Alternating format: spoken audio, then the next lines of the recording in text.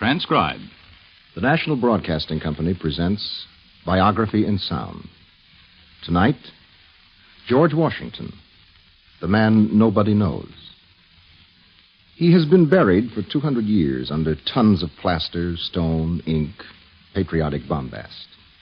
We remember him by his little hatchet and the face on a dollar bill. When we think of him, it is as a grim, inhuman hero staring down at us from the walls of classrooms and museums, the Copley's and the Stuarts. Washington, the man, is lost. And yet there is no need for him to be lost. We have countless documents, letters, accounts. We have the research of historians, the guesses of psychologists. What was he like? What was he like when he took off his wig and unbuttoned his waistcoat? What of the human being whose greatness is only magnified by his struggle with himself, with his human longings and fears? He never cared about me. He treated me like I was an old almanac, out of date. His mother, Mary Ball Washington. I have never honored or respected him. He mistreated his men and campaigned unwisely. General Charles Lee. Malice could never blast his honor. John Adams. His features were indicative of the strongest and most ungovernable passions. Had he been born in the forests, he would have been the fiercest among the savages. No casual judgment, but the words of Gilbert Stuart, who spent many days painting the man from life. With respect to myself, I think the arrangement is not quite as it ought to have been, that I, who'd much rather be at home, should occupy a place with which a great many younger and gayer women would be prodigiously pleased. I'm still determined to be cheerful and to be happy. His wife, Martha Custis Washington. The world has no business to know the object of my love declared in this manner to you when I want to conceal it. George Washington to Sally Fairfax, 4 months after his public engagement to Martha Custis. Where did his greatness lie? Well, certainly he was by any standards a great man. Historians are inclined very often to conceive of him as some sort of savior, born perfect and filled with virtue. The truth is that he developed as a man and as a personality over a period of many years, and this is the key to understanding him. Moncure Conway wrote in 1892, "The Washington family has passed into a conventionalization curiously resembling that of the Holy Family. The savior of his country has for his mother a saintly Mary. His father is kept in the background like Joseph. He is born in a mean abode." The first I ever knew Augustine had a son by his second wife was when he wrote that he was coming to Westmoreland to visit me. He just said, "Bringing my baby son, George, with me." I learned that George had been born at Wakefield, Virginia, on February 22nd, 1732, a new style calendar. His father, Augustine, was a friend of mine, had iron mines and few plantations. Augustine died when George was 11, a throat infection. Just like his son, come to think of it. Well, anyway, I never did get to know his wife very well. I lost track of George after his father died. I think his mother sent him away right after that to live with his half-brother Lawrence. I guess they didn't get on too well, him and his mother. The whole record of Mary Ball Washington's life shows that she was a selfish woman, preoccupied with her own needs. She was generous enough, but she wasn't content with giving. She wished passionately to possess in return, according to historian Francis Bellamy. Unlike the other children, Mr. Bellamy writes, George could not respond to this devouring need for devotion on his mother's part. The resulting conflict was so bitter that he was engaged in it for almost the rest of his life. As a matter of fact, he was the only one of Mary Ball's sons to surmount her powerful maternity. Charles died in drink, Samuel of women, and Jack remained tied to her all his life. No, sir. In all the years I was with him as his man, she never come once to see him. For 30 years after he married Miss Custis, His mother never showed her face at Mount Vernon. In the 83rd year of her life, Mary Ball Washington lay on her deathbed in Fredericksburg, Virginia. I only want to hear from him with his own hand that he is well. She did not hear. Alone, without a word from his mother, he had been sworn in as first president of the United States in New York City. On August 25th, 1789, Mary Ball Washington died of cancer. In the words of Mr. Bellamy, she was a tragic figure in any age, but one who had made her son a rebel in his own self-defense. A fact whose vast importance to the world still cannot be overestimated. At the age of 11, following his father's death, his mother sent him to stay with his half-brother, Lawrence Washington, at Mount Vernon. It has ever been my opinion... Lawrence Washington writing to Governor Dinwiddie in London when the question came up of allowing non-members of the Church of England to settle in the lands beyond the Blue Ridge. It has ever been my opinion that restrictions on the conscience are cruel in regard to those on whom they are imposed. This from the man who was to exert a tremendous influence on George Washington during the formative years between 11 and 16. England, Holland, and Prussia are examples I may quote, and much more, Pennsylvania, which has flourished under that delightful liberty so as to become the admiration of every man who considers the short time it has been settled. 6 years of exposure to a doctrine which was shockingly liberal for those times. Except for a few Quakers, we in Virginia have no dissenters. But what has been the consequence?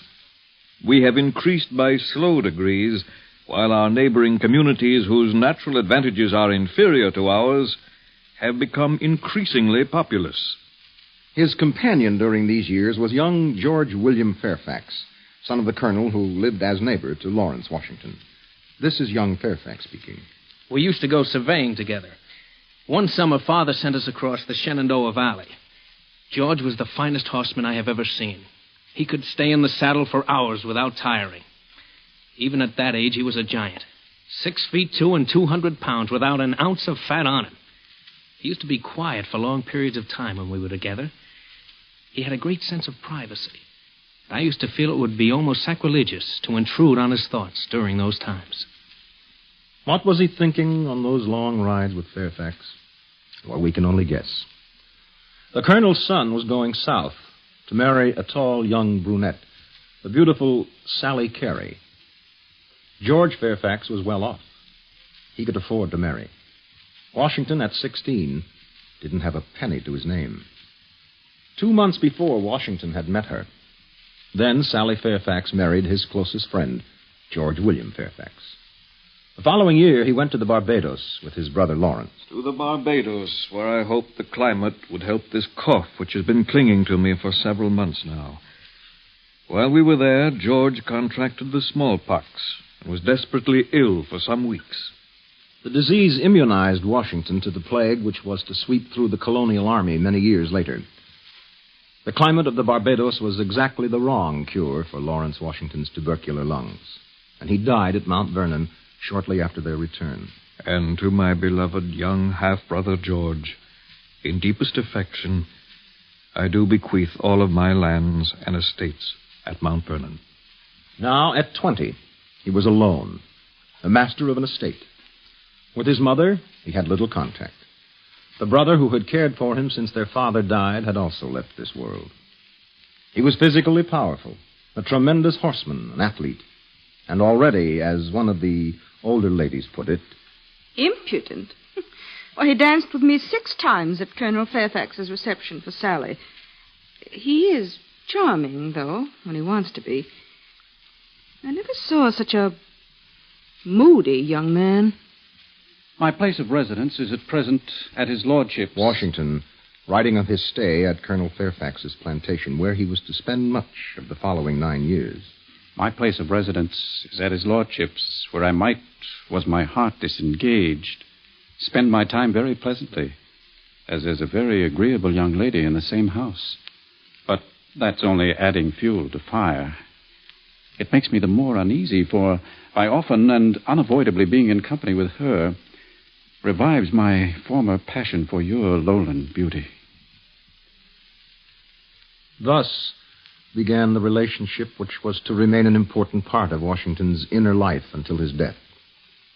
Some say that Sally Fairfax was a flirt. She had her portrait painted with a pretty flower in her hand and a come-hither smile on her lips. The details are not known. We know that he was Virginia's most eligible bachelor for the next 9 years and never once considered marriage. We know that he wrote to Sally often of his unfulfilled love for her, and that he destroyed all of his diaries and letters during this period. We know that at the age of 66, after 25 years of separation from her, years during which he had won the Revolution and been twice President of the United States, he wrote to her, None of which events, however, nor all of them together, have been able to eradicate from my mind the recollection of those happy moments, the happiest in my life, which I have enjoyed in your company.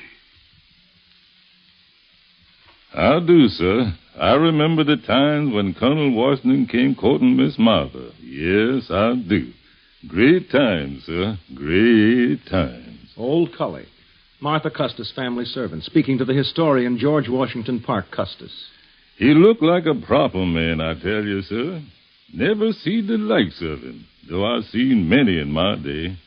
So tall, so straight when he sat on a horse and rode with such an air. Ah, sir, he was like no one else.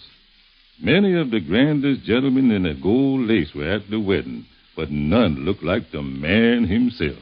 He married Martha Custis, the richest woman in Virginia, on January 6th, 1759. And didn't he underestimate this marriage to Martha Custis? Dr. James Craik, the personal physician who attended him from childhood to his death, who knew him perhaps better than any other man. Nay, didn't he underestimate it? Perhaps it didn't have the romance you read about in the storybooks, but it was strong and deep. Think on it. It lasted for 40 years. It survived childlessness, revolution, and years of separation. Aye, and it survived Sally Fairfax, too. I know the man. I know him like my own son. And he had a streak of honor in him that once he decided on a course of action, you couldn't swerve him. Oh, I'm not trying to persuade you that he ever forgot Sally. Far from it. But what he had with Martha, you can't break asunder. It was a relationship that grew day by day. And there's a deep satisfaction in that. They liked each other, and they respected each other. And there was more to that round little woman than you'd ever dream. 7 weeks after his marriage to Martha, he wrote Sally Fairfax. I dare to believe that you are happy, and I wish fervently that I will be happy too. Misconstrue not my meaning. Doubt it not, nor expose it. And to a close friend in England, I am now, I believe, fixed at this seat with an agreeable consort for life, and I hope to find more happiness in retirement than I ever experienced amid a wide and bustling world. He was 27, and he had come to terms with his own turbulent and tormented soul. I tell you, sir, he was a hard man to know. But after a while, some say he was stony and frozen, but when you come to know him, you get to see that he runs deep with feelings. So deep that I do believe it frightens him sometimes.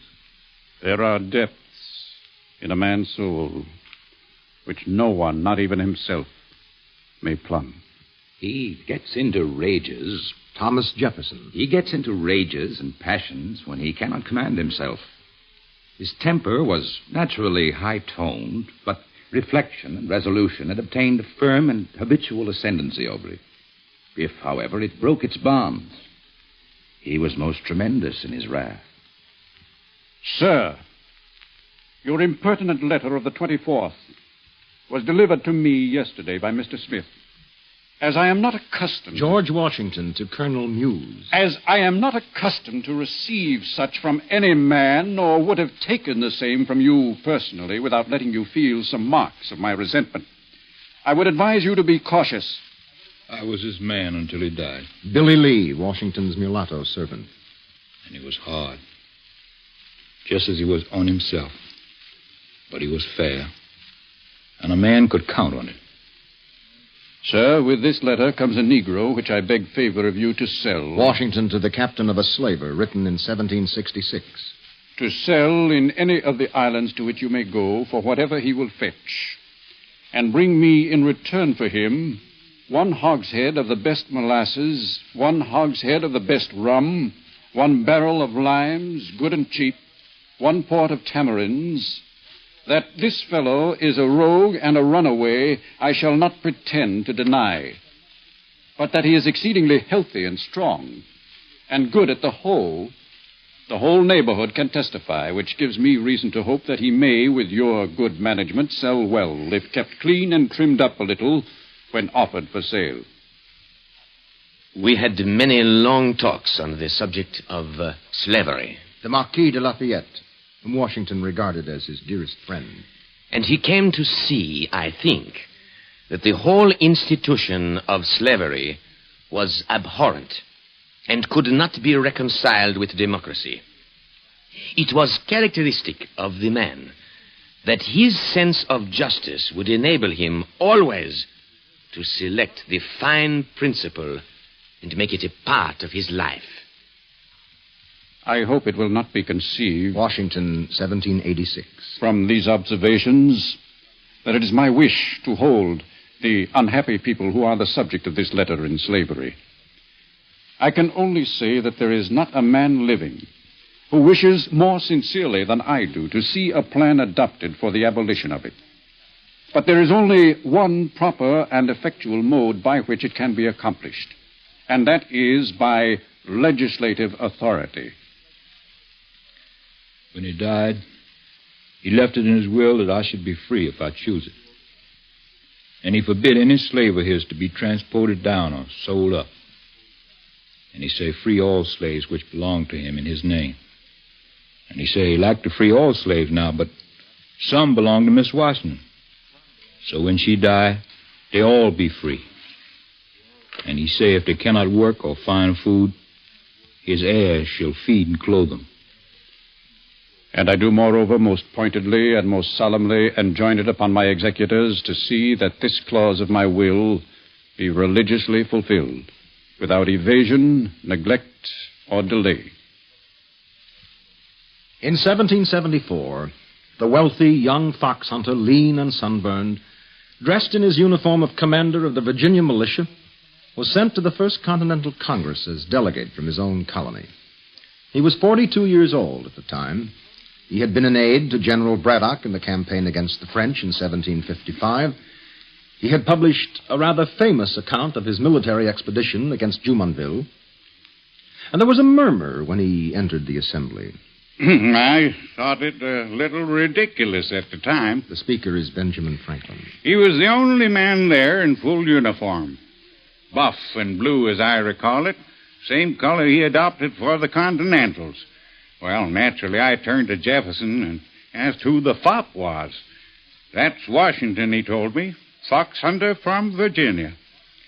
Well, he made a speech at the Virginia Burgess only last month in which he offered to raise 1,000 men at his own expense and march at their head to Boston.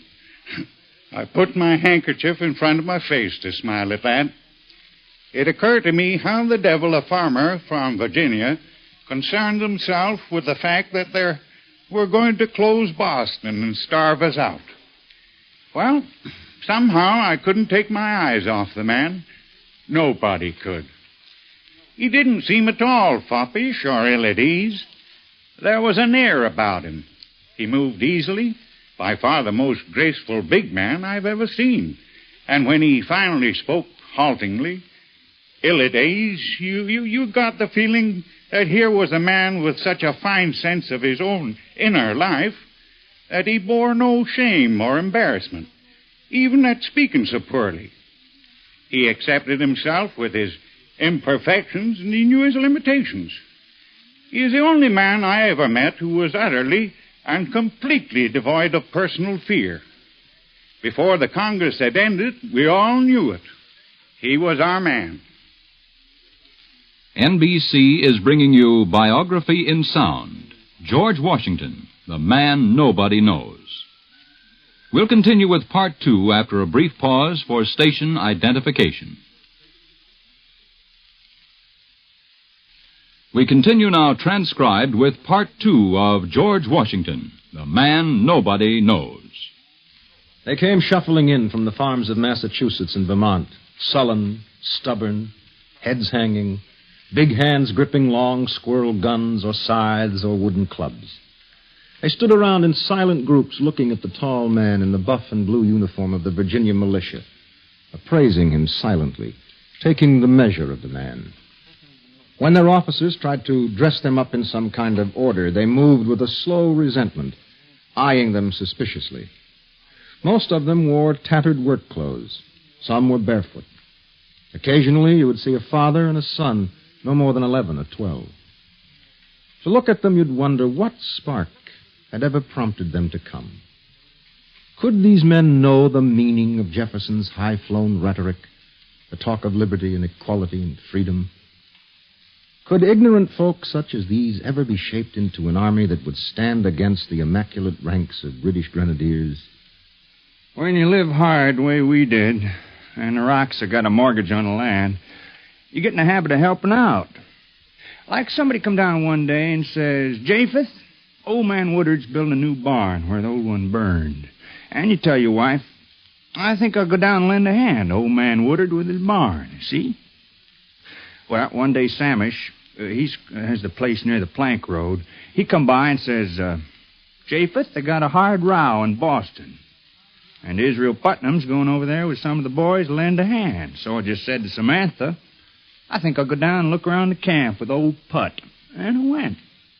A Yankee is a peculiar bird. Israel Putnam. He doesn't care about his head, but he dreads like the devil having his shin shot up. Give him something to stand behind, and he'll fight as long as he can see anything to shoot at. I told General Washington when he first come down to Cambridge to take command that we ought to fight guerrilla style, but he wanted discipline. Discipline. Why, before he come, when Artemus Ward was in command, there wasn't a day passed when an officer wouldn't get knocked down by one of his own men. Like as not, he'd just get up and whip the tar out of his man, or else we'd get a new officer.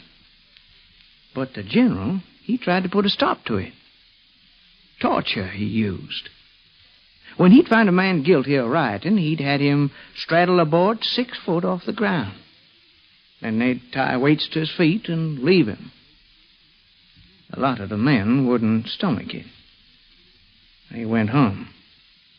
Well, the general learned pretty quick that you can't bully a man into fighting for you. He learned you got to say that no matter how you feel about him. Dear Jack, I am now to bid brother adieu to you. George Washington to his brother, 1776. I am now to bid adieu to you and to every kind of domestic ease. I am embarked on a wide ocean, boundless in its prospect, and in which perhaps no safe harbor will be found. My dearest, George Washington to his wife, 1776. I would not think of leaving this city without dropping you a line, especially as I do not know whether it will be in my power to write again till we get to camp. I go fully trusting in that providence which has been more bountiful to me than I deserve, and in full confidence of a happy meeting with you sometime in the fall. I return an unalterable affection for you, which neither time nor distance can change. My best love to Jack and Nellie, and regard for the rest of the family. The time is now near at hand. General Orders, July 2nd, 1776. The time is now near at hand which must probably determine whether Americans are to be free men or slaves.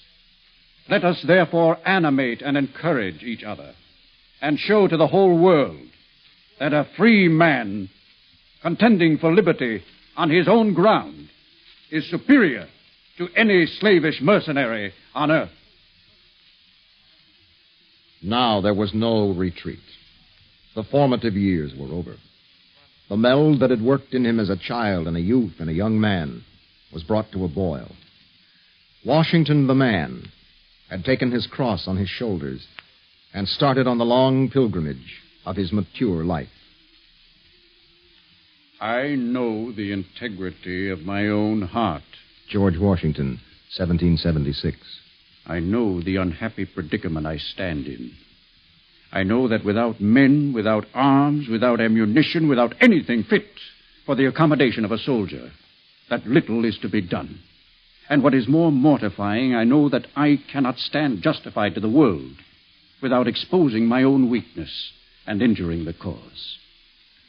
Those first months, he was like some kind of animal in a cage. When I'd fix his breakfast in the morning, he'd look at it like a child whose mama's trying to make him eat. And he'd push it away. That saved his life one morning in Cambridge when one of his bodyguards tried to poison him. I give the plate to the hound, and he died. And I tell Master George, he don't say a word.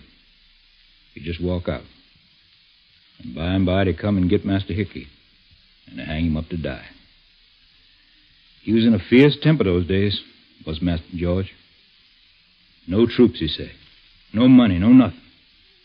How'd they expect me to fight a war? One day he writing one of those letters to the gentleman in Congress. Seemed like he's always writing. And he look up at me, sudden-like, and he say, Will, the Spanish pears will be in bloom at Mount Vernon. And he stopped. And I seen he was 1,000 miles away by the look in his eye. 1,000 miles away. He wrote to us. I remember it must have been August, because the Spanish pear was in blossom. Sally Fairfax. The letter was addressed to my husband. I wondered why he had sent it. Didn't say much. Something about needing supplies and money. It ended, remember me affectionately to your wife. And that was all. Neither of us ever really understood why he wrote that letter. Well, I'm an old woman. Doesn't really matter now. While Washington tried to make an army out of the chaotic, poverty-stricken mob at Cambridge, the British were encamped in Boston, only a few miles away. It has always been a source of utter amazement to me Sir William Howe, commander of the British garrison at Boston, that Washington didn't simply march into Boston and put us all to the sword. Half our troops had pneumonia, the other half had smallpox, and we had no supplies at all. If he'd sent 5,000 men at us, he would have destroyed the entire King's force in America. Instead, he let himself send his most brilliant general, Benedict Arnold, racing off to Canada to try and take Quebec. Oh, Lord. By the time he was ready to attack, we'd made plans to evacuate the city anyway. To take a town without killing a single man was an empty victory. I never saw much value in fighting for towns anyway, but it looked good on the communiques, and the king rather expected it. There were rumors to the effect. Rumors which reached mine own ears. The speaker is George III, King of England. To the effect that General Howe's sentiments were with the colonists. Some went so far as to whisper that he deliberately abandoned each opportunity to crush the insurrection. I was also aware that he was a violent Whig and had stated publicly that America deserved her independence and he would like to see her have it. But I know Sir William. He is, as you may recall, a cousin of mine, with good German blood. I believe he did his best. Personally, I was never convinced of the value of those ridiculous outposts to my country anyway. This fellow Washington, I can't understand what makes a loyal British subject who has everything in life, a good income, position, friends, what makes such a man become subversive and try to overthrow his government by plotting and force of arms? So, if it wasn't Howe's treachery, what was it? I spoke to my minister, Lord North, and he makes jokes. I don't know if our generals frighten the enemy, he tells me, but they certainly frighten me. This is funny. I was always convinced, as I am now, that the majority of Americans were loyal British subjects. The number of loyalists who joined our forces was enough to show this. Burgoyne's army was doubled in a single campaign by loyal Americans. And now, secondly, I will not tolerate opposition, The opposition in my own country is fantastic. They plot against me. It's a fact, don't doubt it. I've heard them whisper I am mad, that I impose my will on every minister. But I am the king. How can I be mad? Why didn't they surrender? They are the ones who must be mad. I simply don't understand how we lost the colonies unless it was because of this fellow Washington, who was certainly out of his mind to keep fighting and losing and losing and fighting. And I sent them German soldiers, mind you, and the finest in the world. And those idiots of the generals, they betrayed me. Yes, how to? He never wanted to win. Oh, I should have known from the start. The indications of the psychosis into which George III lapsed are found in this statement. But there are also in it some interesting observations. Let's listen now to General Charles Lee, whom Washington had sent ahead to fortify New York City. If it hadn't been for the stupidity and dilatoriness of the British, if the British generals hadn't been blind to their opportunities, George Washington's reputation today would probably be that of a misfit, a failure, and one of the worst blunderers in the history of military strategy who ever lived. Only an utter fool would have attempted the defense of New York. First of all, he shouldn't have tried to defend it. Second, he violated the most simple principle of warfare by dividing his troops, putting half the army over in Brooklyn and the other half in Manhattan. Good Lord, if it hadn't been for the rain, they'd have cut us to ribbons marching in from Long Island like that. They praised him for the retreat. That's what galls me. Retreat. There they were, the best of our army, crowded along the shore in Brooklyn, waiting for a bunch of leaky old rowboats to take them across. If Howe had swept down on them, he'd have ended the bloody war right there. But he waited. He always waited when it seemed he could finish us. And by morning, Glover's regiments of Marblehead fishermen had managed to row them across to Manhattan. So there we were in Manhattan with the British just waiting for a few boats so they could cross the East River and finish us. And still that fool Washington hung on. He was incapable of making a decision. He was the worst military man I ever met in my life. I remember the morning they crossed the East River to come and get us. It was the 15th of September. The first we knew, the cannons over at the river were booming. The general, he was at headquarters in Harlem. He says, "Horace, saddle my horse." I did. And then we followed him down the island. Well, we got halfway down and we saw the first of our troops. They was running like the devil was chasing them. And it was a red-coated devil. Well, first thing, the general rears up his horse and he yells in that big voice, "Stand up and fight." But you couldn't stop them soldiers. They was full of panic. Then he grabs a whip out of my hands and he rides right into him, cutting and hacking at him like he was crazy. It was no use. They run right past him. He hacked at him till there was none left. And then he just sat there. And I could see them big shoulders moving like he was crying. I looked up, and there was the British coming up the island like a fury. They started shooting. But you know the British, they used to shoot from the hip, and you can't hit nothing that way. Finally, I give his horse a tug, and I said, "Come on, General, you'll get killed." He didn't say a word. I had to lead that horse at a gallop all the way back to Harlem. You know, for a minute there, I thought he didn't care if he lived or died. We are encamped now on the heights. From my tent, I can see the lower part of Manhattan in flames. They rumor that I sent incendiaries to do it, but I did not. I remain firm in my pledge to Congress to prevent the destruction of New York City. The Congress, a bunch of well-fed, squabbling idiots. They're comfortable down there in Philadelphia. What do they care that 1,000 men desert me every week, that I have no food, no cavalry, no boots, no uniforms? Arnold is in the north, and no word for days. I've got to get to New Jersey. It's our only hope. Thank God for Knox and Greene and Hamilton. As for Lee, I have grave reservations, although I still believe he's a good man. Dear Lund. George Washington to his brother, September 30th, 1776. The enemy is within a stone's throw of us. I discharged a regiment the other day that had in it 14 men fit for duty. In short, my situation is such that if I were to wish the bitterest curse to an enemy this side of the grave, I should put him in my stead with my feelings. Yet I do not know what plan of conduct to pursue. I see the impossibility of serving with reputation or doing any essential service to the cause by continuing in command. And yet I am told that if I quit the command, inevitable ruin will follow.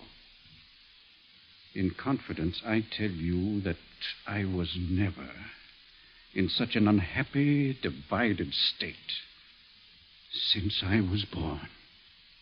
Retreat, and retreat, and retreat. To White Plains, across New Jersey, to Trenton. This was the pattern of his life. Indecision, disaffection, disappointment, and loneliness. There is no question about it. In those early days of the war, George Washington was a poor general. He was trying to satisfy Congress on the one hand, his generals on the other, and leaving himself out almost completely. Congress ranted, disagreed, and did nothing. His generals chafed under the lack of decision. His men staggered barefoot through the snow. And then one wintry night, the fox hunter tired of playing the fox. Gentlemen, desperate diseases require desperate remedies. I've been sitting on my temper for many months now, and I serve notice to you and to Congress and to the world that from this moment I must do as I see fit. On Christmas night of 1776, the ragged army which had been falling back for weeks suddenly turned about and dealt a staggering blow to its pursuers. Once again, Glover's fishermen from Marblehead were pressed into service. This time they ferried 2,400 men, plus all of the artillery left in the Continental Arsenal, across the Delaware. At dawn, they attacked the well-stocked Hessian camp like a pack of ravening wolves. As a result of this, and the victory at Princeton which followed, Congress vested new authority in Washington, and he began to shape the army according to his own views. His true greatness did not show itself in the victories he won. Lafayette, Valley Forge, 1777. Rather, it showed itself in defeat. It is the ability to inspire men with a feeling of hope in defeat that makes a leader. Any brilliant strategist can win a battle, and we had a dozen of them. Greene, Gates, Arnold, Wayne. These were the wily foxes of the Revolution. I confess that they could outthink and outmaneuver him on a field of battle. And yet, he would have beaten any one of them simply because, in his largeness, as a human being, he would have eventually embraced them and won them over. Even his enemies, I think. It was after Gates and Arnold had won up north, when Washington was preparing to winter at Valley Forge, that the infamous Conway cabal began to arm itself against him. The plot was simple enough: to create a large faction that would unseat Washington and replace him with Gates, or possibly Lee. Letters were sent back and forth. Meetings were held. Certain members of Congress were involved. And the whole kettle percolated merrily until a drunken officer babbled of a letter he had seen written to Gates by Conway. Washington sat down and wrote the shortest letter of his life. Sir, a letter which I received last night contained the following paragraph, quote, "In a letter from General Conway to General Gates, he says, 'Heaven has been determined to save your country, or a weak general and bad counselors would have ruined it.' End quote. I am, sir, your humble servant, George Washington." The effect of this letter was like lightning striking a chicken coop. Conway quickly denied he had written such a line and blamed it on Gates. Gates hastened to reassure Washington that Conway was the intriguer and not he. And pretty soon the whole plot exploded into public with denials and accusations. Washington sat calmly by and watched it unfold. His letter had been a shot in the dark. He had no idea there was any cabal forming against him. Finally, like a patient father who has listened to his children's confessions, he brushed aside the whole affair as casually as if it had never existed and stuck to his main purpose of restoring harmony to his command. On July 4th, 1778, unknown to Washington, his good friend, General Cadwallader, faced General Conway in a duel, sent a pistol bullet crashing into his mouth, disfiguring him for life. Blood-stained footprints in the snow. Valley Forge, winter of 1777-78. Out of the despair, out of the hunger, out of the blundering and the bickering and the intrigue, an army emerged. When they left Valley Forge that spring, they were like slavering wolves, ready to fall on anything that stood in their path. At their head rode the fox hunter, his eyes tired and his heart heavy. The enemy, the sleek fox, moved up out of Philadelphia and up through New Jersey, and they tracked him. At Monmouth, the hunter overtook the fox. He was everywhere. Lafayette. All over the battlefield. I never beheld so superb a man. At one moment, he went down in a heap with his white horse, and we thought he had been killed. But he stood up, and Billy Lee, his servant, brought up another mount, a chestnut mare. He spurred right into the thick of the fighting again. After the battle, General Lee, who had deserted his troops in the midst of the action, was court-martialed. He said he had tried to save the main body of his men in a hopeless situation. But the rumor was that he had tried to lose the battle deliberately, sold out to the British. The war dragged on to its weary conclusion now. Battles were won and lost. The British enthusiasm waned. And it was a 3-year process of wearing down which came to a smashing climax at Yorktown. On Friday, October 19th, 1781, the British Army surrendered after 6 years of war. It was a warm October day. John Hyde Preston, in his book A Short History of the American Revolution, describes the surrender at Yorktown. Washington rode out on the right, very superb on his big white battle charger, his boots polished, his hair finely powdered. Lafayette, at the head of his famous light infantry, was having a hard time making his horse behave, jabbering in French and laughing very much at everything that was said to him. Over on the left, near the banks of the York River, stout old Papa Rochambeau bobbed along proudly at the head of his dapper French legions. The country people stood gaping. But in the bay, the riggings of the tall ships were full of singing sailors. Then there was a blast of music on the autumn air, growing louder. The surrendering army appeared. The long red and blue columns marched by, laying their flags on the ground, stacking their guns. It was all over. I can truly say, Washington, that the first wish of my soul is to return speedily into the bosom of that country which gave me birth, and in the sweet enjoyment of domestic happiness and the company of a few friends, to end my days in quiet when I shall be called from this stage. This is the last letter I shall ever write, Washington, while in the service of my country. The hour of my resignation is fixed at 12 this day. He was intent on having Christmas dinner at home. Tobias Lear, who kept Washington's private accounts. On the 23rd, he was in the saddle again, headed back from whence he came. He took with him the following items, which I entered in the cash book. A locket, 5 shillings and 5 pence. 3 small pocketbooks, 1 and 10. 3 sashes, 1 and 5. Dress cap, 2 and 8 pence. Hat, 3 and 10. Handkerchief, 1 pound. Children's books, 4 and 6. 1 whirligig, 1 and 6. 1 fiddle, 2 and 6. 4 quadrille boxes, 1 pound, 17 shillings and 6 pence. The gifts were for the children and Mrs. Washington. Such times as there was then, gentlemen. Old Cully, Mrs. Washington's family servant. Such times, I tell you. It was almost like the days when he came courting Miss Martha. Laughing and singing, and him bouncing the little ones on his knee, and dancing with the ladies, and folks coming in carriages from miles around to wish him well and shake his hand. And in the morning he was up at 4 o'clock, and he took his man Billy Lee, and they rode out on the farms, and they was smiling like there was some big joke all the time.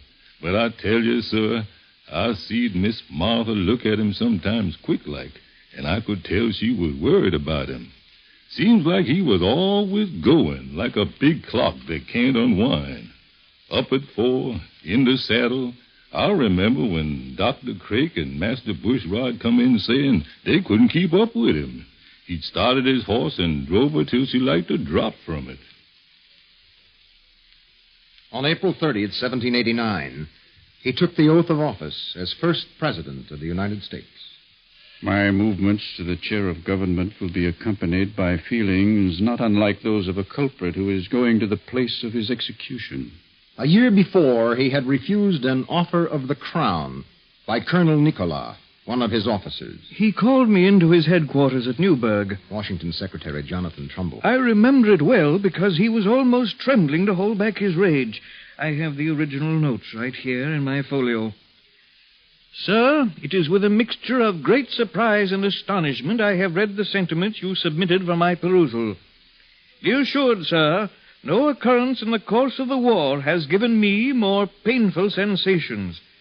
If I am not deceived in the knowledge of myself, you could not have found a person to whom your schemes are more disagreeable. Let me conjure you, if you have any regard for your country, banish these thoughts from your mind. The part I acted in the American Revolution is well known. This is Tom Paine speaking. I shall not here repeat it.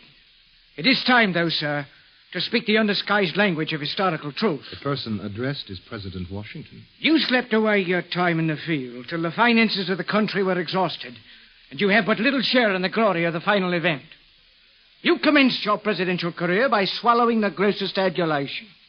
If you are not great enough to have ambition, you are little enough to have vanity. John Adams is said, and John, it is known, was always a speller after places and offices. John has said that the presidency should be made hereditary in the family of Washington. He did not go so far as to say the vice presidency should be made hereditary in the family of John Adams. The character which Mr. Washington has attempted to act in this world is a sort of a non-describable chameleon thing called prudence.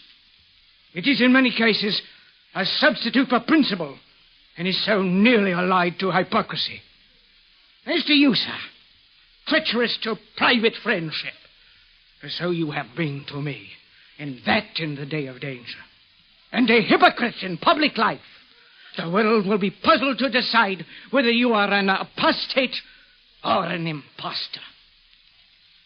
And so they turned on him one by one. Hamilton, Jefferson, Adams, isolating him in the presidency, enraged at his treaties, at his unwillingness to have America drawn into the French conflict, at his dogged conservatism and determination to proceed slowly and cautiously. The attack on me is like a cry against a mad dog, couched in such indecent and exaggerated terms as could scarcely be applied to a Nero or a pickpocket. A few stood by him. Franklin, who was aging rapidly, and Lafayette and Dr. Craik, and some of his old generals, like Knox. I care what they think. It pains me deeply that they desert me. But I am determined to listen to my heart. And I know my own integrity. We need 20 years of peace. We need a strong national government. We need neutrality and a commercial treaty with England. Jefferson opposes me. Well, let him. They say I betray my old comrades, the French. Let them talk. My heart answers to me. On September 17, 1796, he published his farewell address to the people after serving 2 terms as president. When John Adams was elected second president, Washington walked through the streets to his home to congratulate him. When he approached the house... John Adams. When he approached the house, an immense crowd followed him, moving in total silence. When he reached my door, I greeted him, and then he turned around and looked out on the crowd of people who had followed him. I honestly don't think he expected it. It is my belief that he felt he had been deserted by all his fellow Americans instead of a few in high office. Did they tell you he was a cold person? I tell you, no one ever saw him so moved. The tears rolled unchecked down his cheeks. He was 64 years old, and I do believe it had taken him all those years to learn to cry.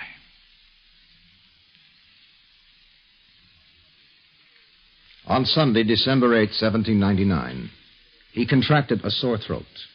He chose to ignore it and spent the day marking trees for cutting and inspecting the farm. That night, he wrote some letters, read the newspapers, and went to bed. Next morning, his friend, Dr. Craik, was called, along with 2 other physicians. He was bled and given molasses and vinegar. The bleeding weakened him, but he was bled again, as was the medical procedure. About 5 o'clock, Dr. Craik came into the room. Tobias Lear, his bookkeeper. The general said, "Doctor, I die hard, but I'm not afraid to go." The doctor pressed his hand, but could not utter a word. About 10 o'clock, he made several attempts to speak. At length he said, "I am just going. Have me decently buried." I bowed assent, for I could not speak. He looked at me again and said, "Do you understand me?" I said yes, and he said, "'Tis well." About 10 minutes before he expired, his breathing came easier. Dr. Craik came to the bedside, and the general's hand fell from his wrist. I took it in mine and pressed it to my bosom. Dr. Craik put his hands over his eyes, and then he expired without a struggle or a sigh. Mrs. Washington, who was sitting at the foot of the bed, asked in a firm voice, "Is he gone?" I could not speak. "'Tis well," she said, in the same voice. "All is now over, and I shall soon follow him. I have no more trials to pass through." I think I knew General Washington intimately and thoroughly. Thomas Jefferson. His mind was great and powerful, without being of the very first order. It was slow in operation, but sure in conclusion. Hearing all suggestions, he selected what was best, and certainly no general ever planned his battles more judiciously. He was incapable of fear, meeting personal dangers with the calmest unconcern. His integrity was most pure. His justice, the most inflexible I have ever known. No motives of interest or consanguinity of friendship or hatred were able to bias his decision. He was indeed, in every sense of the word, a wise, a good, and a great man.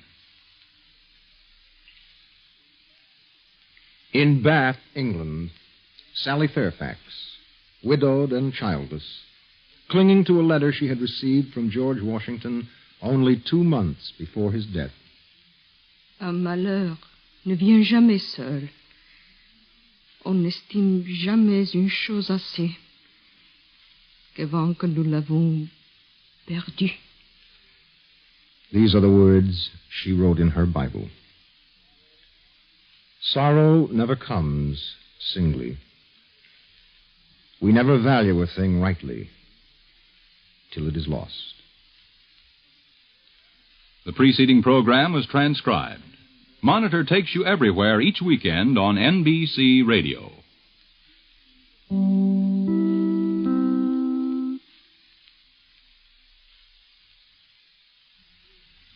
This is Bill Henry with the news. The hot and muggy weather, which prostrated dozens of persons in the eastern half of the United States, apparently did not interfere with the heavy thinking of the people whose business it is to interpret the sayings of others. The net impression seems to be that those two dictators, Nick Khrushchev of Russia and Juan Perón of Argentina, within the past 24 hours have protested just a little too strongly about the strength of their positions. The Russian dictator boasted about the economic strength of his country, while Perón, a somewhat shaky survivor of a popular uprising, took to the radio to say that his enemies were impotent in their attacks against the people. As usually happens, the experts now believe that there probably is something wrong with the Soviet economy and that Perón is probably more unsure of his position than at first believed. Everybody in Washington seemed disposed to spend the day trying to forget the tragic consequences of the July 4th holiday weekend, which cost more lives than any previous similar weekend in history, traffic deaths alone climbing close to the 400 mark.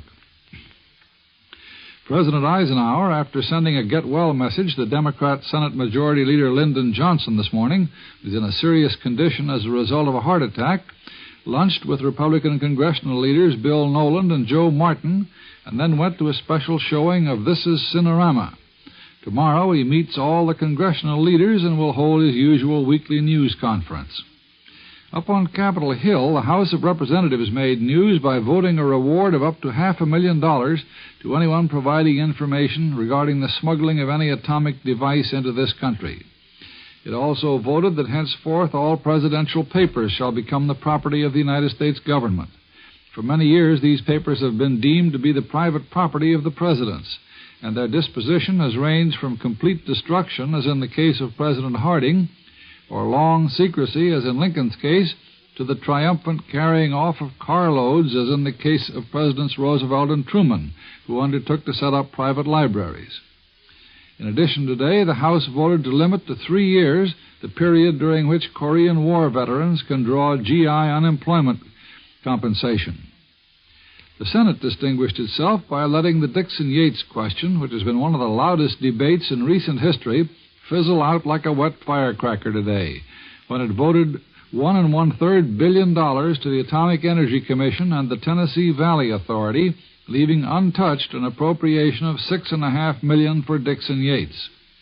There's good reason, of course, to believe that the Dixon-Yates private power plant project will be dropped as a result of the decision of the city of Memphis to build its own power plant. So the whole affair now looks like a Mexican standoff, with both sides loudly claiming victory. Nobody seems to know if anything will come of the protests against flagrant violations of the Korean armistice by the North Koreans. Probably not. But there is a good deal of interest on the other side of the world in the fact that the first West German officers will join the headquarters staff of the North Atlantic Treaty Organization before the end of this month. The French Assembly, apparently anxious not to rock the boat on the eve of the forthcoming Geneva Big Four conferences, postponed debate on the latest troubles in North Africa, and apparently Italy is to have a new government headed by left-of-center Antonio Segni, whose cabinet, however, apparently will continue to be strongly pro-Western. There are rumors today of a red crackdown and a reign of terror in Hungary, but these rumors are unverified. There's been a good deal of economic news today, all of it rather encouraging. The government has set the support price of wheat 2 cents per bushel higher than a year ago. The Commerce Department predicts continuing expansion of booming business, and the stock market, which continued rising, today heard after the New York Stock Exchange closed that General Motors plans a 3-for-1 stock split and set up a saving and stock purchase plan for salaried employees. And Navy Secretary Charles Thomas has raised some eyebrows in the Navy Department by calling for younger admirals. And that's the news to this moment. This is the NBC Radio Network.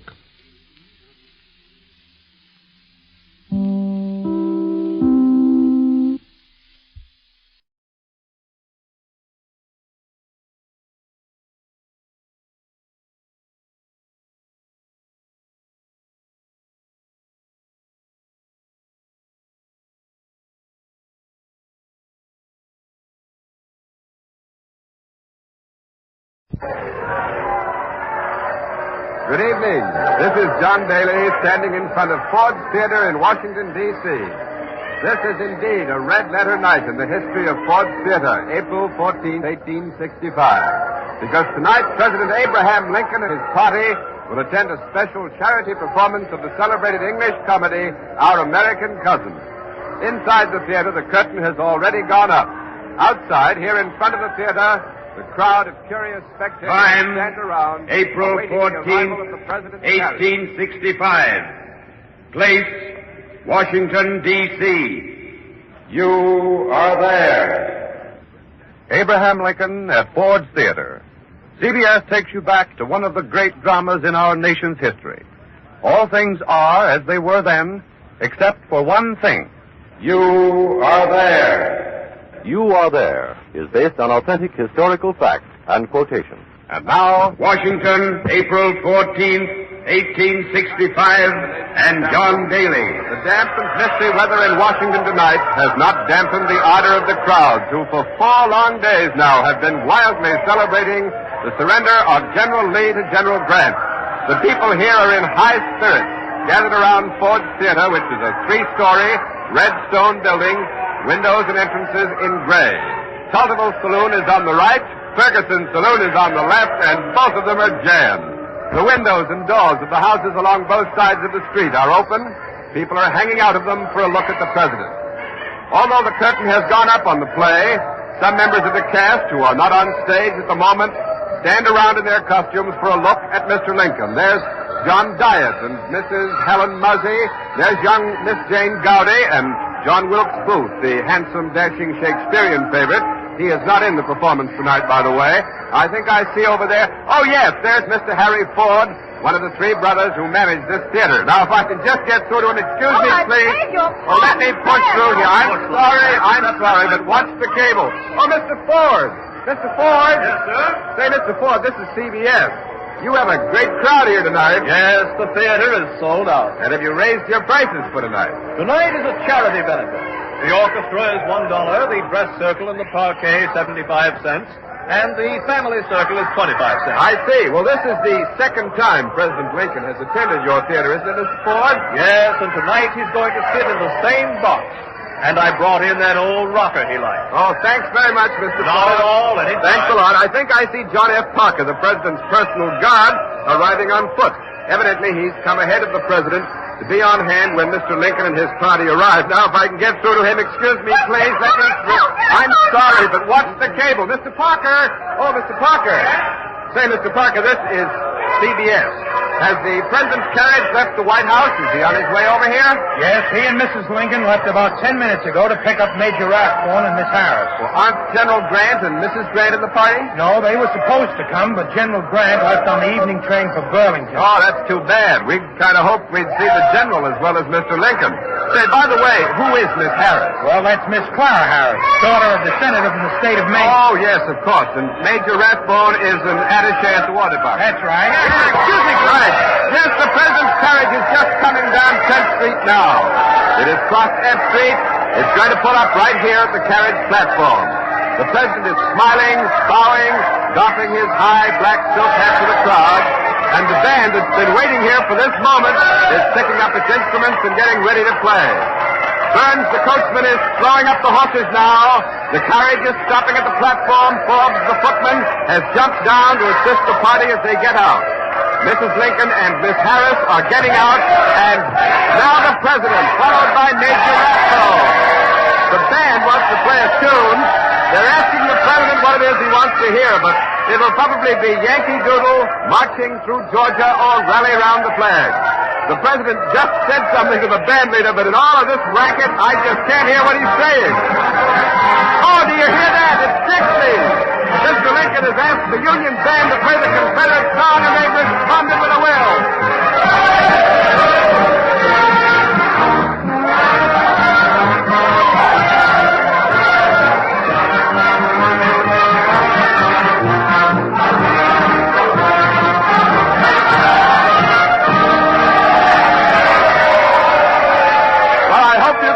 Above all this din, the crowd understands the meaning of Mr. Lincoln's request. It's his policy of forgiveness and reconciliation with the South, of harmony for the nation. The war is over. The United States of America is now one great nation. And Mr. Ford is leading the way into the theater, up the gray stone steps. Mr. Lincoln's just a few feet away. Oh, Mr. President! Mr. President, this is CBS, sir. May I ask you a question? Fire away.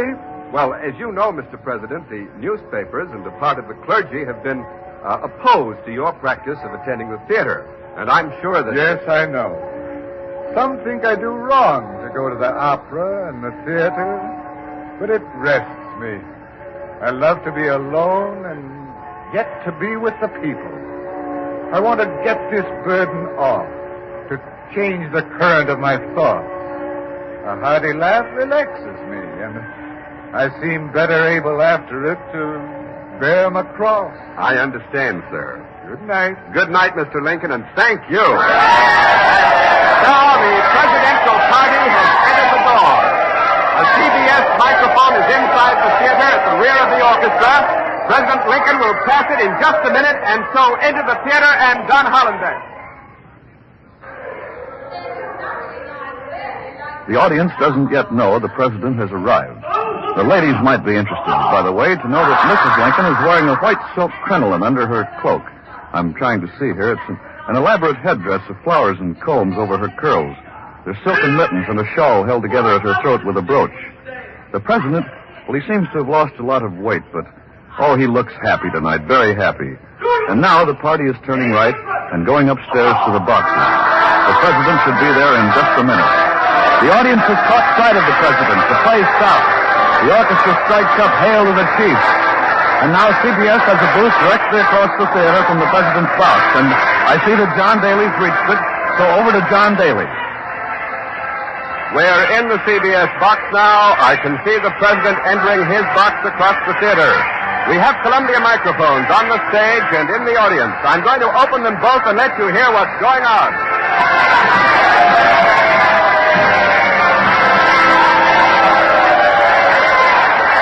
The president is in his box now. The audience is standing. Mr. Lincoln is acknowledging the welcome. Beaming, he nods his head and waves to the jam-packed crowd. And now, motioning towards the stage and the interrupted play, Mr. Lincoln sits down. The ovation continues, but following the president's lead, slowly, almost by sections, the audience resumes its seats and the play will resume in just a moment. Our American Cousin by Tom Taylor, by the way, is an eccentric comedy, as many of you probably know. It's a popular favorite, been performed at least 1,000 times. The play revolves around a typical, drawling Yankee in England who lights his cigar with an old will, burning the document to ashes, and thereby throwing a fortune into the hands of an English cousin.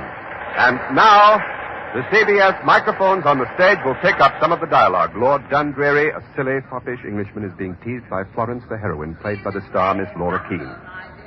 Yes, but a lonely one. What sort of night had she? Oh, a very refreshing one. Thanks to the draft I've described for her. What? Have you been prescribing for Georgina, Lord Dundreary? Oh, yes, quite. You see, I gave her a draught that cured the effect of the draught. And that draught was a draught that didn't pay the doctor's bill. Didn't that draught? Good gracious, what a number of draughts. You almost have a game of draughts. What's the matter? That was a joke, that was. Anyone can see the draft has been suspended. Miss Keene has very neatly injected a bit of the national peace celebration into the play. With Lord Dundreary making so much of the word draft, Miss Keene threw in the line, anyone can see the draft has been suspended. And everyone in the audience knows that General Grant suspended the military draft this very morning. That was quite keen of Miss Keene, if I may be permitted the pun. Well, the president enjoyed that joke, too. He's smiling broadly. The play continues, and we'll take you again to the stage presently, but on this gala night, the audience is as interested in the presidential party as they are in the play, although because of the angle at which the box is set, they can only see Miss Harris and Major Rathbone. The presidential party is occupying boxes numbers 7 and 8, the partition between them having been removed to make it roomier. The boxes are decorated with 4 flags, The president is seated in that old rocker that Mr. Ford told us about before. There's a chair at the door of the box in which John Parker, the guard, is sitting. He can't see the stage, but he can hear the actors' voices. Oh, evidently John Parker wants to see and hear, for he's now getting up from his chair and taking a seat in the dress circle with a clear view of the stage. Mrs. Lincoln is seated on the president's right, and from time to time she leans over on his arm and they exchange a few words. The president appears completely relaxed, and perhaps his mind is on other things. Perhaps he is looking at his wife and thinking, we've had a hard time since we came to Washington, but the war is over, and with God's blessing, we may hope for 4 years of peace and happiness, and then we'll go back to Illinois and pass the rest of our lives in quiet. But then it's more likely that Mr. Lincoln is just plain enjoying himself tonight, for the president is listening with obvious pleasure to Mrs. Mount Chessington, an English lady in the cast, and Harry Hawke, who is playing Asa Trenchard, the American cousin. Now, once again, our microphones on the stage pick up the play. Well, Mr. Trenchard, you are not used to the manners of good society, and that alone will excuse the impertinence of which you have been guilty. Mrs. Mount Chessington flounces off an aristocratic dudgeon, leaving the drawling Yankee alone on the stage. Don't know the manners of good society, eh? Well, I guess I know enough to turn you inside out, old gal. You sock-dologizing old man trap. What was that? It sounded like a shot, but there's no shot in the play. One moment. Oh, Major Rathbone is struggling with a man in Mr. Lincoln's box. A man who is stabbing wildly at him with a knife. Major Rathbone's giving ground before that knife, and now his attacker has leapt over the railing. He's on the stage. The man has risen. He's running across the stage. He's gone through the stage exit directly under this box. That was Major Rathbone who shouted out, "Stop that man." Someone in the audience has leapt over the footlights after him. Something has happened. Something is terribly wrong. This is not part of the play. Blue smoke is curling from President Lincoln's box. I can't see him because Miss Harris and the Major and Mrs. Lincoln are surrounding him. President Lincoln has been shot. That was Mrs. Lincoln who just cried out, "He has shot Mr. Lincoln." The man did it. The man who ran across the stage. The man who grappled with the Major. John Hollenbeck is out there in the theater, already fighting his way up to the president's box, so go ahead, Hollenbeck. This is John Hollenbeck. I guess we're on the air here. I'm trying to get through this crowd to find out what's going on. I don't know what's happened. I don't know what's happened. What is it? What's happened? Tell me what's happened. Someone has shot Mr. Lincoln. It was Booth. Who? One member of this crowd has identified Mr. Lincoln's attacker. He says it was Booth, the actor, John Wilkes Booth. We'll try to get someone who was in or near Mr. Lincoln's box. Let me through, please. Let me through. Watch the cable, please. Watch it just a minute. Thank you very much. The whole theater's in an uproar. Everyone's standing, running up and down the aisles. Women are moaning and fainting. Miss Keene is handing water up to Mr. Lincoln's box. Watch that cable, please. Men are lifting up an army sergeant and army surgeon up on their shoulders. The stage is swarming with people. We'll get through to Mr. Lincoln's box now in just a second. Stand back! Back! Soldiers blocking the door with bayonets poised. That soldier's crying. Tears are streaming from his eyes. There's an officer. Lieutenant Crawford, sir. Lieutenant Crawford, what happened? Well, I was sitting in the seat. There's the door to Mr. Lincoln's box. I saw Booth go in. Just walk in, but where were the guards? Well, I don't know. I heard a shot, and I saw Booth leap over the railing. His spare caught in the flag as he jumped. It ripped the flag and broke his fall, and maybe broke his leg. Oh, are you sure it was Booth? I swear it. What did you do? Did you get into the president's box? Well, I rushed it, but the door was barred. Booth had barred it when he went in from the inside, and we broke through. Major Rathbone let the doctors through. Only the doctors. Look, have they caught Booth? Did he get away? Just a minute, Lieutenant. The door is opening. 4 soldiers are carrying Mr. Lincoln out. Are you the president? Are you taking him? Are you taking him to the White House? No, not to the White House. Doctors, the room more than Mr. Lincoln lives. Guards! President Lincoln is being carried out of the theater now. Healy. I've just been informed that John Daly's out in the street again, so go ahead, Daly.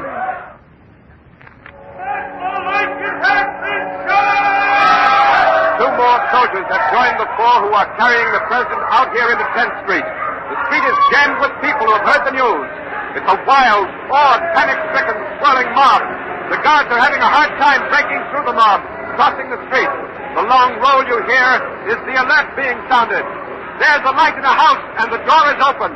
A man stands at the door with a candle, calling to the group carrying Mr. Lincoln. They're taking the president in there. The number is 453 10th Street. Anybody know who lives in that house? Peterson! It's the Peterson house! It's the only house available. The president's White House guard is thundering into the street. Perhaps you can hear the ring of their horses' hoofs on the cobblestone. They're flashing their sabers and clearing the street. President Lincoln has been shot. President Lincoln has been shot. There's been so much excitement. Only now the full horror of what has just happened at Ford Theater is beginning to dawn. We will stay here in front of the Peterson house and bring you immediately any reports on Mr. Lincoln's condition. But we have just been informed that something has happened elsewhere in Washington that we don't know of here on the scene, and so we return you now to our studio. And I'll give you the bulletins as fast as they come in, Quincy, as soon as we get it back from Daly down there on the street, right? How much time have I got, though? How long am I on? Wait a minute. Go ahead. You're on the air. This is Quincy Howe. John Daly has just announced that an attempt has been made on the life of Abraham Lincoln at Ford's Theater. Secretary of State Seward, has also... just a second. Here's the bulletin. Secretary of State Seward has been attacked. A man entered the Seward house on Lafayette Square in Washington tonight. He overpowered all resistance, gained entrance to the Secretary's bedroom, and slashed at Mr. Seward with a knife. It's not known whether the attacker was John Wilkes Booth or an accomplice, or whether the two attacks were connected. Now, here's Ned Calmer with more bulletins. All Washington is in a state of panic this terrible night of April 14th, 1865. There are wild rumors that the entire cabinet has been murdered, that General Grant has been assassinated, that the war is not yet over. There's no evidence as yet that these other wild rumors are true. I repeat, the other rumors are not true so far as is known. Secretary of War Stanton has arrived at the house on 10th Street where Mr. Lincoln has been taken. He's in complete charge of the situation up to now. Now again, Quincy Howe. John Wilkes Booth has escaped. He left Ford's Theater by a rear door, leapt on a horse that was waiting for him, and dashed off into the darkness. Someone from the audience chased him, just missed him, a matter of inches. Booth left Washington by the Navy Yard Bridge, where a sentry challenged him, and he gave his real name, John Wilkes Booth. The following is the fiend's description. Age, 26, lithe and sinewy of body, having probably a broken leg, intense of speech and behavior. Height, 5 feet 8, weight, 160 pounds. Hair black, eyes black, heavy dark eyebrows, wears a large seal ring on little finger, when talking moves his head forward, looks down. That is John Wilkes Booth. Rewards totaling $100,000 have been offered for his capture. Armed pursuit groups are after him already. Booth must have had help. He just couldn't have committed this crime by himself or without lots of preparation. But who slashed Secretary Seward? Who crossed the Navy Yard Bridge a few moments after Booth? Why was it that Booth tried to see Vice President Johnson this afternoon and then left his calling card when he failed? Who cut the telegraph wires out of Washington and why? Where was the president's guard, John F. Parker? How could Booth have possibly gained entrance to the president's box without being challenged? These are some of the questions that the tragedy has raised here in this bewildered capital. How deep do the roots of this plot go? Does the trail perhaps lead right to persons highly placed up in the government? A note has just been handed me. John Daly, in front of the Patterson house, has news of President Lincoln's condition. So we take you now to the Peterson house.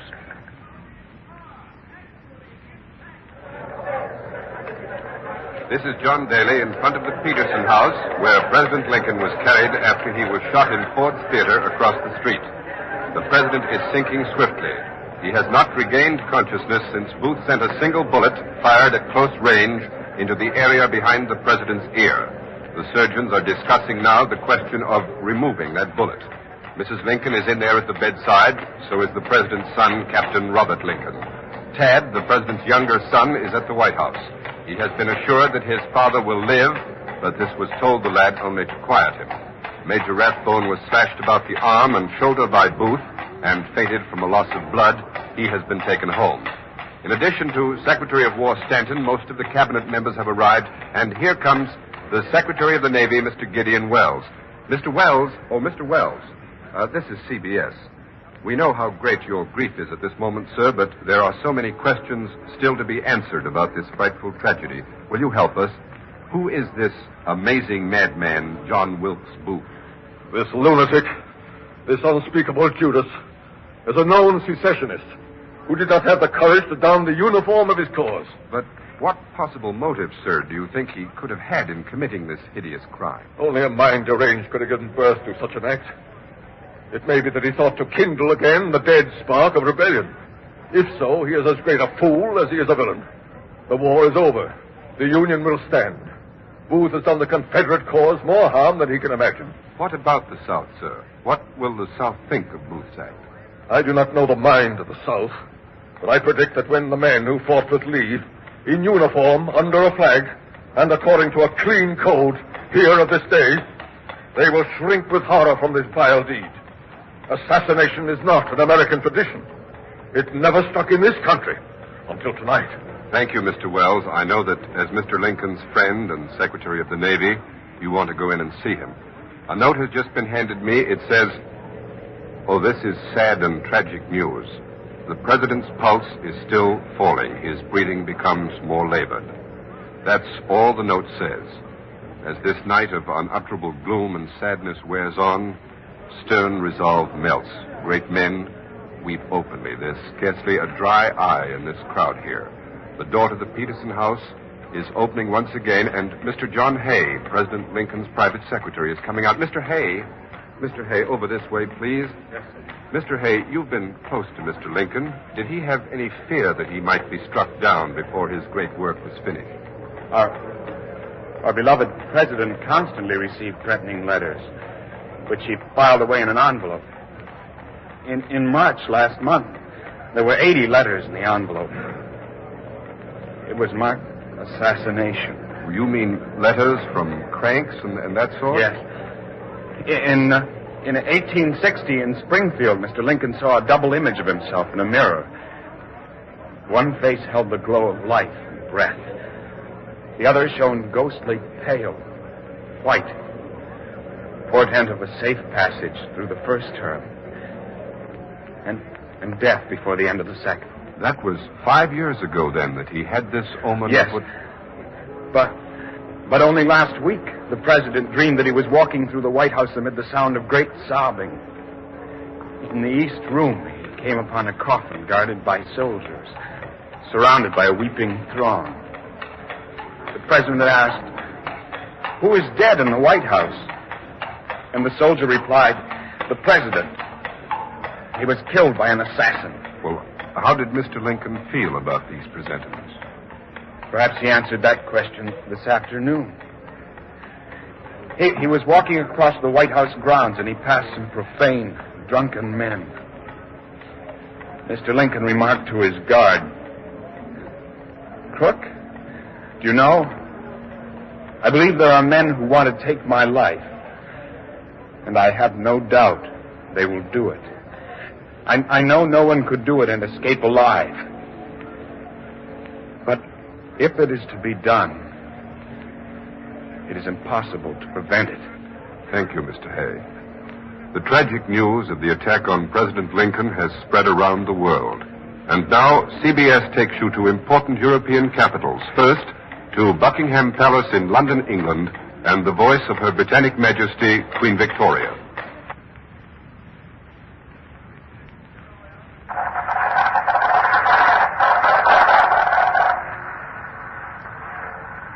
I speak to Mrs. Lincoln.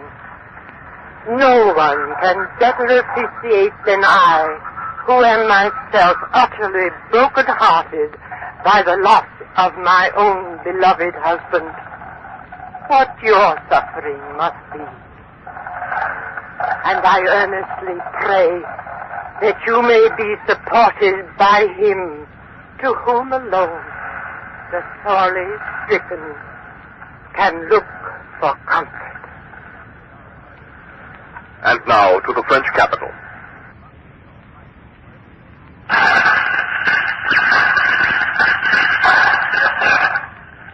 This is Paris. I am a French student speaking for thousands of us in the Latin Quarter.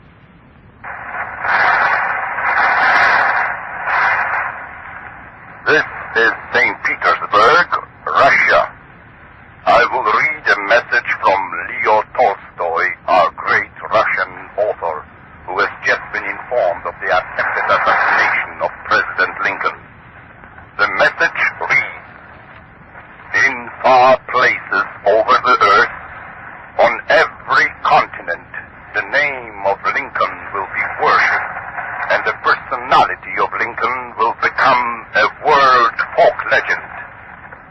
Many hardships and much experience brought him to the realization that the greatest human achievement is love.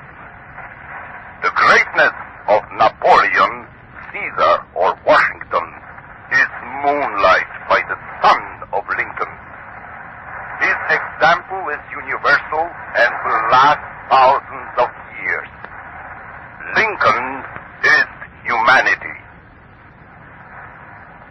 We return you now to the United States.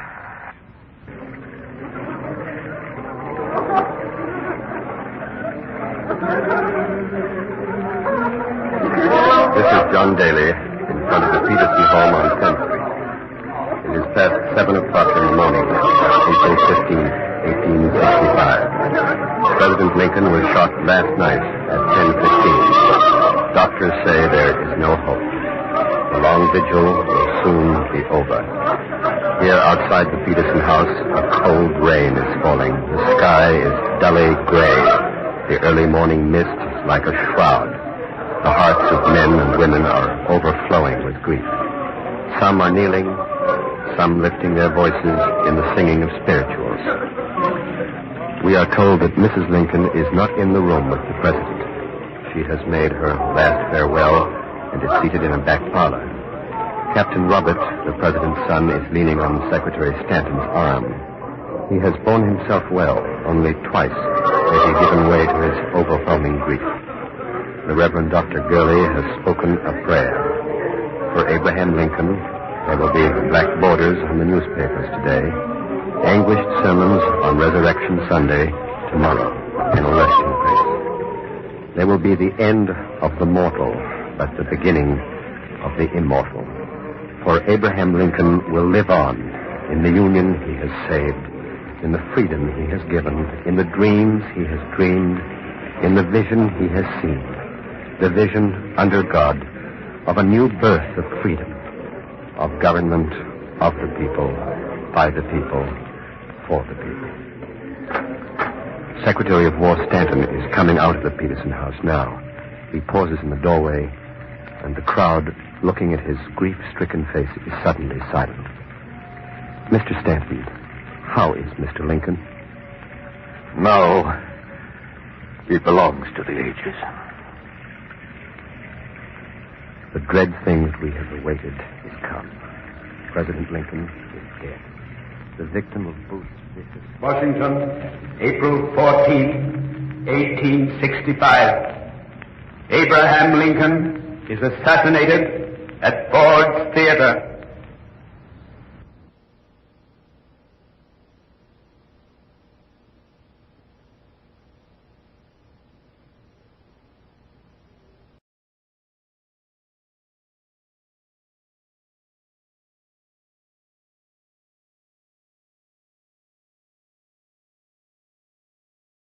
The National Broadcasting Company, in conjunction with the Fund for Adult Education, presents Democracy in America by Alexis de Tocqueville.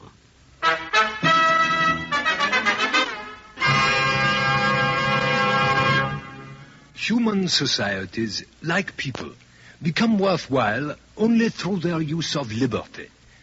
Providence has not created mankind entirely independent or entirely free. It is true that around every man a fatal circle is traced, beyond which he cannot pass. But within the wide verge of that circle, he is powerful and free.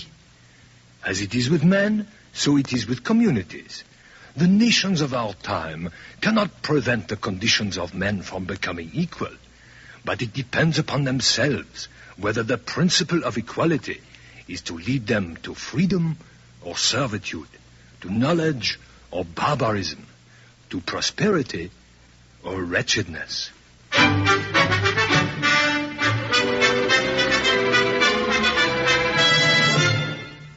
These precious premises. A study in political optimism. Item 14 in the series Democracy in America. Prepared by the Division of General Education of New York University, under the direction of George Probst, American historian. a series designed to bring to life the America of the 1830s, as recorded by Alexis de Tocqueville, and so to illuminate the image of democracy itself. A study in political optimism. These precious premises.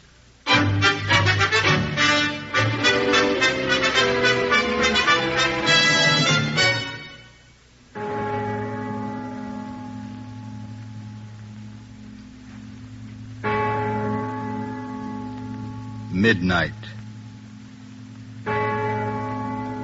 Midnight. December the 2nd, 1851.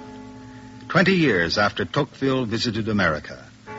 And this city, sleeping in the winter night, is Paris, still ancient and disordered, her great squares and boulevards still unbuilt. But the man who is to build them is behind that lamplit window, working at his desk. He is short and unimpressive. He wears a large mustache and a small beard. He has a big nose and little eyes. He has a sort of immobility of features as he sits quietly with his head on one side. He has a good-natured smile, although one of his friends once caught him with a tiger-like expression that frightened her speechless, but never mind, he conquered himself in the instant and was kind again. Look at him carefully. Remember him well. He is the President of the Republic of France, and he is contriving schemes to appeal to the people of France to elect him their emperor in a thoroughly democratic plebiscite. The tendency to be elected emperor evidently runs in the family, for this man's name is Charles-Louis Napoleon Bonaparte, and he is the nephew of the great Napoleon. The 2nd of December, the most glorious day in the history of imperial France. On the 2nd of December, 1806, Napoleon the uncle won his greatest victory on the field of Austerlitz. His enemies were Austria and Russia. But Louis Napoleon the nephew is not without his victories, for on the 2nd of December, 1851, Louis Napoleon has won his greatest victory, and his enemies were the laws and the liberty of France.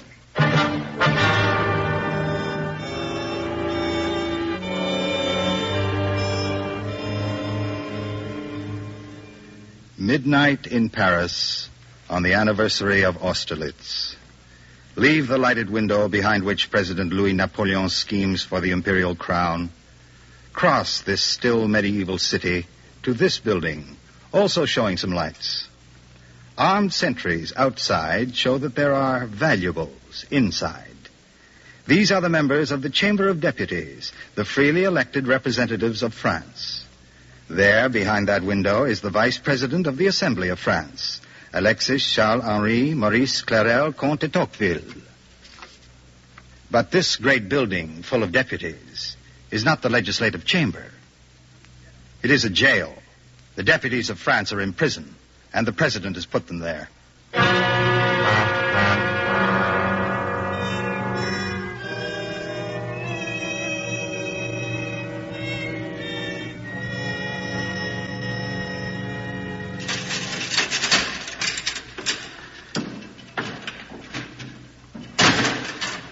All quiet? All quiet. You're late. Did none of them make any fuss? No, these are the members of the Chamber of Deputies. They're not the kind of people that make a fuss in prison. They're above all that sort of thing. Someone down the corridor's got the candle burning still. Oh, that one. That's Le Comte de Tocqueville. He's the one that went to America and brought back a lot of American ideas about prisons. Solitary cells. Well, I hope he likes it. Give him a taste of his own medicine. That'll teach him to plot against our government. See you tomorrow morning. Right. You shouldn't have any trouble. These aren't your ordinary jailbirds, remember. Good night. Good night.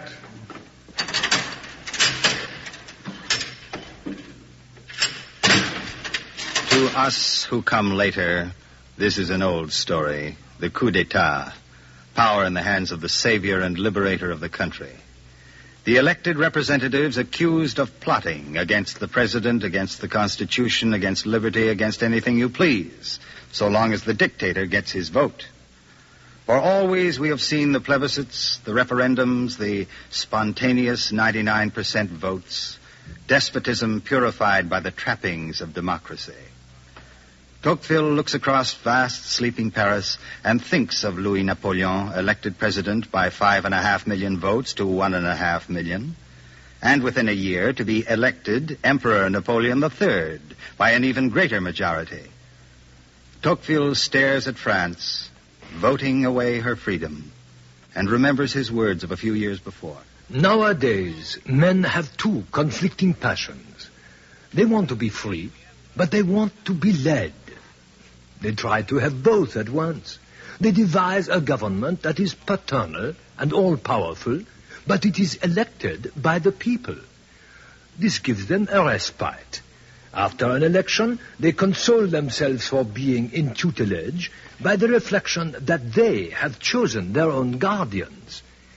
By this system, the people shake off their state of dependence just long enough to select their master and then fall back into it again. Oh, I should have loved freedom, I believe, at all times.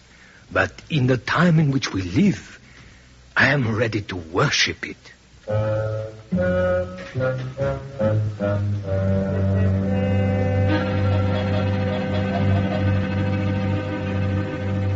Busy at his desk, Louis Napoleon is thinking, too, those honeyed words that we who come later have heard so many times, in so many places, in so many languages, under flags and shirts of every imaginable color. In 1851, it's Louis Napoleon's turn. People of France, I am your deputy and your leader. Make me your overlord, and I will rule for your good and in your name. I do not need the leaders, but I must have the people. As the emperor used to say, men who have changed the universe have never succeeded by converting the leaders, but always by influencing the masses. We have had in France in the last 40 years every form of anarchy and despotism, but never anything resembling a democratic republic. Well, we scarcely believe ourselves worthy of the freedom enjoyed by other nations. After all, political liberty is a food hard to digest. Only the most robust constitutions can support it. But when it comes, even mixed with other institutions, it gives the whole social body a vigor and energy that surprise even those who are expecting the most from it. For after all, the sleeping city, the sleeping country, the world itself is not populated with either animals or angels, but men. A mixture of both. And Tocqueville is always prepared to take them not as they ought to be, but as they are. Men, in general, are neither very good nor very bad, but average. Since we haven't got angels, we can attach ourselves to nothing greater and more worthy of our devotion than our own kind. And therefore, there is but one great goal that merits the efforts of man. That is the good of humanity.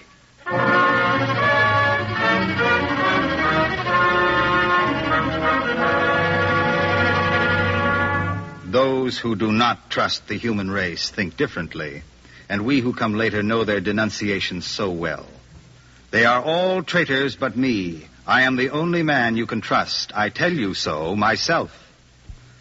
The new despotism, born of democracy, must have its votes. Everything must be done legally. Everything must be sanctioned by a vote, a plebiscite, a referendum. Then the road is clear. We who come later recognize the now familiar picture of the strong man pretending to be led by the people.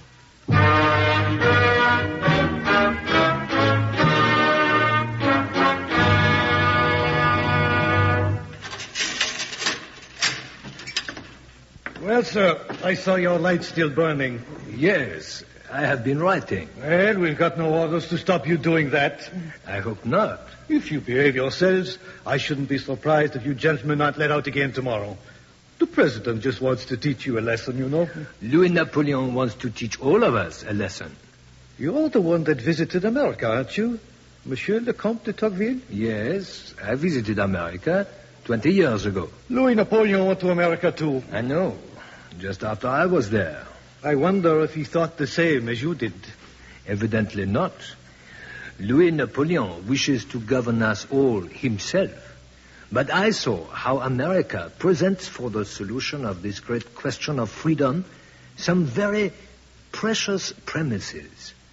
They have faith in human perfectibility. Each man regards himself as interested in public security and in the functioning of the laws. Instead of counting on the police, he counts only on himself. In America, public force is everywhere, but it never shows itself. The Republic is everywhere, in the streets as well as in the Congress. That seems hard to believe. It is hard to believe, I assure you, how the American people keeps itself in order through the single conviction that its only safeguard against itself lies in itself. Is this the sort of thing you deputies were trying to suggest for us? Not at all. The simple and logical institutions of America would not suit a great nation like this, which needs a strong internal government and a fixed foreign policy. A people, to be Republican, must be poised, religious, and very enlightened. American democracy demands of the people who adopt it a long practice in freedom and a mass of true enlightenment that is only acquired rarely and after a long time. All the same, it's a fine thing. And I am very sorry that the moral and physical constitution of man forbids him to obtain it everywhere and for always. Do you want this sort of democracy in France? Alas, in France there is more genius than common sense and more heroism than virtue. I'm afraid American democracy is not easy to transplant. So far, it has combined equality and liberty. And these two things do not always go together. Well, Louis Napoleon saw America, and evidently he didn't like it. I'm tired of all this talk about democracy and liberty. I want to see a strong government and the country great again. I'd like to see a second empire. Louis Napoleon will give us back authority. He'll give us back national morality. Give us back authority? Can you believe for a moment that to use the means that have been used and to do what has been done will give us back authority? Don't you see that he is destroying all authority except his own? Do you believe that you can give back morality by giving the world the most glaring example of trickery, violence, and perjury?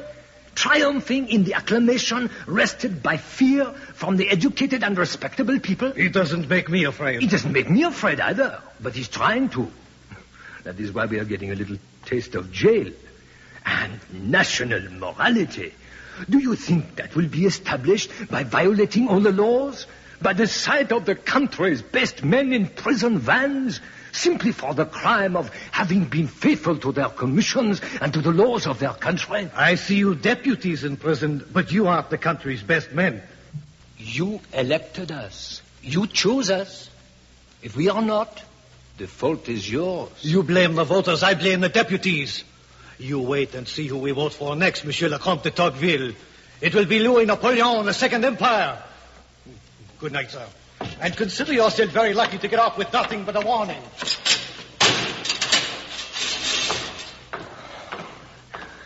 It is hopeless. The French peasant has never understood the working of free institutions. Perhaps I should go into exile. Perhaps back to America, where I first saw equality and democracy at work. America. 20 years ago, I set foot on those far-off shores. Even then, I foresaw democracy for the whole world. Equality without limits. I knew that France would stomach it very badly, but I was sure we would be pushed into it. All the efforts to halt it were only temporary. The progress of equality is a fact which a government can regulate, yes, but it cannot stop. And many Frenchmen want absolute equality under one man, which is not liberty, though it may be democracy.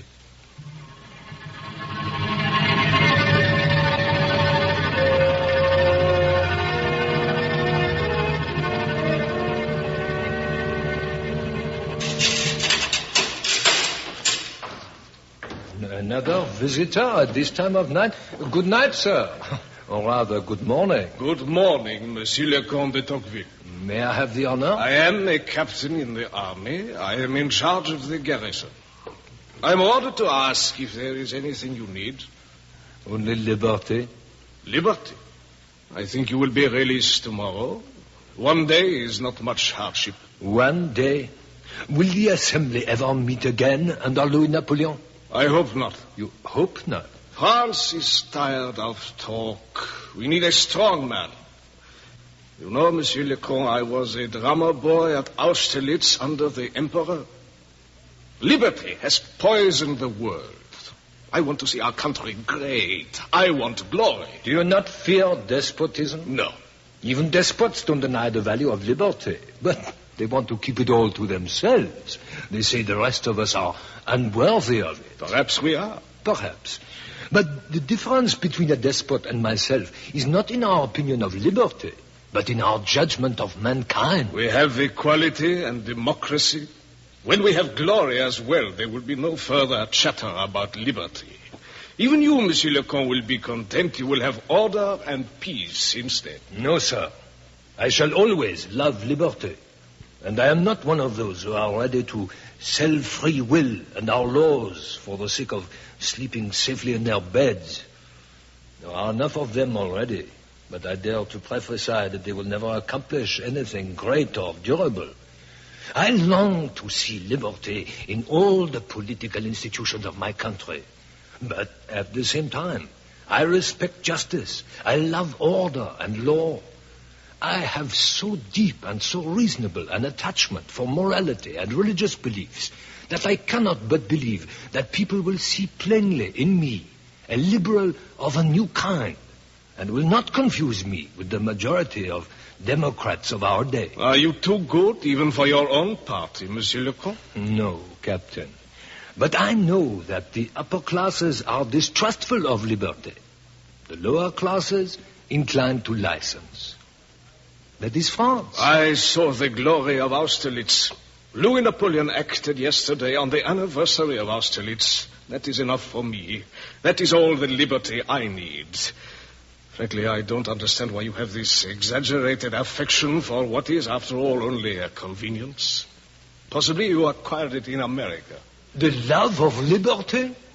It was because I loved liberty that I went to America to see if it would be destroyed by democracy and equality. And your conclusion?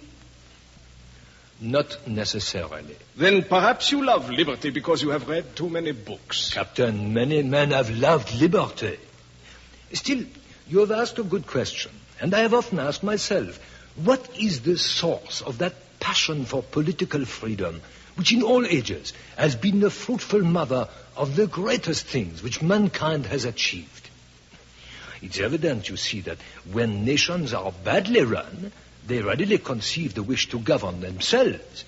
But a love of independence which only springs up under the influence of the evils produced by despotism is never lasting. Why not? It passes away with the accident that gives rise to it.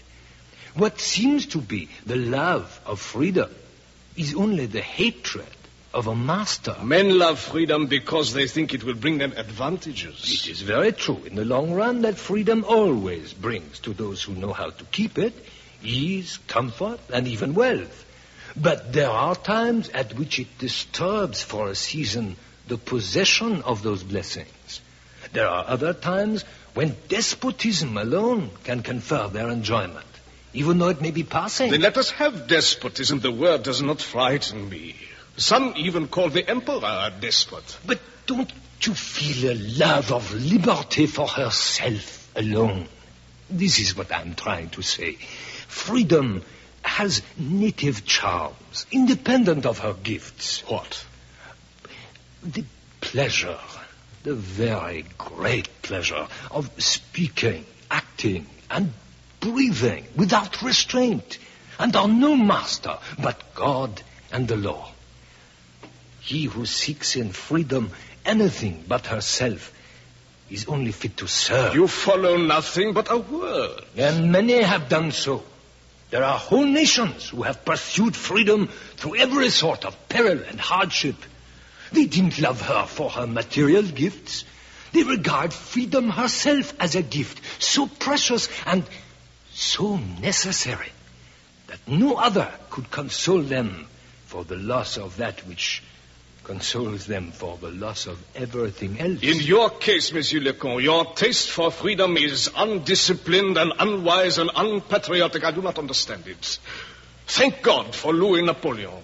Well, Captain, I can't explain further if you really don't feel the sentiment. The love of freedom enters of its own accord into the large hearts God has prepared to receive it. It fills them. It enraptures them. But to minds which have never felt it, it is past finding out. I am glad I have never felt it. I prefer an autocrat on whom I can rely to the follies and uncertainties of freedom. You remind me once again, Captain, that it is very easy to establish a despotism when the conditions of society are equal. And I think that if such a government is established, it will not only oppress men, but strip them of the highest quality of humanity. If there is nothing I can do for you within the terms of my duty, I bid you good night. Good morning, Captain. It is a winter night, but the day will be breaking soon enough.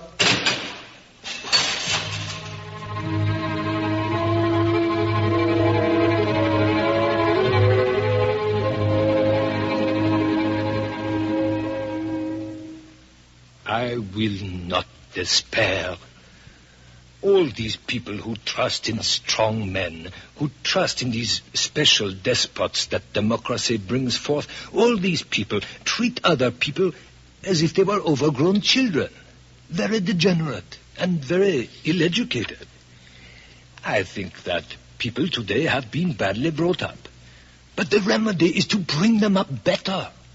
We can do something with our fellow men today through an able appeal to their decency and common sense. In short, by treating them as human beings. I may be wrong, but I follow my principles, and I delight to follow them. Human societies, like people, become worthwhile only through their use of liberty. No, I shall not believe that this human race, which is at the head of all visible creation, has become that bastardized flock of sheep that some think it is, and that nothing remains but to deliver it without future and without hope to a small number of shepherds, who, after all, are not better animals than we, the human sheep, and who indeed are often worse. I have less confidence in the prophets of gloom than in the goodness and the justice of God. It would seem as if the rulers of our time sought only to use men in order to make things great. I wish that they would try a little more to make great men, that they would set less value on the work and more upon the workman. I am full of apprehensions and hopes, but I cling with a firmer hold to the belief that for democratic nations to be virtuous and prosperous, they require but to will it. I am aware that many people maintain that nations are never their own masters here below, and that they obey with absolute necessity some insurmountable and unintelligible power arising from previous events, from their own race, or from the soil and climate of their country. Such principles are false and cowardly. Such principles can never produce anything but feeble men and faint-hearted nations. Providence has not created mankind entirely independent or entirely free. It is true that around every man a fatal circle is traced, beyond which he cannot pass. But within the wide verge of that circle, he is powerful and free. As it is with men, so it is with communities. The nations of our time cannot prevent the conditions of men from becoming equal. But it depends upon themselves whether the principle of equality is to lead them to freedom or servitude, to knowledge or barbarism. to prosperity or wretchedness.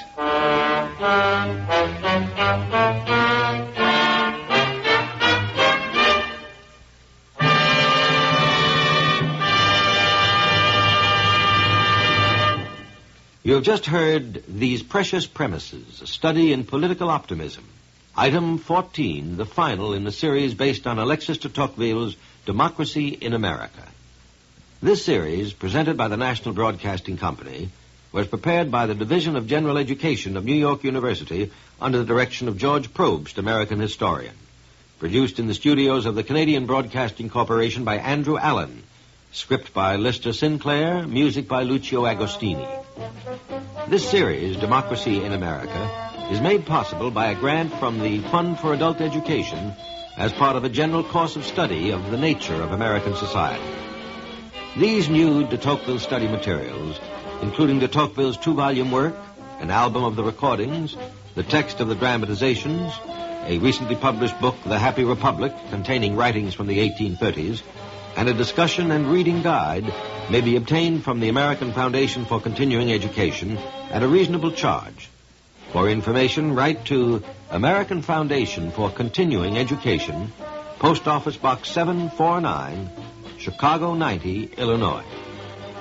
This is Ben Grauer. Tonight's program brings to a close the Democracy in America series, which was pre-recorded and is a presentation of the NBC Radio Network. This is NBC, the largest single source of news and information in the free world.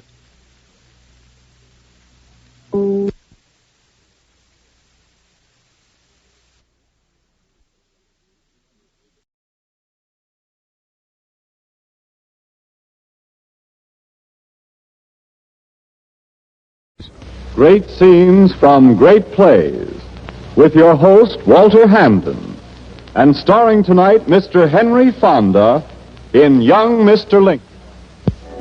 And now your host, the distinguished actor-manager, Mr. Walter Hampden.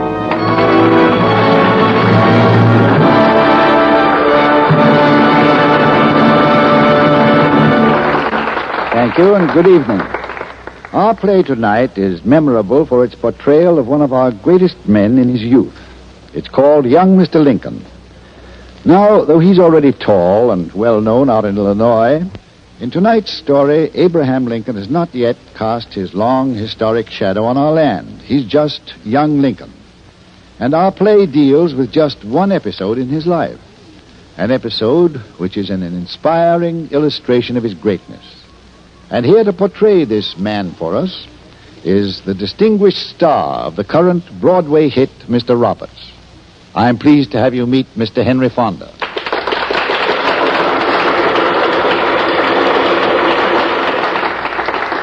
Thank you very much, Mr. Hampden. You know, we sort of always think of Lincoln as a sorrowful man of history. You forget about Abe, the young fellow full of sass, country humor, and homely beginnings.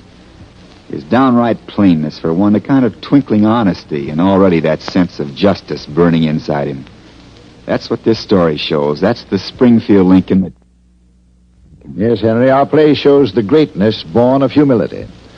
So let us raise the curtain now on Young Mr. Lincoln, adapted for radio by Alan Sloan and starring Henry Fonda.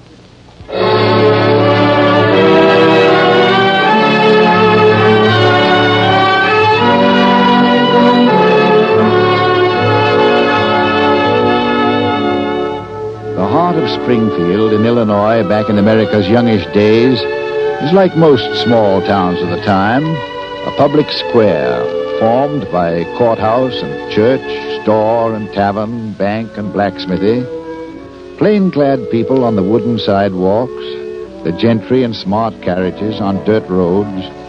But the young man who comes riding in upon a borrowed pony is quite unlike most people. So much so, he's quickly recognized, even in the state capitol. Hey, what are you doing in Springfield? Going to be a lawyer, friend. No, what do you know about law? Not enough to hurt me.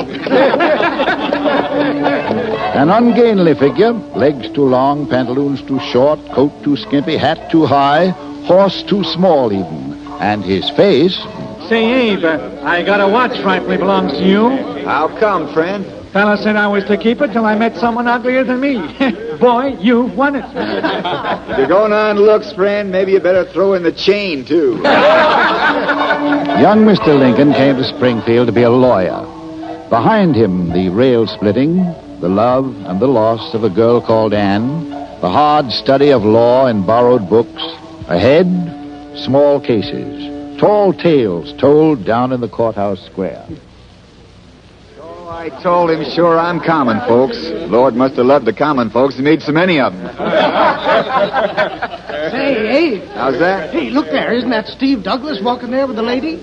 Sure is. Don't he strut, though? Ah, look at that. She's gone and caught her parasol in the cottonwood tree. Look at him stretch, though. Well, now, my legs will come in handy there. Please don't tear it, Mr. Douglas. Do be careful. Excuse me, ma'am. Now I'll fetch it down. There. Why, thank you, Mr. May I present Mr. Abraham Lincoln, Mr. Lincoln, Miss Mary Todd. It's a pleasure, ma'am, I'm sure. Thank you. I've heard some mighty fine things about you. Well, ma'am, just don't you believe all you hear. I hear you've got that murder case on for tomorrow. That's true, but I don't hear, Mr. Douglas, that your silver tongue is assisting the state to prosecute. If it was, I reckon I wouldn't have a chance. Oh, balderdash. I had been approached on the matter, but previous commitments... Of a political nature? Interfered. Naturally. Well, ma'am, I'll be leaving now, if you'll allow. I hope we'll meet again, Mr. Lincoln. Won't you call? Ma'am, it'll take a court order to stop me. So that's Abraham Lincoln. My. Very quaint. You should see him in court. Oh, yes. What is this case you spoke of? Oh, a village affair. 2 young men held for the murder of a third. Lincoln is defending the 2 brothers. The state requested my advice, but to my opinion, it was unnecessary. Lincoln can't win. I should like to go to the trial. Would you accompany me and see him make a fool of himself? Why, yes. I'd be delighted. I'd like to see him in court.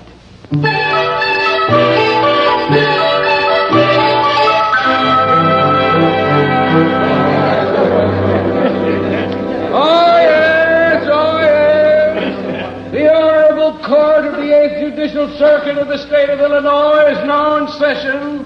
Judge Herbert A. Ball presiding. All right, Mr. Clerk, let's get started. Yes, Your Honor. The State of Illinois versus Matt Clay and Adam Clay, brothers, charged with the murder of Henry C., known as Scrub White. Is the State ready, Mr. Felder? May it please the court, the State is ready. Ready, sir, and waiting. And the defense? The defense. Oh, as soon as I fix these galluses of mine, Your Honor, I'll pitch in like a dog into a root.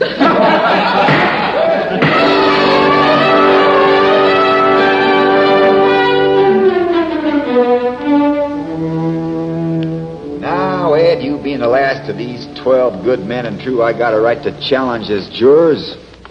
Mind if I ask you... You drink? Well, yes. Cuss? Well, yes. Got a job? Well, no. Like to loaf? Yes. Ever tell a lie? Why, sure. And you're just the kind of honest man I'm looking for. Take your place. Mr. Prosecutor, it's your move. Gentlemen of the jury, the good book says... Thou shalt not kill. Thou shalt not kill. But Matt Clay and Adam Clay did not heed that commandment. 2 against 1. They came at Scrub White with their deadly weapons. Scrub White, a man, an American who loved life, loved the blue heavens, the soft caress of the wind, the gentleness of a woman's smile. He loved life. But he is dead, and there, gentlemen, sit his murderers. I tell you, gentlemen, they ought to be wiped out as a man wipeth a plate.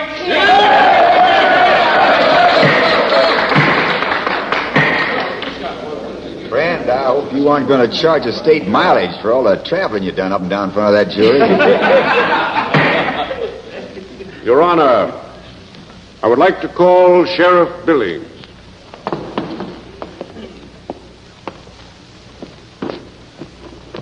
Sheriff, as duly sworn officer of the law, have you ever seen this knife before? Yes, sir. It's a knife they killed Scrub with. Sheriff, did you see him do it? No, but counsel will voice his objections to the court. Sheriff, what else did you find at the scene? A jug of liquor, about 3/4 full. They'd been drinking? As usual, they said. That's all. Your witness, Mr. Lincoln. Sheriff, where's that jug now? In my jail. Any left? Well, some. How much? Oh, about 1/4. Who drank it? Well... That's all.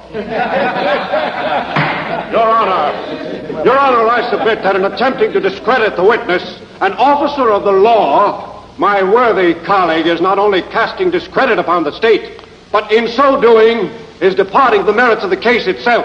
I object. Sustained. Mr. Lincoln, I'll ask you to confine your remarks to this. Trial goes on. Young Mr. Lincoln makes his small points, but the trend of the trial is clear. The state has a case.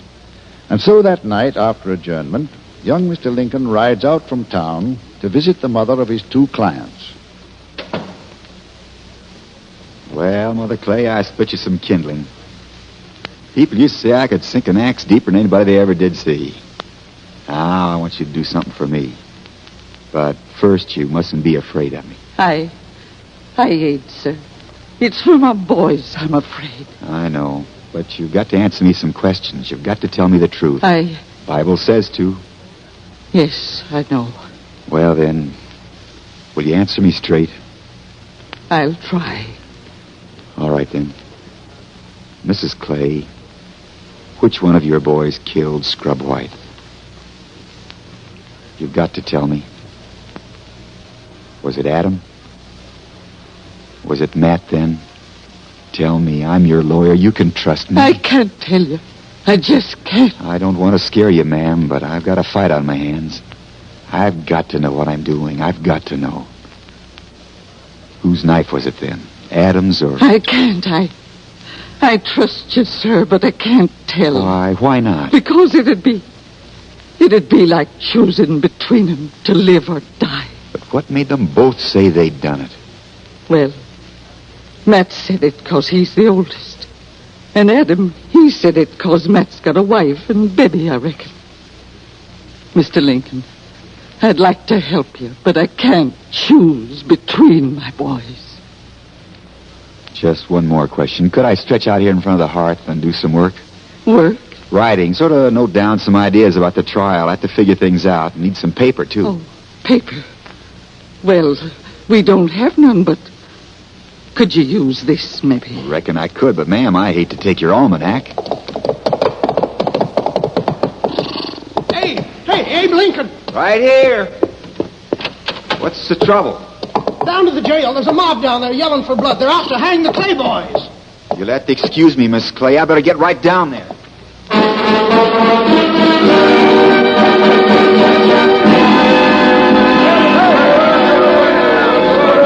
it down! Blow it up! Finish the door! String him up! Lynch him! Lynch him! Hold on, you men. Hold on now. Listen to me. Get out of the way! Run him down! Step. We got nothing against you, Lincoln, but get down. Which one of you is man enough to make me? Well, that's better. Ain't nobody scared of you. Go get him, man! Well, I thought I'd find that big mouth of yours here telling others what to do. Get off in there, Lincoln, or we'll give it to you, too! Well, first time I ever heard of you trying to break into jail. Now, gentlemen, all joking aside, let's look at this matter from my side. You all know I'm a fresh lawyer trying to get ahead. What are you boys trying to do? Do me out of my first clients? Go ahead, Abe. It's more than that, though. I can get other clients, I hope, but hanging these without the pomp and show of law, why, that's a little permanent. I guess you're right. Chief trouble is when you start taking the law into your own hands, you're just as apt in the confusion and fun to hang somebody who's not a murderer as somebody who is. Might get so a fella can't pass a tree or look at a rope without feeling uneasy. He makes sense. Oh, we sort of lose our heads times like this and do things together we'd be mighty ashamed to do by ourselves. Why, take Jeremiah Carter there. There's not a finer, more God-fearing man in Springfield. Jeremiah, I wouldn't be surprised if you were to go right home now, take down a certain book and look into it. Maybe you'll just happen to hit on these words. Blessed are the merciful, for they shall obtain mercy. That's all I've got to say, friends. Good night. Reckon I'll see y'all tomorrow, though, at the trial.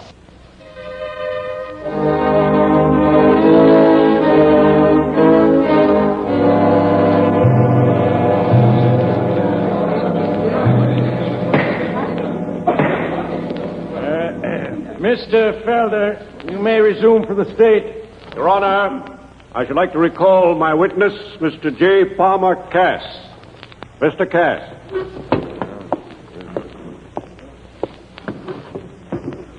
Mr. Cass, just what did you and Scrub White do the day of the murder? Objection. Sustained. Or the day of the occurrence? Well, Scrub and me had a little argument, and he went off by himself. Next thing I knew, I heard shouting, and I run as fast as I could. When I got there, Scrub was laying on the ground, and these two fellas were standing over him. Where was the knife? Right on the ground, between them. Your witness, Mr. Lincoln. Brother Cass, well, what was this argument about between you and the late Scrub? Rather not say. I'd rather you did say. Well, if you gotta know, it was politics. That's so? Yeah. I said I figured you had more sense in politics than Stephen Douglas. And Scrub said you had no more sense than a hen in a duck pond. You see, Miss Todd, that man Lincoln is hopeless. Yes, Mr. Douglas. I'm afraid he is. Now, let's see what further blunders Your the man Honor, may make. I would like to call a surprise witness. May it please the court, the state desires to call at this time an eyewitness, Mrs. Abigail Clay. Miss Abigail Clay? What does he expect to gain by calling her? Abigail Clay. Do I have to go? I reckon so. I reckon there's anything I can do about it. Take a stand.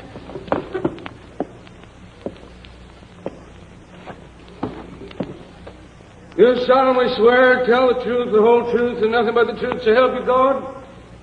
Say I do. I do. You are the mother of Adam and Matt Clay here? Yes, sir.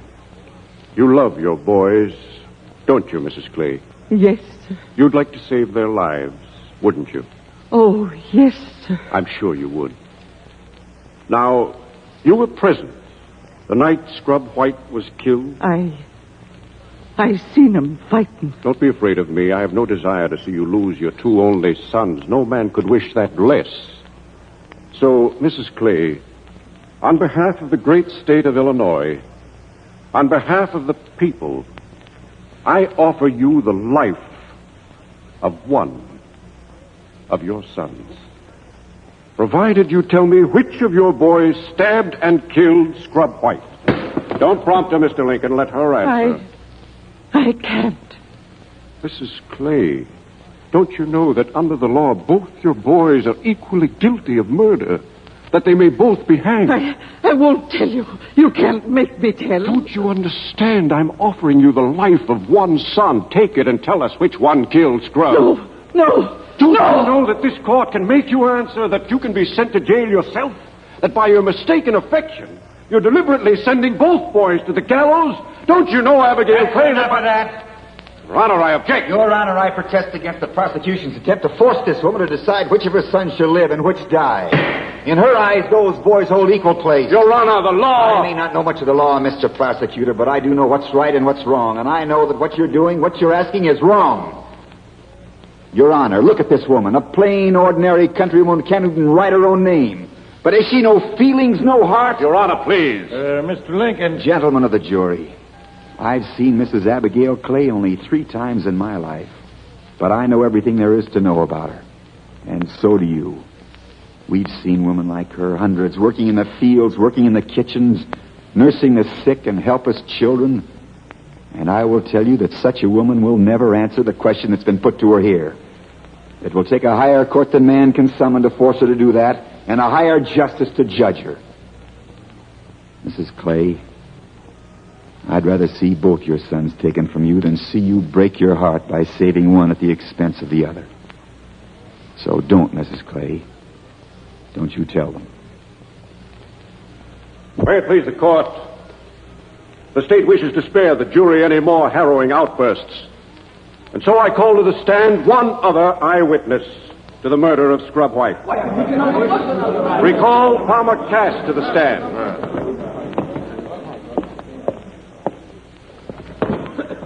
Very simply now, Mr. Cass. Where were you at the time Scrub White was killed? Well, 100 yards away, I reckon.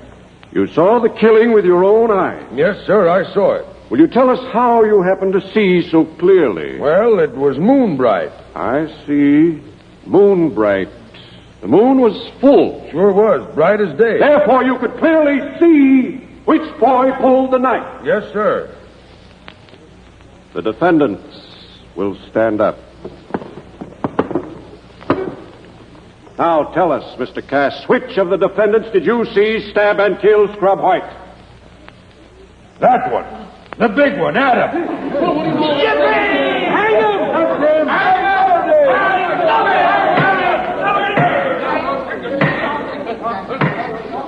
Mr. Lincoln, your witness, if there is anything you can think of to ask him.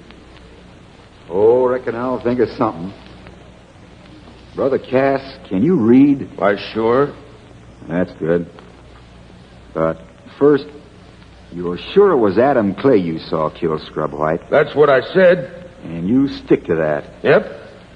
Reason you could see him was it was moon bright. Moon bright it was. All right. All right. Huh?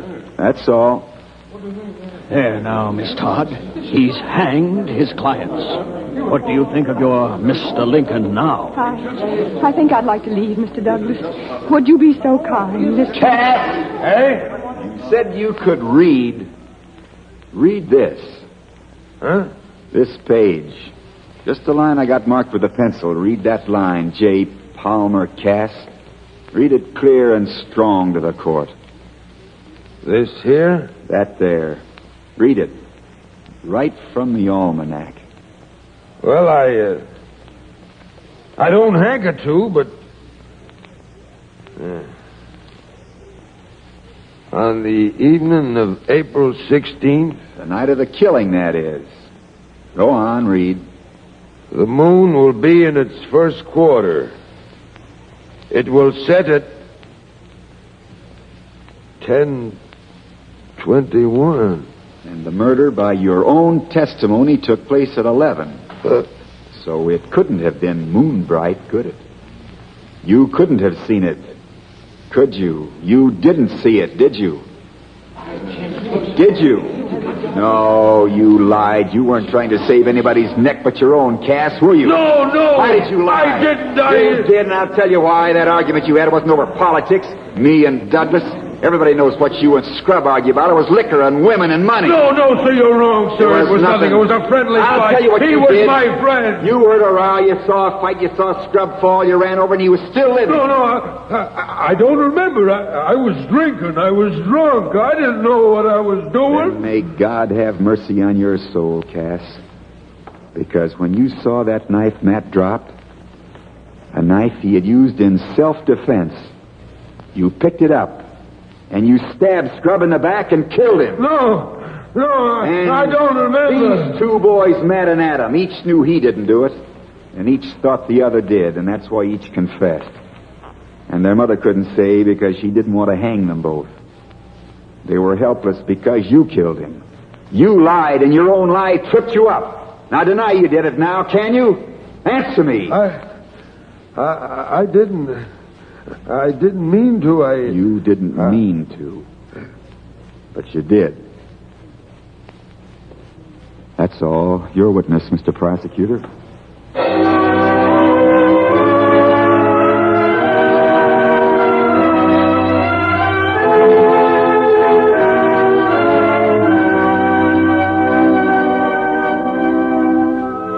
Mr. Lincoln, sir.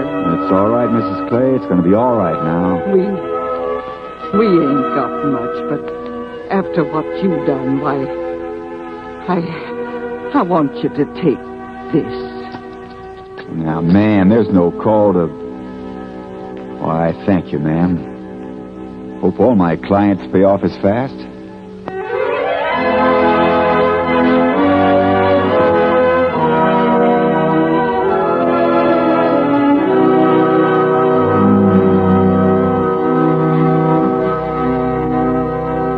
Mr. Lincoln. Well, howdy, Steve. My, congratulations. And mine, Mr. Lincoln. Why, Miss Todd, you've been here all this long while? Yes, and I must tell you... Very masterly, Lincoln. Very well handled. Reckon neither one of us better underestimate the other from here on out. I imagine not. Now, Miss Todd. Mr. Douglas, if I might speak to Mr. Lincoln. Why, well, yes, of course. Alone. Well, I bid you good day. Good day. Mr. Lincoln. Ma'am? Mr. Lincoln, I saw everything. And I think, well, I'll just say thank you, Mr. Lincoln. Why, thank you, ma'am. Would you accompany me home? I'd be proud to someday, ma'am. Right now, I reckon I'll saddle up and kind of ride out a bit. I want to get the smell of the country in my nose. I'm riding out. Won't be far. Good day, Miss Todd. Good day, Mr. Lincoln. Not far. I think you'll go far, Mr. Lincoln. Very far.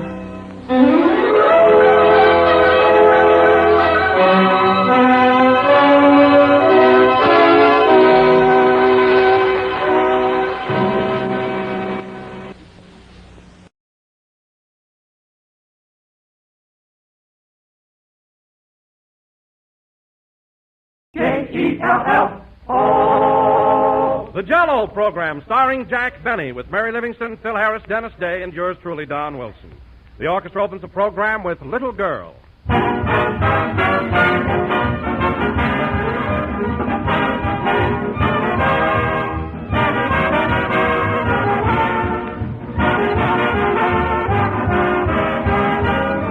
One way to define an ideal dessert, ladies and gentlemen, is to say it's something you look forward to with eagerness and look back upon with satisfaction.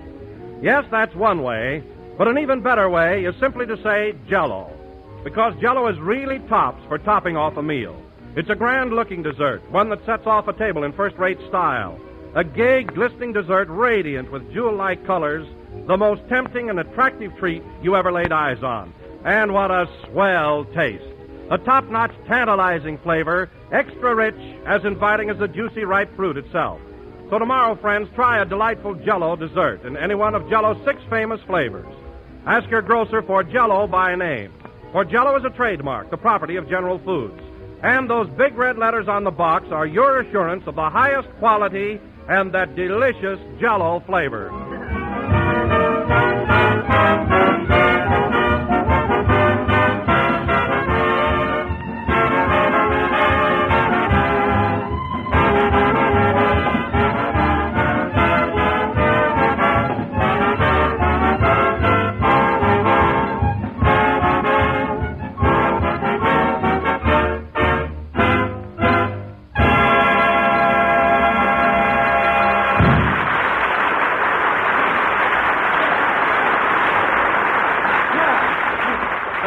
Little Girl, played by the orchestra. And now, ladies and gentlemen, we're back in Hollywood after enjoying the winter sports at Yosemite. So without further ado, we bring you our master of ceremonies, that outdoor man with an indoor body, Jack Benny.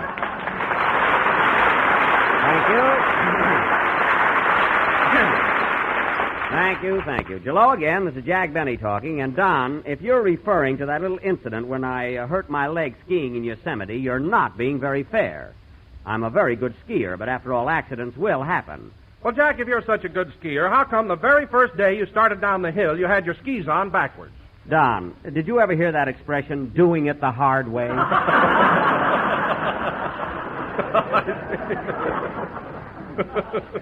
mean, anybody can go down a hill frontwards.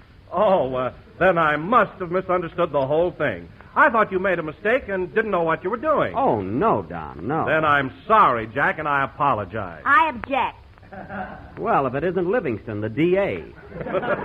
What are you objecting to, Mary? I object to that big fib you just told Don Wilson. If you're such an expert skier, how come you didn't even know how to stop? Well... Why, the first thing you did was crash right through the ski house. It could have been a publicity stunt, you know. Go on. You don't know any more about skiing than you do about spending money. Spending money? You do that the hard way, too.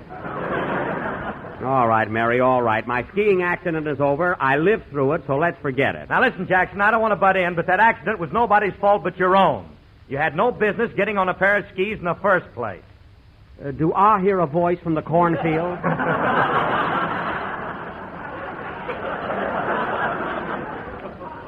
What was that, Phil? I said the whole thing was your own fault. Oh, it was? Certainly. It never would have happened if you weren't such a show-off. I'm a show-off? Listen, Phil, you're calling me a show-off is equivalent to Tommy Manville telling an owl it stays up too late. And furthermore, I'm not interested in your diagnosis of my accident. Oh, hello, Dennis. Hello, Mr. Benny. How's your leg? It's much better, thanks, but it still hurts a little. Every once in a while, I feel a twitch of pain there. How can you tell where your accident stops and rheumatism begins?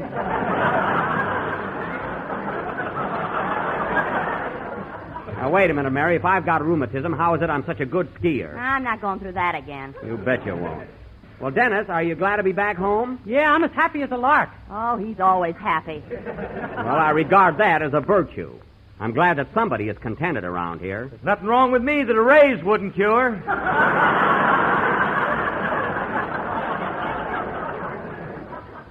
There he goes with that raise again. All that guy thinks of is money. Women and money. Well, I never got one in a box of Cracker Jack. Neither did I, but let's forget it.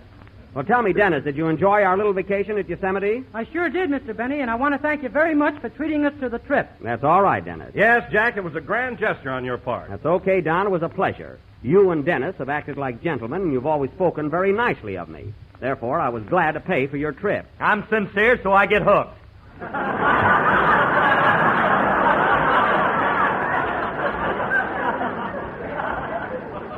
Hooked? Yes, and I think it was a pretty cheap trick for you to pay everybody else's expenses and leave me out. Oh, you do? Sure, that vacation cost me over $100. All right, Phil, I'll tell you what I'll do. Just give me an itemized bill of all your expenses in Yosemite, food, room, and everything, and I'll be only too happy to reimburse you. Oh, Jackson, you're kidding. If I'm not, may the roof fall on me.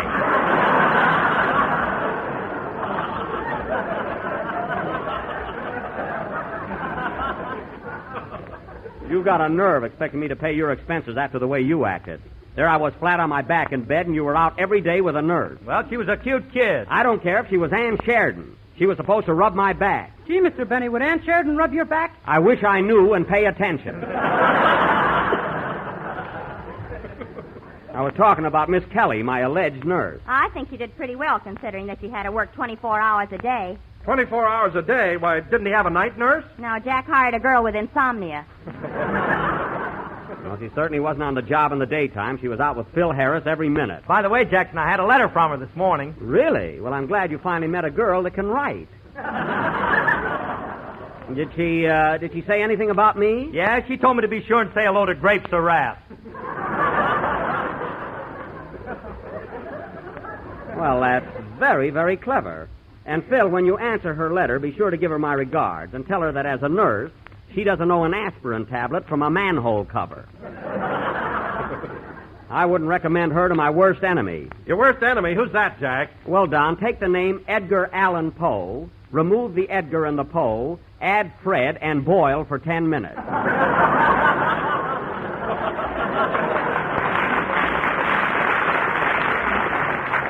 Now, look, fellas, we've got other things to do tonight, so let's settle down and eliminate all references to our vacation. How about a song, Dennis? Are you all set? Yeah, I got a swell number, Mr. Benny, called Make Love with a Guitar. Oh, yes, that's a very good song, Make Love with a Guitar. You know, when I was a young fella, I used to serenade the girls myself.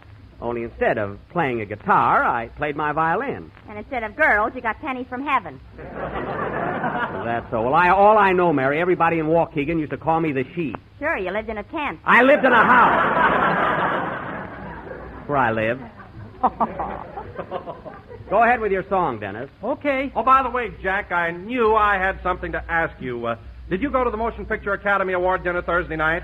Yes, Don. Mary and I attended, and it was a grand affair. Go ahead, Dennis. Well, Jack, weren't you disappointed that you didn't get the award for the outstanding performance? Disappointed? Why, no, Don. Go ahead with your song, Dennis. Now, come on, Jackson. Look, Jackson, weren't you just a little bit jealous? Me jealous? What are you talking about? He's talking about the Academy Award dinner Thursday night. You should have seen him, fellas. Dennis, are you going to sing or not? Boy, was Jack burned up. He nearly... Dennis, what are you waiting for? Sing. Jack was so mad, I thought... Sing, Dennis, for heaven's sake. Okay, Mr. Benny. Come here a minute, young lady. I want to talk to you.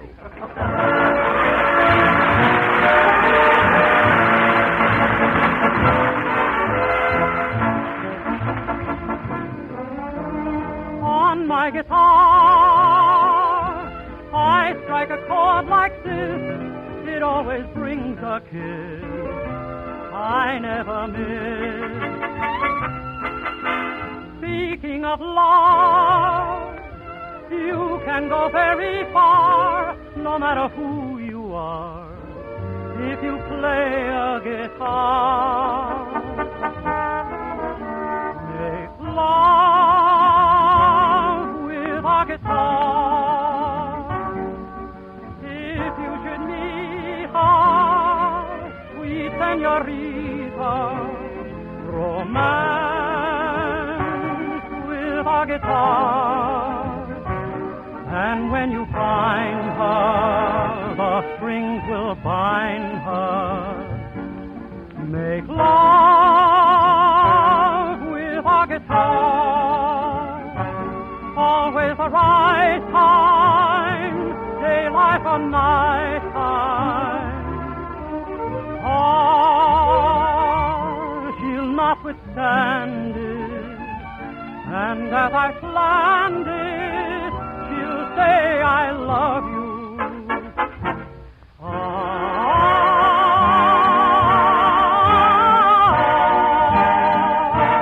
It is the right time, daylight or night time. Oh, she'll not withstand it.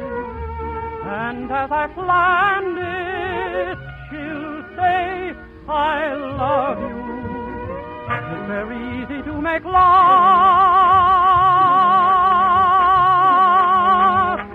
with a guitar.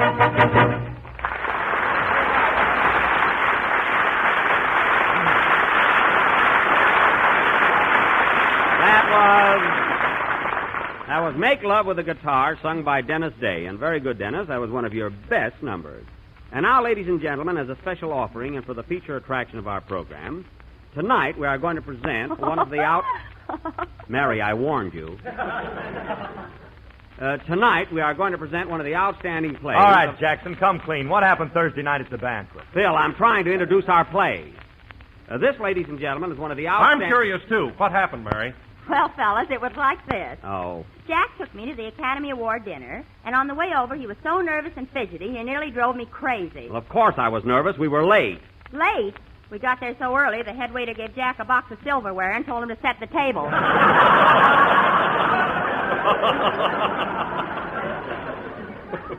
I didn't do it, did I? Anyway, getting back to our play... What were you so nervous about, Jack? I'm coming to that. He asked me. Well, fellas, you know Jack. As usual, he thought he was going to win the Academy Award. For what, acting? Don't be so surprised. Why, that's silly, Jackson. Even before the banquet, everybody knew it was a toss-up between Jimmy Stewart and Robert Donat. All right, Phil, didn't you ever hear of a dark horse? Oh, Rochester. I don't mean Rochester, I mean me. Tough Luck Benny. That's who I mean. Well, anyway. Anyway.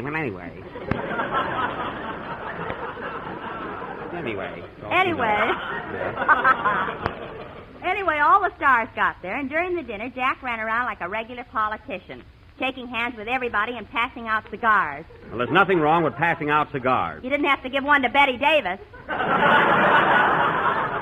Well, I was excited. Sure you were excited. And here's the payoff, fellas. Oh. When the dinner was over and they announced that Robert Donat was the winner, Jack got up and yelled, "You can't do this to me!" Well, I told you I was nervous.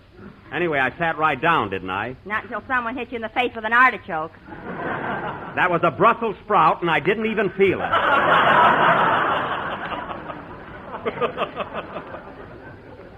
Artichoke, you have to exaggerate everything. Anyway, folks, as I started to But, announce... Jack, getting back to the award, I can't understand what you objected to in the decision. Because I don't think Robert Donat deserves that statue as much as I do. What are you talking about? Did you see Goodbye, Mr. Chip? Yes, but I don't remember him in it.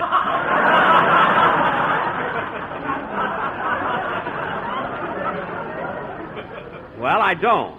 You're the kind of a guy that would visit Niagara Falls and not remember the water.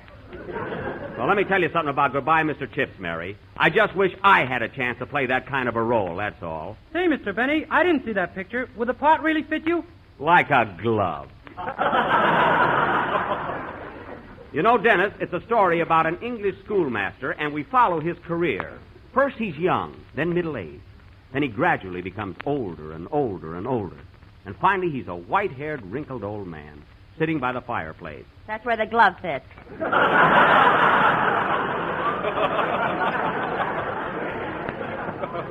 All right, now listen, fellas, let's change the subject and forget about this year's Academy Award. First thing you know, people will think it's a case of sour grapes on my part. Now, getting back to our play... Pardon me, Jack. Ladies and gentlemen, speaking of sour grapes, I would like to announce that Jell-O does not come in that particular flavor. Well... However, it does come in 6 other flavors, and you will find each one of them tempting, economical, and easy to make. So go to your neighborhood grocer and insist on genuine Jell-O. Look for the big red letters on the box. Very good, Don. Allow me to congratulate you. That was not only brilliant, but obvious. And now, ladies and gentlemen, getting back to our play, tonight we are going to present something entirely different and away from our usual sketches. However, before we begin, I'd like to explain... Oh, who is it? Come in. Well, look who's here, fellas. Hiya, Buck. Remember me? Andy.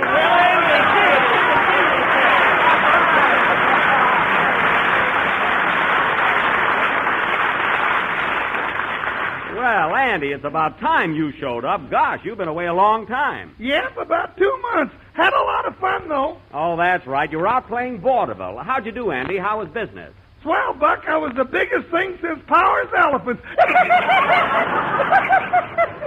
Well, I'm glad to hear that, Andy, because I'd like to go back on the road again myself and play those good old 4-a-days. I got a great idea for your act, Jack. What? You start out as a young man, and the audience gets older and older and older.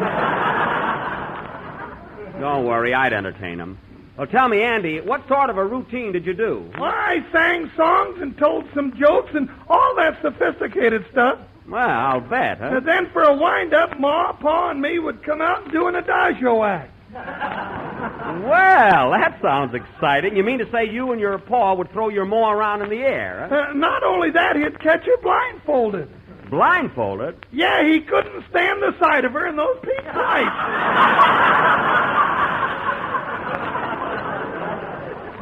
Oh, well, I'd like to have seen that myself. Say, that must have been pretty dangerous for your Ma. Didn't your Pa ever miss her? Every show, Buck. That was our big finish. Say, that must have been surefire, and I'm glad you did so well. Well, stick around, Andy. We're going to put on a little play right after Phil's number. Maybe we can find a part for you in it. Sorry, Buck. I got to run along now. I got a blonde and a brunette waiting for me down the car. Oh, 2 girls, eh? No, just one, and you ought to see her.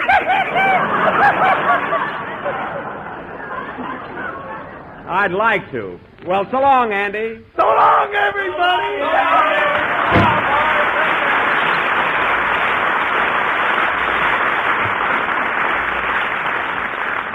Doggone, Andy sure gets a kick out of life. Well, Phil, now that I feel good again, let's hear a number and we'll do our play right after it. Okay, Jackson. Is there anything special you'd like from our large repertoire? Large repertoire? Phil, you never played anything that was over 3 feet away from Dipsy Doodle. So get in the groove. Hold it a minute. Come in. Telegram for Jack Benny. Take it, Mary. Hey, buddy, got change for a half? Only 2 quarters. That won't help you. Thought we'd never get to that. Well, I'm glad he finally got a job. Who's the wire from, Mary? It's from your father in Miami Beach. From Dad, eh? What does he say? He says that my dear son Jack received your letter saying you were going to win the Academy Award. The newspapers here got it all wrong. Poor Dad, he'll be so disappointed. Wait, there's more. Oh. Congratulations, and I'm very anxious to see your new picture, Mr. Chips Rides Again. He means Buck Benny. Let me have that, Mary. I'll answer it. Play, Phil. Gosh, how will I ever tell Dad?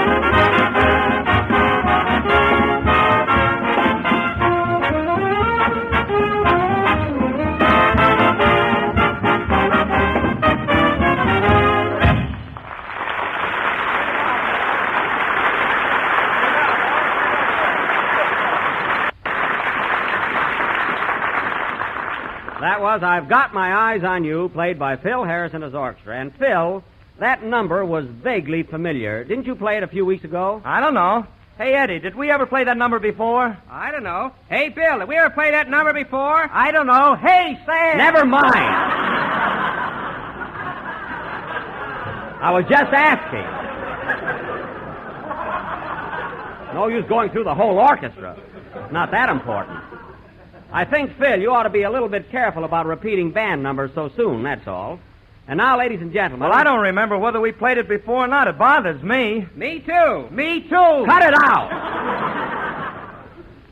You know, Phil, if your boys would worry more about their music ahead of time instead of spending all week at the Santa Anita racetrack, we'd be a lot better off. What do you mean? Well, I went out to the track yesterday, and there they were, every one of them, including your guitar player.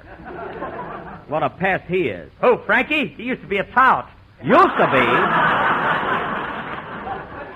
be? He used to be a tout. He's got more information now than Clifton Fadiman. Every race he'd come around and say, play this horse, play that horse. Well, you know how Frankie is. He gets enthusiastic, that's all. Phil, I don't object to enthusiasm, but those tips he hands out. Yesterday in the big race, he insisted that I play heel fly. He said, I'm so sure of that horse that if he don't win, I'll kill myself. Well, what about it? I lost $2 and I don't see any lily in his hand. I can't stand a welcher.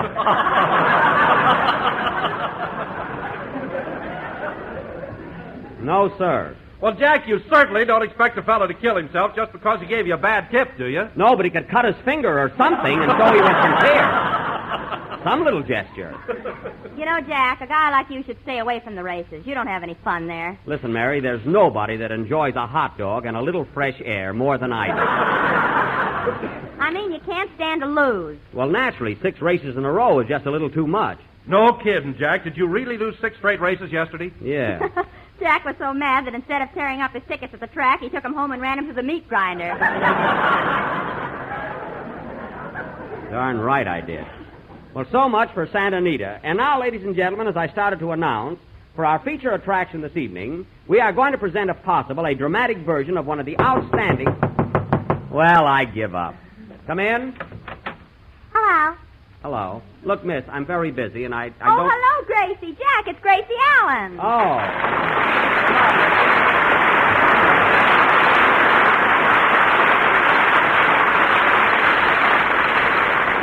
Hello, Mary. Hello, Jack. Hello. Hello, Dennis. Hello, Don. Hello. Hello, beautiful. Hello, Gracie. Oh, fine. Gracie, you're the only one in the world that thinks Phil Harris is beautiful. Oh, yeah, and so do I. Oh. Well, Gracie, it was nice of you to drop in, but we have a play to do, and we haven't much time. What brought you up here tonight? Well, I don't know. When I hitchhike, I never ask their names.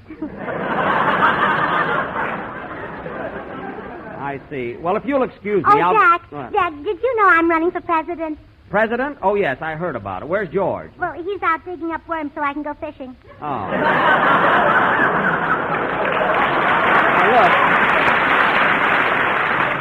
Look, Gracie, I'll be through in a few minutes, so if you'll just... I just came up here to ask you, Jack, if you'll vote for me. Well, are you nominated? No, I just think to be sociable. That I don't understand at all. Now, if you don't mind, Gracie, look, How about you, Mary? Will you vote for me, Don? What's he talking about? I'll be glad to. Me too. So you've thrown your hat in the ring, huh, Gracie? Oh, yes, and it was adorable. I paid $37.50 for it at Bullock's Brochure. Oh. No. Did you really? I think the hats they're wearing this year are so much better than last year. Don't you, Gracie? Oh, yes. I like the hat I got on even better than on my head. Well, it's more becoming. Yeah. Isn't it? Look, girls, you can discuss all... Just there, too. Still material? Oh, Gracie, it's stunning. Oh, it's just a little thing I'm going to wear around the White House. Look, girls, you can discuss all this later. We're very busy. Hey, Jackson, come to think of it, we did play that number 3 weeks ago. That's right. That's right. Forget about it. Now, look, Gracie, I'm glad you're running for president, and we'll be very happy to vote for you. But look... You know, I've got my own party, the surprise party. Oh, well... And I was thinking that maybe you could get me a lot of votes from your hometown, Waukegan. Waukegan? Well, I haven't lived in Waukegan for 10 years. Oh, well, then maybe they'd be glad to do you a favor. Gracie, listen to me, will you? The election isn't until fall, and we'll all vote for you. Now, don't annoy us anymore. We've got our own show to do. Goodbye. Well, goodbye. And give my regards to George. Oh, I will. You know, George will be pretty busy after I'm president. You mean between writing a column and flying to Seattle? I know.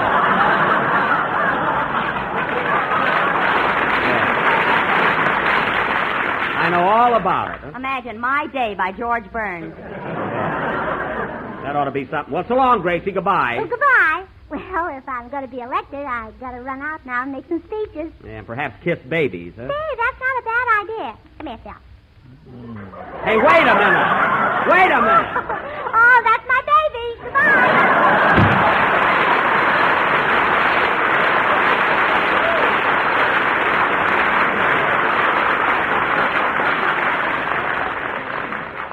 That's about the silliest thing I ever heard.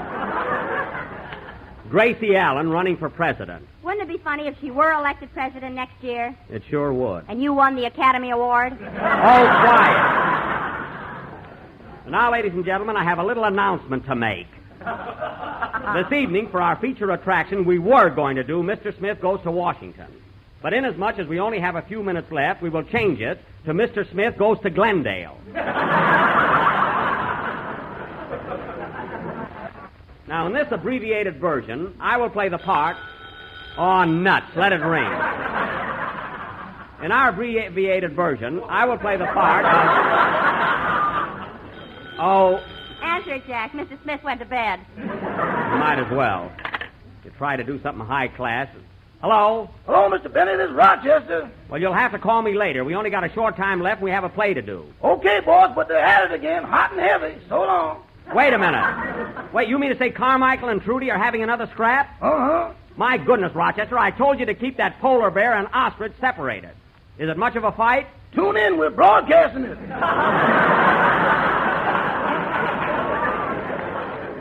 It's nothing to get funny about. Now tell me exactly what happened. Well, I was in the kitchen when I heard a noise, and I ran into the living room. Yes? And apparently Carmichael had run the vacuum cleaner over Trudy. Apparently? What do you mean, apparently? Well, the bag is full of feathers, and she ain't.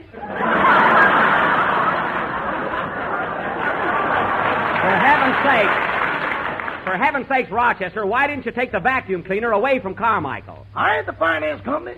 I don't mean that. Anyway, the whole thing is your own fault. In the first place, Carmichael is supposed to be locked up in the garage. What was he doing in the house? I brought him in to help me wipe the dishes.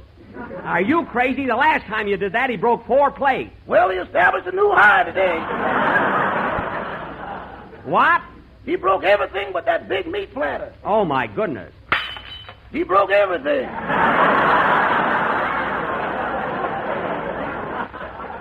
Now, look, Rochester, I've had just about enough. And you're going to pay for all the damage that's been done in the living room and the kitchen. It's coming out of your salary. That old refrain. Never mind. Now, you separate those animals and keep them quiet. I'll be home in a little while. Goodbye. Goodbye. Oh, say, boss. What? I see where Robert Donut won the Academy Award this year. I know. Should I go out and buy a statue for that shelf you built? Never mind. There's always another year. Goodbye. And I'll perhaps find a nice-looking mess when I get home. Oh, well. And now, ladies and gentlemen, getting back to our feature attraction, tonight we are going to... Oh, the heck with it. Play, Phil. And now, folks, here's something that's really extra special. Truly a mealtime masterpiece, Jell-O Apricot Mold, a swell new Jell-O dessert that's sure to prove one of the best you've ever tasted. It's a gay, sunny combination of delicious golden apricots and clear, shimmering lemon Jell-O. And it's so easy and simple that you can make it in just a jiffy. First, dissolve 1 package of lemon Jell-O in 1 pint of hot water and apricot syrup. Chill until slightly thickened and fold in 2 1/2 cups of apricots. Then mold, and you have a grand, intriguing dessert or salad that's simply sunshine itself, bright with color and brimful of rare, delightful goodness. So tomorrow, friends, for a real thrill, try this new Jell-O creation, Jell-O Apricot Mold, a marvelous blend of golden, tangy apricots and a rich, tempting lemon Jell-O. This is the National Broadcasting Company.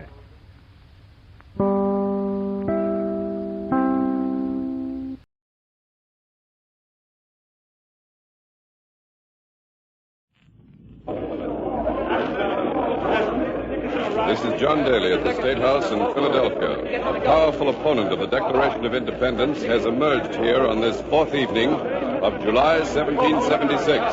An opponent strong enough to rally the latent opposition to separation from the mother country. Mr. John Dickinson, Pennsylvania's leading delegate to the Continental Congress, has just told reporters that he intends to speak on the floor before the final vote is taken. This in a supreme effort to block this declaration, which would commit our 13 colonies to revolutionary war with England.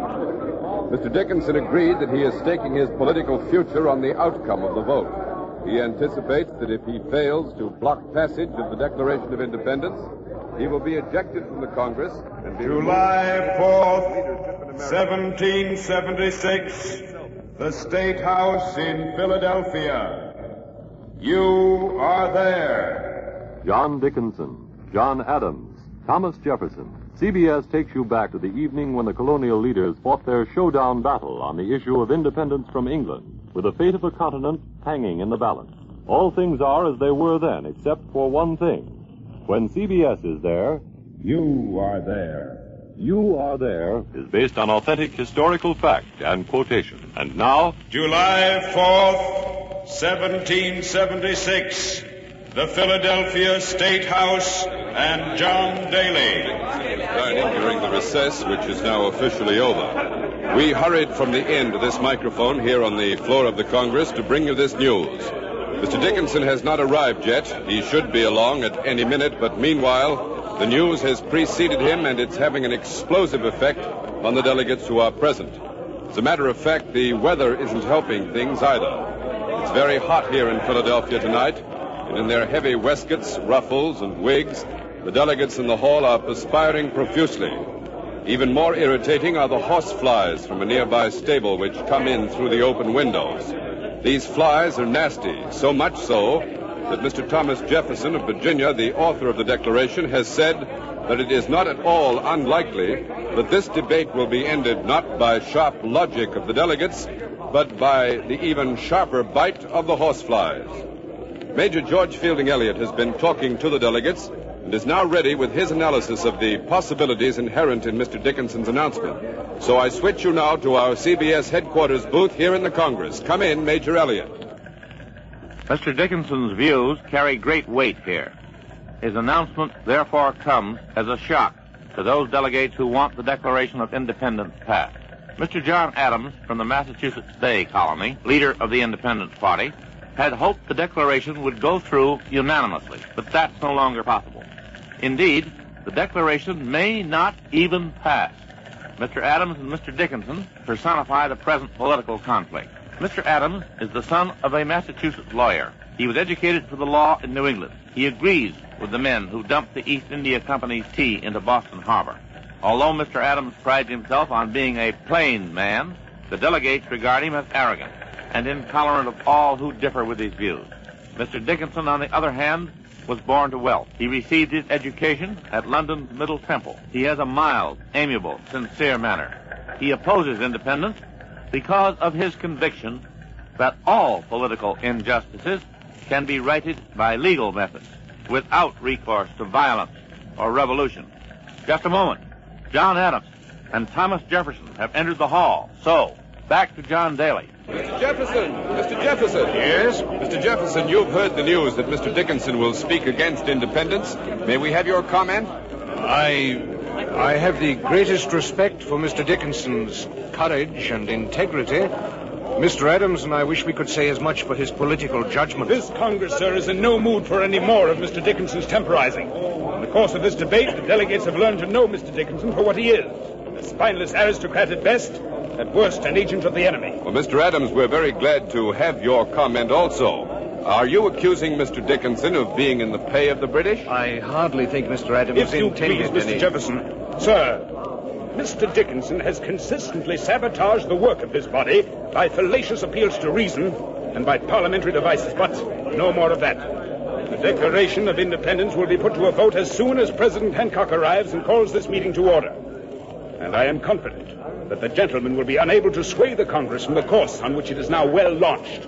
Thank you, Mr. Adams and Mr. Jefferson. The delegates are taking their seats. And as you must have gathered from Mr. Adams' remarks, the long smoldering enmity between him and Mr. Dickinson has finally flared out into the open. The debate, when he and Dickinson clash on the floor, promises to be more violent than any this Congress has heard in the 2 years since it's been in existence. Mr. Dickinson has just entered the hall, and he has to pass our microphone. He's coming this way now. Mr. Dickinson, sir. Yes, Mr. sir. Dickinson. Mr. John Adams has just called you an agent of the enemy, Mr. Dickinson. Would you care to Mr. make... Adams considers anyone who differs with him to be an agent of the enemy. But I cannot allow myself to be silenced by insults. The question is, shall our colonies declare themselves independent of the mother country? And on this question, my opponents have been utterly dishonest. Will you explain that, Mr. Dickinson? Certainly will. 11 times in the past 2 years, Congress pledged itself not to seek independence. In January of this year, only 6 months ago, the Congress passed a most solemn declaration to the effect that we Americans have no thought of setting up an independent nation. And now, tonight, Mr. Adams asks us to break our pledged word. Nay, he demands it. But if the people favor independence, Mr. Dickinson, Mr. Adams has confused the people. He has engineered coups d'etats in the provincial legislatures in order to pack this Congress with delegates favoring independence. He has organized gangs of hoodlums to roam the streets of the cities and towns, attacking those who oppose revolution. But isn't it true, Mr. Dickinson, that at least 50% of the population favors independence? Is it right for 1/2 of the population to impose its views on the other half by terror? Can these colonies hope to achieve victory in a revolutionary war when half of the people oppose it? I predict that if the Congress passes the Declaration of Independence, the result will be civil war, useless bloodshed, and ruinous defeat. true. Good afternoon. Good afternoon, Mr. Dickinson. The delegate from Pennsylvania is walking to his seat now. Mr. John Hancock, the president of the Congress, has entered the chamber, but it will very probably be a few moments yet before he calls the Congress to order. Mr. Dickinson said that a considerable portion of the people are opposed to independence. Well, Ken Roberts is outside the State House, where a representative crowd of Philadelphians are awaiting the result of the vote. So let's find out what they think about independence. Go ahead, Ken Roberts. With me at our CBS microphone is Mrs. Agnes Hatcher, who lives on Water Street. Mrs. Hatcher, do you favor separation from England? I hate separation. My husband was killed fighting for separation. Oh, I'm sorry. It's John Adams that should be sorry, and Mr. Jefferson. Why don't they make peace and end this killing? But, Mrs. Hatcher, would you want peace at any price? Will you tell me why my husband should die at Boston fighting the Bay Colonies battles? If the men of New England have a quarrel with the British, let them do the fighting and dying themselves. But Mr. Adams and Mr. Jefferson say they want freedom for all the colonies. I don't care about freedom. My husband is dead. Thank you, Mrs. Hatcher. Now, here beside me is Mr. Richard Caswell, an importer in Philadelphia. I forgot to ask you, Mr. Caswell, what do you import? The finest of English woolen, sir. The very finest. I see. And do you favor independence? Excuse me, Mr. Caswell. A dispatch rider has just ridden up to the State House. His horse is lathered and covered with dust and sweat. It looks as if he's been ridden long and hard. Where are you from, soldier? New York. General Washington's headquarters. What's the news there? What's happening? Plenty of excitement. Wait a minute. What's going on? The rider has gone into the State House. Whatever the news is, our reporters inside will bring it to you as soon as it's released. I'm sorry about that interruption, Mr. Caswell. Quite all right, quite all right. You were about to tell me whether you favored independence. It's an illusion, sir. Independent from what? How can we be independent? We're Englishmen, my family's English, they're all in England. Or my trade, my business is with England. Look at my books, you see. This talk about separation is ridiculous. Worse than ridiculous. It's vicious. It's ruining me. Ever since this war started, no shipments. Percentages, 76% less business than my firm did in 75. But, Mr. Caswell, isn't it argued that if the colonies were independent, American businessmen could then trade with the entire world? Who wants to trade with the entire world? What do we need the world for? Everything we can produce, we can sell in England. And everything that we need, we can buy from England. It's just common sense, that's all. How do you suppose the colonies have grown prosperous and strong and important? Protected trade with England. Protected trade. Yes, but what about the heavy taxes that the mother country has imposed? What about taxation without representation? Bad, very bad. But independence? Worse, much worse. Terrible. What about Pitt and Burke in Parliament? We have friends in England. They're trying to settle this thing intelligently, without violence, without bloodshed. But Mr. Adams and Jefferson, those wild men in there, hotheads, radicals, that's what they are. They want to get power, that's all, power. That's all they're interested in, power. Well, Mr. Caswell, independence is Independence, the word second. Listen to him. We've already become independent of principle and gratitude to the mother country. What's he saying? And if this war is permitted to continue, we shall become independent of cash, clothing, laws, liberty, and... Yes, life itself. What are you talking about? You're a liar, that's what you are, mister. You're a Tory. A Tory. The truth. It may not be popular, but it's the truth. Shut up, you Tory, or we'll teach you a lesson. I'm not afraid of you. Listen, close your mouth. Mr. Caswell has just been struck by some man who's been heckling him. The crowd here is manhandling Mr. Caswell. The men are flailing at him with their fists. They must be members of the Sons of Liberty. The women are tearing at Mr. Caswell's clothes, spitting at him. This crowd has gone wild, and it's frightening. Mr. Caswell has been knocked to the ground. I can't see him, but I can hear his cries. The men are bending over him, swinging their fists, pounding. This is John Daly inside the Continental Congress. We have interrupted Ken Roberts because President Hancock has just called the Congress to order. He's about to read the dispatch which has just arrived from General Washington's headquarters in New York. President Hancock. This is the information contained in General Washington's dispatch. The news is grim indeed. A great British fleet is at this moment in New York Harbor. British Marines have seized Staten Island in the harbor, and redcoats are landing there by the thousands. General Washington advises that a British attack on New York City must be expected momentarily. The enemy appears to have overwhelming superiority in numbers and equipment. General Washington concludes with a statement. that it may be impossible to defend New York City with the slender forces at his command. Gentlemen, the Congress will recess for 5 minutes. Congress has again recessed. The sound of President Hancock's gavel has released a torrent of excitement and confusion bordering virtually on panic. The delegates have risen from their seats. They are moving about the floor, talking to each other in loud voices, often shouting in their arguments. Mr. John Adams and Mr. Thomas Jefferson have rushed up to the chair. Mr. Adams is pale, agitated. Only Mr. Dickinson, of all the delegates here in the chamber, has remained seated. Mr. Rutledge.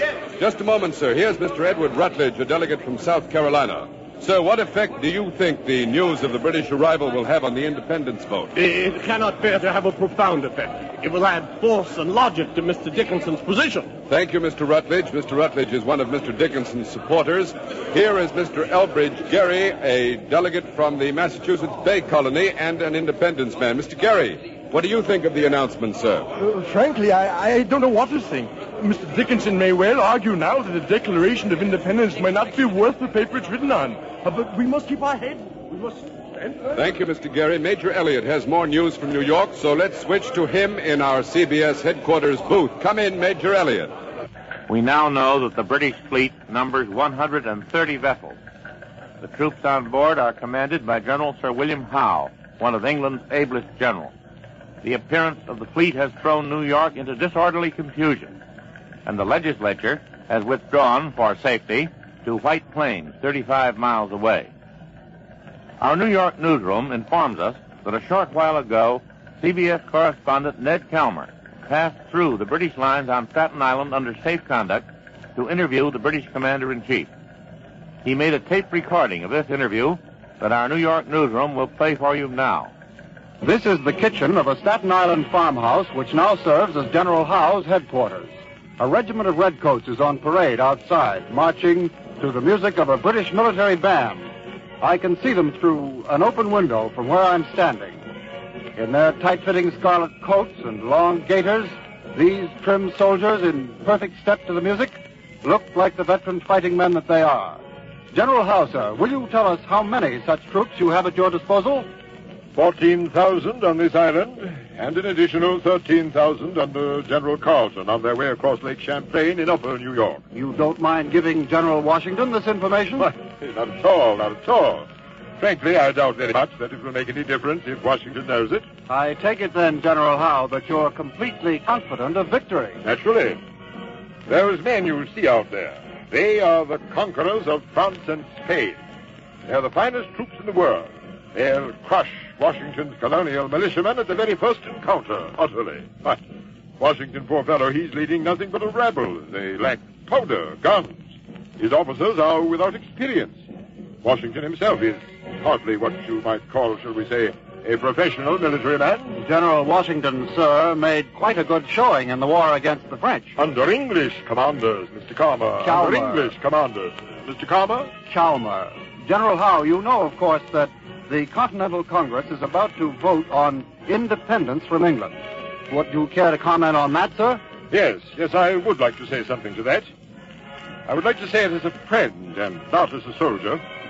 I repeat, as a friend, because I think I have amply demonstrated my friendship for British America in the past, by word and deed. Yes, if I recall correctly, General Howe, you once stated publicly that you would never lead British troops against British America.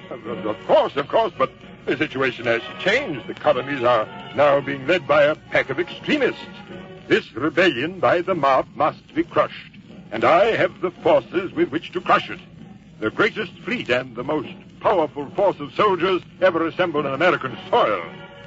I hope with all my heart that it will not be necessary to throw this array of military power into action.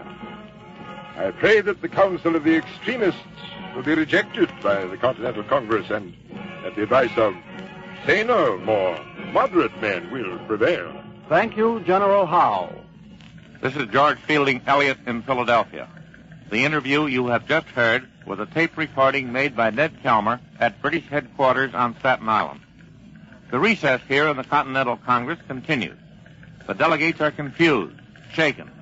Mr. Adams, Mr. Jefferson, and Mr. Benjamin Franklin, the leaders of the Independent Party, are doing all they can to counteract the doubt and hesitation inspired by the news from New York. They are trying desperately to maintain their strength, to keep their pledged votes in line, and they are insisting that the final vote be taken tonight without regard for the situation in New York.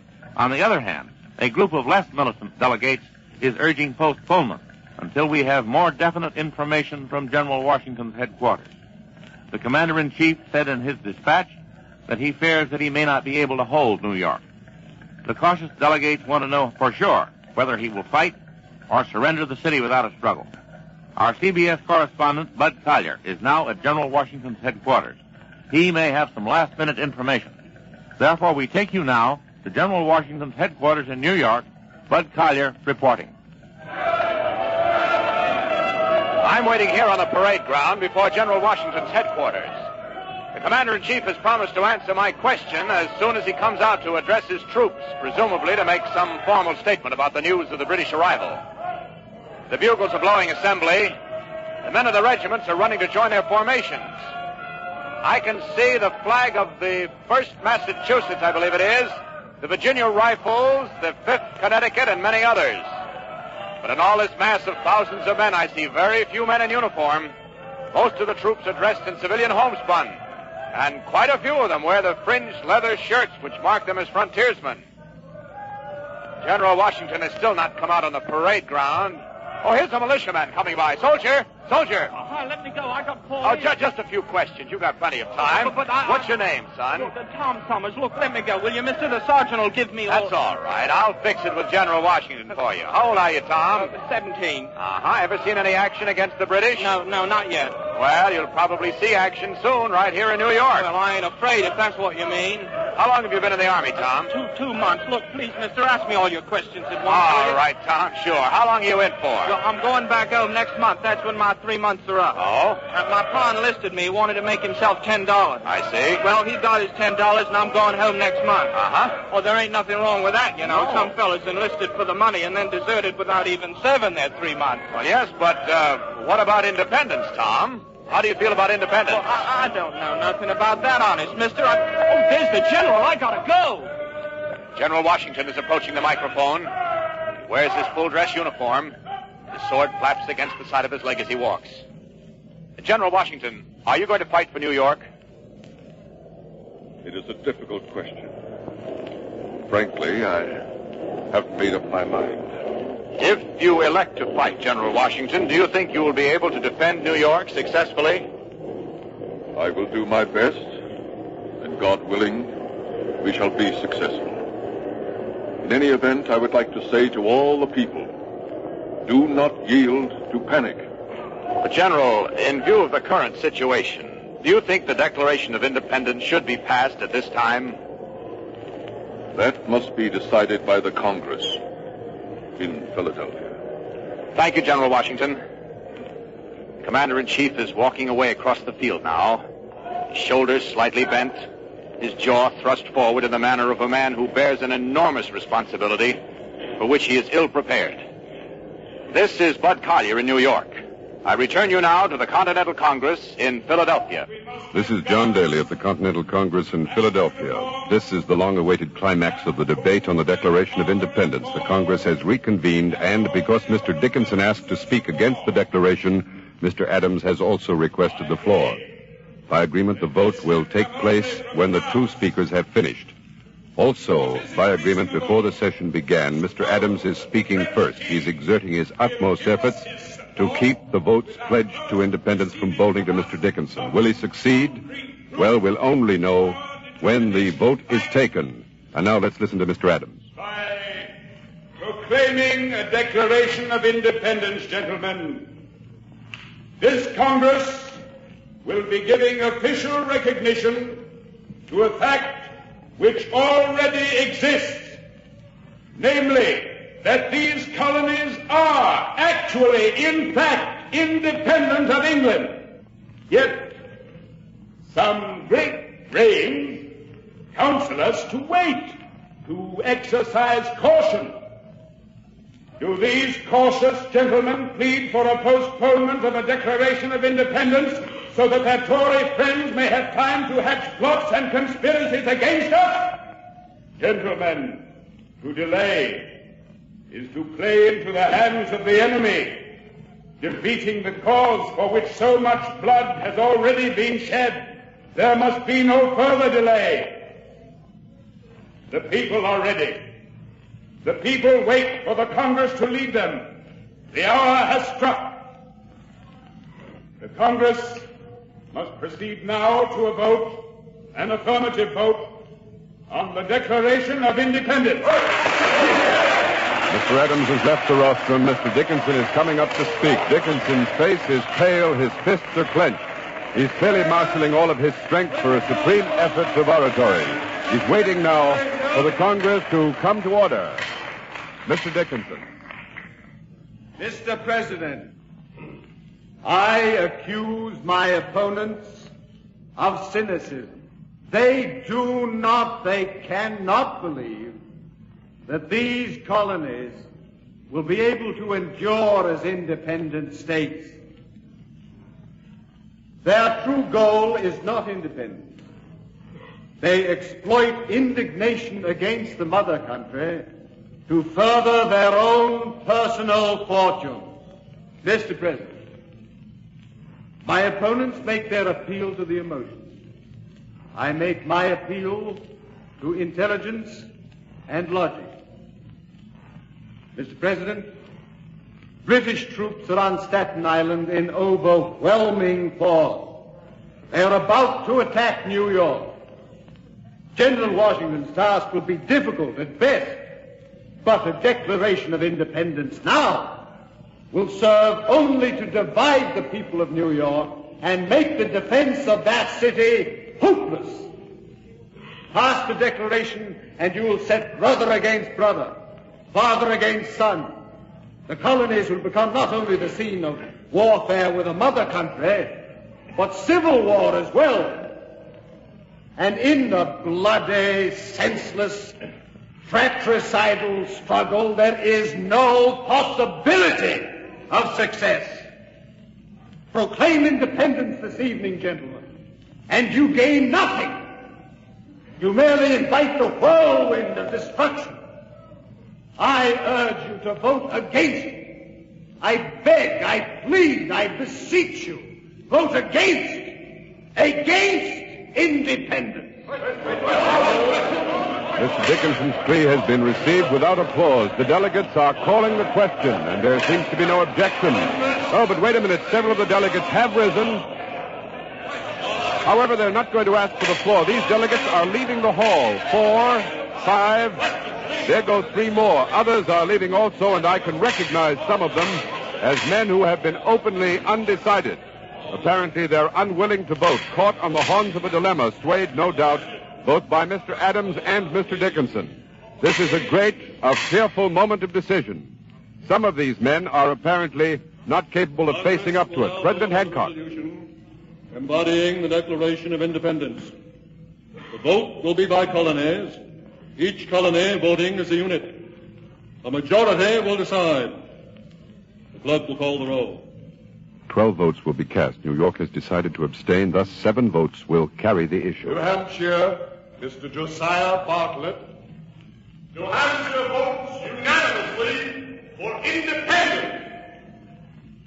Massachusetts, Mr. John Adams. The patriots of Massachusetts vote unanimously for independence. Rhode Island, Mr. William Ellery. Independence. Connecticut, Mr. Roger Sherman. Independence, unanimous. New Jersey, the Reverend Dr. Witherspoon. Mr. President, in my judgment, the country is not only ripe for independence, but is in danger of becoming rotten for want of it. New Jersey votes unanimously for independence.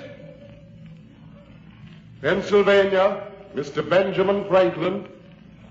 The majority of the delegation from Pennsylvania votes for separation from England, so help us God. Delaware, Mr. Caesar Rodney. Delaware votes unanimously for independence. The Declaration of Independence is passed. Delaware has cast the deciding vote. There is no reaction from the delegates, and the voting continues. It will very probably be unanimous by colonies. Many of the individual delegates are shaking their heads. However, no matter what may be said against the Declaration, this document is impressive. It reads well. It begins, when in the course of human events change is necessary, and then continues, and I quote, "We hold these truths to be self-evident, that all men are created equal, that they are endowed by their Creator with certain unalienable rights, that among these are life, liberty, and the pursuit of happiness." July 4th, these rights, 1776. John Dickinson loses his fight to block the Declaration of Independence, and the 13 colonies go forward to establish the United States of America.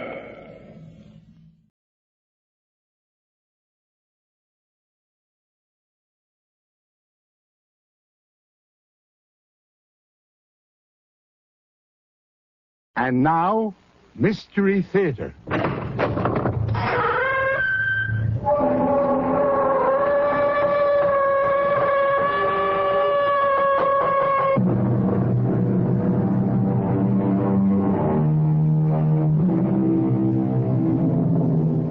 Come in. Welcome. I'm E.G. Marshall, and we're doing business as usual, featuring our full assortment of the mysterious and the bizarre. Quis custodiet ipsos custodes? Who shall guard the guards? Or, to take it a step higher, who shall judge the judges? This was a problem that plagued the ancient Romans, and obviously it remains with us to this very day.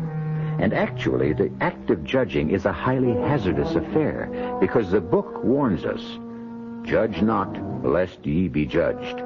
And so, between the necessity to judge and the admonition not to do it, we human beings are in a constant state of doubt, which is not the worst thing in the world. Hold! Hold on there. What you want? What are you doing with that pistol? That's hardly your affair, Mr. Lincoln. A man prowling about at night holding a loaded pistol is certainly an object of curiosity. Only to those that don't mind their own affairs. I consider the safety of the community to be very much my affair, Mr. Barnes. You'll oblige me by handing over that pistol. And you'll oblige me by going about your own business, Mr. Lincoln. I'm afraid I'll have to take that pistol. I'd advise you not to try it. Hand it over, sir. I warn you, not another step.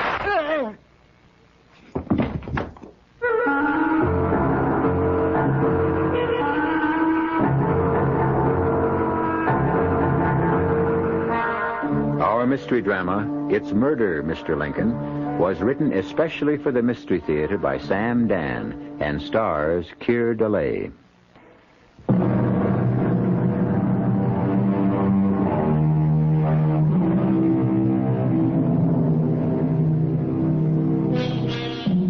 When conditions are bad, we Americans always spend a great deal of energy not in finding a solution to the problem, but rather in deciding what to call it. Is it a depression? Is it a recession? Back in 1837, they called it a panic. So you see, we have made progress. 1837 was certainly a year to tighten one's belt. Definitely, it was not a favorable year to embark upon a new career. And a young man named Abraham Lincoln is discovering this the hard way. He has just settled in Springfield, Illinois, where he has opened a law office. Abe Lincoln sits in his law office and waits for clients.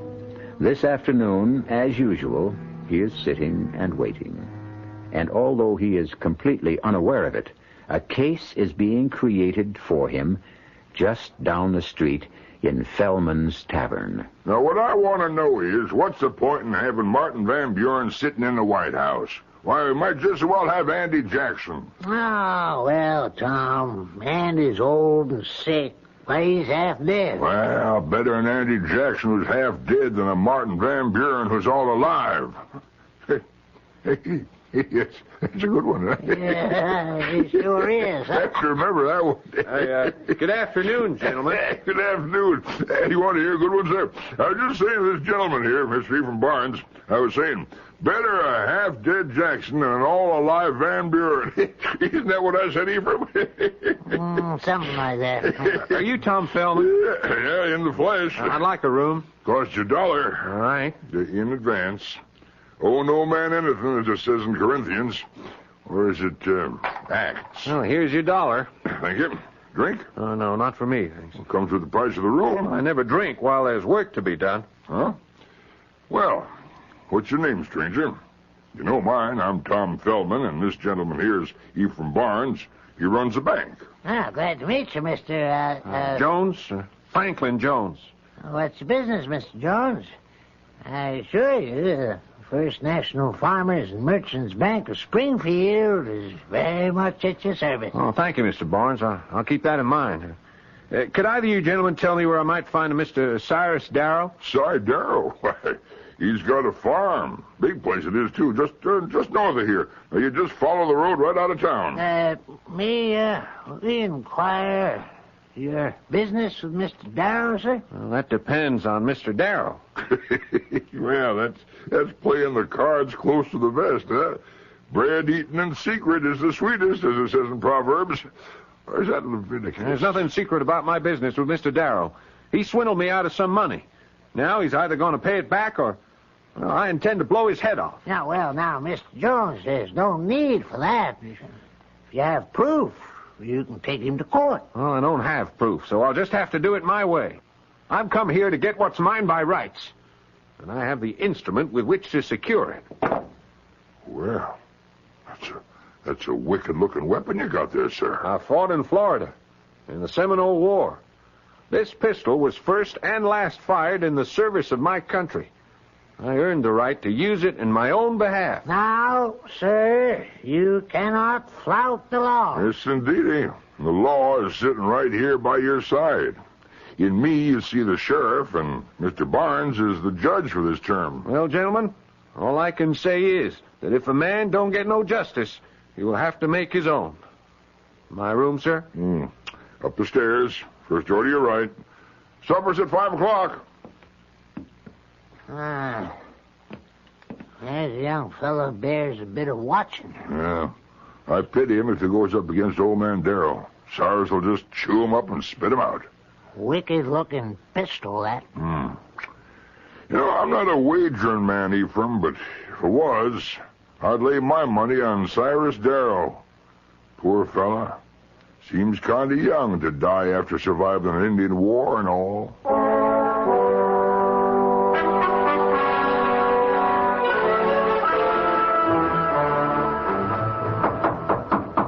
Who the devil's name's out there this time of night?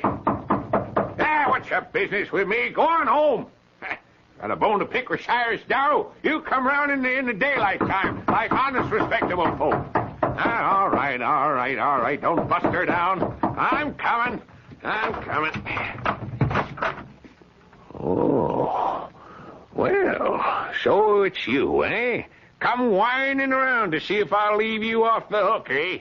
Well, you can hang there and squirm till I'm good and ready to... You think that pistol can scare me, eh? You ain't man enough to... come on now. Hand it over before I make you chew it up. You yellow-bellied...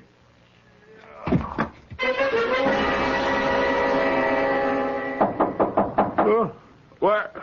Who's there? The sheriff. Sheriff? That's right. Open up in the name of the law. All right. Oh, hi, Mr. Feldman. Oh, Mr. Feldman, the tavern keeper. No, sir. It's Mr. Feldman, the sheriff. You'll have to come along with me, son. What for? What for? Mr. Jones, it looks like you did what you came here to do. What's that? Kill Cyrus Darrow. Killed Cyrus Darrow, but I didn't. He's dead, son. Big hole in his forehead caused by the forcible entry of a pistol ball. There must be some mistake. No, sir. There's no mistake. This your pistol? Of course it's my It pistol. was found 50 yards away from Cyrus's house. No, you couldn't have found it 50 yards away because... Because? Well, it can't be my pistol. I remember I put it back in my bag. Yes? Yeah. Hey, it isn't here. Of course not. How could it be in that bag and in my hand at one and the same time? I didn't... Mr. Jones, as sheriff of Springfield County, I hereby arrest you for the murder of Cyrus Darrow. What? And may the Lord have mercy on your soul. What are you saying? Well, that's right. That's right. I shouldn't say that just yet. After all, you ain't been tried. But you'll get a fair trial before they hang you. I don't know what to say, Franklin.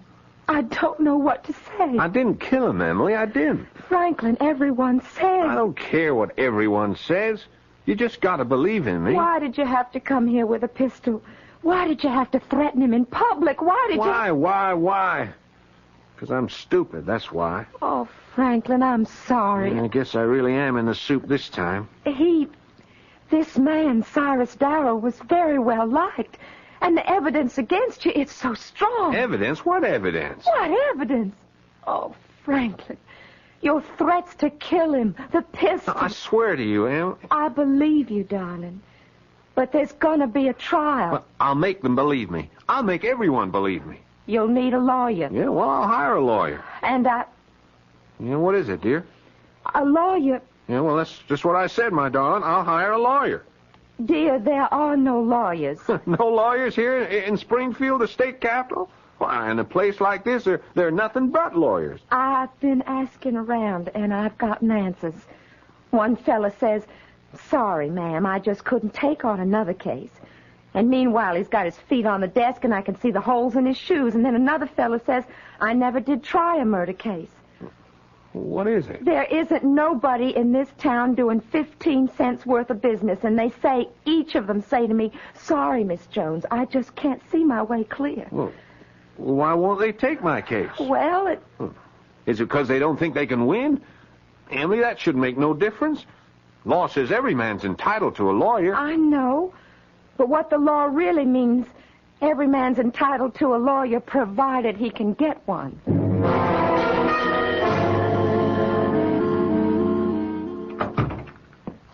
Yes, ma'am? Are you Judge Barnes?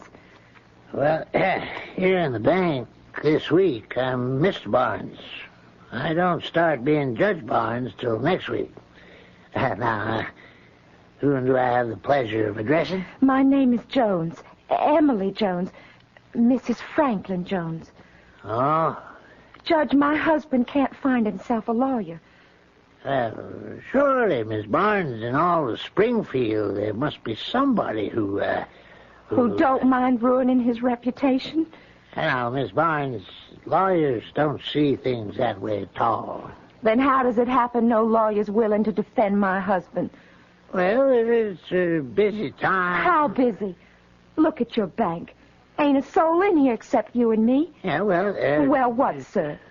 People going broke left and right, nothing being brought in or sold, no contracts to draw up. What are all these lawyers doing?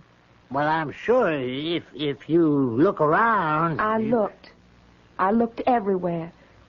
And everybody's turned me down. Everybody? Everybody. Have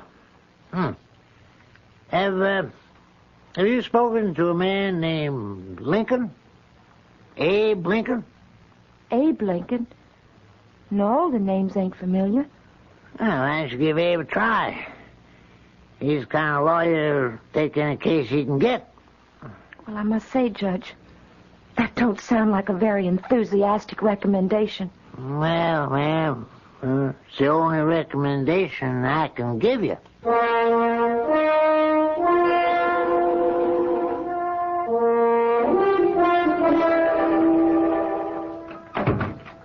Yes, ma'am?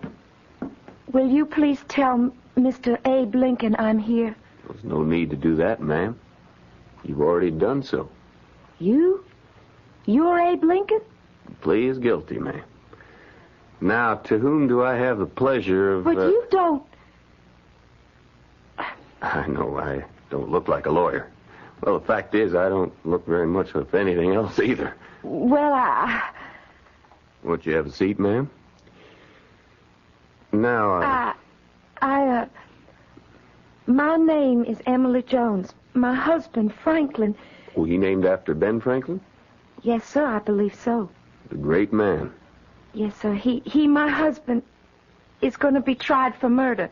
Yes, I know. And I need a lawyer. Well, you've come to the right place. You mean you're willing to defend him? I'm ready, ma'am. Well, that may be, but I've got to ask you about your qualifications. How many murder cases have you tried? How many? To be exact, ma'am, none.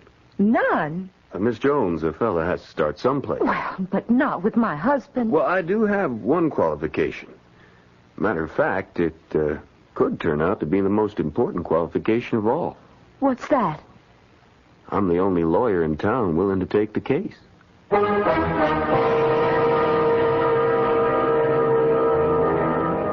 Didn't Longfellow say, "Lives of great men all remind us we can make our own sublime, and departing, leave behind us footprints on the sands of time"? Yes, he did. However, what we should realize about the lives of great men is the fact that most of them weren't always great. Can you imagine being unhappy to have Abraham Lincoln as your lawyer? I'll return shortly with Act Two.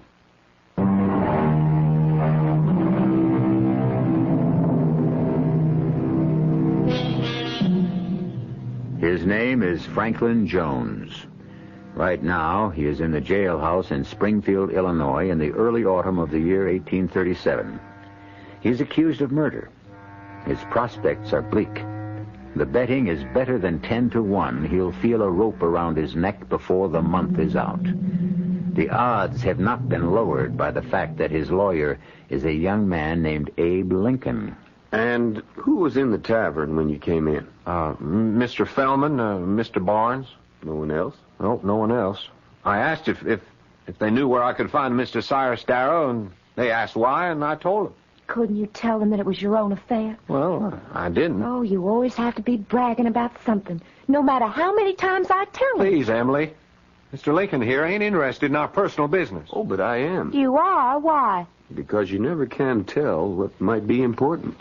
All that's important is to keep the rope away from Franklin's neck. Well, that's exactly what we're trying to do, Miss Jones. Now, Frank, you came here night before last from Valley Junction. That's right.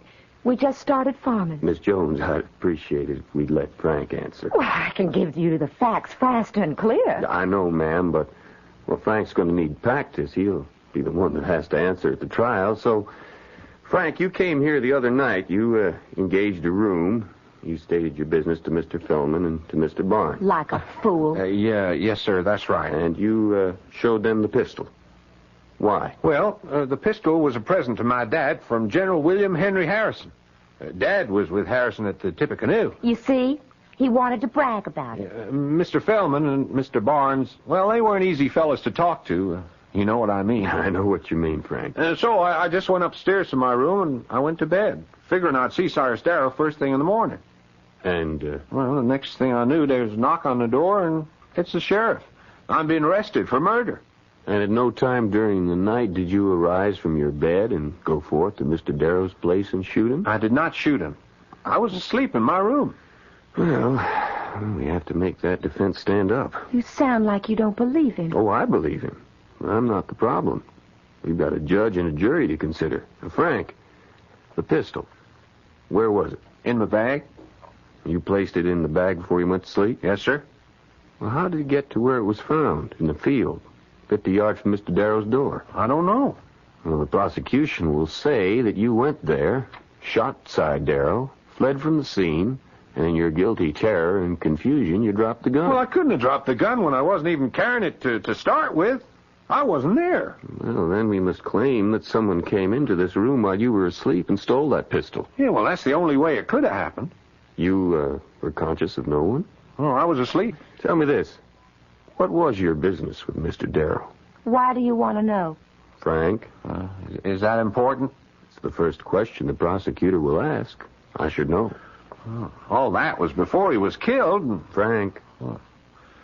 Well, I enlisted in 1829. 1830. Oh, yeah, that's right. And I served in Georgia and Florida. And when I wanted to marry Emily, well, you don't get married on sergeant's pay. Oh, not to me, you don't. Anyway, there was this fella in the company, first platoon he was, a funny little fella, fat and baldy, you know, but smart. He was a Frenchman or a German or something like that. He spoke funny. You know, the Army's full of all kinds of foreigners. Well, they had to run here because they're having all kinds of revolutions in Europe. Will you get to the point? Now, why should Mr. Lincoln care beans about them revolutions in Europe? Yeah, well, his name was Fonda, and he knew all about plants and flowers, you know, and he said, Jonesy, some of these varieties could grow very well up north if... Yeah? If what? Yeah, well, I never did find out. You see, he and I were going into business, and we collected boxes and boxes of various seeds, and we was going to sell them to farmers up this way, where I was well known. That is, I knew some people. And since Cyrus Darrow was one of the biggest farmers in this parts, well, we wrote to him, and he wrote back offering to buy a special kind of feed grass. Yeah, we sent him $30 worth, and he never did pay up. So we wrote and we asked him for our money. And he sent back an answer saying he'd be hanged if he'd pay a cent for some sticky Georgia thistles. What was that man talking about anyway? Well, I don't know. I could have made a mistake and not cleaned out the seed like Fonda said you had to do. Well, he invited me to come up and look at his brand new thistle patch, and also give him the opportunity to wring my neck at one and the same time. And I said, Frank, you go up there and you get your money. Well, did I know he was going to take a gun? And at no time, then, did you visit Darrow's farm? No, sir, he did not. He was nowhere near that place. Frank? No, sir. As far as you know, it could, that is, the seed you sold him, could very well have been thistle, or burrs, or whatever. Well, supposing there was. What does this have to do with the killing of Cyrus Darrow? You weren't up there, Frank? Well, I said I wasn't. Well, I'd better be getting along. Where are you off to? I think I'll ride up to Darrow Farm. Whatever for? I might learn something. What's to learn? The man's been murdered. We know that. Well, I might find some evidence. What kind? I have no idea, but I have to look. You mean you're going to look for something and you don't know what? Yes, I suppose you could put it that way. What was that, Miss Jones? Nothing. Just...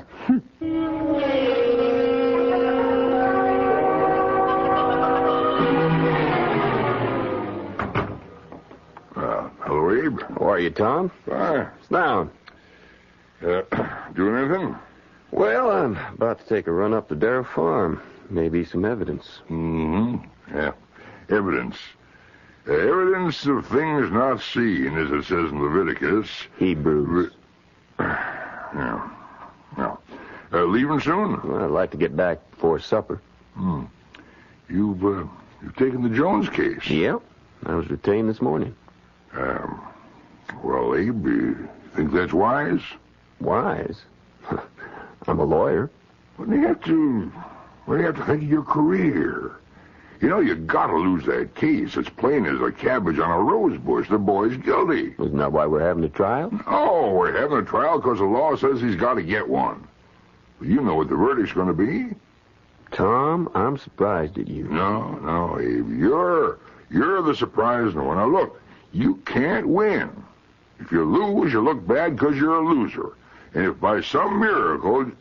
Yeah, you could have a miracle, because as Milton says, the age of miracles is forever here. That was Carlyle.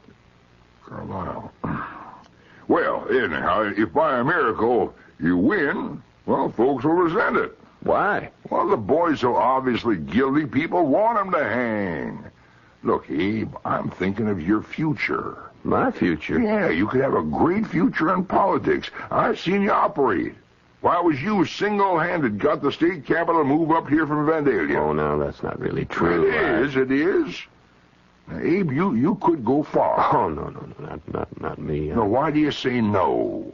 Well, I just don't look like a politician.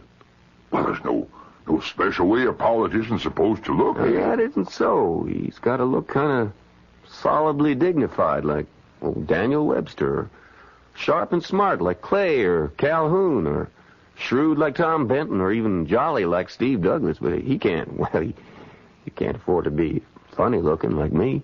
Well, I wouldn't say he was all that funny looking, eh? I'm too tall, too thin, and I'm too bony and gawky. But you got all the brains. Well, brains alone was never enough.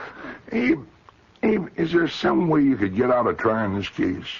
No, I mean it for your own good. Cy Darrow was well liked. I wouldn't get out even if I could, Tom. Cy was very well liked, and folks are mad. You think about that. Well, there's nothing to think about. Well, just thought I'd paint you a picture. After all, as William Shakespeare said, forewarned is forearmed. No, that was Miguel Cervantes.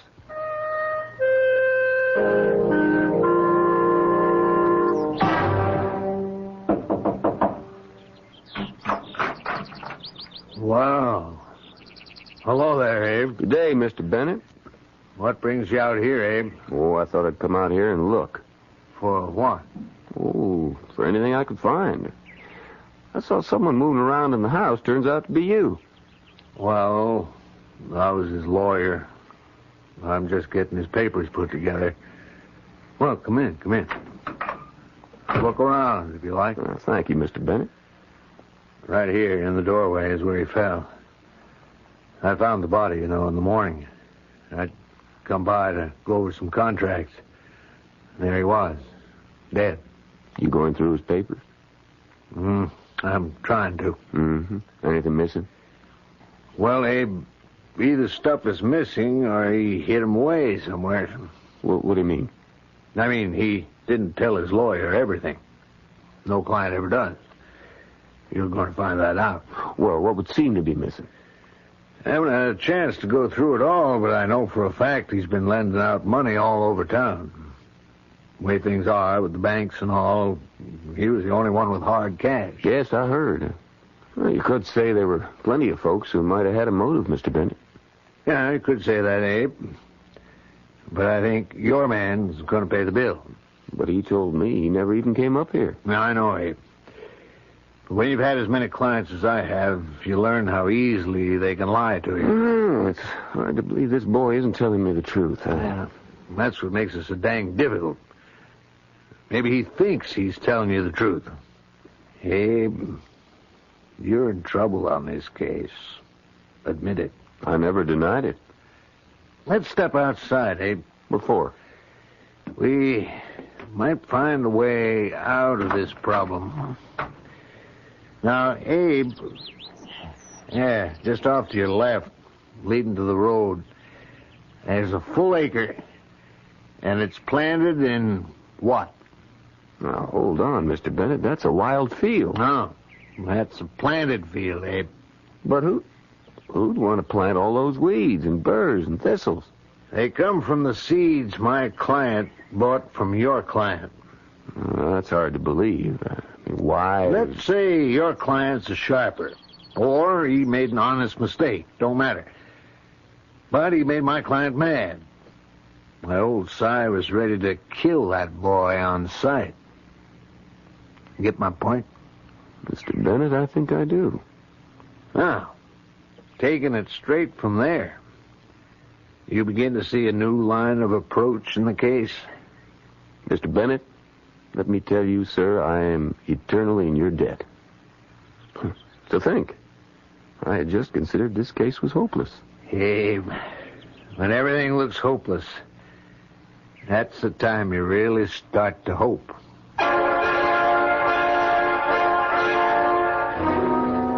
And, of course, that was a lesson that Abe Lincoln never forgot.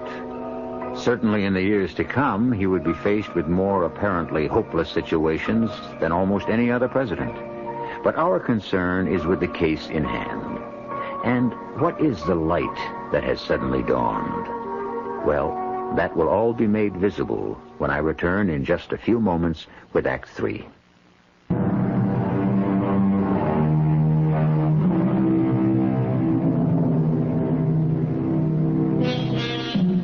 It is always surprising to consider that what we call psychology is a science of recent vintage. We speak so easily of things like the split personality, the other self, the protective falsehood, without realizing that these terms would be unintelligible to people who lived even 100 years ago. But although our forebears did not know these things intellectually, they could understand their implications. After all, Sigmund Freud was only 10 years old when Abe Lincoln died, yet Lincoln already sensed a great deal of what Freud was to discover. No, Mr. Lincoln, he don't lie to me. That's one thing he don't do. He don't lie to me. Emily, maybe he has no choice. What do you mean? Well, maybe he's afraid he'd lose you if you knew he was a murderer. What would you do if he confessed? What would I do? Would you leave him? Well, You see? Oh, I'd raise up a storm, I guess. I'd holler and rip, but afterward, well, I'd stand by him. Well, then you must convince him of that. But will it save him? At least it's a defense. I could plead it. This way, all I'm doing is begging the mercy of the court. But will it work? Self-defense always gives a man a chance. How much of a chance? Well, I'm a lawyer, Emily. I'm not a prophet, but we can get witnesses to prove that Cy Darrow was furious with Franklin. But why? Because Franklin had sold him nothing but weeds. How do you know? I was up there, Emily. I saw them. A strange kind of growth for this part of the country. Brambles and burrs and weeds. It really wasn't Frank's fault, Mr. Lincoln. He just doesn't know. But Cyrus Darrow was boiling mad. Now, oddly enough, this could create some sympathy for Franklin. How? They'll all think Frank was a swindler. Well, maybe not a swindler, more of a sharper. Oh, what's the difference? Well, Emily, you have to know these old horse traders up here. They might even admire him. Why? Because he's done something nobody else was ever able to bring off. What's that? He got the better of Cy Darrow in the deal. And he went up to see Cy to brazen it out, being careful, of course, to bring his pistol. The fact that the pistol was given to him by General Harrison won't hurt either. Well, then, you think we've got a chance? Yes, Emily, I would say, what with one thing and another, we've got a fighting chance. No! No? What do you mean, no? You heard, Emily. I said no. What Mr. Lincoln just explained. I know what Mr. Lincoln just explained. Don't you understand? If you don't plead self-defense, you're sure to hang. Well, I ain't gonna do it. Why? I told you once. I told you 1,000 times. I wasn't there. What, Frank? I didn't kill him. I give up. What can you do with him, Mr. Lincoln? Mr. Lincoln, would you want me to get up there on that stand and tell a lie? Is it a lie, Franklin? You mean you didn't kill Cy Darrow in self-defense? Huh. Here's a hole to be in. A man's wife won't believe him. His lawyer won't believe him. Frank, we only Franklin, I can only plead the defense my client gives me. Since I wasn't at the scene of the crime when the murder took place, I don't know what happened. Well, I don't know neither. I wasn't there myself. I was asleep in bed in my room at Feldman's Tavern. But, Franklin, nobody's going to believe that. Well, ain't that what I got a lawyer for, so he can make folks believe me? Or is this case too tough for you, Mr. Lincoln? Well, it's tough enough. Hey, did you find anything up there at Darrow's place? How'd you know I was up there? Well, look at your pants. Oh, yeah. Yeah, them little burrs. Almost too small to see, unless you're looking for them. Yes, sir, you'll be picking them off your pants legs for weeks. I thought I'd gotten rid of most of them. No, sir, they're hidden where you can't even see them. And some of the seeds, why, they'll even germinate on the clothes, seems like. You better boil those pants. Oh, well, thank you. I guess Darrow was right, Emily. We did sell him weeds. I didn't mean to, Mr. Lincoln. It's just that Corporal Fonda would have known what to do. He said you had to wash the seed in something called alkali. I don't even know what it is. What are you going to do now, Mr. Lincoln? Tell me, who else was in the tavern when you came in? Well, I told you, just Mr. Feldman and Mr. Barnes. Nobody else? No, sir. You positive? I'll swear to it. Well, do you know anyone in the town? No, sir. Not a single solitary soul. Why do you ask? Well, Emily, it's about time I started asking questions. But you've been asking questions all along. No, not the right questions, and I haven't been asking the right people either. Well, Abe, I can only tell you the boy insists on having a rope put around his neck. Well, he refuses to plead self-defense. In my opinion, he'd rather die having his wife think he's not a murderer. I believe him. It can be a dangerous business when you start believing clients.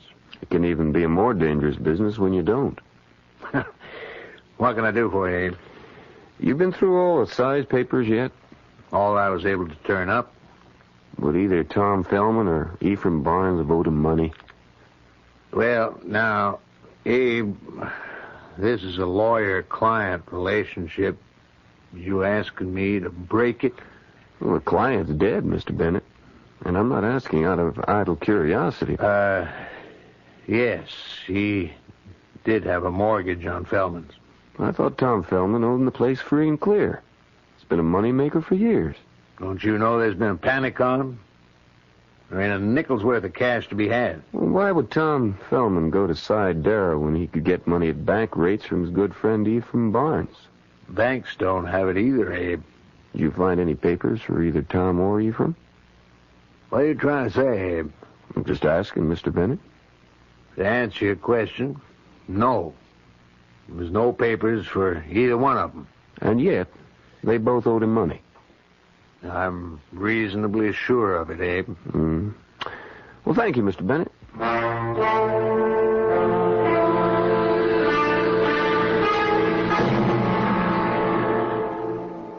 Good afternoon, gentlemen. Well, Abe. Afternoon, Abe. Have a drink. How's the law business coming? Slow. Well, slow but sure moves mighty mountains. Aristotle. Euripides. Yeah. Abe, I swear one day I'm going to catch you. Gentlemen, we have some business to discuss. They discuss business at my office only. This is legal business, Ephraim. Then I'd rather discuss it at your office. It has to do with the upcoming trial of Franklin Jones. In that case, I don't discuss it at all. I'm scheduled to be presiding judge, you know. I don't think so, Ephraim. Well, what you saying? You can see the calendar. I'm going to ask you to disqualify yourself, Ephraim. What are you saying, Abe? Abe here's one of the finest... Abe, don't you believe I'm a fair man? It's nothing personal, Ephraim. Well, then why... Well, to begin with, you're a material witness. Who is? You are. You and Tom here. You're the only ones who heard Tom ask for the whereabouts of Cy Darrow, and who heard Tom threaten to kill him. Yeah, well... Well, you can't be a judge and a witness at the same time, can you? Yeah, but you... Besides, there's more to it than that. What are you driving at, Abe? Well, my client insists that he's not guilty. Well, now, you wouldn't expect him to admit it now, would you? Yes, if he were guilty, I would, especially since I found a way he could plead guilty and still save his neck at the same time. What's that? Self-defense. Old Cy was born mad at him. Mad enough to kill him. But the boy refuses to take that defense, which proves to me that he's a young man of his word, and I have to respect that word. Abe, if Franklin Jones didn't kill Cy Darrow, who in thunder did? Well, we'll have to sit down, the three of us, and reason together. If Franklin didn't kill Cy, who did? We know somebody did, because Cy's dead. I'd like you to come straight and tell me exactly what you're driving at, Abe. Well, it couldn't be suicide. After all, how would Cy get a hold of Frank's pistol? Well, what motive would Cy have for doing away with himself? None. But you can't be too careful in these things. You have to explore every possibility. But you also have to be headed someplace. Don't be impatient, Ephraim. I am. So if it wasn't Frank, who else could it be? Who else knew Frank was in town? Who else knew Frank was mad enough to go to Cy's place with a pistol? Who else would even know that Frank had a pistol? The answer? Either one of you two. Well, hold on there, Abe. Are you saying that Eve here, or me, could have killed Cy Darrow? Huh? Well, Abe, I am your best friend in town. How could you even think... Abe, I thought you was always a man of good sense. But this is monstrous. Have either of you gentlemen been up to see Cy lately? Well, I ain't been up to Cy Darrow's place since I bought a pony from him in 33... No, it was 34. Well, yeah, it's been 3 years. Ephraim? It's been at least a year since I had occasion to visit Cy's farm. Where'd you transact your business? Whatever business we would transact, we would do at the bank. Gentlemen, one of you two is lying. Hey, now look here. Now, you want to be careful now, Abe. Friendship only excuses just so much. Let me borrow that chair. Now, I'm going to put my foot up on the seat of it. What for? Oh, come on, let's humor him. He's mad. You'll notice that the lower part of my trouser leg is covered with very tiny little sticky burrs. So? So these are typical of a growth that occurs only in northern Florida or southern Georgia. You can't find them anywhere else in the country except at Cy Darrow's farm. Well, now, what's that got to do with the price of tea in China? They grew from seeds sold to Darrow by mistake, by Franklin Jones. I still don't see what you're driving at. I was up there just before. That's how they got all over my pants leg. Now, will each of you gentlemen please place his foot up on the chair? I'll be hanged if I do. Is that a prophecy, Ephraim? Eve, them little burrs, them sticky little burrs. You got them on your... Ephraim, if you wasn't up at the Darrow place, how'd them little burrs get all over your pants?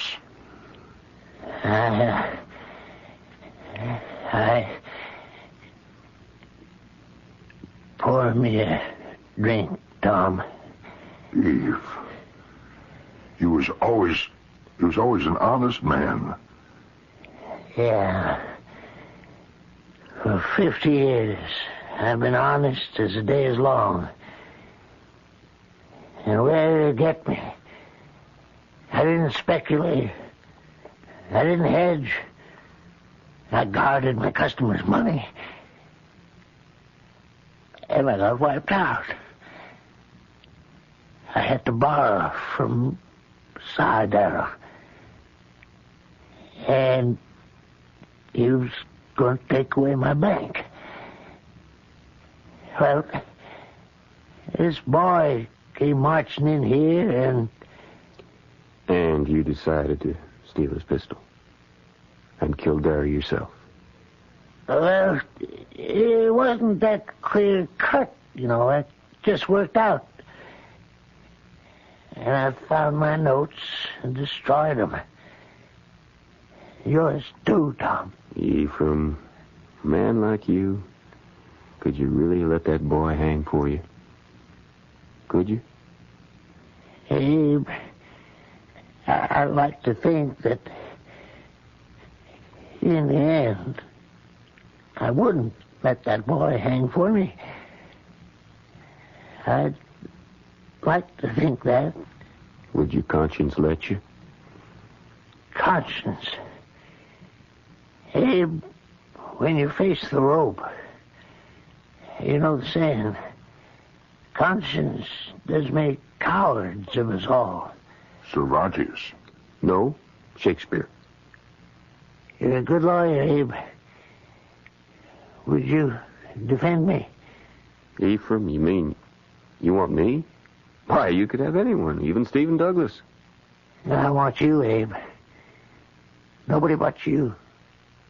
Thank you, Ephraim. I'm grateful. I'm humbly grateful.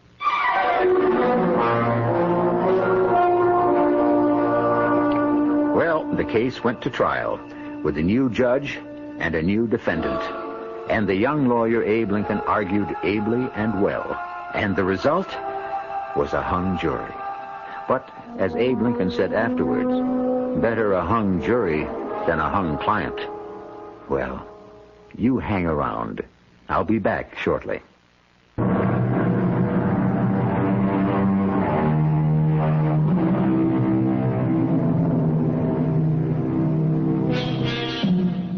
Franklin and Emily Jones, Tom Fellman, Ephraim Barnes, they are all obscure footnotes in the book of Abraham Lincoln's life.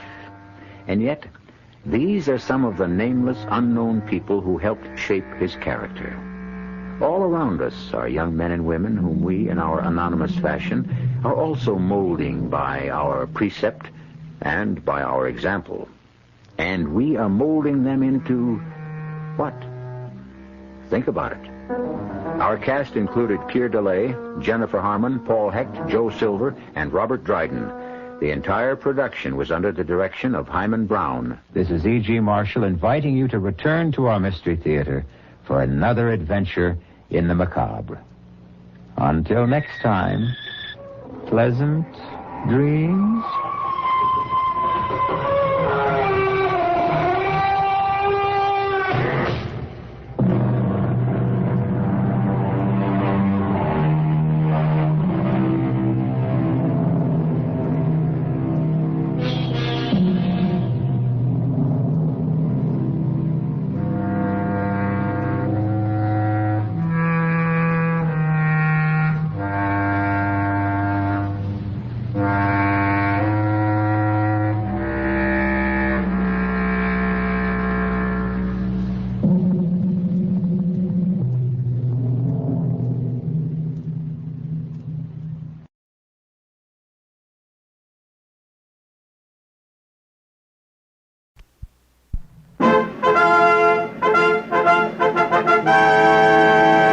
Great Plays.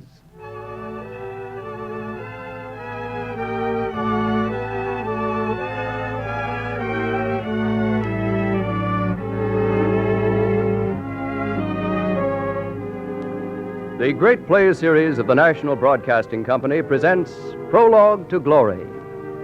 Your enjoyment of the Great Plays series may have been greatly enhanced by the Listener's Aid, published through the cooperation of the University Press of Columbia University in New York, which so many of you have already acquired. Listen at the end of this program to learn how you may obtain a copy of the Great Plays Drama Guide containing complete information about this series. It will serve as a permanent record and reference work. Today's great play, the last in the current series, was written by E.P. Kunkel and was first produced professionally on Broadway in 1938 by the Federal Theater Project. Prologue to Glory as a play is not primarily concerned with details of historical accuracy. It attempts rather to be true to the spirit of the times and to its central character, Abraham Lincoln.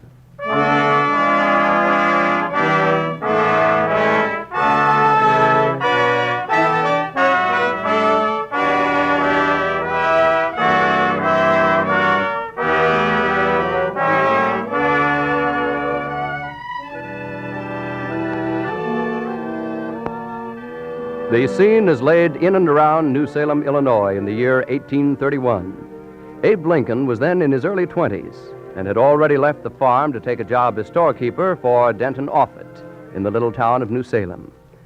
Well, one winter evening, Lincoln was in the store reading to his friend Dave. Oh, admirable man. Oh, great preceptor of his country.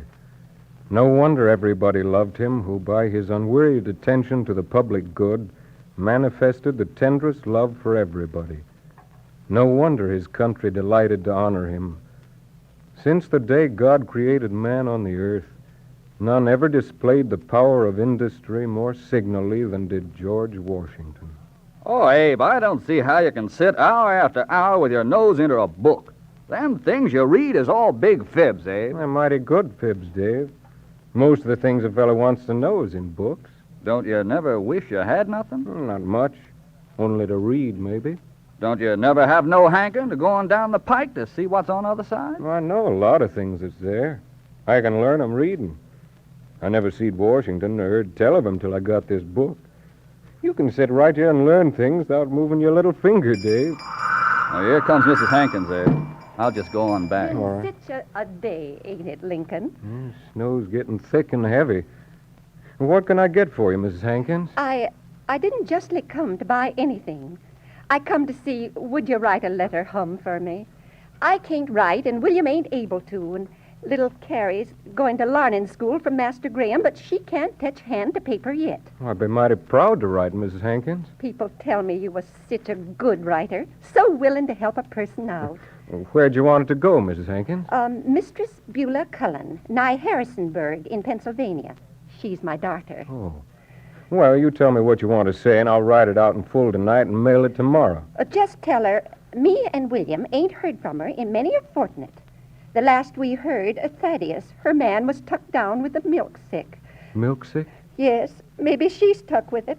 Maybe she's gone. I lost my ma with milk sick.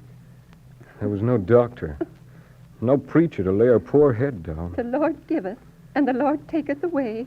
Amen. Tell her Me and William have been having a parcel of trouble with Thomas, but it will pass when Thomas gets married. That William is in good health and tolerable spirits. That William's crops are good, and that we all look forward to the hour when we shall meet, whether it be on this side of the river or t'other. All right. You reckon that'll be all? Yes. I was wondering if you could make it sound like the beautiful letter you writ for Patrick O'Keefe to his ma. I knowed Patrick never could have thought of them things himself. I'd be mighty pleased to do whatever I can, Mrs. Hankins. Oh, thank you so much. Thank you so much. Good night. Well, you're mighty welcome, Mrs. Hankins. Good night. Get darn cold. Getting colder. Yeah, how'd you, Abe? You can start the evening session now. We're here. Say, I've done made a new rule for this here store. Yeah, You what's that? fellas stay out of that Cracker Barrel. 3/4 gone already, and I ain't sold but 1 pound. Where you suppose them crackers went to, Bert? Search me? What with off of drinking up the profits, and you fellas eating us out of house and home, this here store's coming to a pretty pass. Now, Abe, I wouldn't have come here if it wasn't for you. Well, we gets better entertainment here than we does home. My woman says you're an Abe Lincoln witty woman. Well, is all of us steady loafers here? Yeah, session's ready to begin. Let's set. Well, Abe, come on over. Let's begin. What's that there barrel stave for, Abe? It's for the next fella that dips into them crackers. Hey, here's your drunken partner, Abe. Hey, you fellas. Come on back and try my new keg of rum. Have you heard? I took an Abe in and made him a partner. Took him in on a wave of prosperity. Come on, fellas. Abe, did you order them goods? Yeah. They sent a letter back saying they want money. Money. Them sons of Satan can take our credit. There ain't no money out here but wildcat money. You know that. Well, I ain't seen none. I give you credit, you give me credit, and Potter and Slinkers give us credit. That's the way business is carried on. Come on, let's celebrate. Abe takes care of the details, and I go out and boom up the caterwallop and off it concerns. Drunk again. Oh, if it didn't put your head on the chopping block, did he, Abe? Making you a half partner? Well, Dave, these improvements they've been talking of, land going up and settlers coming in, maybe we can make a go of it. Well, maybe. I hear some customers coming. We better go on back, fellas. Yeah, why can't we just sit here? Well, evening, Aunt Polly. Good evening, Abe. Evening, Ann. Evening. Howdy, Squire. Evening, Abe. And I want a shilling's worth of sugar. Come on out tomorrow, Abe. Bolin and me's been married going on 40 years. Going to celebrate life. I'd be mighty happy to, Aunt Polly. A shilling's worth of sugar, you say? Can I weigh it out, Abe? I reckon you can do just about anything around here you care to, Ann. Abe, Myrtle's little boy's been deviling his pa to make him a sailing boat like you made him. I guess we're going to have to put his duds together and ship him in here to you. Well, you fetch him in, Aunt Polly. I'll make a regular merchant prince out of him. Like Orphan? No, you won't, Mother. Tutty-tut. Yeah, that boy's going to be a lawyer. Lawyers are amongst God's giftedest critters. Now, Abe... Hurry with the sugar, Bolin. Set to talking law again. Say, Squire, I've been thinking of that Ohio case you set me on to. You know, them two fellas running a ferry. What did you figure out? Well, I figured that if the steamboat was on the Indiana side and the fella come from Indiana, he wasn't encroaching no Ohio license, and the Ohio fellas didn't have a leg to stand on. That's what I figured, too. The Ohio fellas didn't like it none, neither. Blast take me, Abe. You got a genuine legal mind like mine. Say, you let up on this Shakespeare business and go over to Athens and get that set of Blackstone that Daniel Smithers has got. It ain't but a 32-mile walk. Bolin, come along. The law's a noble profession, Abe. Keeping people at peace with themselves. Bolin? Yes, Polly. Say, Abe... Well, take care of yourself. Thank you, Aunt Polly. Good night, Squire. Well, Ann, what can I do for you this fine evening? I got a brand new layout of Crocs and horseshoe chawing tobacco. Abe, Henry Arnstad asked me to see if you would debate at the forum meeting tomorrow night. It will be a grand chance for you. Mary's going, and so am I. All we girls. What's the debate on? Which is more valuable, the bee or the ant? Henry Arnstad has lots of books to look into, so you have to be on your mettle. Well, Henry'd be what you'd call having a right smart head start. Well, he'll need it to stand against you. You'll do it, won't you? Oh, I reckon not. I ain't smart enough. Smart enough? You're sure you're not just too lazy, Abe? I ain't got no right to go about telling people which is the most valuable, the bee or the ant. I've done enough thinking on that subject, nor any other, to get up before people and talk. If it was telling a story to your cronies, I guess you could do it. They're kind of my own people, Anne. Of course, it's no business of mine, but you could talk as well as David or Henry. An ambitious young man has got to make his mark in oratory nowadays. Well, maybe. Do you mean to tell me you intend to stay in this store all your livelong life? I've never much thunk anything else, Anne. If a fella can get along without fighting... Well, you'd never hear a Rutledge man say that, Abe Lincoln. He'd get out and try to get some independence and respect.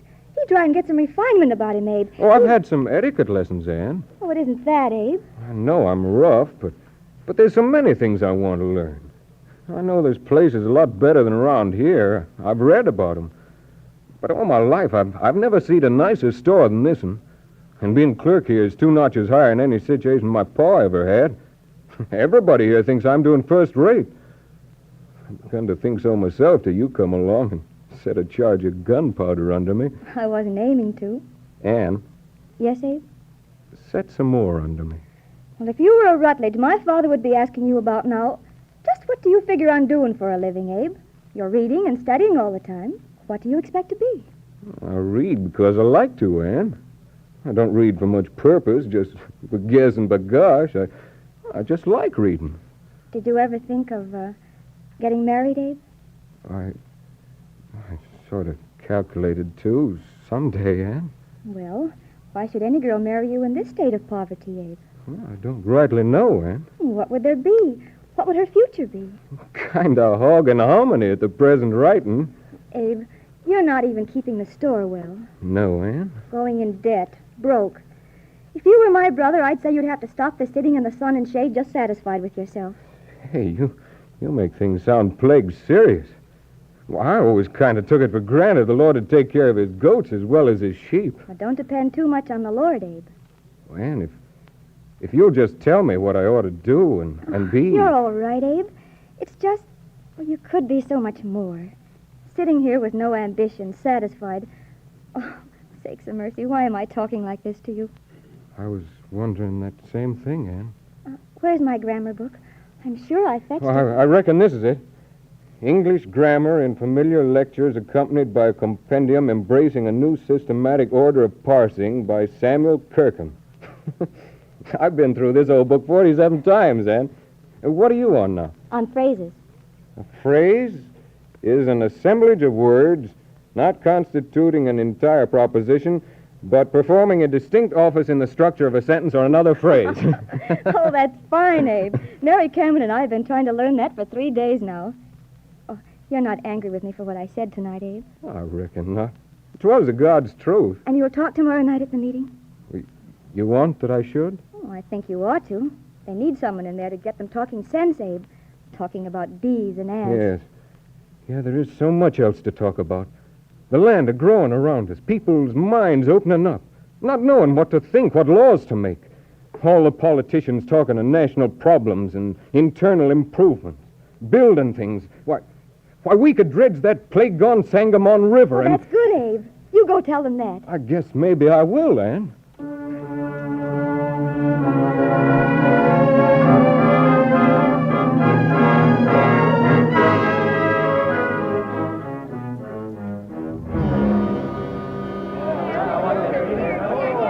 How do you feel, Abe?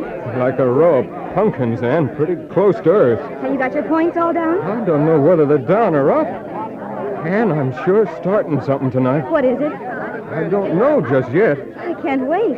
You never hear tell of the fella lit a fuse the keg of powder he was setting on to see what had happened? You're going to wrestle somebody, Abe? Not like you think. How you feel, Abe? Doctor, do you know what Abe's got up his sleeve? Giving a big speech, ain't you, Abe? I reckon so. Oh, sakes alive, a person would think it was something important. Well, you can begin the fracas now. I'm here. Quiet, please. Quiet. You folks all take seats, please. Ladies and gentlemen, the New Salem Forum Society is happy to welcome you as guests. Hey, shut that door. In this open meeting, we will try not only to entertain you, but also to enlighten you. We're here tonight to listen to a debate. As you probably know, the society tries always to discuss questions being discussed all over the country. The subject for tonight's debate is resolve that bees are more valuable than ants. Ladies and gentlemen, we are fortunate in having Henry Onstadt, who has debated before us many times, to open the question. Mr. Onstadt. Mr. Chairman, the subject for debate has been given. I shall not go into a definition of terms, as I believe it is sufficiently understood that the bee, in general, is a member of the superfamily Apoides, and the ant is only a hymenopterous member of the family Formicodea. I am happy to have for my task the defense of the bee. Not that it is the more easy to defend, but it is my heartfelt conviction that the bee is the more useful animal. Just what I told you, Luke. Hence, can I argue from genuine conviction? Hence, is my argument won already? Ray for Henry!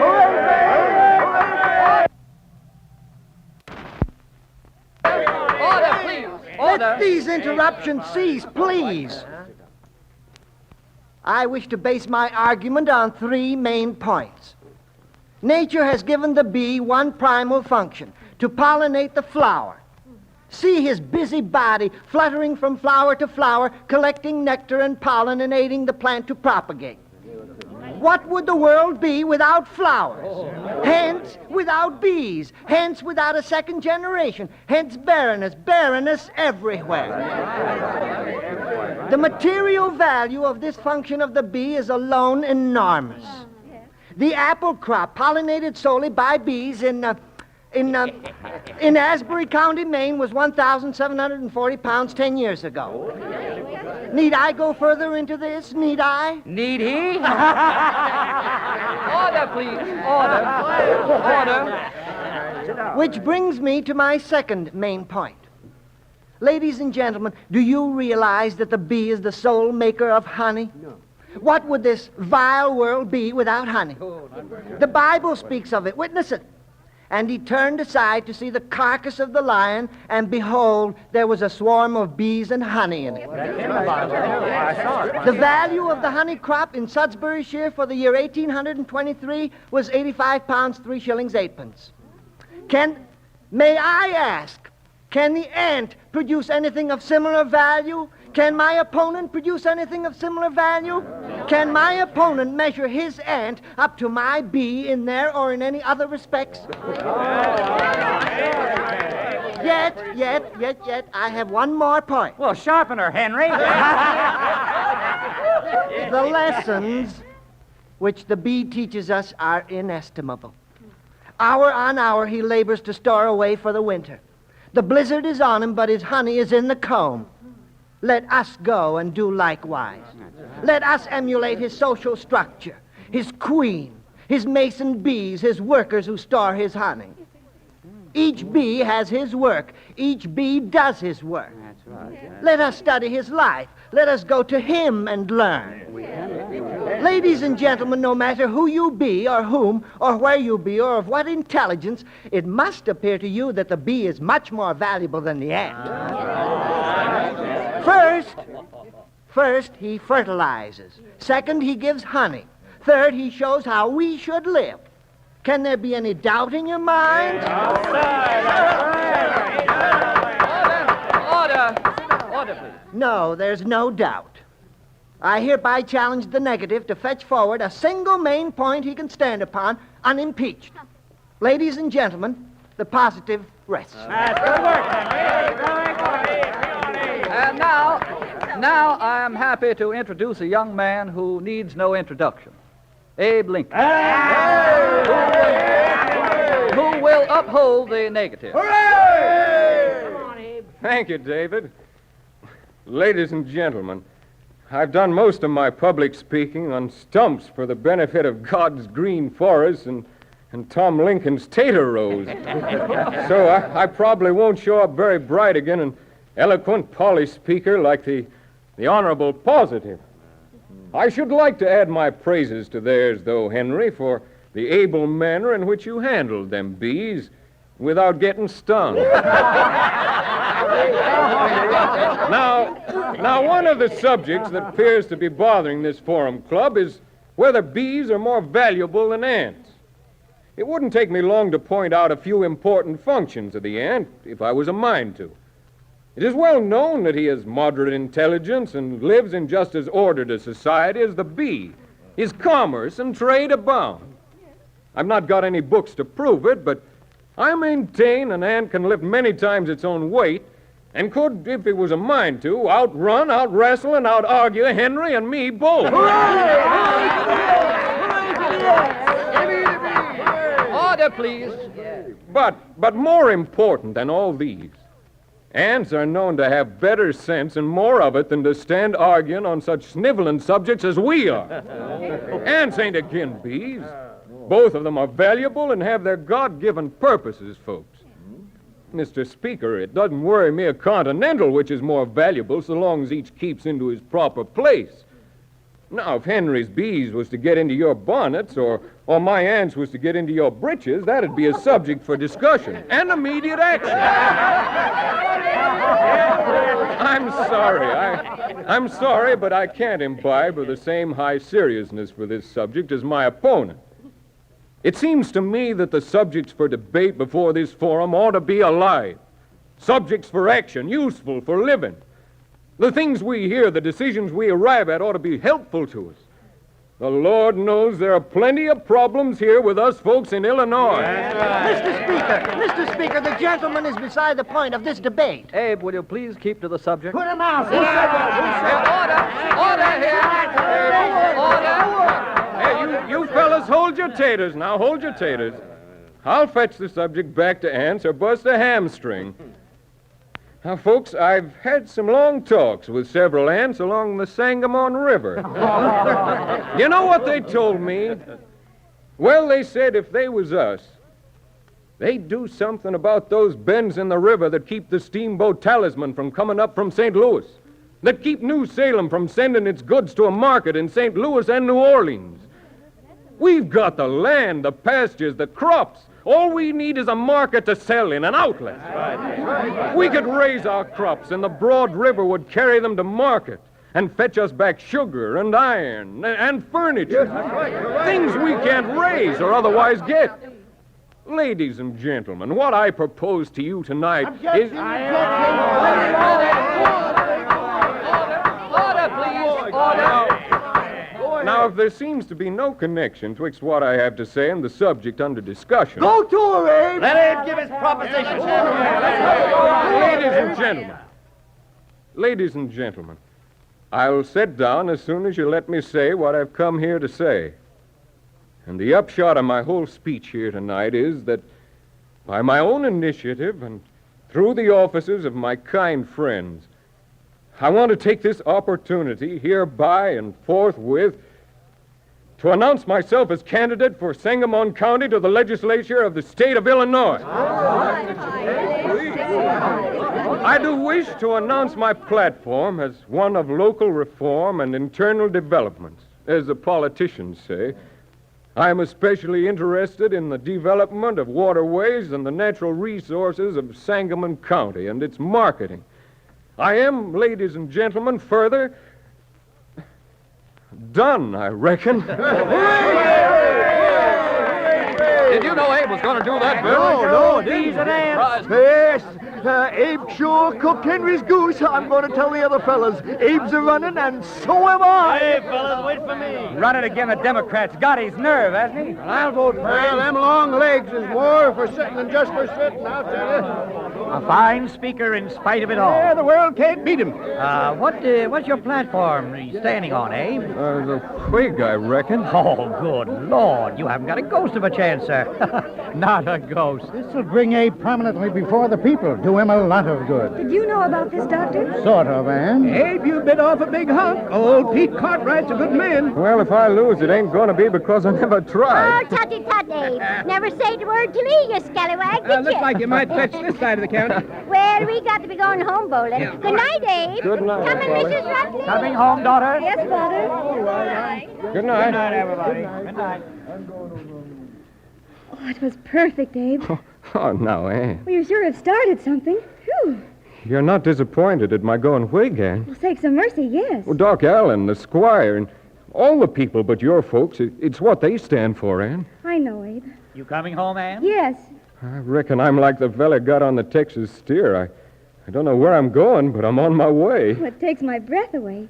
You're sure you're feeling all right, Abe? Well, it doesn't seem much like a Lincoln to start a thing like this. Everything inside me was saying, Lord sakes, Abe, sit down. Why'd you ever stir up this mess? If Tom Lincoln could see me now, he'd not know his boy. But it was right interesting standing up there watching people think this way and that. I feel powerful better doing this. Thanks to you, Ann. Oh, no, Abe. Ann, we're waiting. Oh, in a minute, Father. I wonder, Ann. Yes? Could I fetch you home, Ann? Oh, it wouldn't seem like a Lincoln to start such a thing as that either, would it? Well, I suppose not. You can fetch me, Abe. Oh, thanks, Ann. I wish my pa could see me now.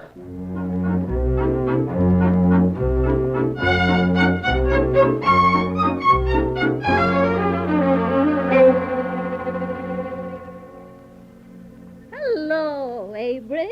Hello, Granny. Come on in and sit. Thank you, Granny. Well, Avery, don't you think you're something now?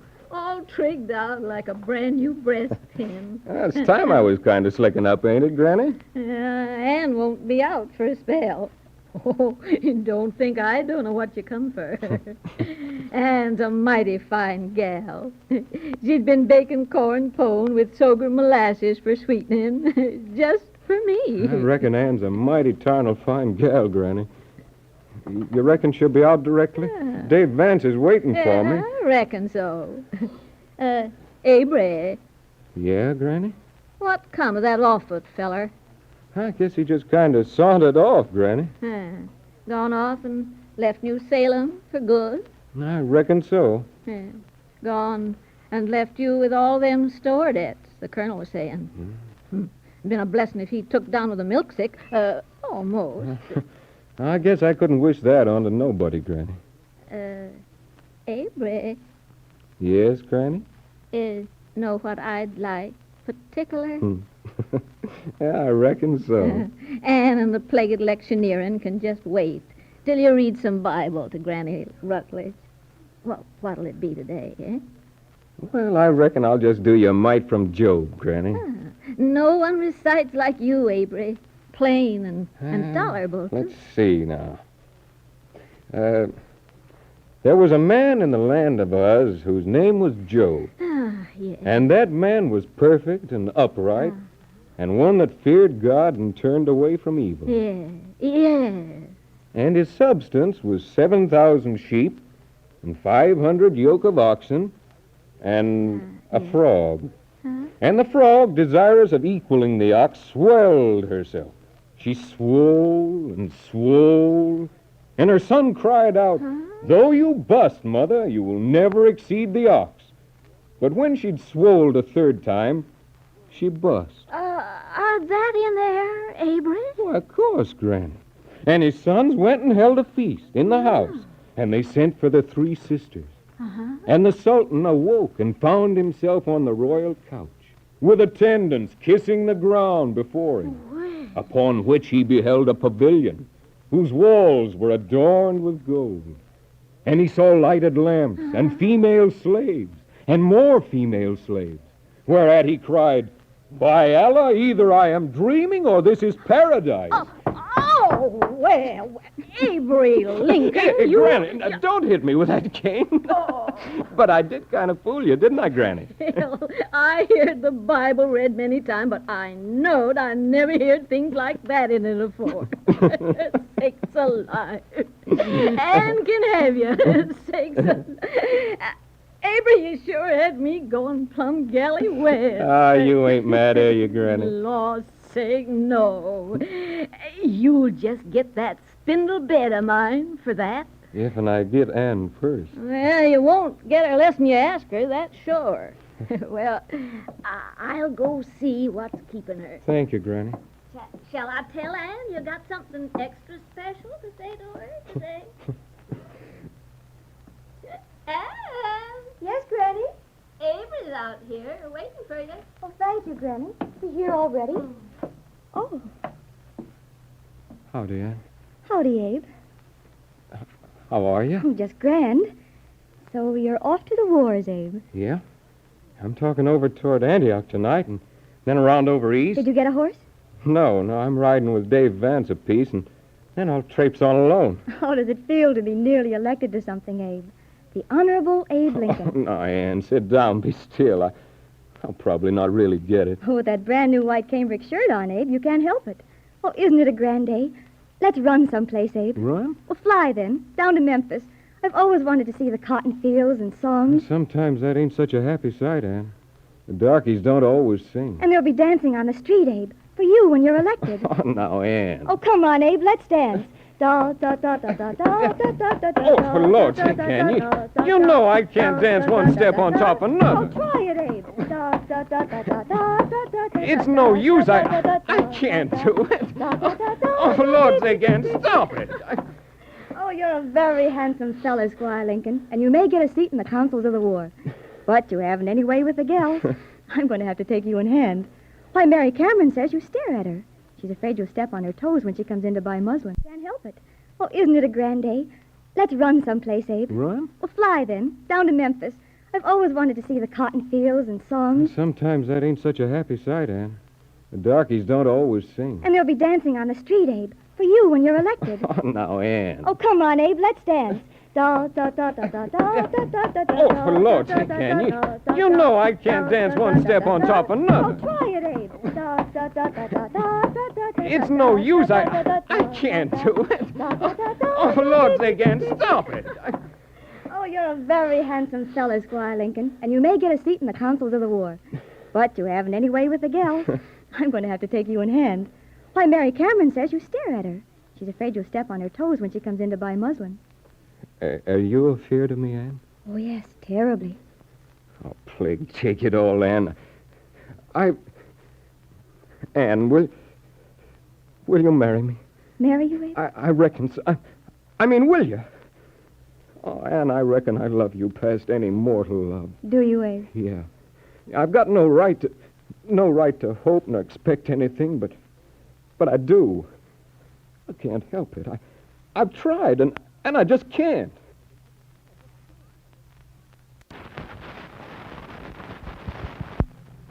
Yes, Abe? I know I've got no work now. The store is gone, Offutt's gone, debts. So all I can do nowadays is to keep body and soul together. Ain't much to look at, I know. You're not speaking very well for yourself, are you, Abe? I reckon I'd be a good walking delegate for a long spell of bad weather, Ann. Of course, I might win the election. I've thought everything out as clear as I could. Folks seem to like to hear me talk, but you can't tell nary a thing how they'll vote, though. Wish I knew. I've thought of going on blacksmithing if I don't get it. I've never known a blacksmith that died of starvation. Did you, Ann? No. And there you are. And they're always good storytellers, too. That's a lot, Abe. I've thought of surveying. Then there's law. Well, every now and then I get money for writing contracts and deeds. Bolin wants me to take up the law, and, well, I guess I could make a little pin money working at harvest, whipsawing out coffins and such like, Ann. So's you could have a falderall now and then. A falderall, Abe? Yes. Like for your hair, or a breastpin for your dress, or a poke of sweets.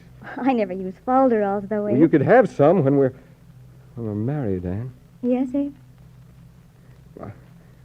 I've undertaken to write you a snatch of poetry.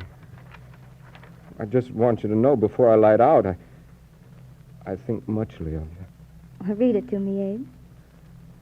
I don't know whether I can. Well, time, what a empty vapor 'tis, and days how swift they are, swift as an Indian arrow, fly on like a shooting star. Go on, Abe. The present moment just is here, then slides away in haste, that we can never say they're ours, but only say they're past. Why, that's lovely, Abe. It's for you, Ann. It doesn't say much about love, but it's lovely. I'll put it in my scrapbook. A remembrance of a lovely day. Thanks, Ann. You know, Abe, once I thought I shouldn't marry you.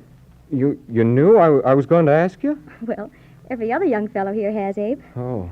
No? Once I thought I'd not marry you. I thought I'd let Mary Cameron have you. You know, I was engaged once. Yes, I knew that, Anne. He went east. He didn't write. Yes, I know. Oh, I wanted you to know. Because I like you, Abe. Muchly. I never thought of the poverty, the debts. Oh, Anne, will you marry me? I can't go on without you. Oh, I like you, you gangling fellow. Will you? If it would make you happy. Oh, Anne. Yes, Abe? I think perhaps I will. Doggone, Anne. I'm busting. I'm plumb busting. Whoa, hooray! For goodness sakes, Abe, you have the whole town over here. Let them come. I want to tell them we're going to be married. I'm going out to win this election for you, Anne. I'm going to make a big thing out of it. I'm going to put steamboats on the wide breast of this river. Dave, you coming? That's Dave. He's been waiting. I'm coming. Where's my hat? Here it is, Abe. Have you plumb lost your mind, boy? I reckon so, Anne. Let me lose it just this once. I'm gonna sit on the seat of the Almighty and consult with the Lord, Anne. Goodbye, Abe, dear. I hope you will. Goodbye, Anne.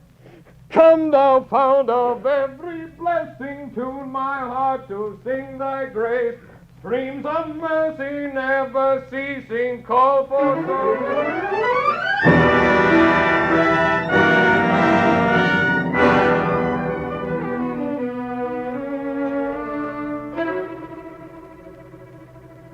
Wonder there ain't someone giving a speech around here today. Heard Uncle Pete Cartwright was in these parts. Yeah, so we heard. Thought he'd be. Hitting off pretty lively for an old feller, ain't he?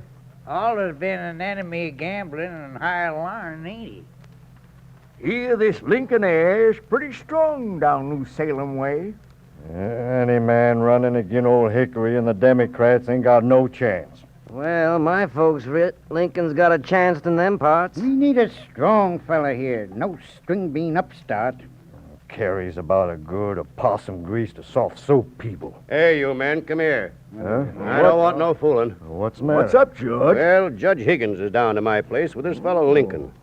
Heard there was a sale here today, so he came up to speak. Run him out on a rail. What's he doing down there? Looking over my new lightning rod. Us Democrats have got to take care of this fella. Don't make yourself sick worrying about it. Say, George, how much is that highfalutin lightning rod set you back? Oh, shut up. I'm getting tired of hearing about that rod. It don't make no difference how much it costs. But I can tell you this. If Cartwright ain't elected, it's going to cost you fellas a plenty. Now, the plan is the party is going to make offices for 15 or 20 men around here when it gets in. Old Pete don't know that, but I do. And you fellas do now. Look, fellas, here comes something. Yeah, that's him, Lincoln. Looks like the running gears of a katydid. What's he got there whittling? Danged if I can make it out. Might say he was a feller to be looked up to. He stand out like the hind giants of a Kansas grasshopper. Listen to what he's saying. Now, you fellas remember what I told you. Hickory's a good fellow, Judge, but I can't make up my mind to see no one at Washington that's been mixed up in brawls and duels and killed, slashed, and clawed various American citizens. That's right. A Whig, all right. What's he playing around with? But I ain't so much interested in that. Our party's got to get under local improvements. That's where our success lays. I reckon maybe so. Gentlemen, this is Abe Lincoln from down New Salem way. Howdy. Howdy, gents. Howdy, how do? Stranger, what you think you got there? Show 'em, Abe. Oh, this contraption I'm whittling? What you call her? She's a boat. A boat? You gents never seen one like this before? Don't recollect ever. Well, what's these here doofaddles down here? Well, you see these long flicky doodles? Yeah, sure. Well, you hook two bellows to them below the waterline. Oh, down here? Yeah. Your boat is sailing along like a chip on a lake when she comes to a shoal. Well, what do you do? I don't know. Well, what do you do? Yeah. What do you do? Well, you just fill these here bellows with air, and they raise up your boat, and she floats over the shoal. Do tell. Sure that'll work, Lincoln? Are you sure about that? Well, I'm not sure, but she sounds good, don't she? Say, you thinking of getting this contraption patented? I'm thinking some of it. When I get her whittled out and dressed up. Know how to go about it? No. Well, I think he could tell I you. could tell you if I was a mind to. You must be the only fella in the country who knows how. Well, I am. Silas invented a triggin to break the hind wheels of a buggy. I'd got it patented if there hadn't been 25 wheel breakers before Silas's. That's right. Sure did. Oh, you think there are any more gadgets like this one? Don't hardly think so. Say, Lincoln, you come over to my place for supper tonight, and I'll show you a triggin that by George, I plumb forgot myself. Howdy, stranger. I ain't no stranger. I live here. Oh, I reckon you're Mr. Voorhees. This is George, Abe. I'm the head of the Democratic Party around here. I thought I used to hear you being a Whig once, Mr. Voorhees. Well, that don't make no difference now. I got better sense since then. I was inspecting your new lightning rod as I come past. It don't need as much inspecting as much as that party of yours does. Well, maybe not, but... You're again Andy Jackson, and I... Now, Mr. Voorhees, I ain't so much again Jackson as I am for the people of Sangamon County here. What do you mean? I'd like to tell you, gentlemen, in a few words, with your kind permission. Oh, let the fella talk. Don't look like he could make much of a dent. You're out after Pete Cartwright's votes. Now, we got no use No, I'm only after a few of my own. I'm one of you men. I know what you have to put up with here. I guess I could do a lot of good besides helping you in the legislature down there. You're a Whig, by gad. You're a Henry Clay Whig. How do you stand on this secession question, fella? What's your stand on slavery? What about log rolling? Now, fellow citizens. You're a young demagogue, and you're going to be took down. Now, I'm running the politics in this precinct, and I don't need no upstart a barging in here telling me my business. You look here, Lincoln. Mr. Voorhees has said that I'm a young man that should be taken down. This territory here is mine. It is for you men, not for him to say whether I'm up or down. You stop this, Lincoln, I warn you. I desire to live, and I desire place and distinction. But I would rather die now than, like the gentleman here, live to see the day that I would change my politics for an office worth $3,000 a year, and then feel compelled to erect a lightning rod to protect a guilty conscience from the wrath of an offended God. Yeah, he can't talk that way about me. And you better not beat this fella, George. Oh, go on home, George. We'll tell you what he said tomorrow. Gentlemen, there are 3 ideas I want to stand before you on. Internal improvements, a lower rate of usury, and a better system of education. On the former, I believe these handbills will give you my ideas how the poorest counties can be benefited by the opening of good roads and the clearing of navigable streams like our Sangamon. On the next, I may say that the practice of loaning money at exorbitant rates of interest is a baneful practice and as harmful to the interests of the community as a tax of several $1,000s for the benefit of a few people. I propose to introduce a law fixing the limits of usury. On the subject of education, I should like to say that I view it as one of the most important subjects in which we can engage. I agree with you. That every individual may receive at least a moderate education, and thereby be enabled to read the histories of his own and other countries, that they may duly appreciate the values of our free institutions, is of vital importance. To say nothing of the blessings to be derived from all being able to read the scriptures and other works of religious, education, or moral nature. As modesty should always attend youth, it is probable that I've already been more forward than becomes me. What else? But every man is said to have his own ambition. I've got no other so great as that of being truly esteemed by my fellow men, by rendering myself worthy of that esteem. I was born 22 years ago last February. Yeah? And these years have been spent in the most humble walks of life. As I have no wealthy or popular relations to recommend me, I throw my case entirely upon the independent voters. If elected, I shall be unremitting in my labors to serve you. But if your wisdom dictates to keep me in the background, I am too familiar with disappointments to be very much chagrined.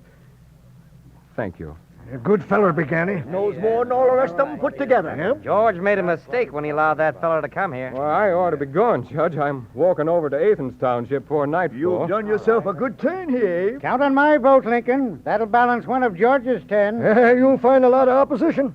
A Democrat's a born Democrat 3 generations back up here. Yes, you sir. think it's going to rain, Lincoln? Notice you're carrying an umbrella. When I left home a month ago, I reckoned it might happen to. It's not rained a drop yet, but I still got hope. But hey, you fellas here of an Abe Lincoln, B.A.'s Pond. Yes, Goldie, he's right over there. Dave, what's up? Milk sick. Milk sick. It struck New Salem, Abe. It's pretty bad there. People coming down every night. When I left a couple of days ago, 3 was taken dead. Abe, the little girl. And? I was coming to that. She's not bad. Yeah, she's taken pretty bad, Abe. She was calling for you to come home. Why, I've got to go then. Now.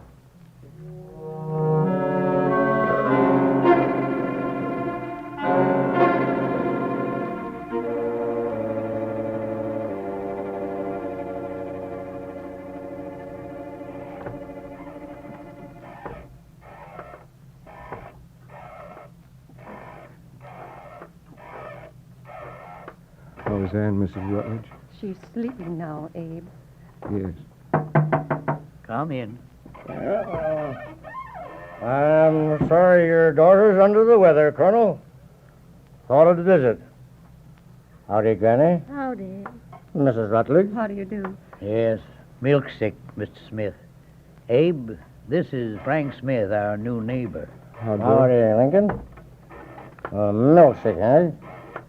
Well, they call it the Trembles where I come from.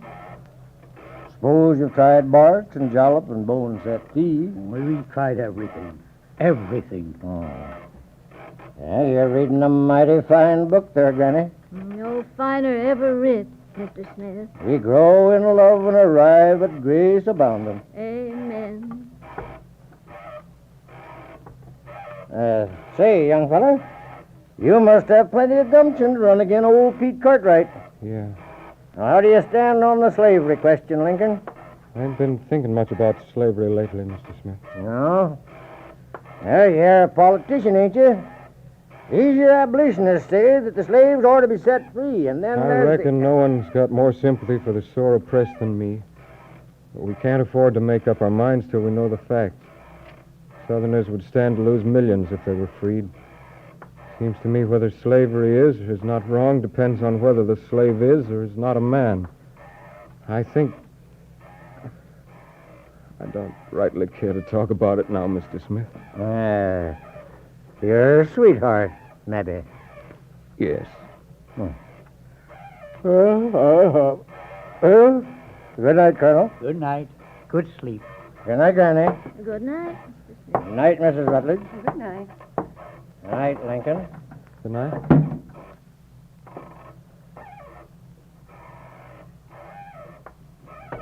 Doc hasn't come yet. No, he's probably not back from Decatur yet.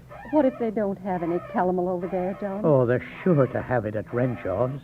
I've got your supper set out, Abe. Can't you go in and try to eat a bite?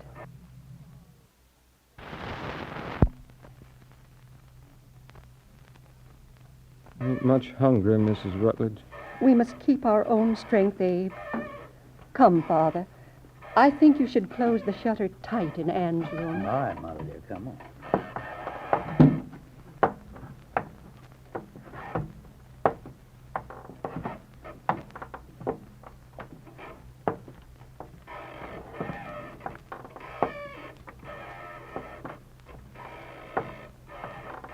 Granny, Yes, Avery? Inspector Calamo will help her. Maybe. Maybe only the dear Jesus can do that now, Avery. But she seemed better this afternoon, Granny. She even wanted me to tell her a story, and it can't be that...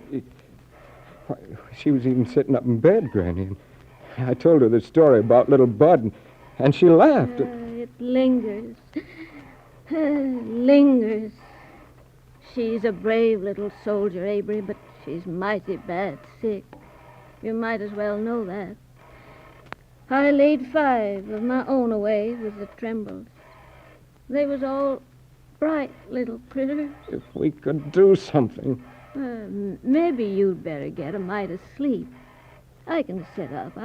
I can walk. I can't sleep. I can't eat. I can't do nothing. She loved the spicewood fire. I've seen her sit here by it for hours in a little pinafore, singing, mending. They can't carry her off now.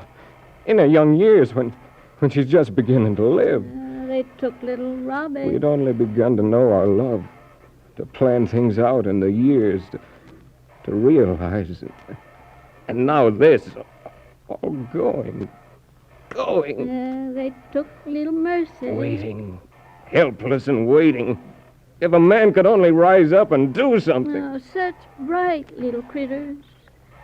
I went through something like this once before. Someone you love, standing helpless, waiting. I sat day by day reading more parts of the Bible she liked best. On the 6th day, she called me to her bed. Talked of many strange things, principalities and powers, things present, and things to come. She urged me and my sister Sarah always to walk in the paths of goodness and truth. Told us many things would come to him that served God, and the best way to serve him was to serve his people. She was among the lowliest of mankind. She walked the earth with her poor feet in the dust, but her head in the stars. Pa took me down into the woods to make her a coffin. Pa was sawing. I was hammering the pegs in. The hammer dropped at my feet. It was like someone was driving them into my heart. It's just going through all that again now. Yes, Avery. How much does the Lord require of a man? Oh, Doc, you got the calomel? Yes, Abe, I got it. How's she been? Sleeping. They're in there with her. Doc, you gotta do something. I'll do all I can do. Evening, Granny. Evening, Doc.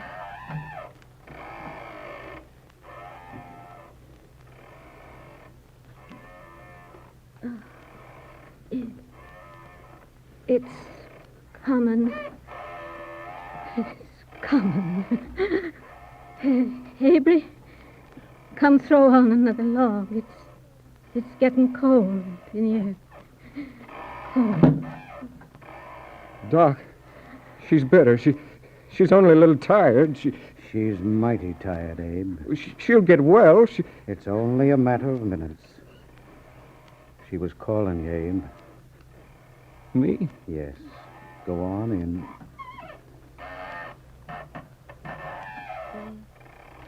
They took little Robbie.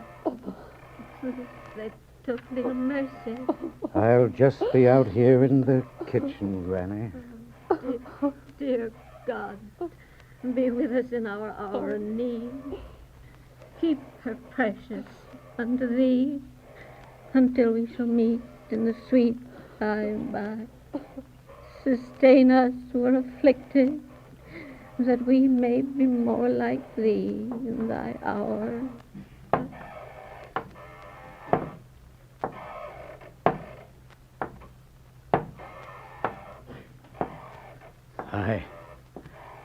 I guess we've got to bear these things like men, Abe.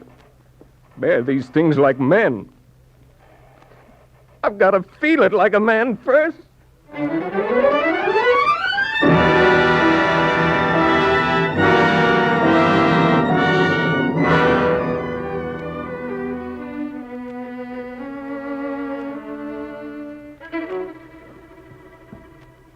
And you know how you enjoyed going around speaking, moving people's minds? You've got a useful life ahead of you, Abe, if you'll just make it useful. There's nothing I want to do now. Nothing ahead. You can't have a light like her come and lose it without everything going black before your eyes, Aunt Polly. I've made a failure at everything I've laid hands to. Tut, Abe. You're just a-starting. That's right, Abe. Starting? She showed me my power and strength, and she's gone. I've got no wish to go on. I'm just tired of all this law and everything. Yeah, I don't want to torment you, Abe. I just want you to come to peace of mind. You want me to forget, to go on, to be brave. What is bravery? Well, Now, Blackstone says... It's mostly to hold up your head amongst men, spite of adversity, Abe. All I can think is she ought to be living now. It can't be right for a good God to do a thing like this. To take one so promising. Maybe her good work was done, Abe. Done? How could her work be done? She was only beginning to live. Why, she... Never to see her smile no more. Hey, don't you think there's area hereafter, Abe? I'm afeard I can't. It's awful to think that when we die, that's the end of us. That's what hurts. That's why I want to get away from it all. Well, I won't trouble you no more, Abe. This is something a person must feel. We've all got to carry out our earthly destiny as best we can. Destiny? Oh, gosh almighty, boy. A young feller of your age and with your book learning ought to use it. You got a practical slant on things. You got a good passel of humor. You got the strength to do things. You mustn't forget, Abe. Anne wouldn't be very proud of you moping about and cursing the Lord. Anne? Yes, I reckon maybe she'd not be very proud. An ambitious young man has got to make his mark in oratory nowadays. My father would be asking, just what do you figure on doing for a living, Abe? What do you expect to be? Oh, you're all right, Abe. It's just, well, you could be so much more. Oh, sakes of mercy. Why am I talking like this to you? I was wondering that same thing, Anne. What's that, Abe? Oh, I was just wondering. I reckon I ought to try and live the way she'd want me to, Aunt Polly. Yes, I reckon I ought to.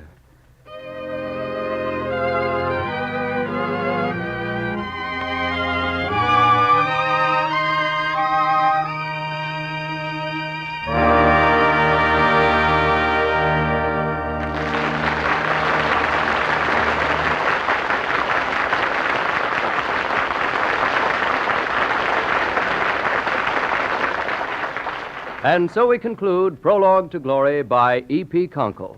And in doing so, we bring to a close this current series of great plays. The adaptation of today's play for radio was made by Richard Moranis.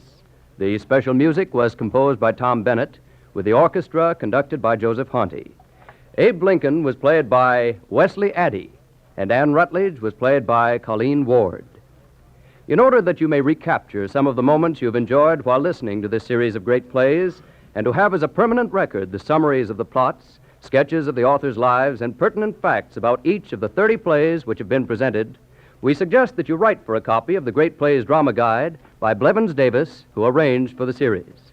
Send 25 cents in coin or money.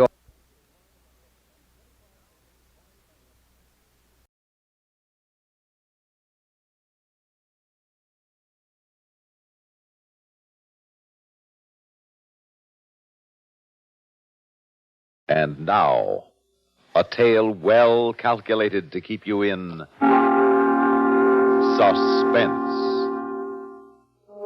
Tomorrow is Abraham Lincoln's birthday. 97 years ago, Lincoln, one of our greatest presidents, died, slain by the bullet of the actor John Wilkes Booth. Many historians feel that if Lincoln had lived, our history and world history would have been profoundly changed for the better. With this in mind, we bring you now a strange and unusual drama. The Man Who Went Back to Save Lincoln. This first portion of Suspense is brought to you by Alpine Cigarettes. In a moment, Act One of The Man Who Went Back to Save Lincoln, starring Court Benson as Tom and Ian Martin as the Professor, and written especially for Suspense by Robert Arthur.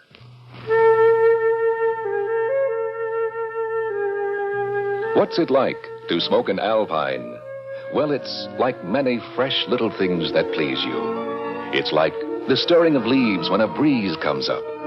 Like a weather vane turning in a summer sky. The way the air feels in the morning when you open the door to get the paper. That's what it's like to smoke an Alpine. Alpine is nothing at all like the sort of smoking you may be used to. Alpine is a fresh, freewheeling kind of smoke. A bright, bracing, even invigorating kind of taste, pack after pack. If this sounds good to you, try Alpine. There's something more to smoking with an Alpine cigarette.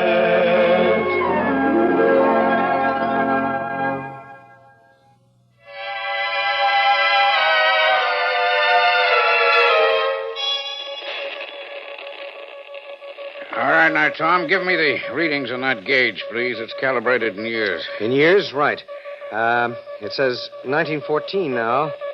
1913, 1912, 1911, 1910, 1910. It stopped moving. Well, your accumulated tension is too great to overcome, but I'll try greater power.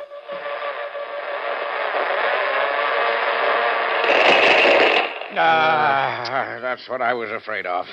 Field coil blew out. But at least I added a couple of years. The projective force went all the way back to 1910. That's 52 years. Professor Hodges, what do you intend to call this invention? Oh, well, I could call it, let's see, an electronic compressor for transmitting personality patterns across temporal gap. Time machine would be simpler. Yes, but it wouldn't be accurate. In one sense, a time machine is a total impossibility, believe me. But in another sense, everyone travels in time constantly. I'm not sure I'm following you, Professor Hodges. All right, what happened on your 10th birthday? Why, well, I had a big party. I got a pony for a present, and I rode him all over the lawn. I can still feel the licking I got for ruining the lawn. Now, you see, you just traveled back 28 years in time. Mentally, of course. Yeah, I did, didn't I? Exactly. Now, suppose I connected this apparatus to you. Suppose I then focused it on some special date in history and at some special point where I knew people were present. Are you following me? Yes, I think so, sir. Now, the electronic circuits would take your memory pattern, your personality, amplify it millions of times, and push it back into the past, into the mind of some person at that particular spot at that particular time. I see. You would be able to think with his mind, see with his eyes, hear with his ears, and move about with his body. Well, put it that way, it doesn't sound quite so impossible. Oh, it's very much possible. Of course, there are difficulties. I imagine there must be a lot of them. Oh, the technical difficulties can be overcome, but... Well, now, for instance, suppose your mind finds itself inside the mind of a very strong-willed individual who fights you. Ah, yes, I see the problem. He might dominate you, make you helpless. Yes, it's all very uncertain. Well, uncertainty is one of the natural principles of existence, Professor. Oh. Then, would you be willing to take the risk, Tom? Risk? You mean of a trip into the past? That's just what I mean. Now, look, Tom, you're only 38, but you're already one of the world's foremost authorities on Abraham Lincoln. Thank you, sir. I think I'm pretty well grounded on the subject anyway. I've read your books, and I've followed your career ever since you were one of my students. I know that you believe Abraham Lincoln's death at the hands of John Wilkes Booth in 1865 was one of the great tragic turning points in history. No, it was. If Lincoln had lived, Professor, why, this would be a different world. He would have healed the wounds of the Civil War and left us a great nation decades sooner. We would have been a world power by 1900. We would have had the strength to prevent both world wars. We'd be living in a world so much better that... I'm letting myself get carried away again, speculating about suppose Lincoln had lived. All right, son. Suppose he had lived. I know, but he didn't. Tom, today is February 11th, 1962. Tomorrow is the anniversary of Abraham Lincoln's birth. Now, almost 97 years ago, on April 15th, 1865, Lincoln was assassinated. How would you like to go back across those 97 long years and save Abraham Lincoln's life?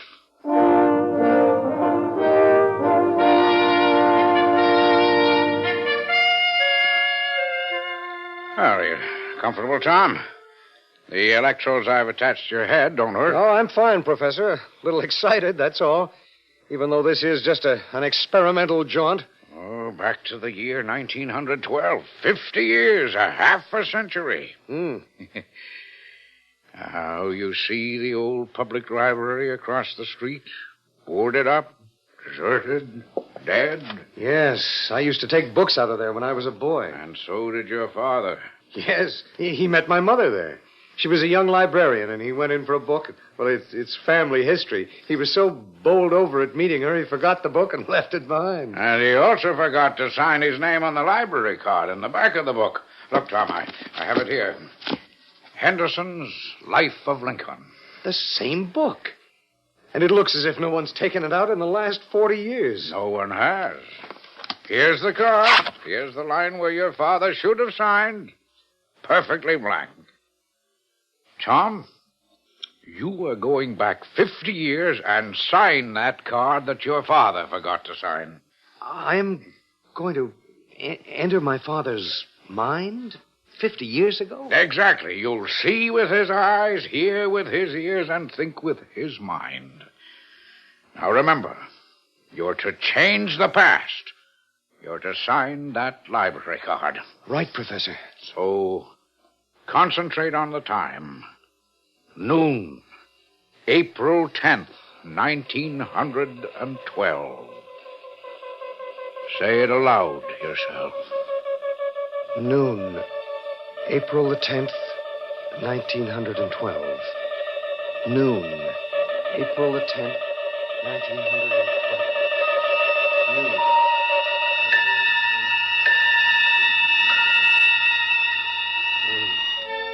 April the 10th, 1912. Sir! Noon. What is it? Are you ill? Where am I? Why, this is the public library. And I have the book you requested, The Life of Lincoln. Why are you staring at me so oddly, sir? It's 12 o'clock. What's the date? Why, April 10th, 1912. And today's the first time I ever saw you, isn't it? Yes. But you're Mary Andrews from Philadelphia. Why... You just started working here today. Well, yes, but how did you know? How did I know? Why, I seem to have always known. That's queer. It's as if there were a voice in my mind telling me things. Are you sure you're all right? Just a little dizzy. The effect of love at first sight. Oh, please, sir. I mean it. Mary, Miss Andrews, will you have lunch with me? Why, Good, that's settled. It's lunchtime. Get your hat. Well, all right, I will. But this book, don't you want to take it? Oh, bother the book. Lincoln can wait. But wait a minute. There's something I'm trying to remember. Something I have to do. That's it. I do have to sign the card. Oh, not if you don't want to. Yes, I do. I must. There's something in my mind, something telling me not to fail. I have to hurry. Feeling a little dizzy. My name, Tom Morrison. No, not Tom. What's wrong with me? Henry Morrison. There. Card's all signed. Now Mr. Morrison, you're so pale. Can I get you a drink of water? Mr. Morrison? Mr. Morrison? Mr. Morrison?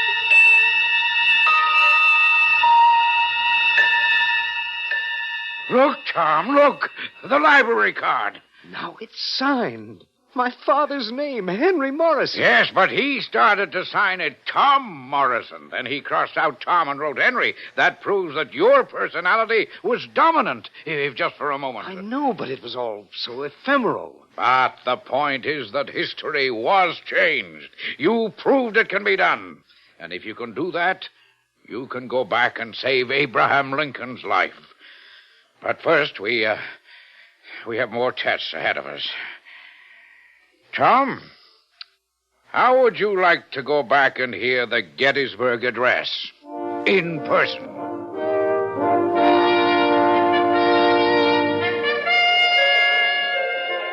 Hey, you, take care. You pushed me. Sorry, I felt dizzy. Where am I? This crowd. Are you crazy? You're in Gettysburg, and this crowd has come to hear Lincoln speechify, just as I have, all the way from Washington. Now, be quiet. He's starting. 7 years ago, our forefathers brought forth on this continent a new nation, conceived in liberty and dedicated to the proposition that all men are created equal.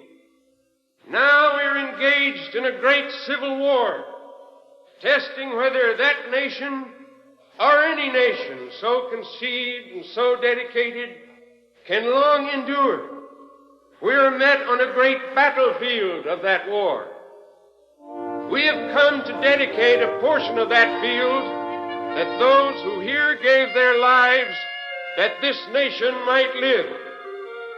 It is altogether fitting and proper that we do this. But in another sense, we cannot dedicate. Professor, I saw Lincoln, and I heard him deliver the Gettysburg Address. It's strange. His voice was even higher pitched than I'd imagined. You stayed in the past a full hour. That's tremendous, Tom. Now, whose mind were you in? Oh, it turned out to be a farmer named Evans, a simple fellow. After the first moment, I was completely in control. I could have done anything I wanted. His mind couldn't have stopped me. That proves my theory. Now we're ready for the real thing. We'll leave for Washington tomorrow. We'll set up our equipment and instruments in the Ford Theater itself. The Ford Theater? Yes. And you are going to return to that fateful night and prevent that murderer's shot from being fired.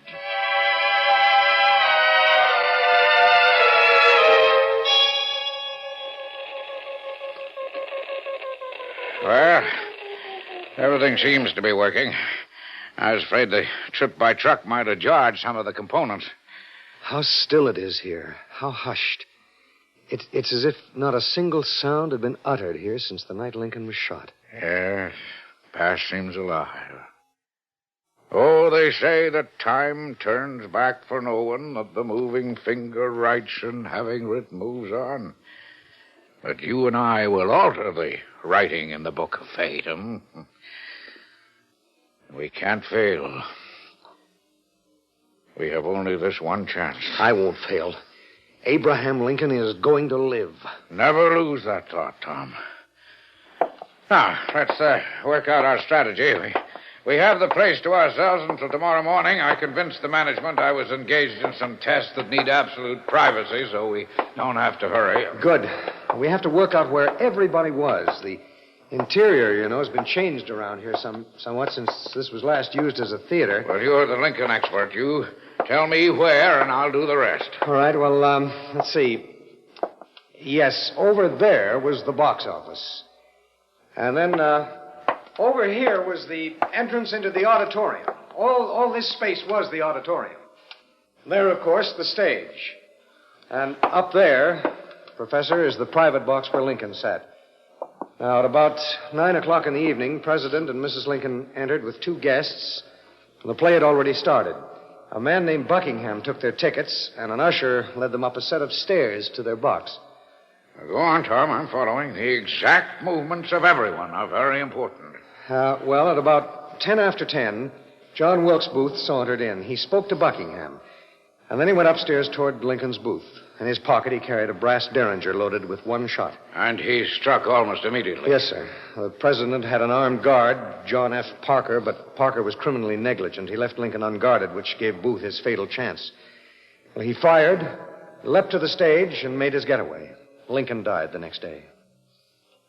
Tom, son, think of it. Tomorrow, if we succeed, the history books will say Lincoln lived.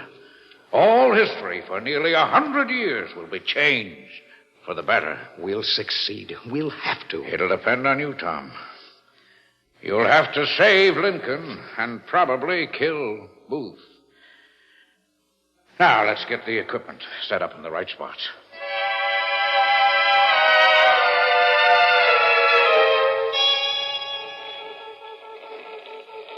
Yeah, everything's working. How do you feel? Keyed up, anxious to get started. I can't tell you how excited I am. If anything goes wrong, it can kill you, Tom. I'm willing to take the chance, sir. And also, if anything goes wrong, we won't get a second chance. I know. So let's recheck now everything that I'm going to do. First, you plan to send me back into the mind of Buckingham, the ticket taker. Well, he's the logical choice, and I hope we can count on his being a man of no great mental attainments. Success or failure may rest on that. Yes, of course. And it'd be fatal if I found myself in the mind of someone strong and determined whom I couldn't control. If that happens, son, do nothing. Will yourself back to your own time. Change nothing. Under those conditions, we can try again. Once you've changed anything, we can never make another effort. Yes, I understand. However, I don't think anything will go wrong. Now, we know exactly where Buckingham stood and can focus the temporal personality transmitter very closely. Now, Tom, you know it'll take a supreme effort. Yes, I know, sir.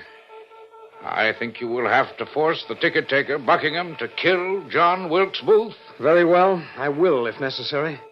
Then just keep telling yourself, save Lincoln. Kill Booth. Save Lincoln. Kill Booth. I'll think of nothing else. And here you go. Back to 1865. Good luck. Save Lincoln. Kill Booth. Save Lincoln. Kill Booth. Save Lincoln. Steady, man. Kill. Steady. Well, you almost Save fell then. What are you mumbling to yourself about? Drinking again, is that it? Where am I? Why, this is Ford's Theater, of course. If you need the date, it's April 14th, Anno Domini 1865. What's wrong with you, man? Just dizzy for a moment. So I'm here, on the scene. Ford's Theater, the night of Abraham Lincoln's assassination. I'm here. What's that about Lincoln? Yes, of course he's here tonight. Everybody knows that. Yes, of course. The lobby of Ford's Theater. And he hasn't arrived yet. We've done it, and I can't fail. I won't. Oh, boy. You're in a bad way, mumbling to yourself and staggering. Now, look, you better go home, lie down, sleep it off. I'm all right. Yes, I'm quite all right. The play's going on, you know. You mustn't disturb the president. No, the president. Yes, the president. He mustn't be disturbed. I'll see he isn't disturbed. You're certainly acting strangely tonight. Acting? Who are you to be a judge of acting? No, I mean, it's just a temporary lapse, but my name... am I Buckingham? Well, that's a good one. Tell him, Harry. Is our friend's name Buckingham? Well, I doubt it, since your name is Buckingham. That's right. Say, how much did you have to drink? We missed. Somehow we missed. I'm someone else. Buckingham, what the deuce is he muttering to himself? It won't make any difference. I'll find him, kill him. Look, why don't you go in and sit quietly until you're yourself again? Now, just don't make any noise. No, I can't sit down. I've got to find someone. But who? I guess Lincoln and John Wilkes Booth. Save one, kill the other. Oh, hey, Buckingham, help me hold him up. He's staggering. All right. Dizzy. I've got to concentrate on Lincoln. Booth, concentrate. There's no whiskey on his breath. He's ill. We better get him outside. Yeah. Come along, old fella. No. I'm all right. It's past 10. I have something important to do. Matter of life and death. Tell me, have you seen Booth? John Wilkes Booth, the actor? Have we seen Booth? Yes, I want to find. Come over me. Peculiar dizzy spell, then. Can't let that happen. I have too important a project to carry out. That's strange. He's recovered. Excuse me, gentlemen. I have to go in. I have a very important engagement to keep tonight. Yes, very important. A matter of life and death. Good night, gentlemen. This is a night when history will be made.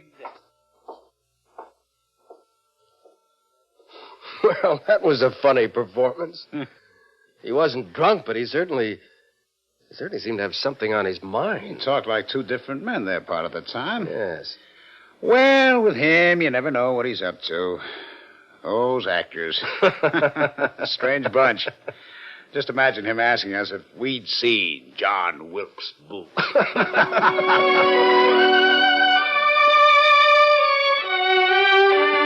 Concentrate. Feel queer, but concentrate. Kill. Here's the door. Ah, there you are, Mr. President. What is it, my good fellow? What do you wish? To give you this.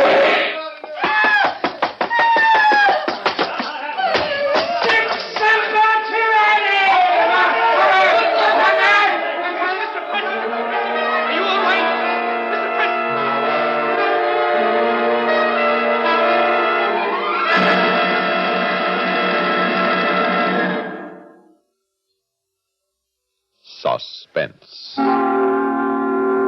You've been listening to The Man Who Went Back to Save Lincoln, starring Court Benson as Tom and Ian Martin as the Professor, and written especially for Suspense by Robert Arthur. Suspense is produced and directed by Bruno Zerato Jr., music supervision by Ethel Huber. Featured in tonight's story were Margaret Draper as Mary Andrews, Cliff Carpenter as Buckingham, Ralph Bell as the man. The voice of Abraham Lincoln was created by Jim Bowles. Listen again next week when we return with The Old Boyfriend, written by Peter Fernandez. Another tale well calculated to keep you in suspense. Get in the game with Phil Rizzuto's Sports Time every night but Sunday on the CBS Radio Network.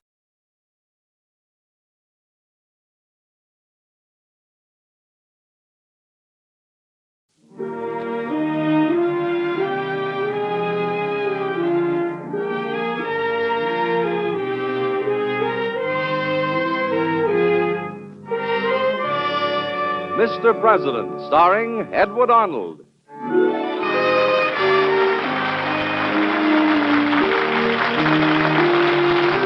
The American Broadcasting Company and its affiliated stations present Mr. President. Mr. President, at home in the White House, the elected leader of our country, our fellow citizen and neighbor. These are little-known stories of the men who've lived in the White House, dramatic, exciting events in their lives that you and I so rarely hear. True human stories of Mr. President.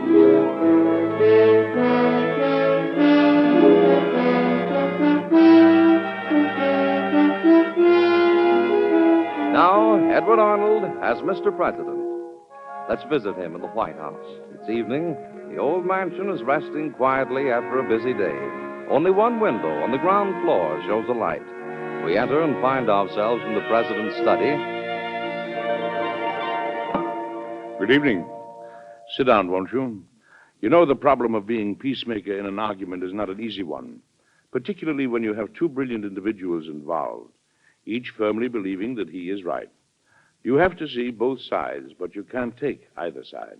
And still you have to keep them together, as I tried to do in tonight's story. Later on, of course, I'll tell you which president these incidents really happened to. But meanwhile, you may be able to guess.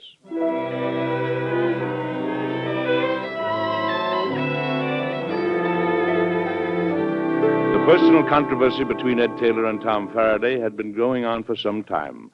But one morning it came right out in the open at a meeting of my cabinet. All right, gentlemen, we're ready for the report of the Secretary of State. Mr. Faraday, please. Mr. President, the newly appointed minister, Charles Montreux, will soon be arriving in this country. I don't know him personally, but I've heard something of his reputation. He'll be very much in sympathy with the ideals of your administration, Mr. President, and with the ideals of our country. A question, Mr. Faraday. Yes, Mr. Taylor? It's not important whether Montreux is sympathetic with us or not. I'd like to know if we're apt to be sympathetic with him. I see a difference. What do you mean, Ed? France has just been through a revolution and civil war, and her new government is at war with England. The majority of Americans hope to see England win that war. I beg your pardon, Mr. Taylor.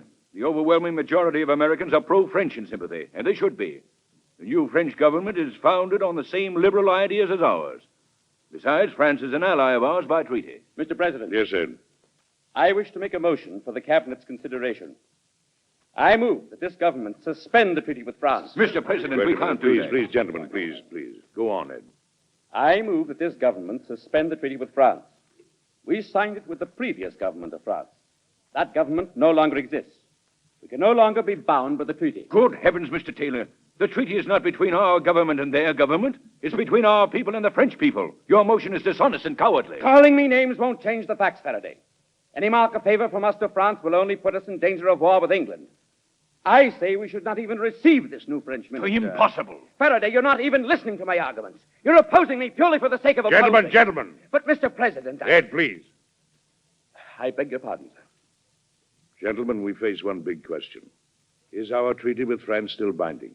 Whatever we decide, there's the plain risk of war, and that's the last thing we want. Meanwhile, I want all of you to forget your personal feelings and ask yourselves only what's best for our country. Tom, when is Montreux due to arrive? In about 2 weeks, sir. But I want to warn this meeting. We'll solve nothing by following advice such as Taylor's been urging. I am Secretary of State, and if I'm to be hampered and obstructed by the Secretary of Treasury, my advice ignored, I can no longer remain in this cabinet. Oh, Tom, please now.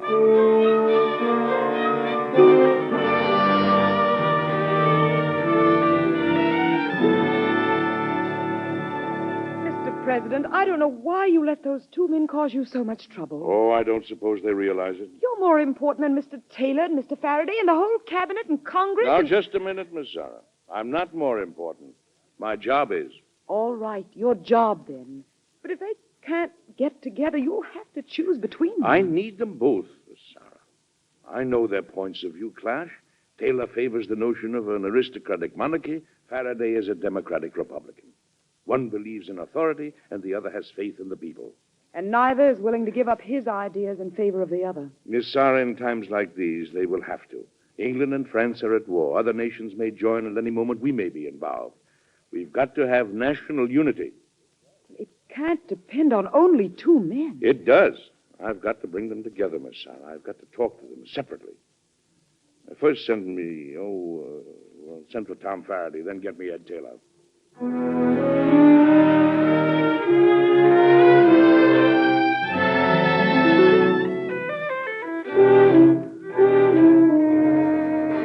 Sit down, Tom.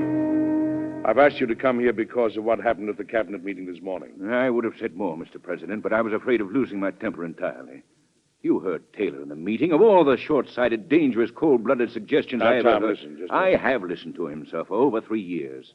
I've seen him twist you around his little finger. Anything to block me. Well, I have something to say about that, Tom. Then I've got to ask you, sir. Either demand his resignation from the cabinet or let me resign. Sour grapes, Tom? Frankly, it isn't all on account of Ed Taylor. I want to go home, have some time with my family. I'm 50 years old, Mr. President. I've been in government service for most of the last 20. I've got grown daughters. I want to know them better before it's too late. I'd like to go home, too, Tom. But I can't. Of course, but if I'm no longer in the cabinet, sir, things will go much more smoothly. Let Taylor have his way. I will not. And I won't let you have your way either. I want you to promise to cooperate with Ed Taylor. I don't see what good can come of it. Tom, both you and Ed have a great deal to give your country. You've proven it already. You'll go on proving it in the years ahead. I'm not going to let either of you fail in your duty. You belong in the cabinet, and I'm going to do everything I can to keep you both in it. Mr. President, I don't like Taylor. I don't agree with anything he says or does. Well, you can compromise. You've got to. Oh, yes, we can compromise on small points. But when it comes to matters of principle, I'm sorry. I can't compromise. And let me say this about Taylor. I don't think he can either. Well, what about my principles? What? Well, never mind. Do I have your promise? I want you both in the cabinet, almost at any cost. At least until we solve the French question. Yes, Mr. President. I'll do my best. Good. Now about the French treaty and Montreux. Mr. President, you can see how impossible it is to suspend the treaty. So far, I agree with you. But suppose Montreux insists we join France in her war against England. I don't know, sir. It seems to me it depends largely on what orders Montreux's got from his government in Paris. And it depends on public opinion here, doesn't it? That means it depends on Montreux. Exactly. So let's not try to decide everything now. Let's wait for Montreux to arrive in this country. Meanwhile, Tom, you won't forget your promise. I'll try not to, sir. I'm grateful to you. Thank you. Very grateful.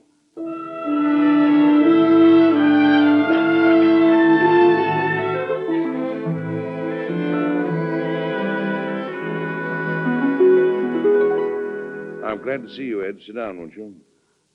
I want to talk to you about what happened at the cabinet meeting. If it's about Tom Faraday, that was disgraceful, sir. I'm sorry that your feelings had to come to a head on such an important question. Ed, England and France are at war. If we're not careful, we can easily find ourselves in the middle. We cannot allow personal antagonism to threaten our nation's unity. I agree entirely, Mr. President. But the situation's impossible, and you've got to do something about it. Got to? Faraday is a schemer. The ideas he gives you are false, dangerous, tricky. Ed, I frequently get ideas of my own, you know. Faraday knows how to make you think they're yours. He knows how to fight me through you. I can fight him alone and beat him. I can't fight him and you. I've reformed the finances of the country, but still he resists. And he won't be satisfied till he's spoiled everything I've done. Will you ask him for his resignation? No, I won't. Then I want you to accept my resignation. Aren't you forgetting something? Aren't you forgetting that your work isn't the whole thing? It's only part of the whole. Spoil a part and you spoil the whole. I don't want to take any credit from you that's rightfully yours. But I'm the only one who can judge what each of you is. Exactly, sir. I want you to judge between me and Faraday and choose between us. I refuse to do that, Fred, and flatly. Then I'll do it for you. Ed, would you... And I'm sorry. I don't mean to get angry, but I've got to tell you a simple truth you're losing sight of. You're responsible to me, but I'm responsible to the whole country. Of course, but... Just a moment now. You're an honest, conscientious public servant, and you naturally think only your ideas are best for the country. But maybe not all of them are. You have your opinion about the French situation. Tom Faraday has his. But we can only find out which is right by a little less fighting and a little more cooperation between you. You've got to learn to cooperate with Tom Faraday. Me? Let him learn to cooperate. Oh, cooperate doesn't mean give in, Ed. It means cooperate. If Faraday cooperates with you, give and take. Reasonable compromise. Will you cooperate with him? Will he cooperate with me? I've talked to him. I think he will. I'm asking you to do the same. Will you, Ed? I'll do everything I can, which is in the best interest of my country. Thank you very much, and I'm very grateful to you. Good day, Mr. President. Good day, Ed. Good day, Miss Sarah. Goodbye, Mr. Taylor. Well, Mr. President, have you soothed their ruffled feelings? Well, frankly, Miss Sarah, I don't think I can change their feelings, but I have appealed to their intelligence. I hope it works. But, Mr. President, if you can't change their feelings, is it really worth it? As long as it keeps the country in one piece, it is, Miss Sarah. But you're the one doing that. You as the president, not Miss they. Sarah, with Taylor's financial reform, we're keeping the nation's economy in good shape. That's important to business people in the East. And with Faraday and the cabinet, farmers, small merchants, working men know that we're working for them. Unity in America, Miss Sarah. Unity in America. Yes, I see. Unity at your expense. Well, as to the rest of the world, Miss Sarah, I'd admire any country that could have in its government at the same time two such men as Taylor and Faraday.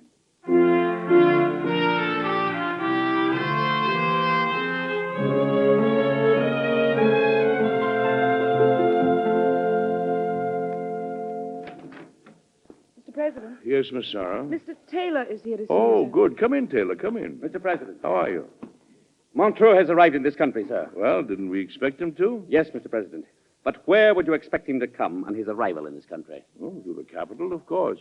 It might interest you to know, sir, that he disembarked at Charleston, South Carolina. Well, he must have had a good reason. I see nothing to be alarmed about. I tell you, Montreux is up to something. I wouldn't be surprised if Faraday hadn't arranged Now, just all a moment, Ed. Let's not start this all over again. If Montreux is up to something, then it's more than ever necessary that we stop fighting among ourselves. I only wanted to forewarn you, sir. Thank you, Ed. But let's not anticipate trouble.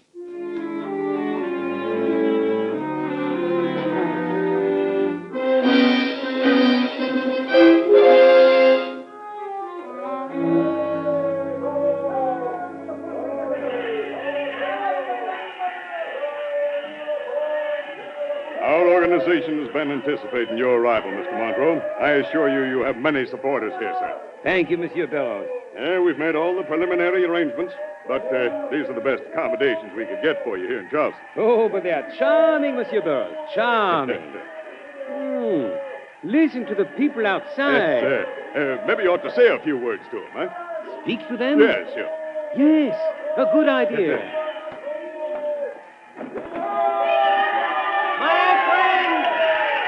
My friend, I bring you greetings from France, from the people of France, from your fellow fighters for liberty. I know you feel as I do, that France is the champion of freedom in all the world, and that England is the enemy of freedom. Thank you, my friend, thank you. Close the window, Monsieur Burroughs. Yes. I am pleased, my friend. The people are most friendly to me. Yes, sir. I wrote you they would be, sir. It will make my work and yours so much easier. You won't have any trouble, Mr. Monroe. You can see for yourself. Nobody's neutral so far as your war is concerned. Yes, I am satisfied. Lots of men will be glad to go over to France to fight for you. My committee's got thousands of names already. And shipyards will be glad to sell your ships to fight against England, sir. Monsieur Burroughs, I want much more than men and ships. More? I want the United States to declare war on England. War? Well, that's a little more than any of your friends in this country expected, sir. It is logical. Well, you may find some people not willing to go that far, sir. Then we will change their minds. But we'd better think about We that. have thought about it, monsieur, in Paris.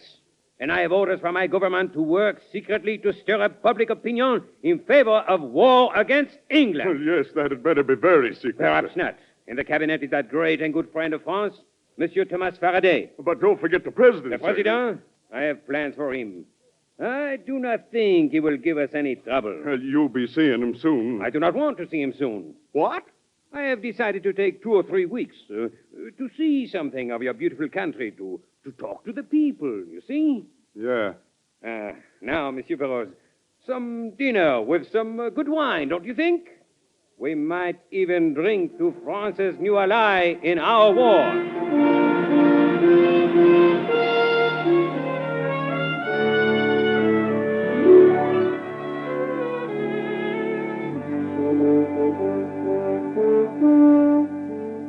Tom, Ed, I've asked you both here to find out your opinion about Minister Montreux. I've been reading reports of the speeches he's been making in every town on his way here from Charleston. He's not behaving like a minister.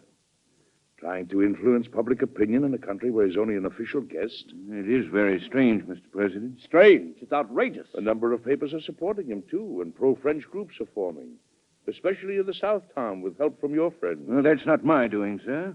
Besides, what about the pro-British sentiment stirred up by tailors' organizations in New England? Listen to me, Faraday. You Now, wait a minute. Wait a moment, both of you. Trying to beat each other isn't any help. Now, let's stick to Montreux. Mr. President, I think his behavior is a deliberate insult to you. Ed, I didn't think that would bother you. I beg your pardon. Anyway, that's not important. It's true he's taking his own time and coming here to be officially received. But on the other hand... It's an outrage, sir. I urge you to refuse to see him when he does come. Let him go back to France, a failure, and face the humiliation. What do you think, Tom? I agree that Montreux is behaving badly, sir, but let's bear in mind there's great sympathy for France in this country. He may be overwhelmed by it. That pro-French sympathy you're always talking about, Faraday, it comes from the most stupid part of the population. Taylor, Well, let's not argue. Since the treaty is still binding, Mr. President, we cannot refuse to accept Montreux as minister. I am sure he'll be more discreet in the future. Let's not act against him now. You agree, Ed? I don't see what difference it makes, what I think. It does make a difference, Ed. Don't you see that... Very well, sir. Now, the important thing to remember, however, is that Montreux's got to be handled very carefully by all of us. For instance, when he presents his credentials, I must receive him as an accredited representative of a friendly power.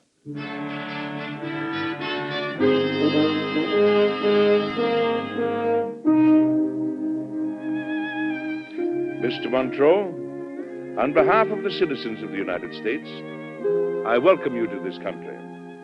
There has always been great fellow feeling between your people and ours, and I'm sure your presence among us will only increase it. I am confident it will, Monsieur le Président. The people of France look to America as the one nation in the entire world which truly understands their yearning for freedom. We wish your country and every country the best of good fortune, sir.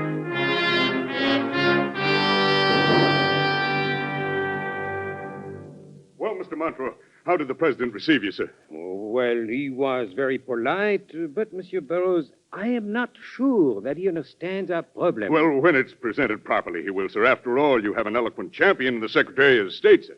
Yes, Monsieur Faraday. But why not? Our cause is the cause of freedom. And is that not also the cause of this country? Whoever helps France helps the cause of freedom. Whoever keeps France and the United States apart is an enemy of freedom. But, Monsieur Burroughs, we have many friends here.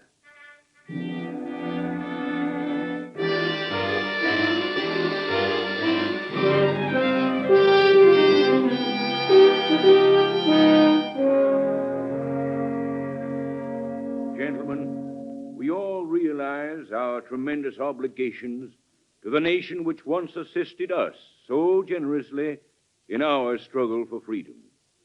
A nation to which we are still financially indebted. That nation is now fighting her own battle to win a similar freedom. Gentlemen, as Secretary of State, I am privileged to introduce to this club our great and good friend, the French Minister, Monsieur Charles Montreux. Gentlemen, France is fighting for her life. It is not enough for you, our American friends, to give us sympathy. We need you as an ally.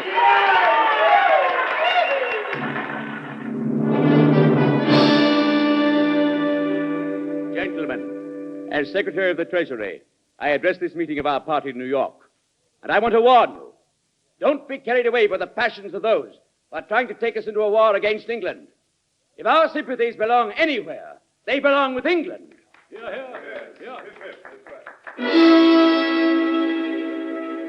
Gentlemen of the newspapers, my colleague in the cabinet, Secretary of the Treasury, Taylor, sees fit to arouse public opinion against France.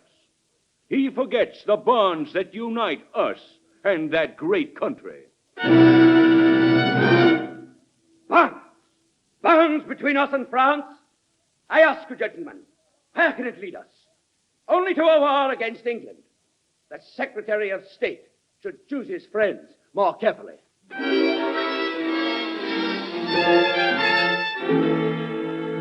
Tom, Ed, I can't let this go on any longer. Mr. President. Just a moment, Ed. You remember, both of you, just before I received Montreux, I asked you to be extra cautious.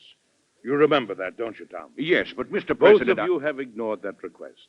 Tom, you've openly favored Montreux, deliberately helped him arouse pro-French feeling. Ed, you've deliberately stirred up opposition feeling. I've only been trying to strike a balance. Faraday... All right. Which one of you started it isn't important now. The point is, how do we stop it? Gentlemen, I'm going to issue a proclamation of neutrality.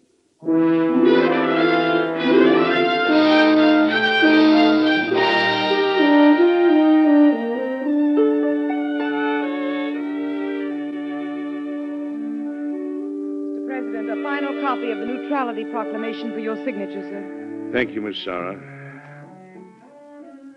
There you are. Is something wrong, Mr. President? Oh, the usual, only more so. Mr. Taylor and Mr. Faraday. Everything I've done with those two may come to nothing, Miss Sarah. I've just got to hope they'll come to their senses of their own accord, or that something will happen to wake them up.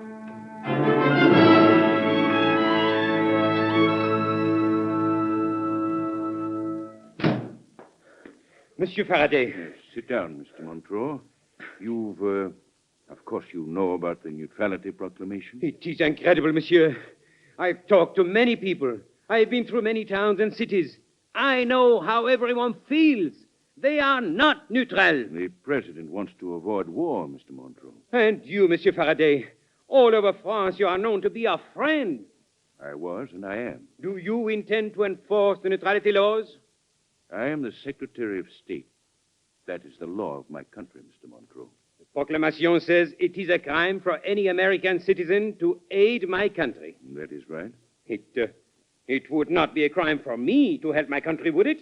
I'd be very careful, Mr. Montreux. Careful? Monsieur, I fight for liberty. The time to be careful is past.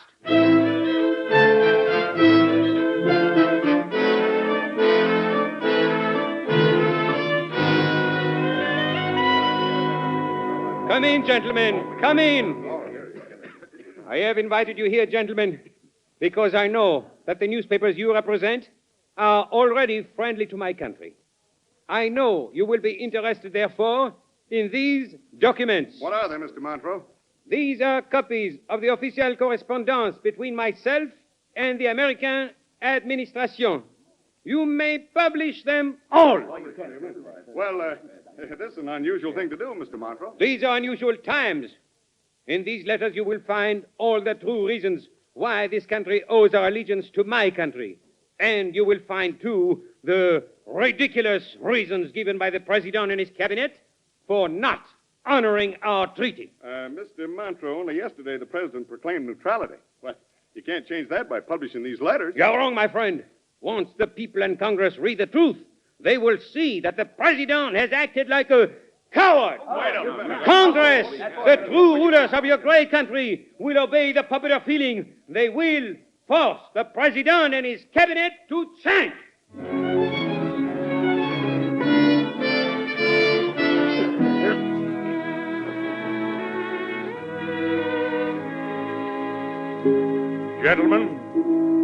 Gentlemen of the cabinet,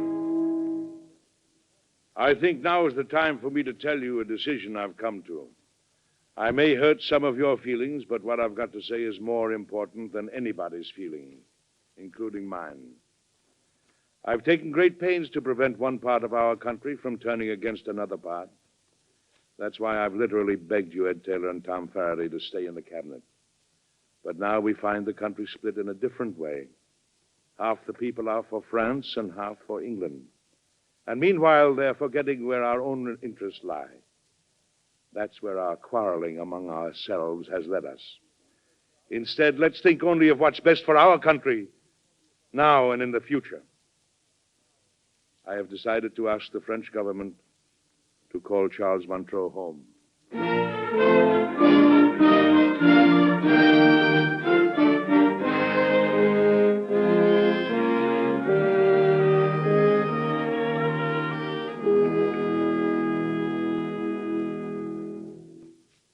President, sir. Mr. Montreux is very anxious to talk to you, sir. Of course, Tom. Good evening, Mr. Montreux.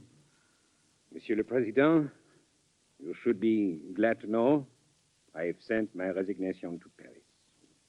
Well, frankly, I'm glad. Though I'm sorry this all happened.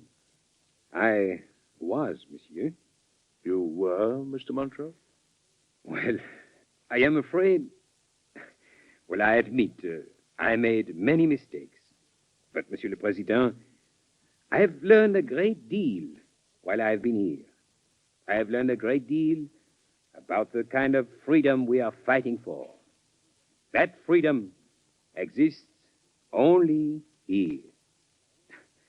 I like this country very much, Monsieur le Président. I am not going back to France. Well, I'm glad to welcome a new citizen, Mr. Montreux. And what are your plans? They are somewhat romantic, monsieur. Oh, really? I plan to marry. Well, congratulations, Montreux. Congratulations. And I shall settle down in New York State. Well, that's fine, Mr. Montreux. At the beginning, I wasn't so sure we'd have a happy ending. But thank you for coming to see me. And, gentlemen, I think there's one thing we all agree upon. We all like it here.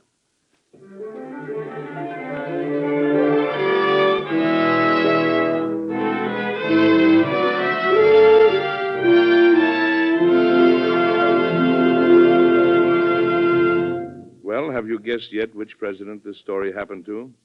The time was 1793, when George Washington was Mr. President.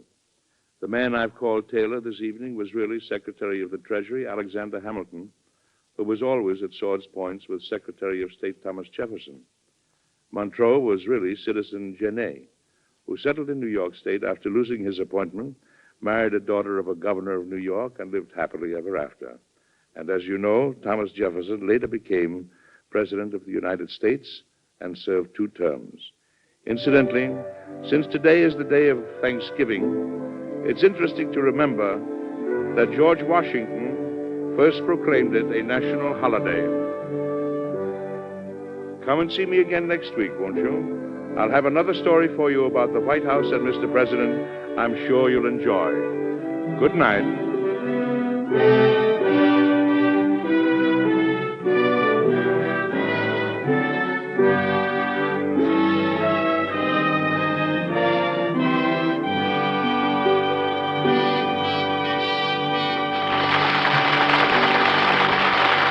Edward Arnold appears as Mr. President by arrangement with Metro-Goldwyn-Mayer, producers of Sinclair Lewis, Cass Timberlane, starring Spencer Tracy, Lana Turner, and Zachary Scott.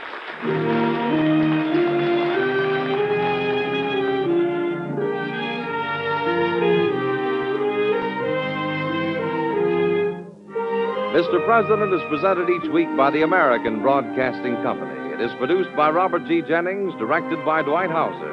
Miss Sarah was played by Betty Lou Gerson. Tonight's story, by Paul R. Milton, was suggested by incidents in the administration of President George Washington. Music was composed and conducted by Basil Adlam.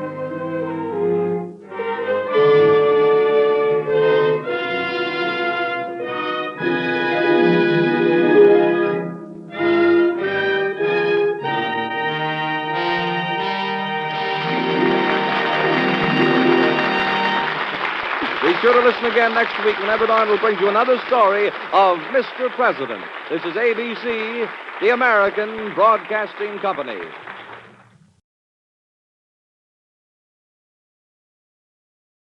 I do the very best I know how, the very best I can.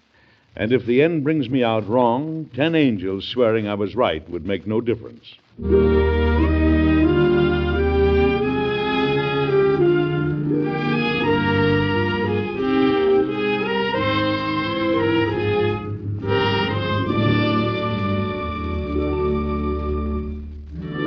Mr. President, starring Edward Arnold and written by Gene Holloway.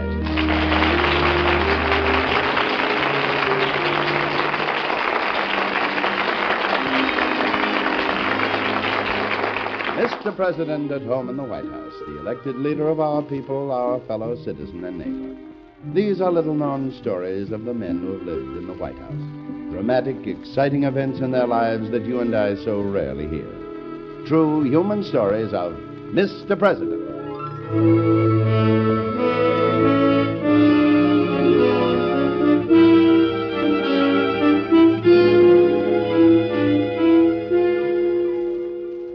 Our Mr. President drama will begin in just a moment. The American concept of the president as a federal executive is unique in the history of world politics. When our Constitution was framed, many Americans thought president was just another word for king. In fact, some of the titles suggested as appropriate for the new head of state were Your Majesty the President, Your Mightiness, and Your Excellency. But Washington chose president, meaning the one who presides. A wise choice, for an American president is very much like a presiding chairman of the board who must maintain peace and amity among other divisions of the government. To such a coordinator come inevitable compromises, adjustments, and personal disappointments. You'll hear them dramatically presented now on Mr. President. So listen and see if you can name the president upon whom this episode is based.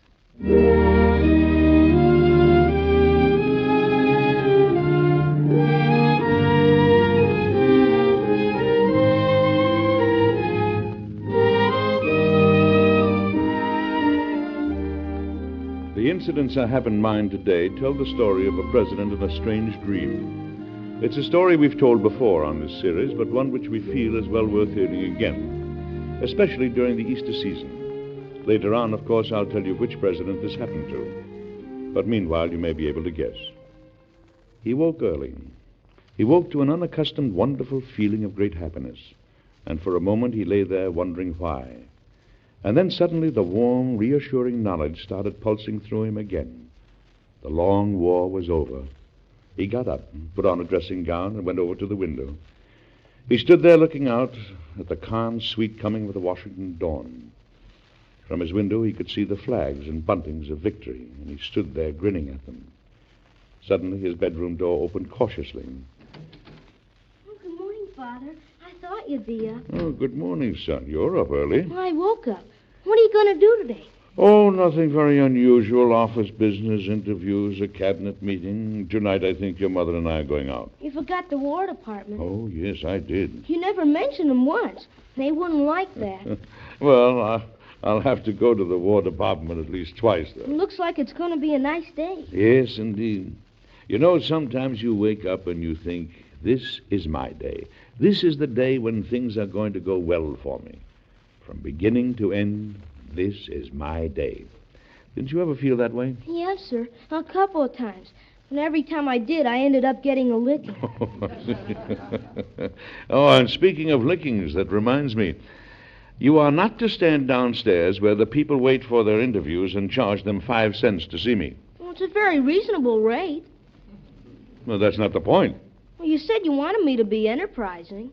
Well, you'll have to find some other way to do it. Well, Secretary Stanton scolded me about that, too. He said you weren't worth 5 cents.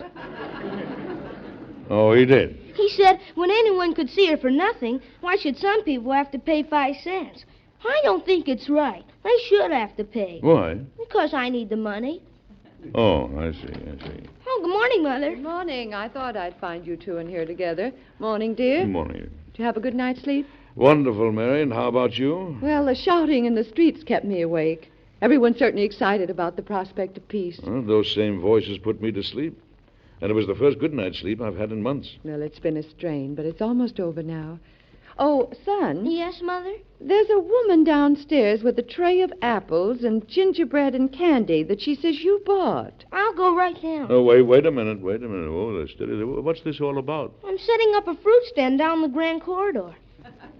You're doing what? A fruit stand. I'm going to show the people who are waiting in line to see Father. Now, see here, don't you laugh at him. You'll only encourage him. Yes, you're right. Son, what did I just explain to you about people waiting for interviews? You said I couldn't charge them 5 cents to see you. Well, I should think not. But I'm not charging them to see Father now. I'm charging them for apples. This time they're getting something for their money.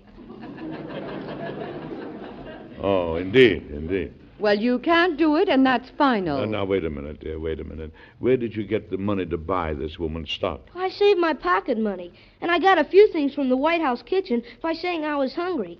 And one of the carpenters got me a pair of trestles and a wide board to put the things on. In the corridor of the White House. Well, I'm an American citizen. I got rights. You haven't any rights to peddle things in the White House. But I've already bought the thing. All right. Now, you go see your woman and set up your store. Gee, thanks, Father. I knew you wouldn't let Mother take away my rights. Oh, we'll be the laughing stock of Washington. My dear, he has to have a chance to learn a few things for himself, even if he is the son of a president. All children are entitled to put up some sort of a lemonade stand once in their lives. All right, Mr. President. Come here by the window, my dear. And let me put my arm around you. That's a fine sight down there. Look at those red, white, and blue decorations. The Yankee Doodle colors of freedom and liberty and justice for all. Oh, it's good to see you so happy, dear. Oh, I am happy for the first time in a long, long while. I am happy. I can see an end to the insight now. Peace for the country and time for you and me to settle down and love one another. I'm afraid I haven't had much time to be a husband the past few years. I can't imagine a more fortunate woman in the nation than your wife, Mr. President. Oh, God, love you for saying that. Oh, darling, put me down. Suppose someone came in. Remember when I used to spin you around Oh, like this? someone might see. And if they do. Well, isn't it important that the president and his wife have dignity? No, dear. Not half so important as that the president and his wife be human beings. I love you, and I don't care if the Senate, the House of Representatives, and the War Department know it. Oh, stop. And see that I get a big breakfast this morning. Double on everything. You know, I could eat the White House. Yes, sir. Oh, I meant to ask you. Sunday's Easter. You'll want to give some sort of message, won't you? Is Sunday Easter? Yes, it is. Oh, I lost track of time. Then this is Good Friday. Yes, Good Friday. Mm-hmm. Well, the news of peace will certainly make it a joyous Easter. Woman, what about my breakfast? I'm hungry. Immediately, Mr. President. Thank you.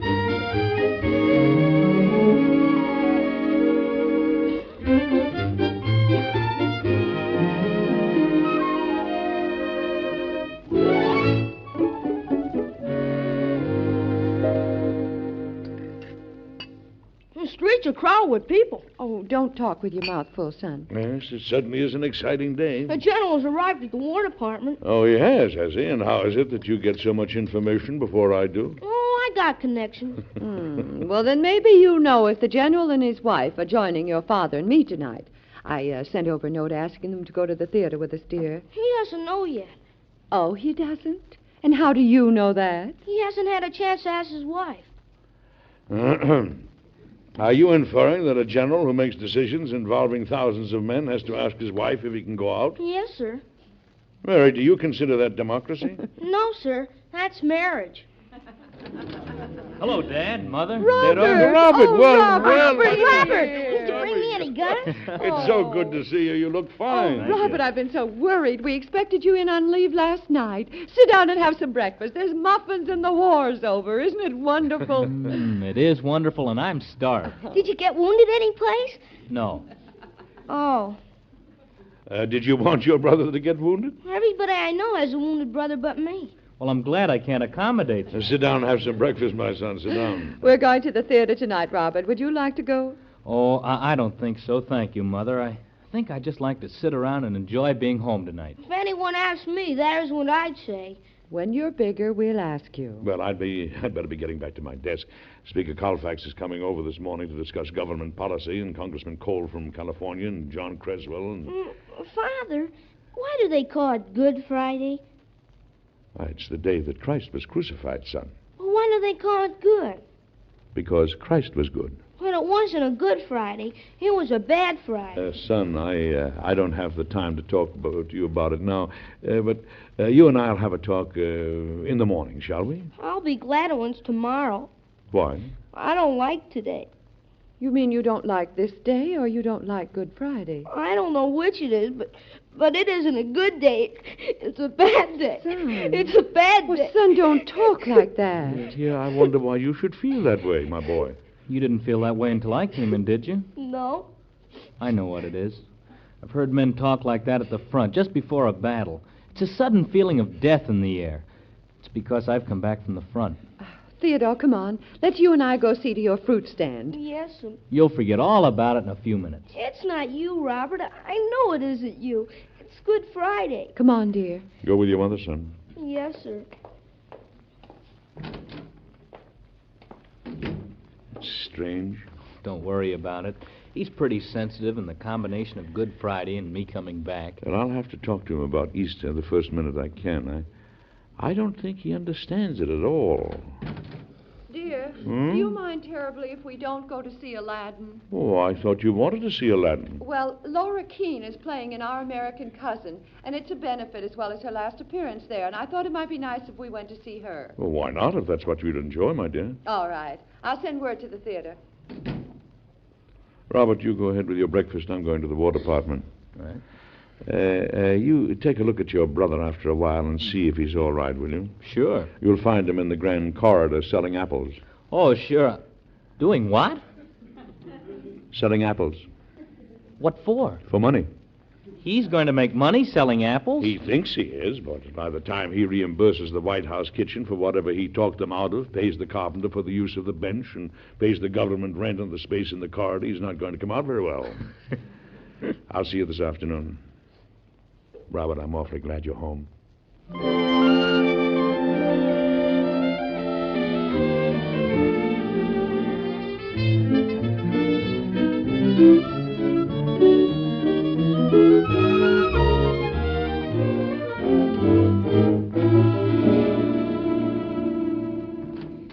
Well, good morning, Mr. President. Good morning, Mr. Secretary. General, it's good to see you. How are you, sir? Tired, but healthy as an ox. I'm glad to hear it. You're looking well. Victory becomes you. Thank you, sir. You seem in unusual spirits today, Mr. President. Yes. Sit down, gentlemen. Sit down. I woke up feeling genuinely happy for the first time in years. You know something? We're going to receive good news today, Stanton. And Stanton, last night I had that dream again. Oh, did you, Mr. President? What dream is that, sir? Well, I've dreamt it before every one of the important events of the war. I dream that I'm on a strange ship, a singular, indescribable vessel, and that I'm moving towards a dark, indefinite shore. And every time I dream it, victory follows. Isn't that right, Mr. Secretary? Well, that's what you say, Mr. President. I have no way of verifying your dreams. By the way, General, my wife tells me she's invited you and your wife to the theater with us tonight. Mr. President, you can't go to the theater tonight. Why not? It's not safe. Oh, nonsense. Why, if you and the General attended, it would be an admirable time for an assassin to kill both of you. Oh, you're an alarmist, Stanton, isn't he, General? I'm afraid I'm on the Secretary's side in this, Mr. President. I think it would be most unwise for you to make a public appearance at this time. Well, I make public appearances every day, and nobody's shot me yet. You're getting to be a terrible nuisance, Stanton. For 3 years, every time I step out, cavalry, foot guards, plainclothes attendants spring from everywhere. I can't even go to the office alone. It's one of the penalties of being president. Oh, it's a lot of nonsense. Well, sir, in any case, I couldn't accompany you because I'm starting for home this afternoon to see my children. It's been a long time since I've seen... I understand. Please take them my good wishes. Well, why don't you stay home and have a nice evening with your family, Mr. President? Because I am going to the theater. I want a little relaxation. I'll take Eckert with me. Now, sir... Did you know Eckert can break a poker over his arm, Mr. Secretary? Mr. President, whether Eckert can break a poker over his arm or not is completely outside the point. Oh, no, it isn't. No assassin would dare touch me with Eckert along. Eckert will be working with me tonight here at the War Department. Mr. Secretary, I'll wager that you're the kind of a man that goes to a zoo and doesn't take any peanuts. Whatever you may think of me, Mr. President, Eckert will still be working tonight. Very well, Mr. Secretary. I'll take Major Rathbun along. He isn't under your jurisdiction. Oh, Mr. President, if you'd only listen. Oh, smile, Mr. Secretary. The war is over. Peace is at hand. Surely even the President of the United States is entitled to one evening of relaxation. But he doesn't have to go to the theater for it. No, sir. I am going to the theater. My wife's going to get dressed up in her prettiest gown, and we're going to forget there was such a thing as a war for one whole evening. I tell you, today is my day, Stanton. From beginning to end, it's my day. Very well, Mr. President. You will see that Major Rathbun receives my invitation. Yes, I'll see that he receives it. Good. Come, General. It's time for the cabinet meeting. Yes, Mr. President. It does me good to get the best of you once in a while, Mr. Secretary. There's nothing I enjoy more than to win an argument with you. I hope you have won this argument, Mr. President. I sincerely hope you've won it.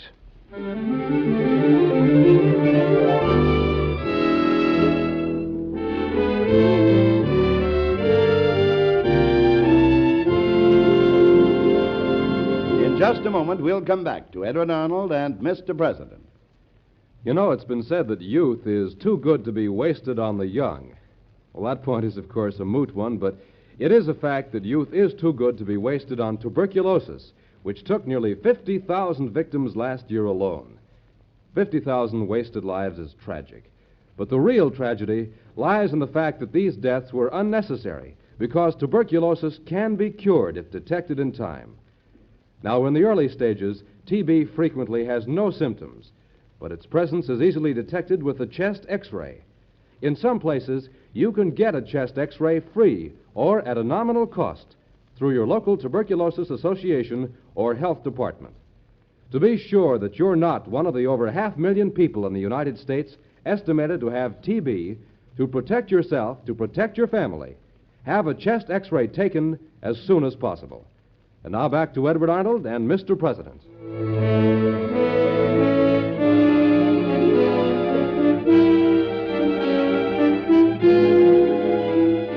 You've probably guessed the name of the president in this story.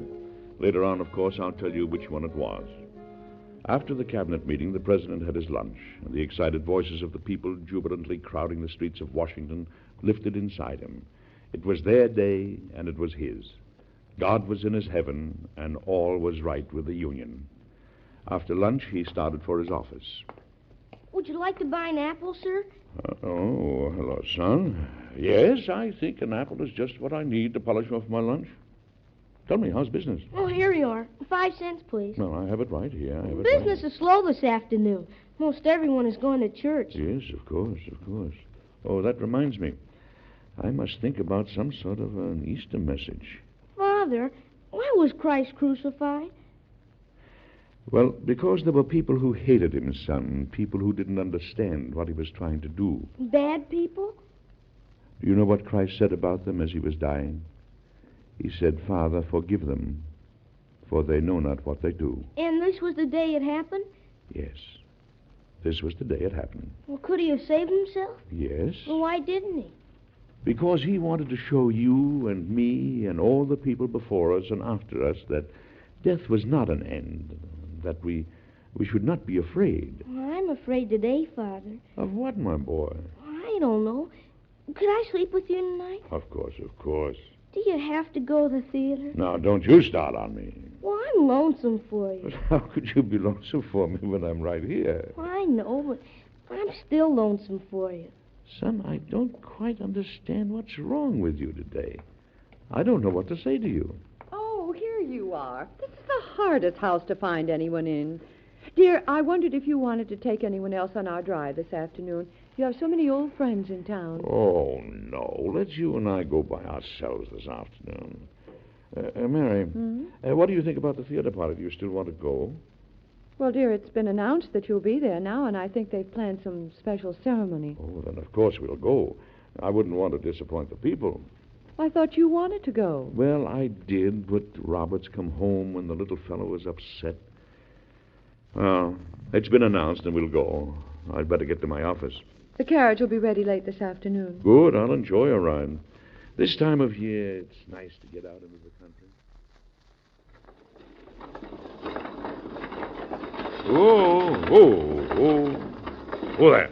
Why are you stopping, dear? Oh, it's so beautiful out here today. You know, Mary, it's good to be alive and to have you and the boys and a land like this to live in. Mary, as soon as these 4 years are over, let's find ourselves a farm on the banks of the Sangamon. And I'll take up my law practice again. Would you like that? I'd love it. And you and I will go to the country dances and show our children a thing or two, and I'll kiss you in the moonlight on the way home, just as though we were courting all over again, huh? Oh, my dear, I love you so. Maybe the last few years I haven't said it as often as I felt it, but I respect you and honor you and love you with my whole heart. And to have you to myself again. Oh, my dear, if it only happens. It's going to happen, my dear. We're going to settle down and live happily ever after. You and I and the children. You know, I've only seen you this joyous once before in my whole life. The night before we were married? No. The night before our son William died. Mary. It's almost frightening to see you like this. As though someone thought, let him be very happy today. Let him laugh. So that he'll be able to take the tears that will come tomorrow. Mary. I'm sorry, I didn't mean to say that. I've been thinking it all day. You and the boy. It's foolish of me. Come on, dear. We better start back. You still have some more interviews and another trip to the War Department to make before we can go to the theater. All right, Mary. All right. Come on, boy. Hey.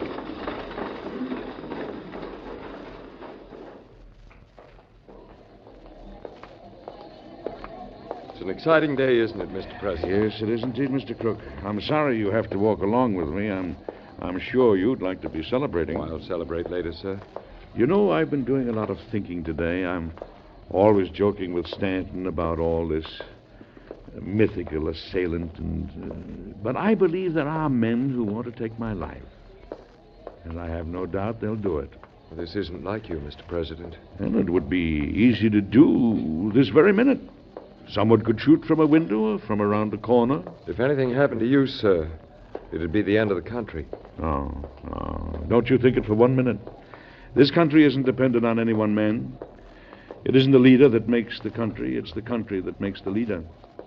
It isn't the man that makes the office of president. It's the office of president that makes the man. I am what the majority of the American people who elected me want me to be. When someone else takes my place, he'll be what the majority want him to be, or he won't be president very long. But still, sir, a man must have the makings of a president in him. Well, if a man is a good American, then he has the makings of a president. Oh, no, my friend. The loss of a single man can never hurt this nation. It will always put another man in office and go on. The nation may grieve, it may have a sense of loss, but it will go on. Well, sir, we'll hope that it won't have to go on without you. You know, Crook, I love this land of mine. I love our voices, the voices of the storms and the winds, the voice of the hammer and the saw, the voice of the railroad splitting the prairie with the challenge of civilization, the voice of the people arguing and growing by their arguments, learning more and more every day what freedom means and liberty. I hope I shall be listening to them for a long time yet. Don't misunderstand me. I have perfect confidence in every one of you men around me. I know no one could kill me and escape alive. But if it is to be done, it is impossible to prevent it. What is to be, will be. Isn't that right, Crook? I don't know, sir. I know. What is to be, will be.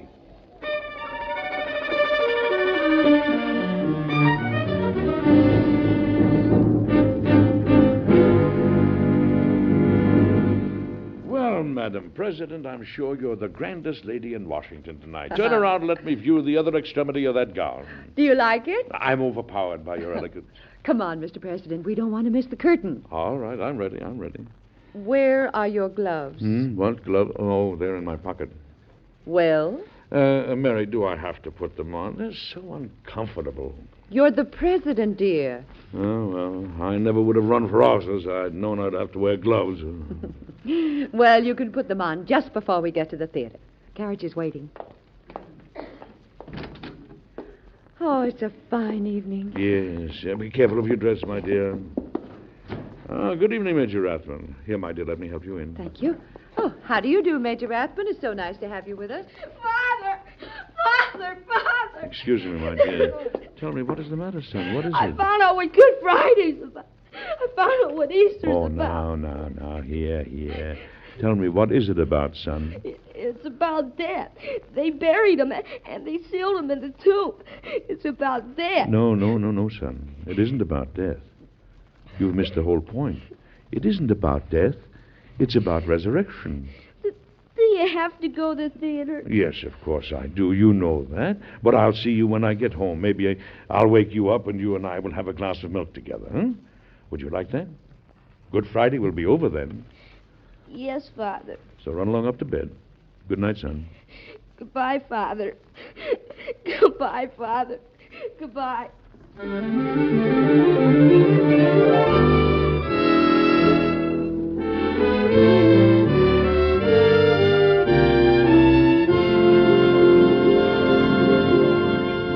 Well, you've probably figured out by now who the president was when all that happened. It really did happen, you know, and you'll have the answer in just a moment. During the time the greatest story ever told has been on the air, it has won numerous awards from leading church authorities, critics, and newspapers. But some of the most memorable tributes to this Sunday evening program have been from the listeners themselves. Many of the letters people have written have been letters of appreciation, both to the sponsor and ABC, for dramatizing the powerful, inspiring story of the man who led the greatest life ever lived. Through the years, his messages and teachings have stood out like a beacon, giving courage and inspiration to millions. So listen today and every Sunday for the greatest story ever told when it's heard over these same ABC stations. And now back to Edward Arnold and Mr. President.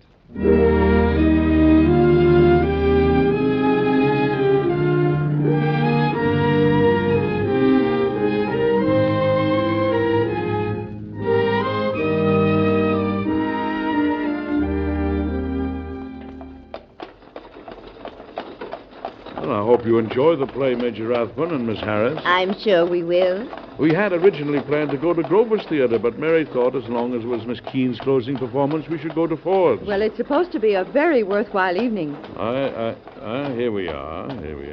Oh, look at all the people. Put on your gloves, dear. Yes, Mary, yes.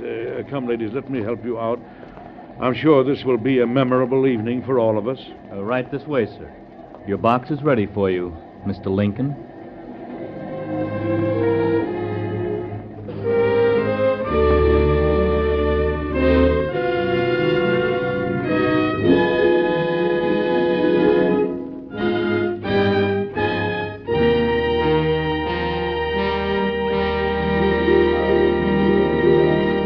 Be with us again next week, won't you, for another interesting story that happened in Washington a few years ago to Mr. President. Until then, goodbye.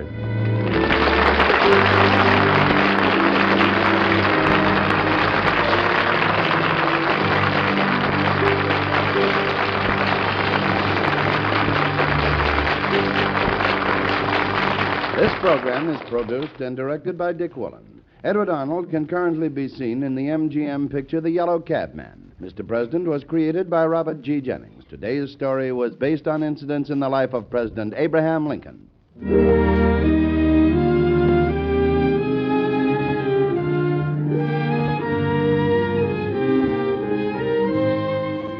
Be sure to listen again next week when the American Broadcasting Company and its affiliated stations bring you Edward Arnold with another interesting and factual story of Mr. President. This is ABC, the American Broadcasting Company.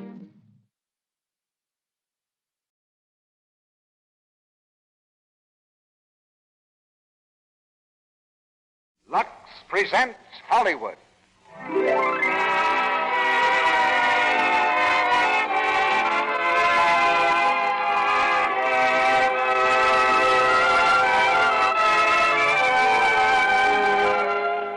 The Lux Radio Theater brings you Raymond Massey, Fay Bainter, and Otto Kruger in Abe Lincoln in Illinois. Ladies and gentlemen, your producer, Mr. Cecil B. DeMille.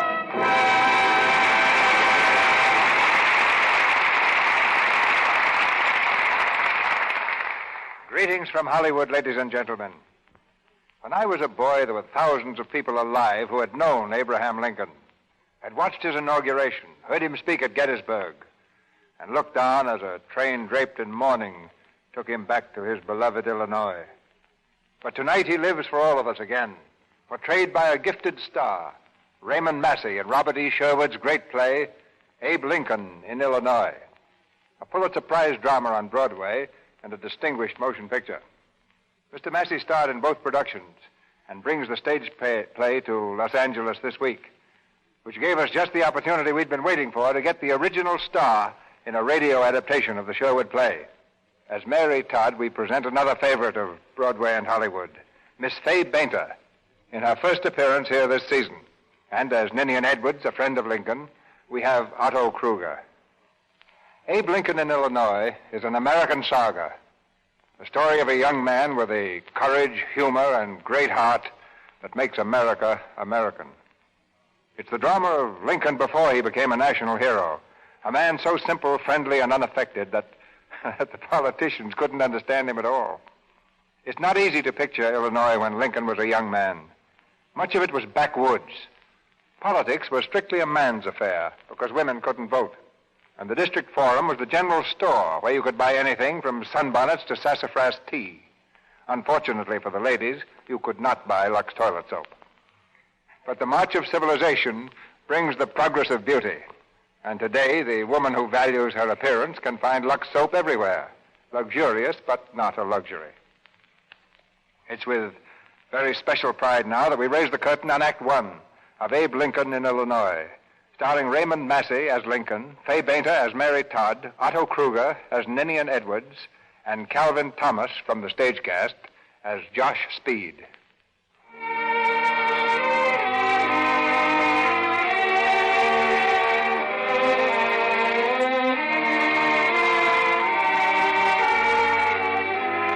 In the early 1830s, a lonely cabin stands on the prairie near New Salem, Illinois. Across its bare logs, the wind blows steadily, creeping through the chinks in the rough wall, fluttering the oil lamp swinging overhead. Sitting at a table piled high with books and papers is Mentor Graham, a sharp but patient schoolteacher. And across from him in the shadows, his pupil, a beardless, gaunt young backwoodsman in ragged clothes.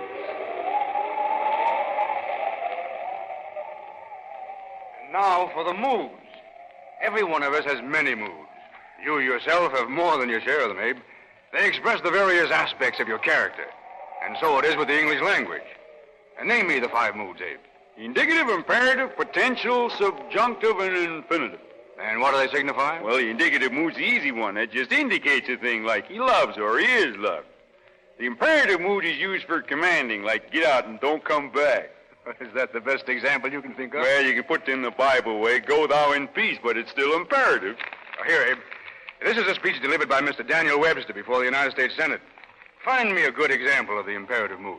Oh, let's see. While the Union lasts, we have... Let their last feeble glance rather behold the glorious ensign of the Republic. That's right. Liberty first and Union afterwards.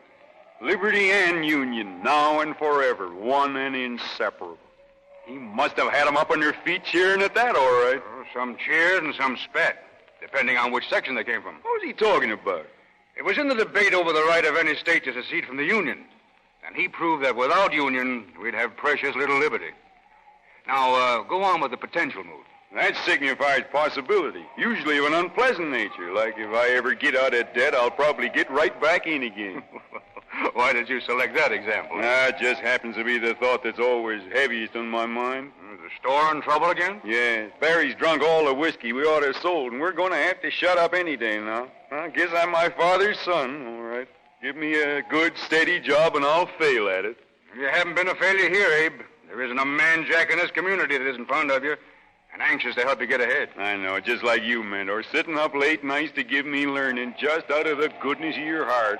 Now, Josh Speed and Judge Bowling Green, some of the others I owe money to, want to get me the job of postmaster, thinking that maybe I can handle that since there's only one mail comes in a week.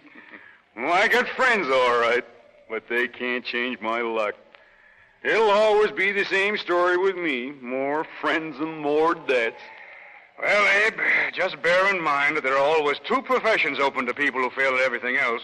There's school teaching and there's politics. And I'll choose school teaching. You go into politics and you may get elected. Yes, there's always that possibility. If you get elected, you gotta go to the city. I don't want none of that. Oh, what's your objection to cities, Abe? Have you ever seen one? Sure. I've been downriver twice to New Orleans. You know, every minute of the time I was there, I was scared. Scared of what, Abe? Oh, it sounds kind of foolish. I was scared of people. No. Did you imagine that they'd rob you of all your gold and jewels? No. I was scared they'd kill me. Why? Why should they want to kill you? I don't know. Oh, you're a hopeless mess of inconsistency, Abe Lincoln. What do you mean, Mandor? I've never seen anyone who's so friendly and at the same time so misanthropic. What's that?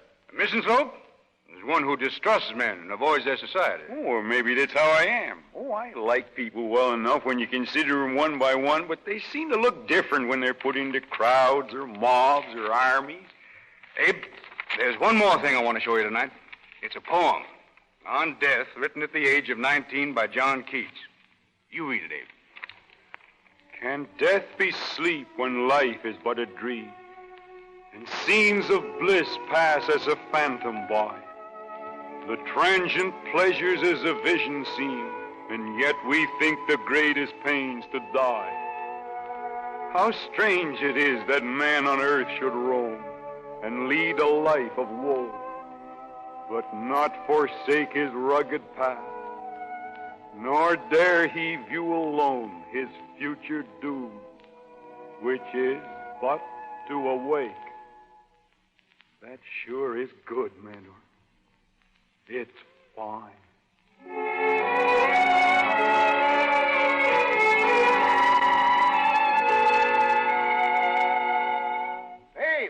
Abe Lincoln. Morning, Josh. Well, it's come. Letter just arrived from Washington. You're the new postmaster, Abe. The new postmaster. Well, that's nice, Josh. Do you think I'll be able to carry all the responsibility?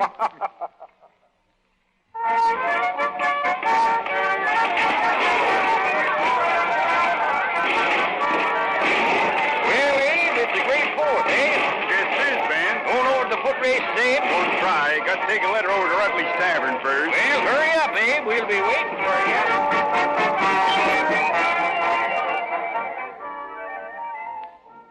Morning, Miss Ann. Oh, Abe. I'm glad you came, Abe. Got a letter here. A letter for me? Miss Ann Rutley at Rutley's Tavern. That's you, Miss Ann. Thank you, Abe.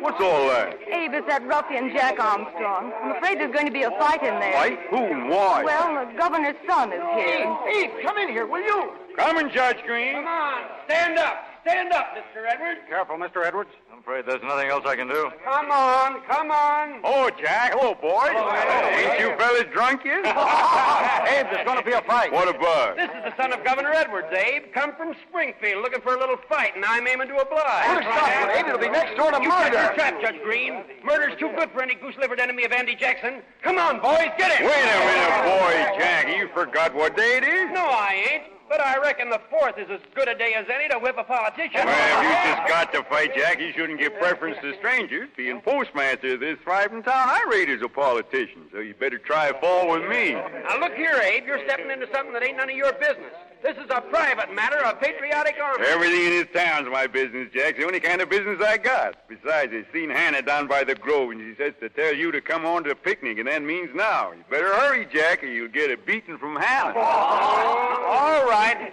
Abe Lincoln saved your hide, Mr. Edwards. I'll consent to calling off the fight just because he's a friend of mine. Because I'm the only one around here you can't lick. Oh. Go on, Jack. Hannah's waiting. All right, but it ain't because I'm afraid now. Well, congratulations, Ninian. I shouldn't have enjoyed taking you home to Mrs. Edwards after those boys had done with you. Well, I was aware of the certain consequences, Josh. I'm deeply in your debt, Mr. Lincoln. Oh, never mind any thanks, Mr. Edwards. Jack Armstrong talks big, but he means well. Won't you join us in a drink? No, thank you. Abe, sit down. We want to talk to you. Me? What about bowling? Abe, we brought Mr. Edwards here for the sole purpose of meeting you, and with his permission, I shall tell you why. Go right ahead, Josh. Abe, how would you like to run for the State Assembly? When? Now, for the election in the fall. Why? Mr. Lincoln, I've known you for only a few minutes, but that's long enough to make me agree with Josh Speed that you're precisely the type of man we want.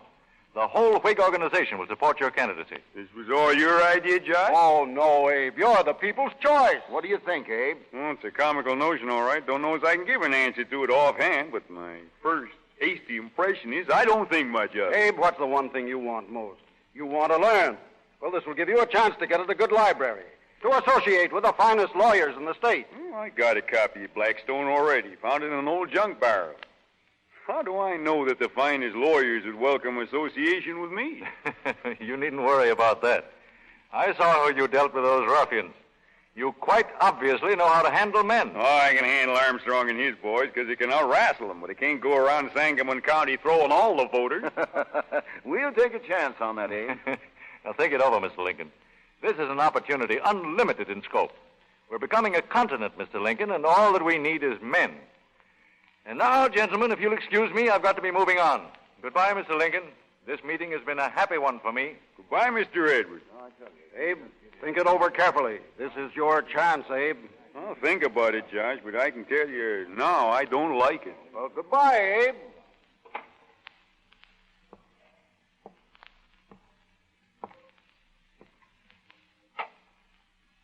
Miss Ann, Yes?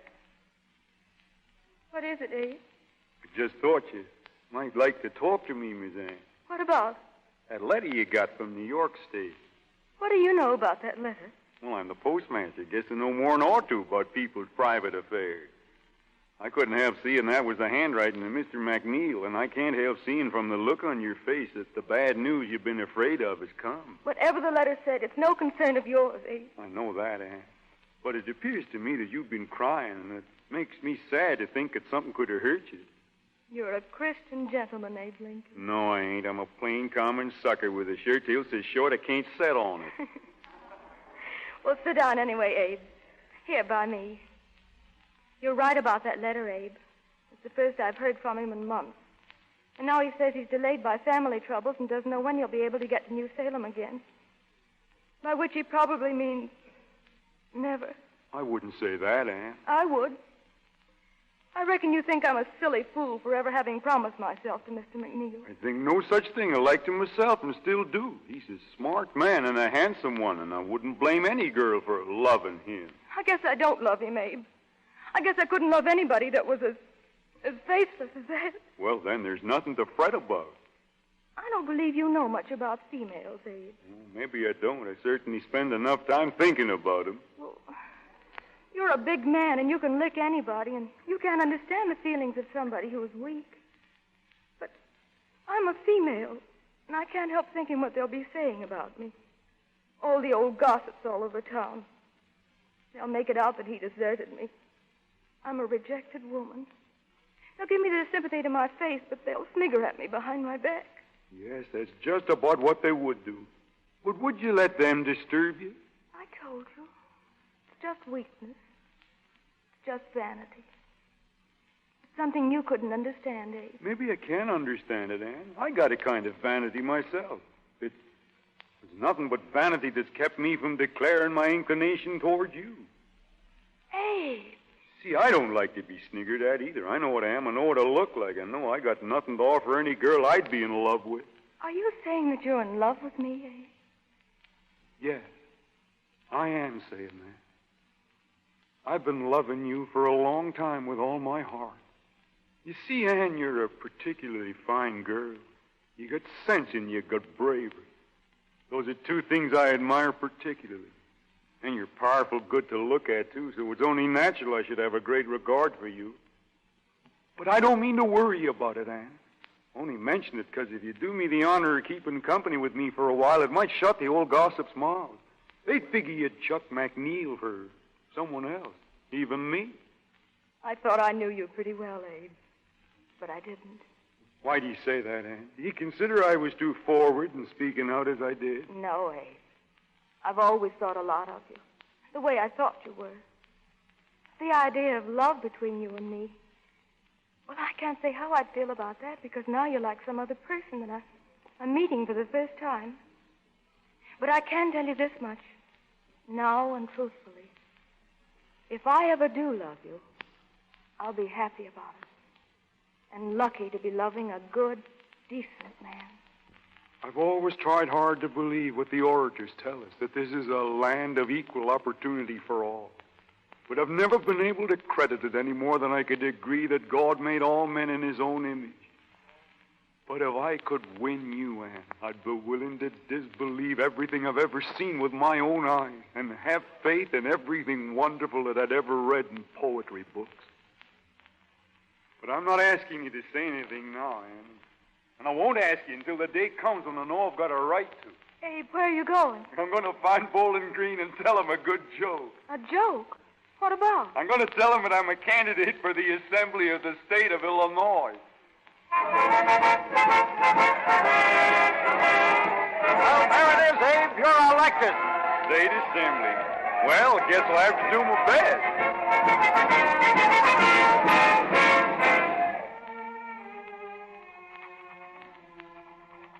My best ain't none too good. I've been here in the assembly for over a year now without accomplishing a blessed thing. Sometimes I think... Abe? Yes? There's a man here from New Salem. Says he's got news about a friend of yours. Who? A Miss Ann Rutledge. What about her? She's sick, Abe. She's sick, pretty near to dying.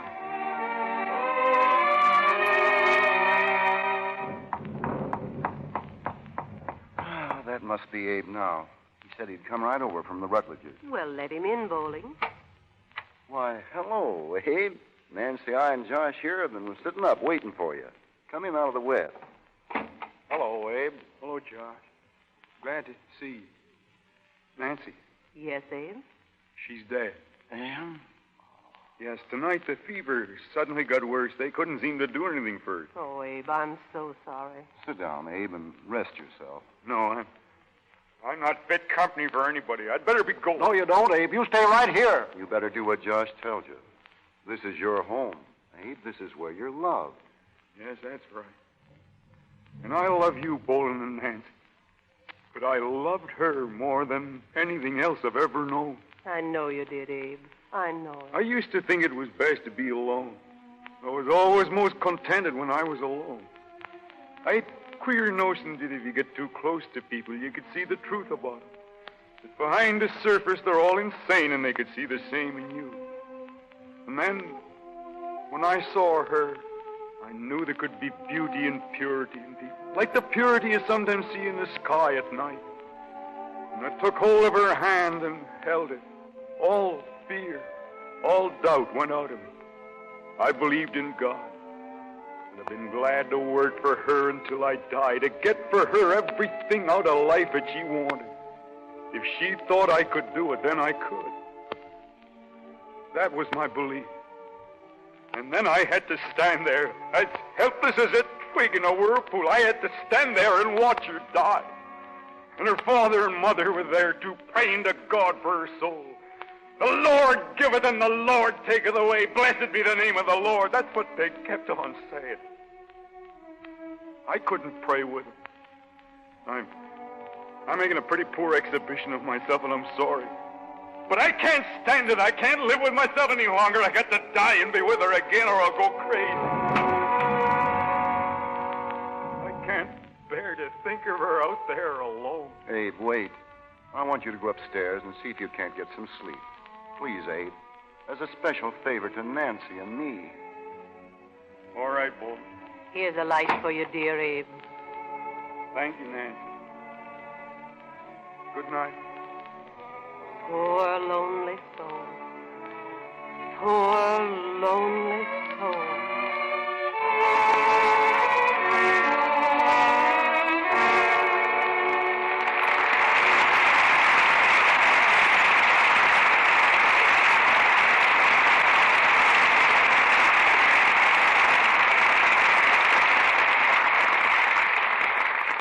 After a brief intermission, Mr. DeMille and our stars, Raymond Massey, Fay Bainter, and Otto Kruger, will bring you Act Two of Abe Lincoln in Illinois. For the next few moments, let's look in on a little home over on Vine Street, where a couple of very young ladies are talking over their first formal party. Oh, Julie, aren't evening parties simply super? I mean, aren't they wonderful? Oh, gosh, I hope we go to millions more. These long dresses make you feel practically 18, don't they? Oh, Julie, you know what Joe Billings said? First he said I looked okay, and then he said, I mean you look swell. Doesn't Joe make you think of Tyrone Power, kind of? And isn't it divine? You and I both danced every dance. Oh, gosh, Mother will be upstairs soon. We better be getting ready for bed. Let's make a dive for the bathroom. Here's a brand new cake of Lux soap for you. Why, Julie Davis, you mean you're not going to bother about your complexion? Well, it's a good thing Mother can't hear you. She'd practically die. Why, she thinks it's just reckless of a girl not to take good care of her skin, no matter how young she is.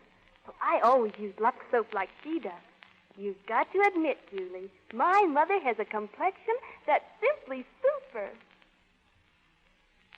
Betty is only 15, but already she knows a real beauty secret. Betty has a wise mother, a mother who gives her own complexion regular active lather care and sees to it that her young daughter does, too. She knows that even the youngest complexion needs the protection that Lux toilet soap gives, because its active lather does a thorough job, gently carries away every trace of dust and dirt. And there are millions of mothers like Betty's mother. That's one reason why Lux toilet soap is so very popular the country over. It's a fact that it's as fine a soap as money can buy. Lux toilet soap is really pure and is laboratory tested for mildness. Complexions that are world famous get Lux toilet soap care. This luxurious white soap is the choice of 9 out of 10 screen stars. So why not make it your regular complexion care, too? Get 3 cakes of Lux toilet soap tomorrow And let this fragrant soap with active lather give your skin the gentle protecting care it needs to stay smooth and lovely. Now, our producer, Mr. DeMille. Act Two of Abe Lincoln in Illinois. Starring Raymond Massey as Lincoln, Fay Bainter as Mary Todd, Otto Kruger as Ninian Edwards, and Calvin Thomas as Josh Speed.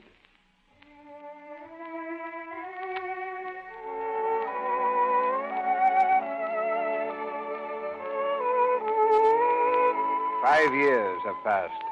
Abe Lincoln is still a young man, but he looks more than his 31 years, for his youth was buried with Anne Rutledge. His term in the Assembly over, Abe has taken up law practice in Springfield. He's returning now from a trip as Billy Herndon, the junior member of the firm, greets him at the door. How do, Mr. Lincoln?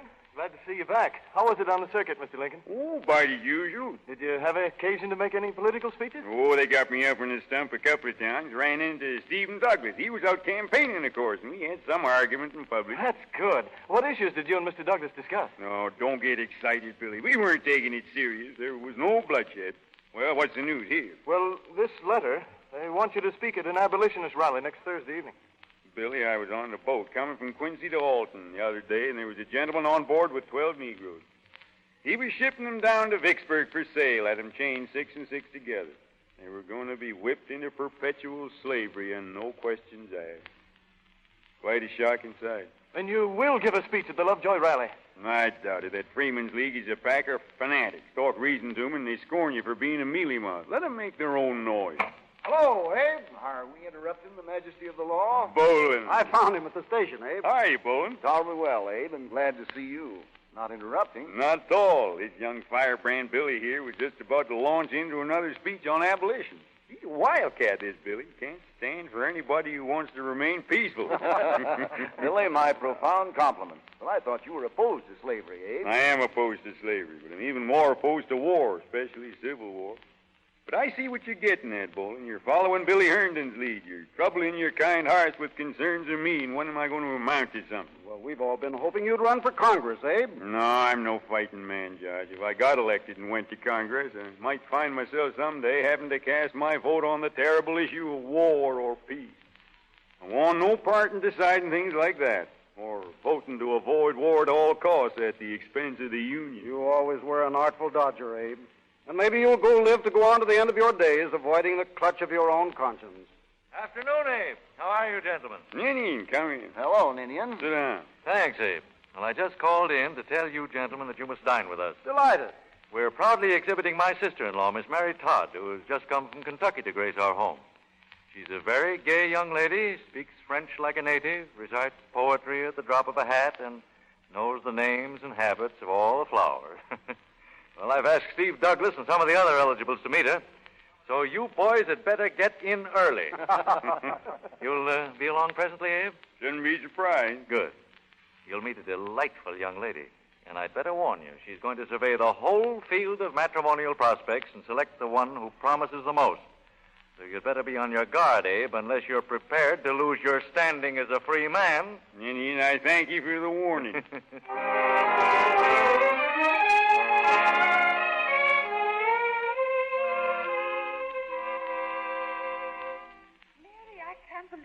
Can't believe what, dear? Mary, I am your sister, and I want the truth. Now, you have known Abraham Lincoln for 6 months. Have you ever given one moment's serious thought to the possibility of marriage? I shall answer you, Elizabeth. I've given more than one moment's thought to the possibility you mentioned, and I've decided that I shall be Mrs. Lincoln. So, Ninian, you were right. Thank you, my dear. Mary, do you expect me to congratulate you upon this amazing selection? No.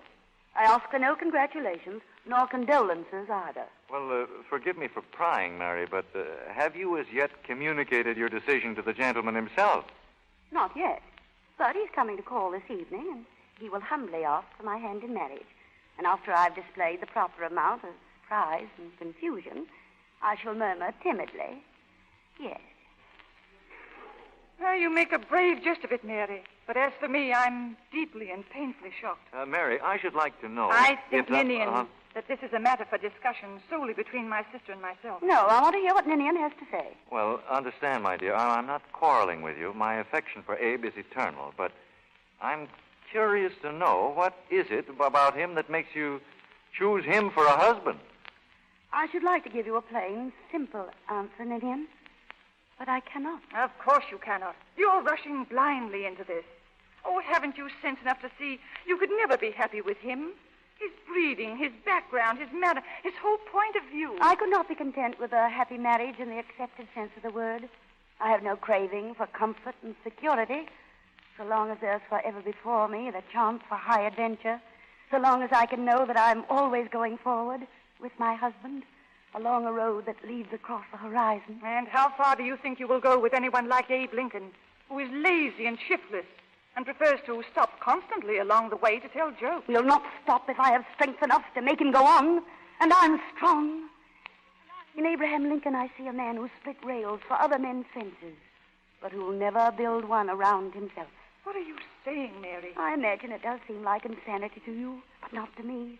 I want the chance to shape a new life for myself and for my husband. Mr. Lincoln, ma'am. He's here. I shall see him. Send him in, please. Good evening, Mrs. Edwards. Evening, Miss Todd. Good evening. Good evening, Mr. Lincoln. Evening, Ninian. Well, glad to see you, Abe. If you will excuse Elizabeth and me, we must hear the children's prayers and see them safely abed. Oh, I'd be glad to hear the prayers, too. Oh, no. You'd only keep them up till all hours with your stories. And come along, Elizabeth. Mary, won't you come with us and say good night to the children? No, my dear. No, leave Mary here to keep Abe entertained. I don't blame Ninian for keeping you away from those children. They all adore you. Well, I always seem to get along well with children, probably because they don't want to take me seriously. You understand them. That's the important thing. But do sit down, Mr. Lincoln. Thank you. I will. No, not there. Over here, by me.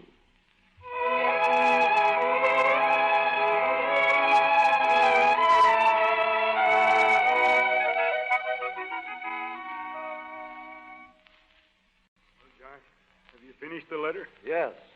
Do you think it's all right? No, Abe, I don't. I think the sending of this letter to Mary Todd would be a most grave mistake. Do I understand that you will not deliver it for me? No, Abe, I won't. Then someone else will. Yes, you can give it to the minister this afternoon to hand to the bride when she arrives for the ceremony. But I hope, Abe, you won't send it until you're feeling a little calmer in your mind. How can I ever be calm in my mind until this thing is settled and out of the way once and for all? Have you got eyes in your head, Josh? Can't you see that I'm desperate? Got to get out of this marriage. I can't go through with it. I've got to have my release. Hello, Abe. Hello, Nene. Good morning, Josh. You helping to keep the bridegroom quiet on his wedding day? Best I can, Ninian. Well, I can promise you, Abe, it'll be quite painless. Elizabeth and I have arranged for a bang-up wedding dinner. Good morning, Mr. Edwards. Good morning, Billy. Oh, Abe, I've only got a moment, and this is the last chance I'll have to speak to you before the ceremony. Well, the fact that the bride is my sister-in-law gives me a little added responsibility in wishing to promote the success of this marriage. And a success it will be, Abe, if only you'll bear in mind one thing. You must keep a tight rein on her ambition. My wife tells me that even as a child, Mary had delusions of grandeur. She predicted to one and all that the man she would marry would be President of the United States. Well, I urge you to beware, Abe. Don't let her talk you into any gallant crusades or wild goose chases. You let her learn to be satisfied with the estate to which God hath brought her, with which I shall conclude my prenuptial sermon.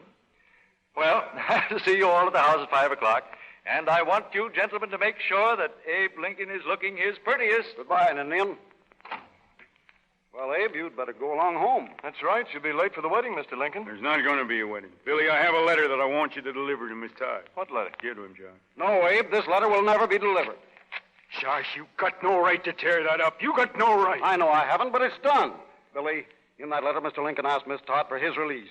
He told her that he'd made a mistake and couldn't go through with the marriage, which could only lead to endless pain and misery for them both. That isn't the truth. What is? I'm not disputing the truth of it, Abe. I'm only asking you to tell her so to her face in the manner of a man. It'd be a more cruel way. It would hurt her more deeply. I'd have to tell her that I have hatred for her infernal ambition. That I don't want to be ridden and driven onward and upward through life with her whip lashing me and her spurs digging into me. If her poor little soul craves importance in life, then let her marry Stephen Douglas. He's ambitious, too. I want only to be left alone. Mr. Lincoln, I doubt if may he's I anything say to something? contribute. What is it, Billy? Well, it's just this. Mr. Lincoln, you're not abandoning Miss Mary Todd.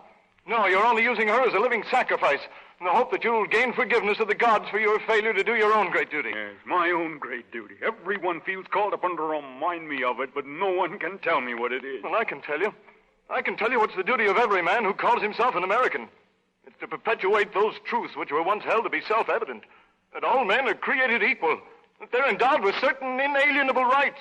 That among these are the right to life, liberty, and the pursuit of happiness. Are those rights denied to me? Could you ever enjoy them while your mind is full of the awful knowledge that 2 million of your fellow beings in this country are slaves? Can you take any satisfaction from looking at that flag above your desk when you know that 10 of its stars represent states which are willing to destroy the Union? That's your flag, Mr. Lincoln, and you're proud of it. But what are you doing to save it from being ripped into shreds? I'm minding my own business. That's what I'm doing. And there'd be no threat to the Union if others would do the same. And as for slavery, I'm sick and tired of all this righteous talk about it. When you know more about the law, you'll know that those property rights you mentioned are guaranteed under the Constitution. And if the Union can't stand on the Constitution, then let it fall. Abe, where are you going? I'll go up now and I'll talk to Mary. Tell her I can never marry her. Then I'm going away. Where, Abe? I don't know. You're quitting, Mr. Lincoln. As surely as there's a God in heaven, he knows that you're running away from your obligations to him and to your fellow men and to your own immortal soul. Billy, leave him alone. He's a sick man.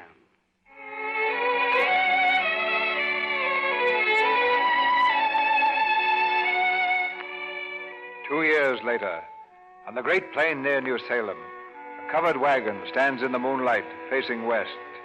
To that wagon across the prairie comes Abe Lincoln. Abe, I'm glad to see you. Evening, sir. I hear your boy is mighty sick. Yes, he is. Aggie's tending him in the wagon now. She wants preacher. That looks as if she'd given up, don't it? Might be a comfort. Why don't you speak a prayer, Abe? You could always think of something to say. Afraid I'm not much of a hand at praying. I couldn't think of a blessed thing be any real comfort. Never mind. Sit down, Abe. So you're heading west, are you, sir? You're doing what you and I used to talk about. You're moving. How far are you going? We're going right across the continent. All the way to Oregon. Oregon. We're going to free country, Abe. How do you know it'll be free, sir? With the politicians selling the new territories piece by piece to the slave traders. Because we'll keep it free if we have to fight for it. Even if we have to cut loose and make it a new country. A new country? Yes, I remember Mentor Graham saying once that this country might be split up into hostile countries, just like Europe. It'd be a bad day for us Americans if we lost you and your wife and your son and all the others like you said. Seth, he's worse. He's moaning in his sleep. He's gasping for breath. Don't cry, Aggie. The doctor will come soon. Oh, it's so far from anyone, anything. Oh, Seth, what'll we do? If you wish me to, Mrs. Gale, I'll try and speak a prayer. We'd be grateful for anything you might say, Abe. Oh, God, the Father of all living, I ask you to look with gentle mercy on this little boy here, lying sick in this covered wagon. His people are traveling far to seek a new home in the wilderness, to do your work, God, to make this earth a good place for your children to live in. They can see clearly where they're going, and they're not afraid to face all the perils that lie along the way. I humbly beg you not to take this child from him. Grant him the freedom of life. Let him know the sight of great plains and high mountains, of green valleys and wide rivers. For this little boy is an American, and these things belong to him and he to them. Spare him that he too may strive for the ideal for which his fathers have labored so faithfully and for so long. Spare him and give him his father's strength. Give us all strength, O God, to do the work that is before us. I ask you this favor in the name of your Son, Jesus Christ, who died upon the cross to set men free.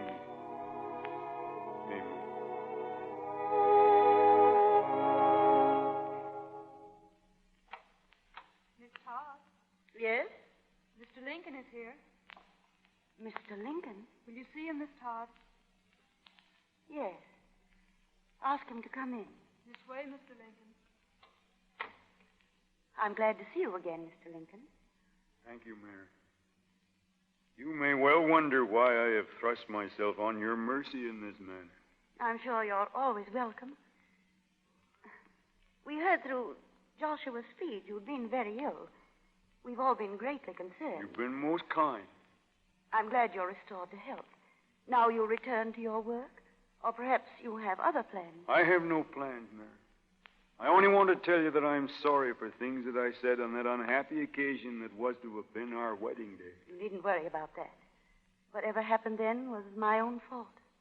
I was blinded by my self-confidence. I loved you, Abe, and I believed I could make you love me, that I could inspire you to become the leader of men. I believe you are. I didn't think you'd turn that strength against me. Mary, I know now I was wrong. I presume again to ask you to be my wife. Abe. I know that taking me back would involve humiliation for you. I'm not afraid of humiliation, Abe. What has brought about this change of heart? On the prairie, I met an old friend who was moving west with his wife and child. He asked me to go with him after the child recovered, and I was strongly tempted to do so. Abe. But even then, I knew that that was not my direction. The way I must go is the way you have always wanted me to go. And you will never again falter or try to run away? I promise you, Mary, that if you will have me, I shall devote myself for the rest of my days to trying to do what is right, as God gives me the power to see what is right. Then I shall be your wife. I shall fight by your side till death do us part. Oh, Abe. Abe, I love you. I love you. Whatever becomes of the two of us, I'll die loving you.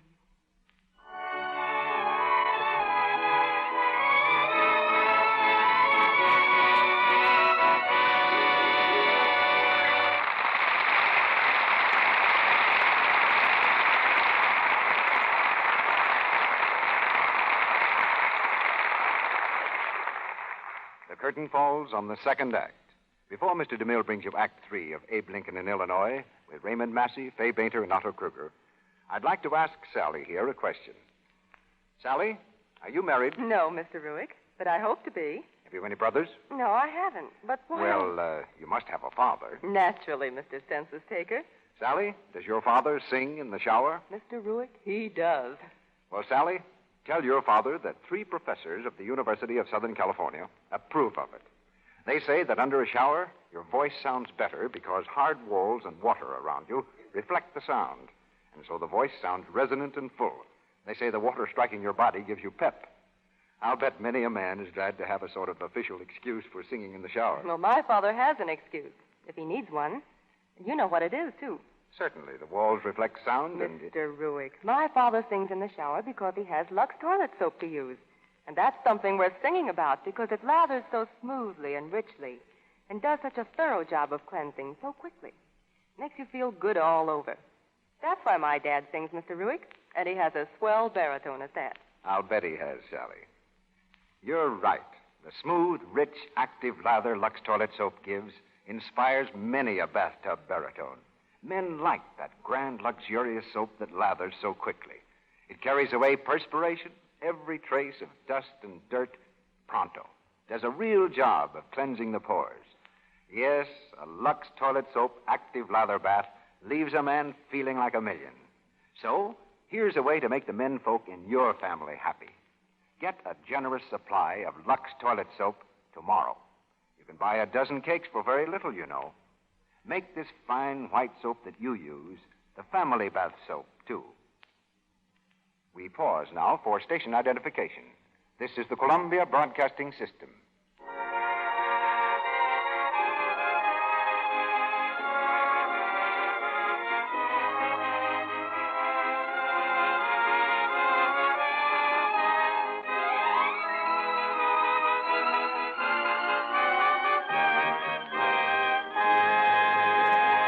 The curtain rises on Act 3 of Abe Lincoln in Illinois.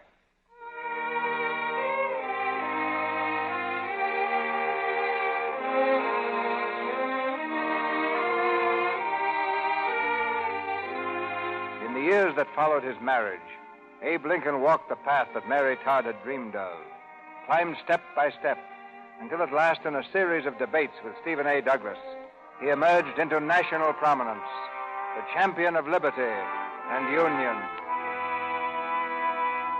There can be no distinction in the definition of liberty as between one section and another, one race and another, one class and another.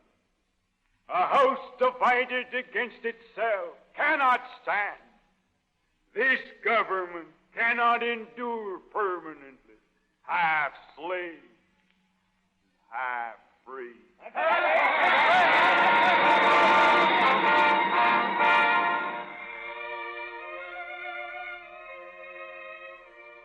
What time is it now, Mary?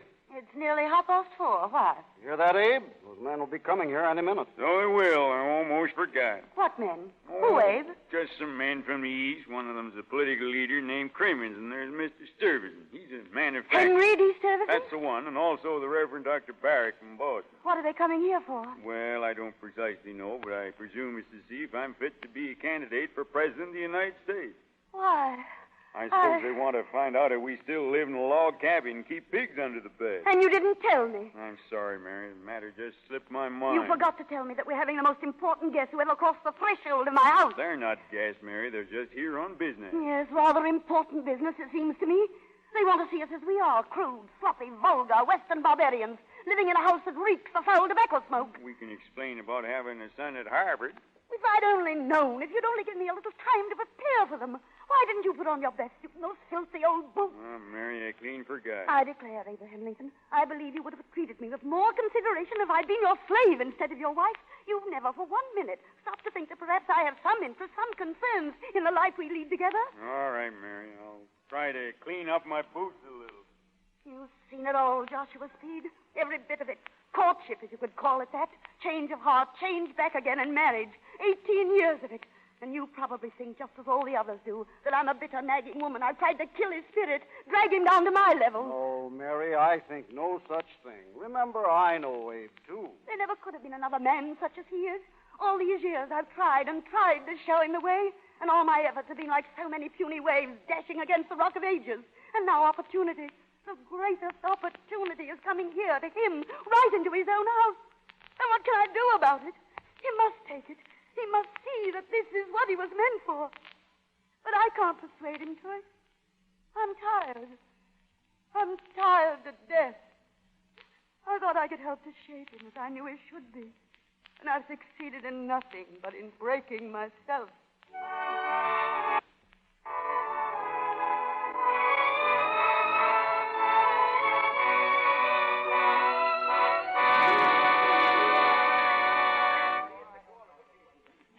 Gentlemen. Mr. Lincoln, you'll forgive us, I'm sure, if we come directly to the point. Yes, sir. I understand that you wish to inspect the prairie politician in his native lair, and here I am. Mr. Lincoln, it is no secret that we are desperately in need of a candidate. One who is sound, conservative, safe, and clever enough to skate over the thin ice of the forthcoming campaign. Your friends believe that you are the man. Well, Mr. Stuyvesant, I can only tell you that when I was first considered for political office, that was in New Salem 25 years ago, I assured my sponsors of my conservatism. I have subsequently proved it by never progressing anywhere. Then you agree that you are the man we want? I'm afraid I can't go quite that far in self-esteem, Dr. Barrett. Please understand that this is not an inquisition. We merely wish to know you better, to gain a clearer idea of your theories on economics, religion, national affairs in general. To begin with, in one of your memorable debates with Senator Douglas, your opponent indulged in some of his usual demagoguery about industrial conditions in the North. And you replied shrewdly that... Yes, I remember the occasion. I replied that I was thankful that laborers in free states have the right to strike, violently if need be, against authority that is unjust or oppressive. The Boston Tea Party was a kind of strike. So was the Revolution itself. All perfectly true. But the days of anarchy are over. To put it bluntly, would you, if elected, place the interests of labor above those of capital? I cannot answer that bluntly or any other way because I cannot tell what I should do if elected. But we of New England are most anxious to know whether you admit one authority to whom devotion is unquestioned. I presume you refer to the Almighty. I do. I think there can be no doubt as to my submission to his will. I'm afraid there is a great deal of doubt as to your devotion to his church. I realize that, Doctor. They say I'm an atheist because I've always refused to become a church member. What have been the grounds of your refusal? My own form of worship is obedience to the Savior's own statement of law and gospel.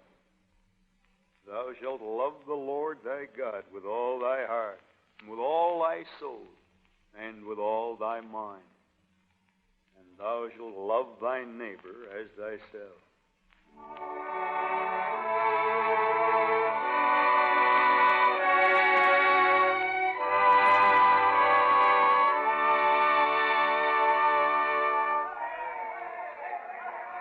Close that window, Ninian.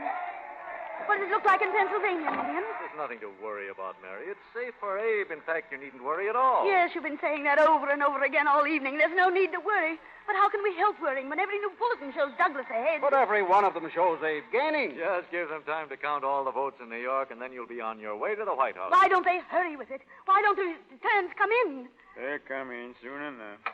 Any news, Billy? Not yet. Lots of reporters down there, Mr. Lincoln. They want to know what'll be your first official action after you're elected. So what do you want us to tell them, Abe? Tell him I'm thinking of growing a beard. A beard? Whatever put that idea into your mind? I had a letter the other day from some little girl that said I ought to have whiskers to give me more dignity. I'll need it if elected. Bulletin, Mr. Edwards. Here, give it here. What do they say now?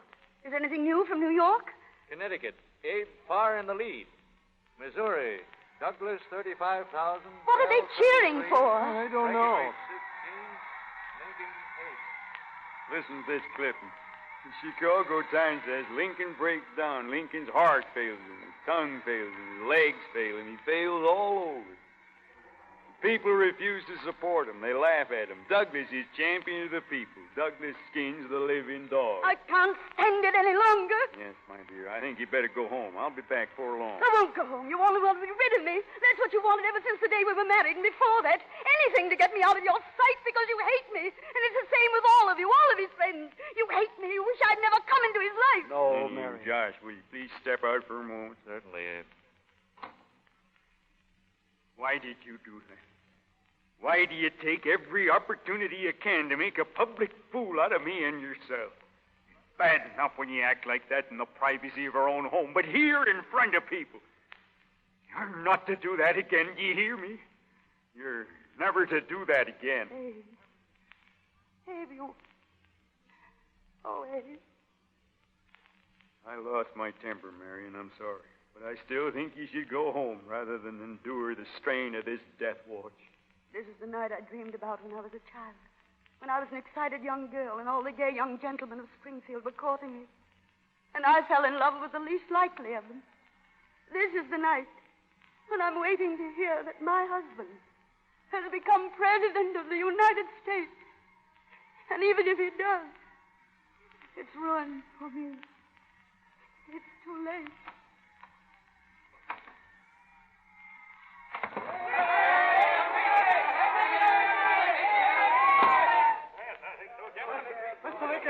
Mr. Lincoln, there's a bulletin from New York. Douglas, 183,000. Lincoln, 181,000. Look out, Abe. You're catching up. Congratulations, Mr. Lincoln. The next bulletin from New York will show you in the lead. We've fought the good fight and we've won. Seems to me the battle is just beginning, Mr. Sturby. Down in South Carolina, they raised 10,000 volunteers. They're arming them. The governor has issued a proclamation that if I'm elected, South Carolina will secede tomorrow. And every other state south of the Dixon line will secede with it. Can you see what that means? It means war. Civil war. Here it is. Lincoln is elected. Honest Abe is our next president.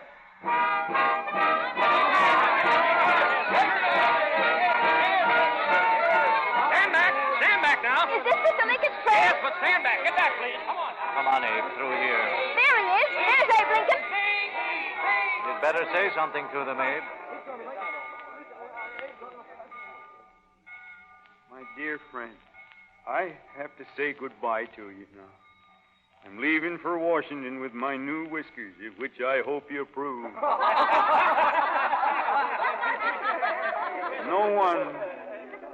No one not in my situation can appreciate my feelings of sadness at this party. To this place and the kindness of you people, I owe everything. I have lived here for a quarter of a century, and passed from a young to an old man. Here my children have been born, and one is buried. I now leave, not knowing when or whether ever I may return. I am called upon to assume the presidency at a moment when 11 of our sovereign states have announced their intention to secede from the Union. And threats of war increase in fierceness from day to day. It is a grave duty which I now face. In preparing for it, I have tried to inquire what great principle or ideal it is that has kept this Union so long together. And I believe that it was not the mere matter of separation of the colonies from the motherland, but that sentiment in the Declaration of Independence which gave liberty to the people of this country and hope to all the world. That sentiment was the fulfillment of an ancient dream which men have held through all time. A dream that one day they might shake off their chains and find freedom in the brotherhood of life.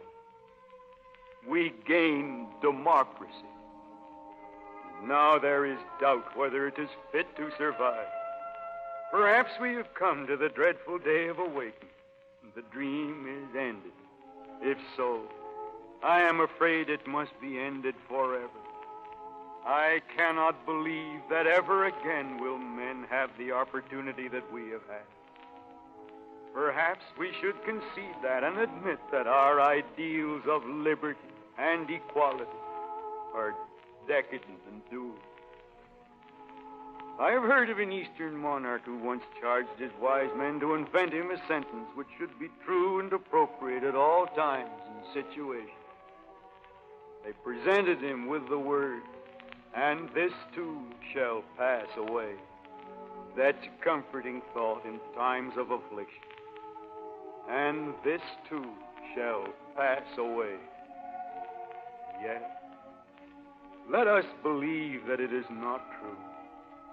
Let us live to prove that we can cultivate the natural world around us and the intellectual and moral world within it, so that we may secure an individual, social, and political prosperity, whose course shall be forward, and which, while this earth endures, shall not pass away.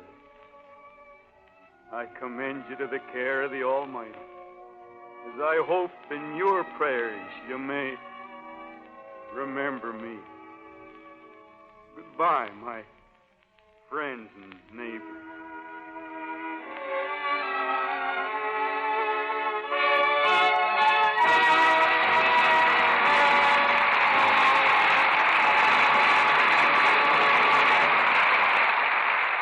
Abraham Lincoln goes on to Washington and his place in this democracy.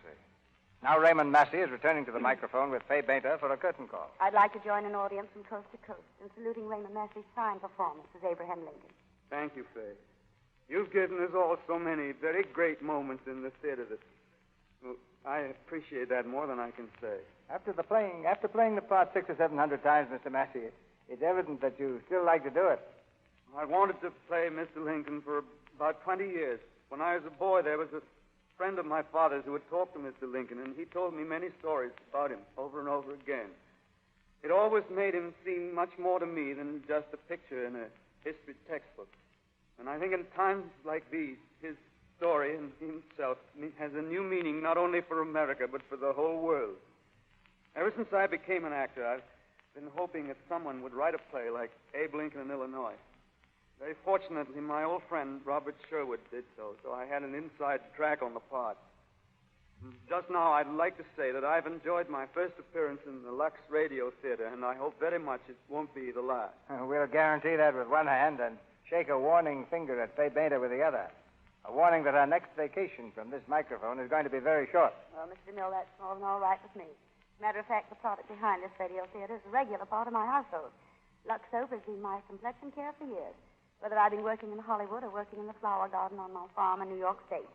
To put it in a few words, I like it. I think you'll like our bill for next Monday night, too, Faye. What is it, Mrs. Mills? Well, next week, we're going to have Barbara Stanwyck and Robert Taylor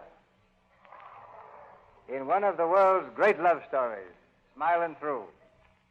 The drama of a man and woman meant for each other, but kept apart by a strange secret hanging over them from the past. The play was a Broadway and motion picture success, and we predict that Smiling Through will score again next Monday night with Robert Taylor and Barbara Stanwyck. I remember the stage production, Mr. DeMille. It's a grand show. Good night. Good night. Good night. You've made history of your own tonight.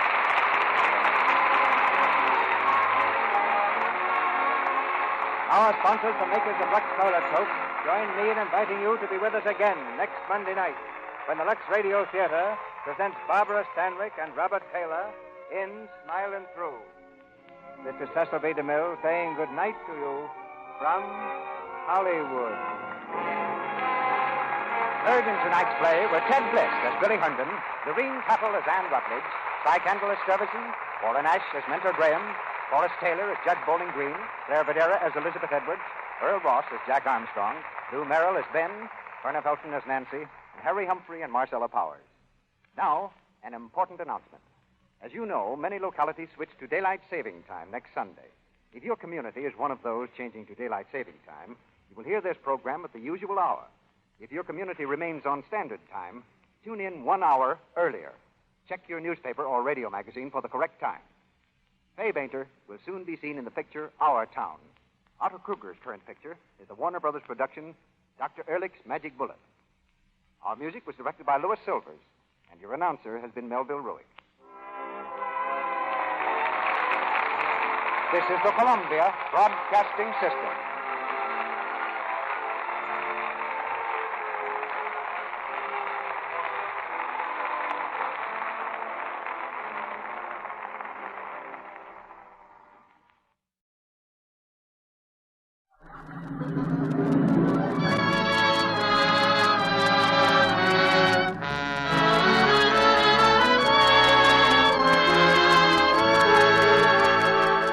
Lady Esther presents the Screen Guild Players.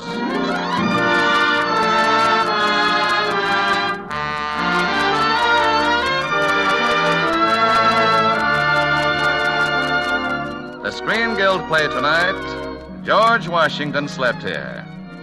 The starring players, this is Jack Carson. And this is Carol Landis.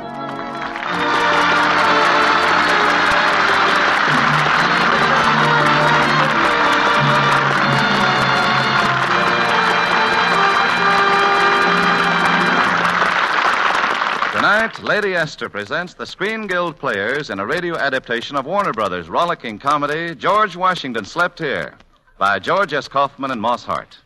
It stars Jack Carson as Bill Fuller and Carol Landis as his wife, Connie. The Lady Esther Screen Guild Players in George Washington Slept Here.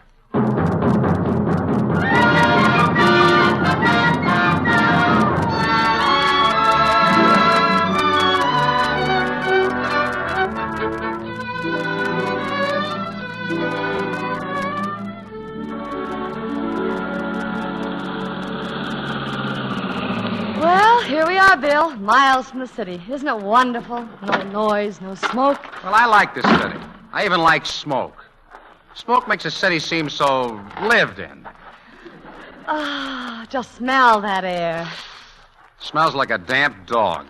Oh, Bill, look, that's our new house. Our new house? Connie, are you telling me that moth-eaten, termite-ridden pile of rotten boards is our house? You mean without saying a word, you've taken our hard-earned money and bought that rabbit hutch? Oh, Bill. Connie, I think you've lost your mind. Ah, Bill, you're going to love this. It's hundreds of years old. Think of it, darling. George Washington actually slept in this very house. Yeah? With all those cracks in the walls, it's a wonder the wind didn't blow him out of bed. Ah, and look at this living room. 200 years ago, it was full of colonial soldiers. If only these walls could talk. Well, I can, and I want to go back to town. Oh, hello, Mr. Kemper. This is my husband. Howdy. I've been showing him through the house. careful of upstairs floors, ma'am. One of them caved in last month. Just up and gave away. Bill, Mr. Kember is the caretaker. I see. Have you been here 200 years too, Mr. Kember? Let's see now. I came here in, no, it was, no. Yeah. No, I haven't. Come along, Bill. Upstairs is the bedroom George Washington slept in just before going to Yorktown. Can't you just buy me a book on American history and let me read it on West 27th Street? Right now I'm hot and thirsty. Oh, Bill, I believe you're really angry. Angry? I could spit from here to Mount Vernon. Look at this goat's nest. Looks like half the battles of the Revolution were fought down there in the living room. Just wait till you see this place a month from now.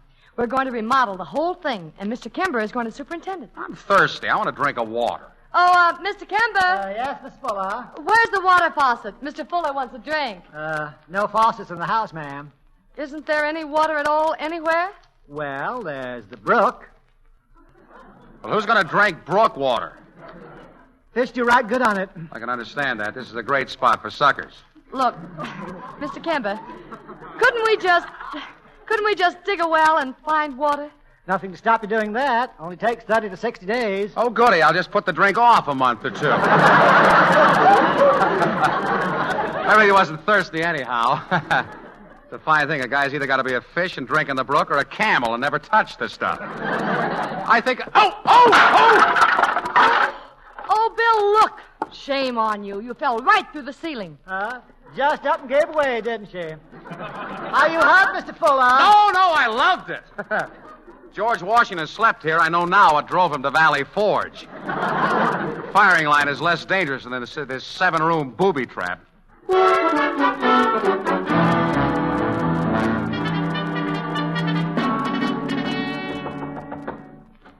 Your name, Fuller? That's right. My name is Prescott. I own the house next door. This road you're using to drive up to your house is my road. Your road? There must be some mistake. You see, I own this house. My wife and I just bought it. Did you buy the road? Well, no, of course not. But don't roads usually go with houses? Not this road, Mr. Fuller. I built this road with my own money, and you, sir, are trespassing. Well, how are we supposed to get to our house? Parachute in? How you manage it is no concern of mine. All I can say is you'll have to build your own road. Good day, Mr. Fuller. Who was it, Bill? Our neighbor, Mr. Prescott. Nice guy. Owns roads and things. Says the road leading to our property belongs to him and we can't use it. We're trapped. I'm a man without a road. But, dear, there's another road to the woods back of the house. Yeah? Maybe we ought to trade our car in for a pack mule and an Indian guide. Now, Bill, I'll check with the real estate agent in the morning. By all means do. Maybe the house doesn't belong to us either. That'll be the best news I've had all week. Oh, here, Bill, help me unpack the rest of these cooking utensils. We'll never get dinner if Hester doesn't get the rest of her pots and pans. For the love of Mike, listen to that noise. Is Mr. Kimmer going to be drilling for water all summer? There's so many holes in the backyard now, it looks like an army of gophers were working a swing shift. Well, Mr. Kember says the new well looks very promising. He thinks we're going to strike it this time. Yeah? He'll strike gold before he strikes water. Miss Fuller, I'm quitting. I can't work in that kitchen. What's the matter this time, Hester? That animal of Mr. Kimber's walked right through the wall that ain't got no door. Well, it's only a horse. Only a horse? Bill, help Hester get the poor animal out of the kitchen. A horse must be out of its head to walk into a kitchen in times like these. Scram, dog biscuit. Go on back to Crosby. There. There you are, Hester. Now, once that wall gets up, it won't happen again. The poor horse is probably just as scared as you are. Oh, I ain't scared. I'm just not used to cooking and riding side saddle at the same time.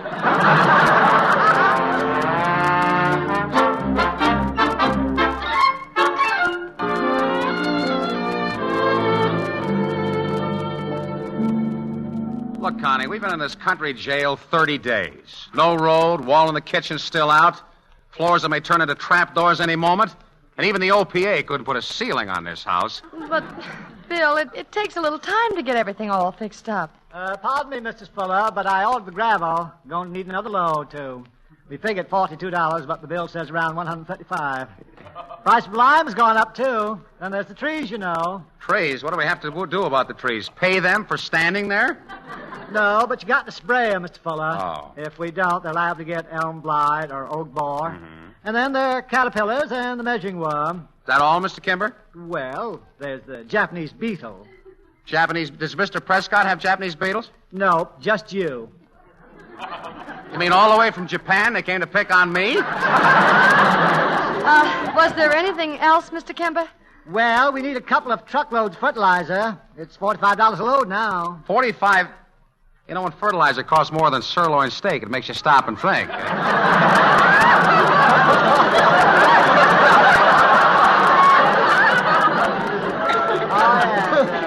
Then let's see. We're going to need 6 truckloads of dirt. Dirt?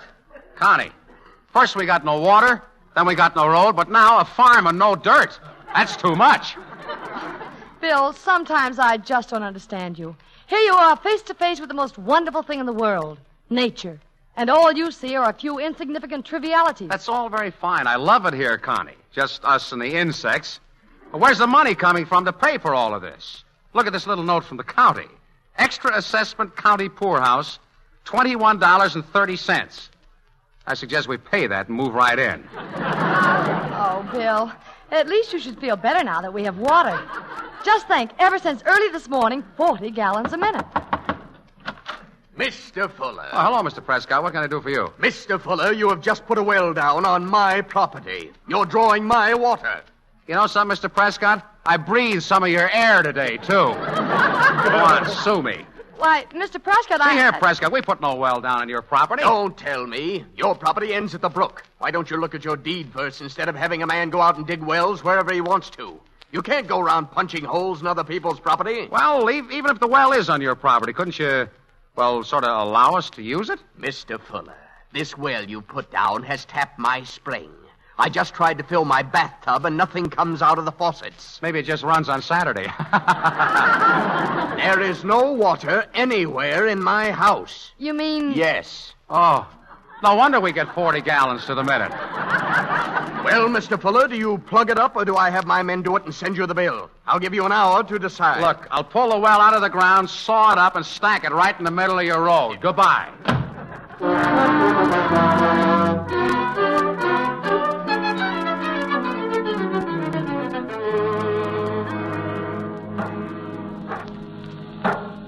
Mr. Kimber, you've been drilling holes in this backyard long enough. I haven't seen anything but the top of your head for weeks. Don't go down to the mine today, Kimber. Don't. The more I drill, the closer we get to water. Well, please stop for a while. You're beginning to get that cave dweller look. Yes, sir. But you know, the water isn't looking for us. We're looking for the water. Mr. Prescott has probably drained all the water to stay away from this place. Just forget it.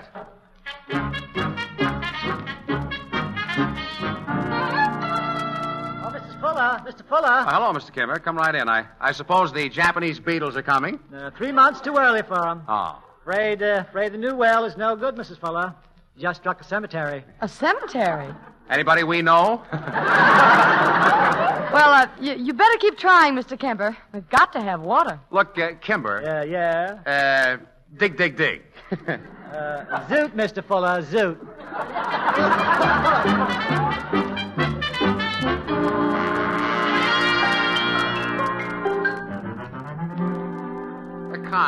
Connie, we've got to do something about Raymond.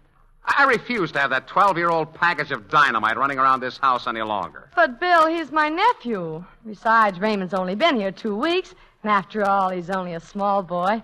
Couldn't you try to get to really know him better? Know him? He bit his initials in my leg, didn't he? He's not the type to know better. The only way he can know that, Brad, is worse. But, Bill, it's just until my sister gets a divorce. That's the only thing that's holding it up now is the custody of Raymond. You mean neither one of his parents will take him? Hey, Aunt Connie, here comes that old flat-faced Mr. Prescott. The old jerk looks like he's got a puss on. Oh. Mr. Fuller, this boy just threw a dead skunk in my swimming pool. I did not. It was alive. No. And this morning he put a sign, nudist camp, right in front of my gate. Oh, Raymond, if you don't behave, your Uncle Bill is going to have to do something about you. I know what I'd like to do, but it means the chair in this state. Why, I'd turn my dogs loose on you if you weren't leaving tomorrow. Leaving? But we're not going anywhere, Mr. Prescott. Oh, that's what you think. Mr. Fuller, it may interest you to know that your property is being foreclosed on Tuesday. Foreclosed? Exactly. I'm on the board of directors at the bank. At 12 o'clock Tuesday morning, Mr. Fuller, I'm buying your place. Connie, what does he mean? I don't know, Bill. We have the deed. You may have your deed, but you haven't got $5,000. Good day. Well, there was a letter from the bank, Bill, but I didn't want to bother you. Bother me? Just a letter of foreclosure, that's all. Oh. We seem to have paid for everything except the house. Oh, it's all my fault. What are we going to do? Sometimes if you write to Mrs. Roosevelt, the darndest things happen.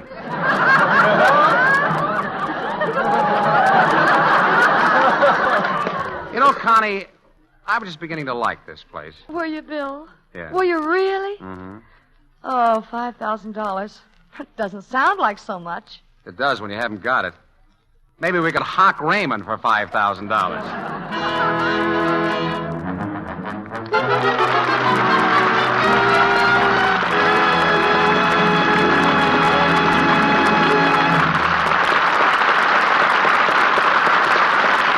So ends Act One of George Washington Slept Here, starring Carol Landis and Jack Carson. Before we hear Act Two, a word from our hostess, Lady Esther. I believe there's nothing that can do more to dramatize a woman's appearance than a fresh, lovely skin. For I've seen living proof of it so many times.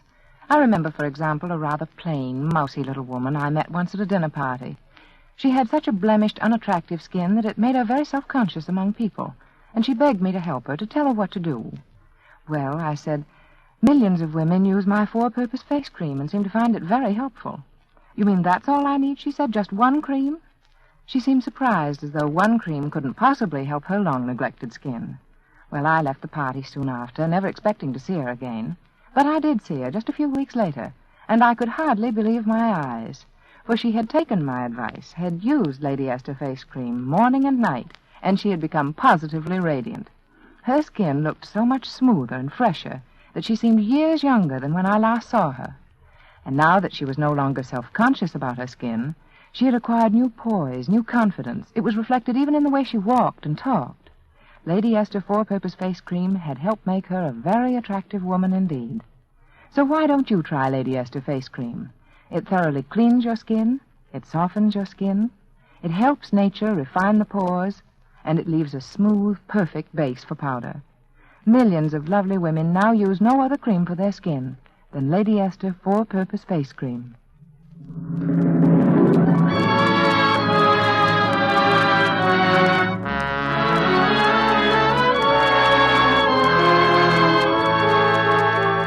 And now the curtain rises on Act Two of George Washington Slept Here, starring Jack Carson as Bill Fuller and Carol Landis as his wife, Connie.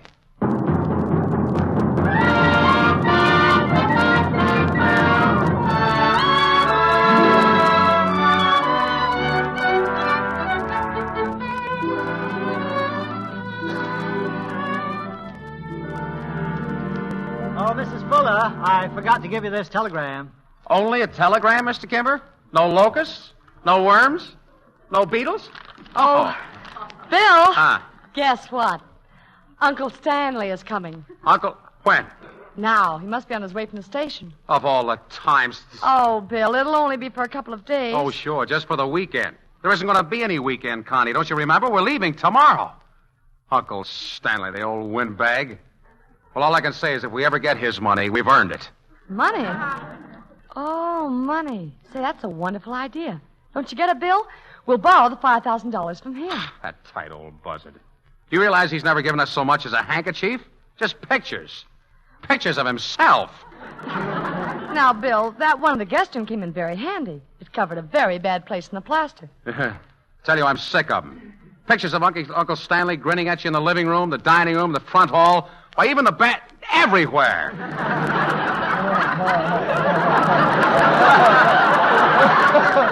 I'd like to find just one peaceful corner in this house where the old goat couldn't leer down at me. Hey, Bill, look out the window. Here he is now.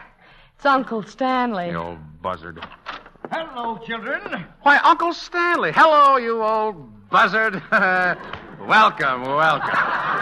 Are we glad to see you? Constance, my dear. Hello there, Bill. Oh, Uncle Stanley, you look wonderful. Come in and sit down in this nice easy chair, Uncle Stanley. Make yourself comfortable. Thank you, Bill. Now, let me see. Where's that little package I brought? Oh, yes, there it is. A little something for the house with my compliments. Oh, look, Bill. A picture of Uncle Stanley. Well, isn't that wonderful? Nice little place you have here, Constance. Yeah, George Washington actually slept here. You should have seen this place before we took it over. You wouldn't have believed anybody could have slept here. This place would have given Robinson Crusoe insomnia. Draw your chair closer to the fire, Uncle Stanley. Yes, here, let me get a cushion for your back, Uncle Stanley. Thank you. Are you sure you're comfortable, Uncle Stanley? Yes. Swell. Well, by the way, Uncle Stanley, there was a fellow in our office, and he had an aunt that was going to leave him a whole lot of money, and this fella got into some trouble or other or something, and he finally had to go to this aunt and ask her if she'd give him some money. She was a darn fool if she did.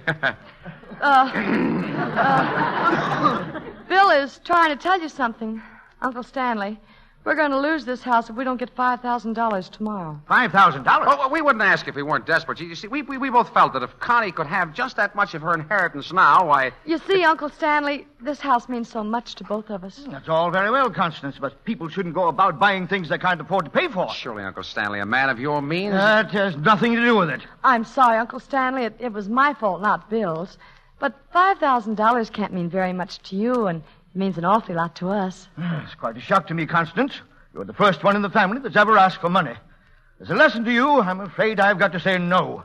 Uncle Stanley, I'm not going to let you say no. Please say yes, Uncle Stanley. Bill, Constance, I'm going to tell you something. I haven't got a plug nickel. Not a cent. What? I haven't got a cent. Went broke in 1929, clean broke. Oh, you're joking. No, I'm not. I just don't get it. I get $100 a month from an annuity, the only thing I have left. Well, why did you go on fooling everybody all these years? Well, children, I'll tell you. When I found I was broke, I didn't like the idea a bit, so I said to myself, if you don't let your nephews and nieces find out, you can still have a wonderful life just visiting around. It'll be a cinch. This is the dirtiest trick I ever heard of in my life. A professional homesteader.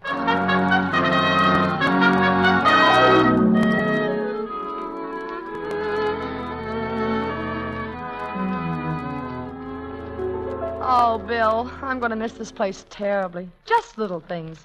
Walking upstairs to bed at night, putting around the place. Oh, I don't know, the whole feeling that it's yours, inside and out. Yes, our little place in the country. Life, liberty, and the pursuit of the Japanese beetle. Say, Bill, I just want you and Constance to know that I'm very sorry I didn't have the money to give you. Oh, that's all right, Uncle Stanley. Don't give it a thought. It doesn't matter now anyway. Oh, all right. Take it easy, Hester. Your pie isn't so hot anyway. You bring that piece of pie back here. I can't now. I took a bite out. Huckleberry Capone. I suppose we'll have to give Hester notice. With that kid Commando around, she'll probably be glad to retire to a boiler factory. Raymond, come on out in the yard with me. I want to have a talk with you. Okay. Excuse us a minute, children. Okay, I'm listening. Well, you know that Aunt Connie and Uncle Bill are going to lose their house. Yeah, I heard about it. They aren't losing much when they lose that fire trap. Say, now there's an idea. Yeah, but I got an idea how to help them. And I need your assistance. Yeah? What's in it for me? How about $5? The fire'd be worth that. Make it 10 in cash. All right, 10. Now, listen, I want you to get Mr. Prescott over here. Do you think you could do something to make him chase you back here? Do I think? Say it's a cinch. Now, where's the $10? When the job's over, I'll pay you. Now, run along and bring Prescott back. Well, okay. Raymond, on your way. George Washington may have crossed up the Delaware, but here's where your Uncle Stanley crosses up Mr. Prescott.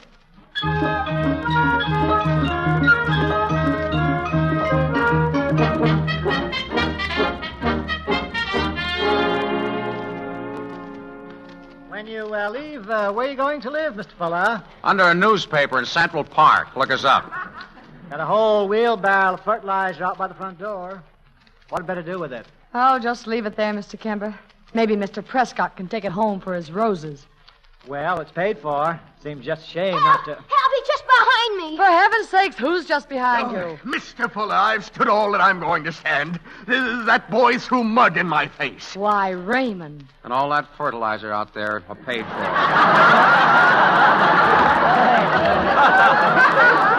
I tell you, if it weren't for the fact that you're leaving tomorrow, I'd have you thrown out now. Mr. Prescott, until tomorrow, this property is ours, and I'll thank you to get off of it. In other words, you've got your road out there. Hit it. It'll be a pleasure. I shall put the matter of personal damages in the hands of my lawyer. Raymond, you may go to your room. Oh, gee. You heard me? Oh, whoever said it was peaceful in the country? Hello there. Where is everybody? Surprise, surprise. A visit from your old Uncle Stanley. Hey, what in the... What's going on here, Constance? Is something wrong? Don't tell me I'm late. I brought the check with me. Check? The check? Yes, the $5,000 you phoned me about. Is it... Oh, yes, the check. Yes, I see. Beg your pardon. I don't believe I've met this gentleman. This is Mr. Prescott. How do you do? I'm Stanley J. Menninger. Well, Mr. Prescott, it seems the property will still be ours, eh? You mean your uncle here is paying off the mortgage? Hey, Mr. Manager, he has the $5, but they wouldn't give me a dime for your cufflinks. The man at the pawn shop said they're phony. Oh, so Mr. Menninger is reduced to pawning cufflinks, but says you pay the bank $5,000. Why, Uncle Stanley. Well, it almost worked.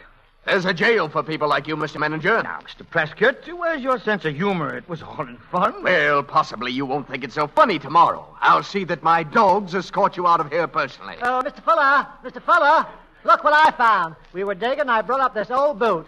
It had an old letter in it, too. Fell out when we dug it up. An old letter? Who's it addressed to? Let me see. Nobody. It says, notes on a speech to the armed forces. Armed forces? Why, that must be... What does it say, Bill? Read it. Gentlemen, we are facing a time of peril so grave in our brief national history that there is now only the choice of serving the country a little longer or having tomorrow no country to serve. Under the favor of Almighty God, we have become a nation. Let me say to you that I hate war. But if we remain one nation, one people, that time is not far distant when we may choose war or peace as our national interest, guided by justice.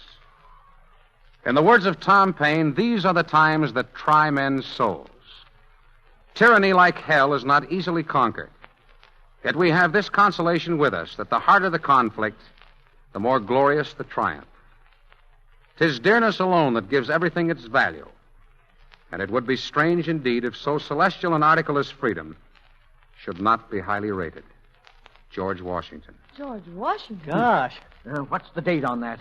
November 10th, 1777. This document is priceless. Well, think we can get $5,000 for it? 10 times that. Why, I know a half a dozen people who would buy it in 2 minutes. Well, Mr. Prescott. Well, what if it isn't genuine? I assure you, Mr. Prescott, it is genuine. This will more than pay the bank back tomorrow. Goodbye, Mr. Prescott. Look out for that wheelbarrow. There's none left for his roses. Oh, Mr. Fuller! Mr. Fuller! What? Close the door. They're here. Who's here? The Japanese beetles. Millions of them. Japanese beetles? Yeah, what'll we do with them, Mr. Fuller? Let General MacArthur take care of them. Come on, Connie. This is the end.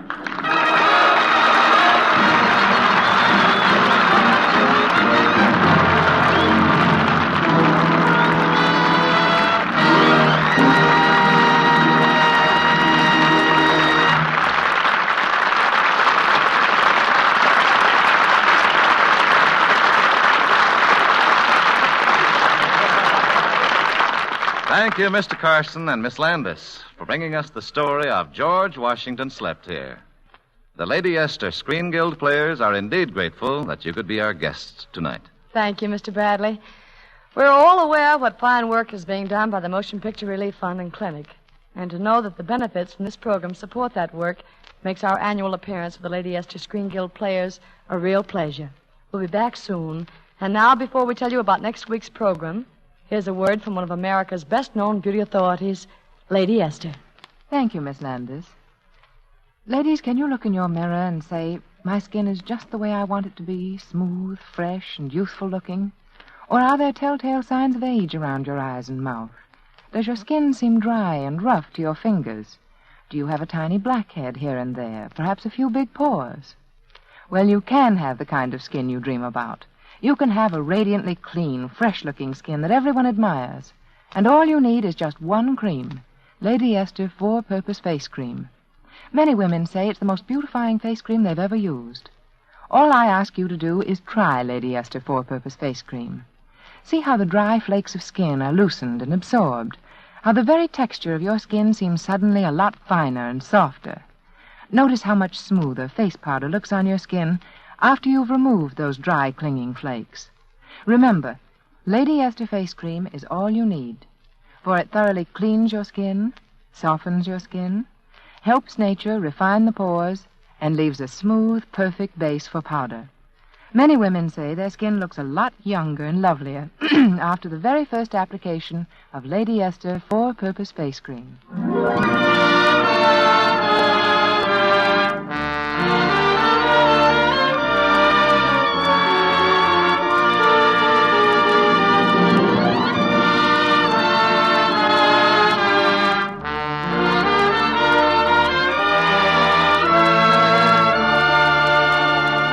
Next week, the Lady Esther Screen Guild players will present Design for Scandal.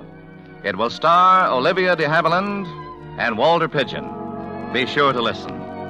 Carol Landis is currently working in the 20th Century Fox production, Four Jills in a Jeep. Jack Carson can now be seen in the Warner Brothers production, Princess O'Rourke, and he can also be heard Wednesday evenings on this network in his own Campbell Soup radio program. Music on tonight's program was arranged and conducted by Wilbur Hetch. For economy's sake, get the largest size of Lady Esther Four-Purpose Face Cream and the larger sizes of Lady Esther Face Powder. This is Truman Bradley speaking for Lady Esther, saying thank you and good night. This is the Columbia Broadcasting System.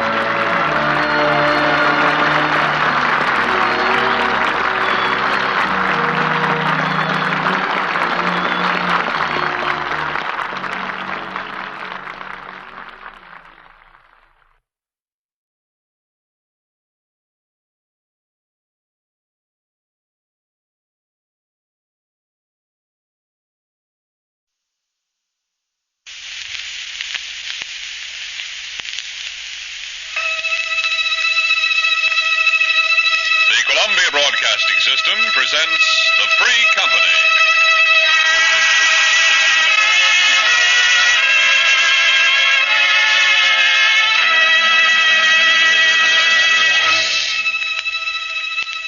For what avail the plow or sail, or land or life, if freedom fail?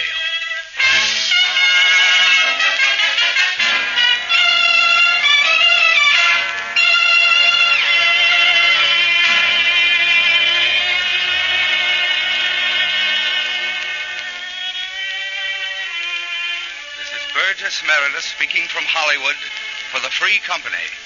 Today, Melvin Douglas, Claire Trevor, Edward Ellis, Margaret Hamilton, and Charles Bickford appear in a new original radio play, The Mole on Lincoln's Cheek, by Mark Connolly, author of the Pulitzer Prize play Green Pasture.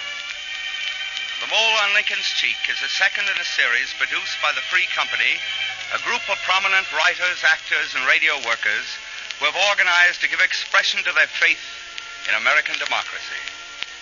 Some of these plays will deal with one or more of the 8 basic freedoms assured to all citizens in the Bill of Rights. Today's drama, for example, concerns freedom of speech as applied to teaching. Other plays will cover more general ground. All of them are intended to explain and to illustrate the meaning of our freedom. All of them will be written by America's most distinguished dramatists, including Maxwell Anderson, Sherwood Anderson, Stephen Vincent Benet, James Boyd, George M. Cohan, Norman Corwin, Paul Green, Ernest Hemingway, Archibald MacLeish, Orson Welles, Elmer Rice, Robert E. Sherwood, and John Steinbeck, 9 of them Pulitzer Prize winners. And now, Mark Connolly's original radio play, The Mole on Lincoln's Cheek.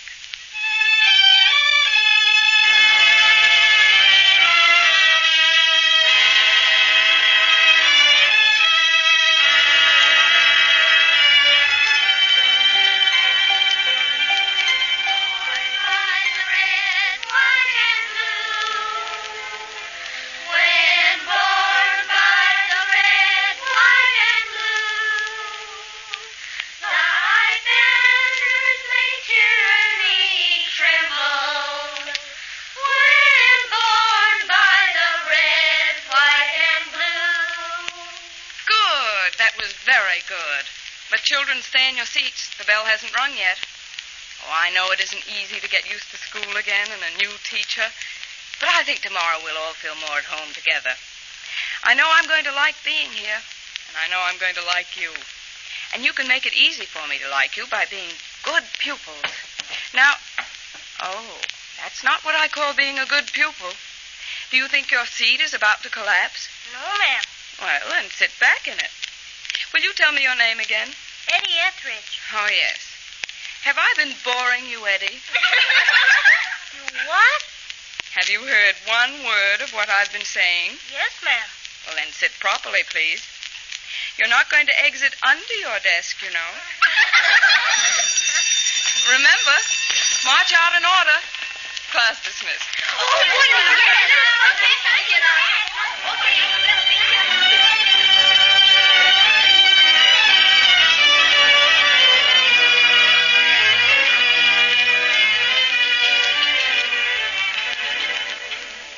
Would you like some more pie, Mrs. Roberts? No, thanks, Clara.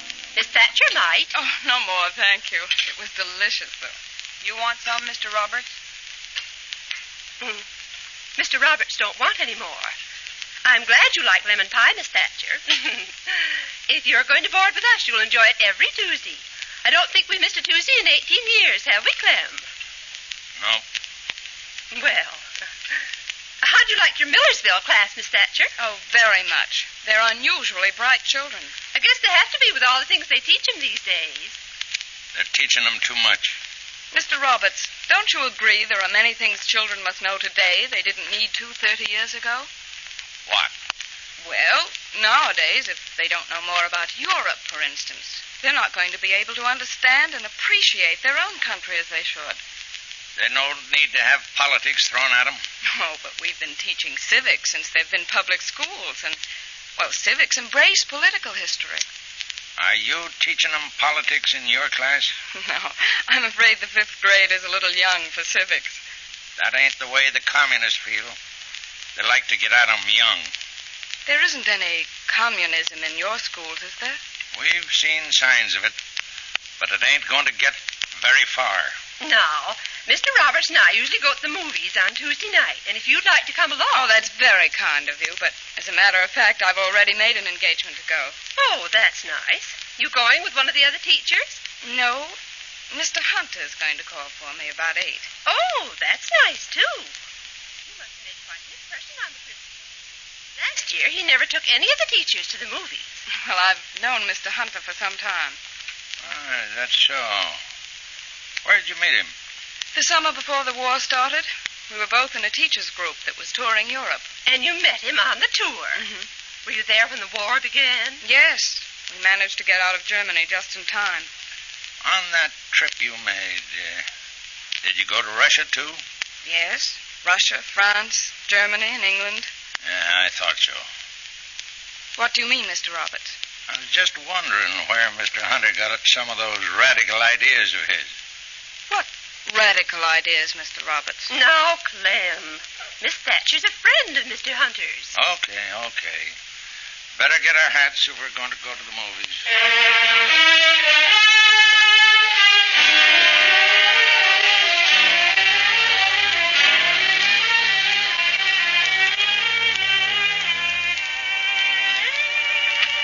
Good evening, Miss Thatcher. Good evening, Mr. Hunter. Were your ears burning a little while ago? Oh, why? Well, I don't think Mr. Roberts approves of you completely. No, I'm afraid he doesn't. If he ever learns you came here on my recommendation, I don't think your fine record in Bridgeton is going to help you. Well, he isn't very cordial now. You know, you don't have to live here, even if he is a member of the school board. Oh, no, sir. I intend to do a little work on him. You know, I'd really like to find out what's behind those fixed ideas of his. I'm afraid you won't get very far. You ought to see him at a school board meeting. Has he made trouble for you? When I became principal last year, Roberts almost stopped me from using the Clavering textbooks. But didn't you tell him that they were required reading in half a dozen states? Yes, but Roberts acted as though I'd brought the Clavering series personally from Moscow. Oh, goodness. I pointed out that Dr. Clavering was one of the most honored educators in America. But I couldn't convince Roberts that he wasn't dedicated to poisoning the minds of school children. Well, but you got the books approved all right. Yes. I hope I won't have him against me on anything this year. The 3 new board members are all friends of his. Well, you ready? Yes. You want to know what subversive activity I've planned? What? I intend to hold your hand at the movies, even if they ride me out of town on a rail.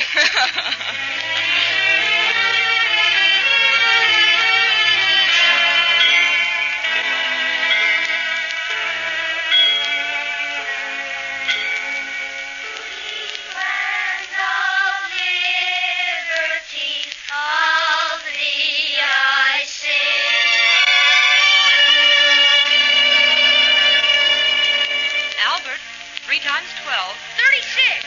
Eleanor, 4 times 7. 28.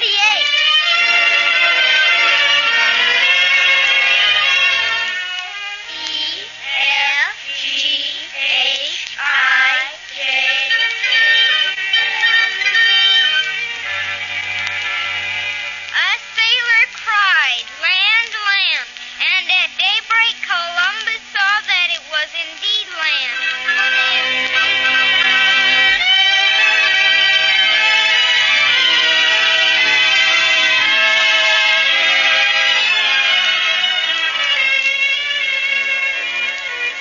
I'm monitor of erasers next week, Pop. The teacher wrote on the blackboard, "Eddie Etheridge, monitor of erasers." Uh-huh. That's fine. Why don't you sign the report card now, Pop? Then it'll be ready. Because I want to go over it. We've got all day tomorrow and Sunday. Is there a league meeting tonight? Why do you think I'm putting on this uniform? Well, there could be a parade. You never saw me parade at night. What are they going to meet about tonight? Oh, we're going to talk about new officers for next year. If you don't ask too many questions, they may make me commander. Isn't being vice commander just as good? No, that's just being second in command. Darn collar's getting awful tight. Pop, did you know in the Revolutionary War, a lot of the soldiers didn't have any uniforms at all? That's right. They were very poor. Some of them were rich, though. Not many. I bet the smugglers were. Who? The smugglers, like John Hancock. What John Hancock? Huh? The John Hancock that signed the Declaration of Independence. He was a smuggler. Who said so?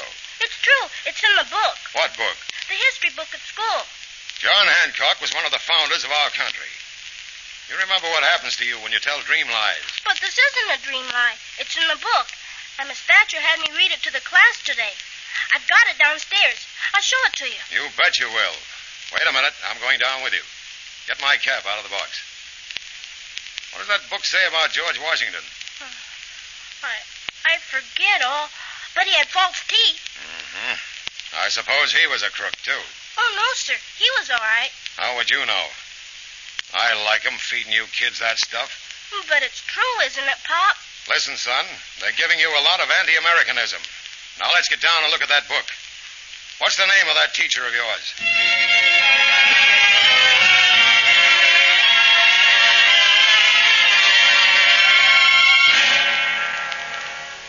I'm here to tell you that you fellas don't know what's going on at that school. When my kid got through talking, I thought he might be just making things up the way kids do. But I saw the things he was talking about printed in the book the kids are learning from. Printed right there in that book. Something ought to be done about that quick. What do you think we ought to do, Harry? I'll tell you what we ought to do. I want the American Veterans League to make a protest and send it to me as a member of the school board. I'll turn it over to the superintendent of schools Monday morning. Then we'll get action. Will somebody put that as a motion? I move that the Veterans League Millersville unit demand that the school board investigate un-American activity.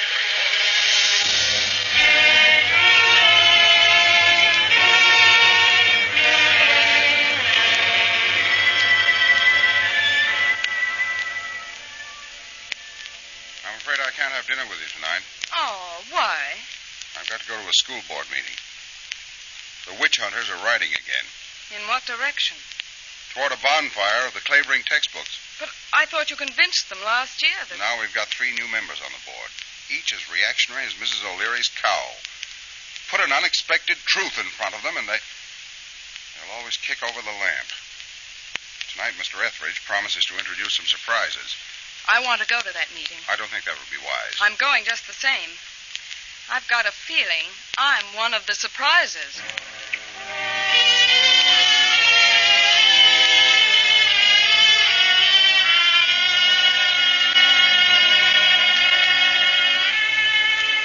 that last year the fact that some other school boards had approved the Clavering books persuaded the Millersville board to adopt them. Gentlemen, I maintain this board has had something put over on it, and that we can't repair the damage a minute too soon. Before I'm through, I think you'll decide to get rid of these books and the people who are using them for anti-American purposes. Mr. Chairman. Dr. Taylor? As superintendent of schools, I'm included in Mr. Etheridge's generalities, and I believe... I'm not including you, Dr. Taylor. I know you 100% American. Mr. Hunter here is the man I'm concerned about. Now, I don't know whether the whole board has ever read these Clavering books. I doubt the new members have. I read them. I know you did, Mr. Roberts. And I wish I'd been on the board when you tried to stop them last year. But for the benefit of those that haven't read these books, I have a few quotations I want them to listen to. And I think they'll be just as appalled as I was by the dirty, disgusting, un-American statement this man Clavering makes. Listen to this one on page 22, book 4. In many instances, the devotion of the leaders in the fight for independence in 1776 was caused less by patriotism than by the opportunity for what today we would call graft. That's a fine way to help children take pride in their forefathers, isn't it? And look what he has to say about the Boston Massacre, one of the outrages that brought on the revolution. I quote, "The mob was at least as much to blame for the Boston Massacre as the troops." Mr. Chairman. Mr. Hunter. I'm afraid Mr. Etheridge will find that the book is quite correct on that point. You mean calling American patriots a mob? On that occasion, they really were a mob. That isn't the main point. It's the whole general attitude the books take I object to. It's the undermining of our children's confidence in the men who help make America what it is. What good is there in saying John Hancock was a smuggler? All these dirty personal insults to great men's memories. Saying John Adams was a political boss. Andrew Jackson was rough and uncultured. Couldn't even spell correctly. He says that about another American president. Dirty personal insults to our American heroes. Now that's swell stuff to feed the mind of kids, isn't it? Gentlemen, if what I've read to you isn't enough to justify throwing out these books and the man who brought them to Millersville, I'm going to show you the damage that's been done already. What happens when Mr. Hunter brings his own picked teachers into our schools and turns them loose on our boys and girls? Ask Mrs. Dayton and her son to come in.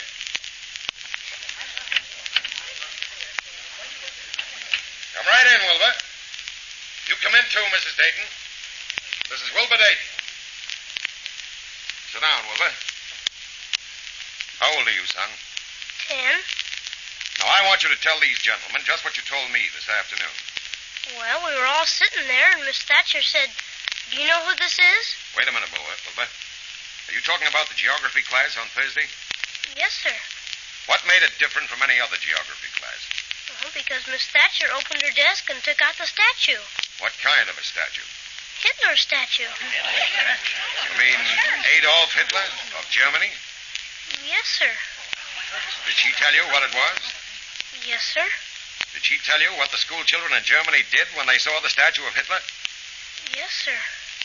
What did they do? They saluted it. And what did you do? Well, she told us what a great man he was, and then we said, "Heil Hitler."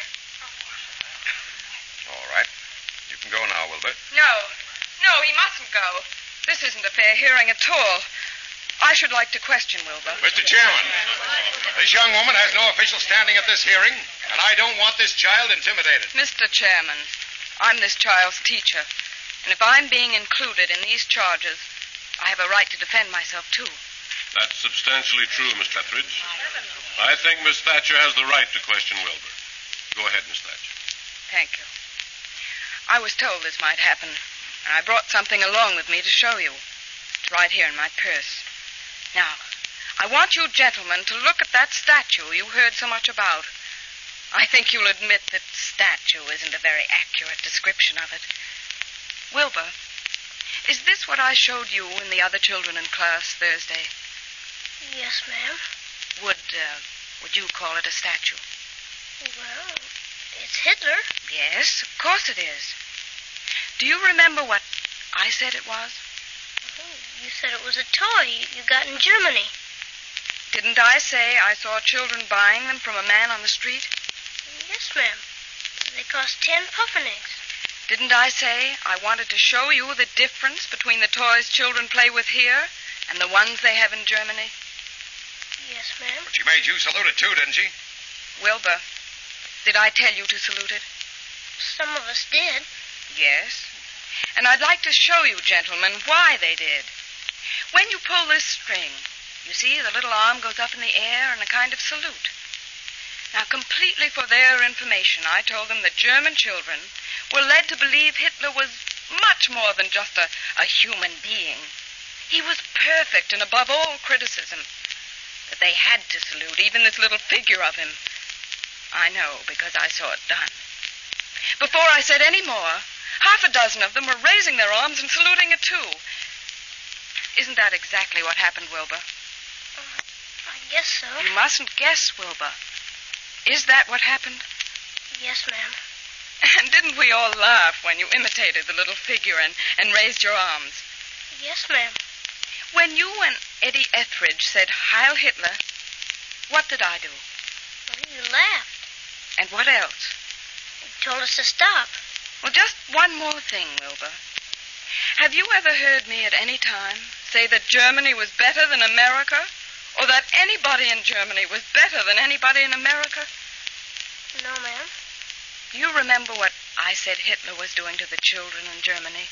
That they had to obey him like mules. Did I say mules? Like donkeys. All right. Thank you, Wilbur. That's all I want to ask you. All right, you can go home now, Wilbur. Unless Mr. Etheridge wants to ask you some more questions. This still doesn't change the fact that the Clavering series is a menace to this town. And I move that we vote on the question of removing them. Very well, Mr. Etheridge. Is there any more discussion? Mr. Hunter, is there anything you'd like to say? There isn't very much he can say. It's black and white. Yes, Mr. Chairman, I think I would like to say a few words. The Clavering books were bought by this board on my recommendation. And I must go on record as saying that I've just as high an opinion of them today as I had when I urged you to purchase them last year. They deal honestly with historical truth. That's not the point. There's a lot of things that are true that you don't have to tell children. Mr. Etheridge, what do you believe is the purpose of teaching American history? Why, to instill patriotism. Well, believe it or not, Mr. Etheridge, the great army of decent school teachers in America want our children to be patriotic, too. But I think we have different definitions of a patriot. We teachers believe that a patriot is someone who exerts himself to promote the well-being of his country. That's Dr. Clavering's definition. And it's in the dictionary, too. You say Dr. Clavering's a muckraker. I say he's an American patriot who has written in his books not only the great achievements of our country and the men who made it what it is, but the human aspects of our history that let us see and understand as clearly as possible the living world in which the contributors to our greatness existed. They didn't live on monuments. They were human beings, some weak, some strong, some facing crises with level heads, some merely passionate, some scrupulously honest, some not. George Santayana, one of the greatest teachers America ever had, said those who do not remember the past are condemned to repeat it. Now, no one can deny that we're living in a changing world. Its social and economic orders are vanishing in front of our eyes. The chief purpose of teaching history is not to glorify the past, but to ensure the future. And our children have the right to be given history truthfully, so that they can use its lessons to solve the problems every human being faces today. The only way to make a child a real patriot is to give him history, not an arrangement of eulogies and flowery obituaries under the guise of history.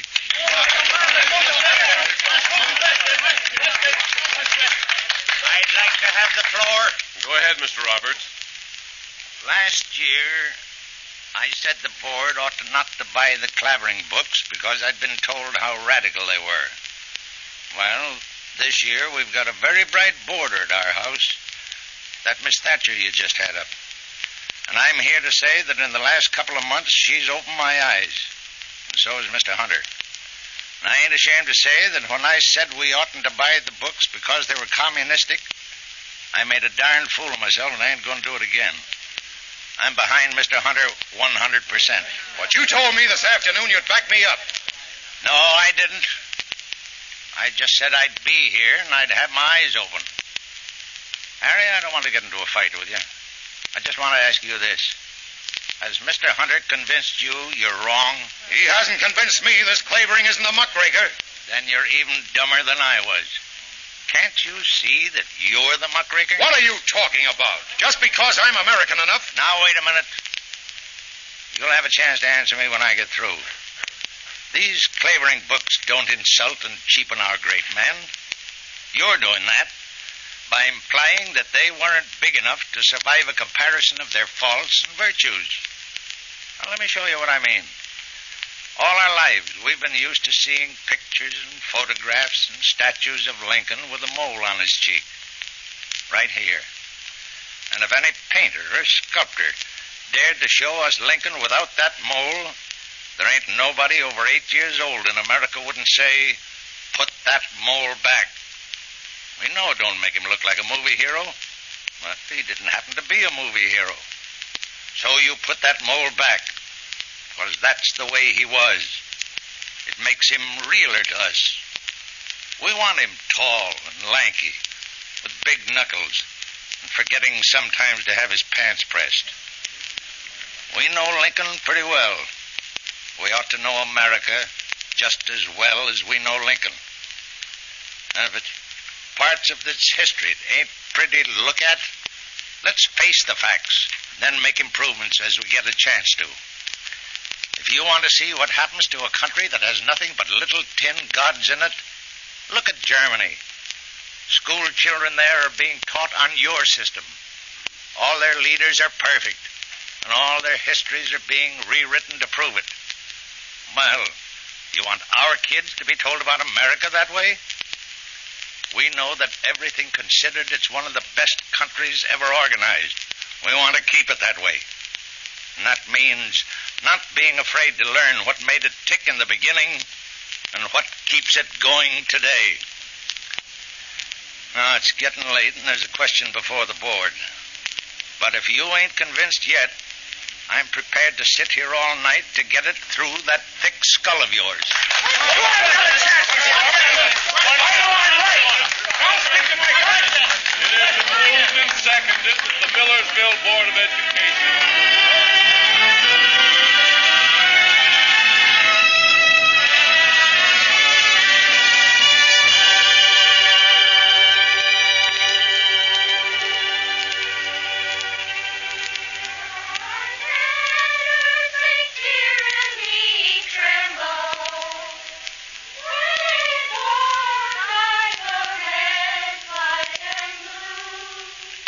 Sorry to take you away from your class. Oh, that's all right. Did you see Mr. Roberts last night? No, but I talked with him this morning. He told me how they voted. Well, we're safe for another year. Yes, darling. We'll always be safe. As long as there are Americans like Mr. Roberts to keep his eyes open.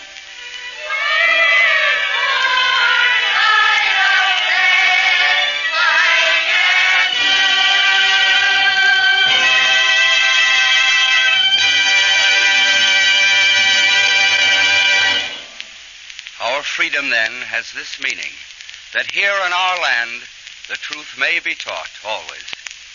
Academic freedom is the first liberty to die when dictators rule, for dictators know the power of education. Let us, like Mr. Roberts in the play, keep our eyes open for truth. Let us resist any attempt to suppress truth or to distort it.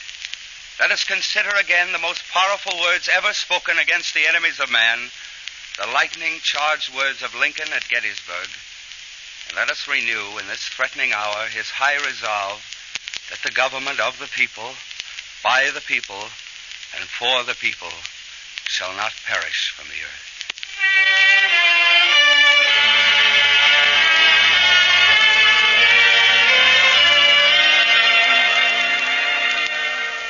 In this, the the second of our series of broadcasts, the stars and the author of today's drama joined the Free Company under chairmanship of James Boyd, contributing their services without payment. Lee Stevens composed and conducted an original musical score. The Free Company producer is Charles Vanda. To the Screen Actors Guild and to the American Federation of Radio Artists and to the Columbia Network, all who have combined to make this series possible, to all these people, with a word of a special thanks to Irving Reese, who directed, this is Burgess Meredith offering the sincere thanks of the Free Company.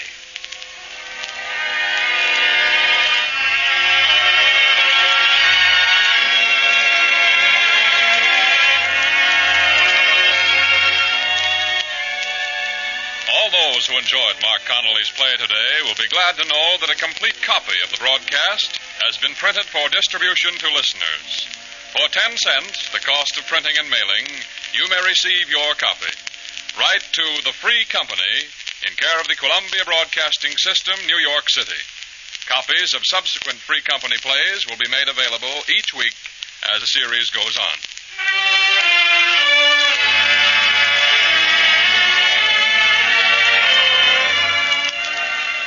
All criticisms of historical facts contained in The Mole on Lincoln's Cheek are based on authentic conditions. There is no Clavering series, but you will find the names of the actual textbooks containing the controversial facts used in the play in Howard K. Beale's Survey of Teaching, which he prepared for the Commission on Social Studies of the American Historical Association.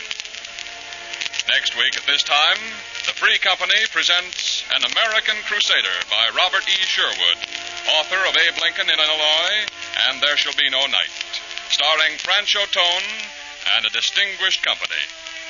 This is the Columbia Broadcasting System.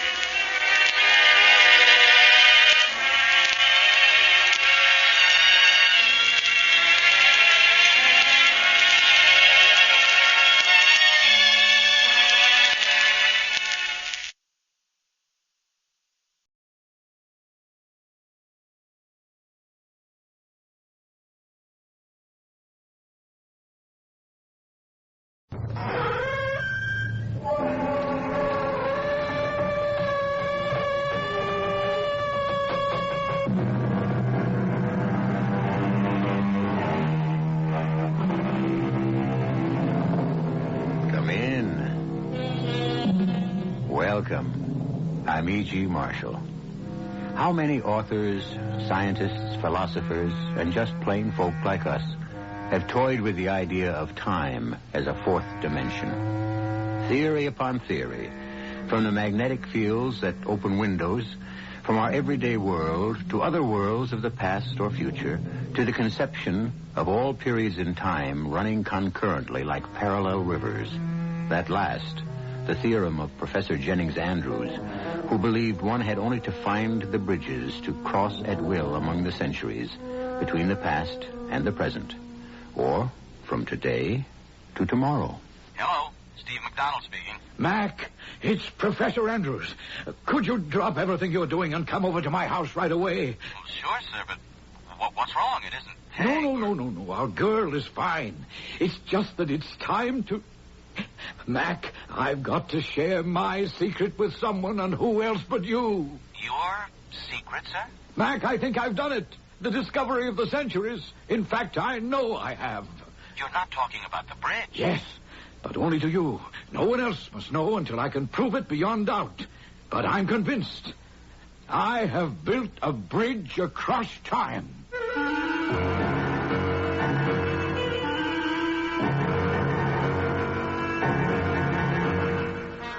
Our mystery drama, Assassination in Time, was written especially for the Mystery Theater by Ian Martin and stars William Redfield and Jennifer Harmon.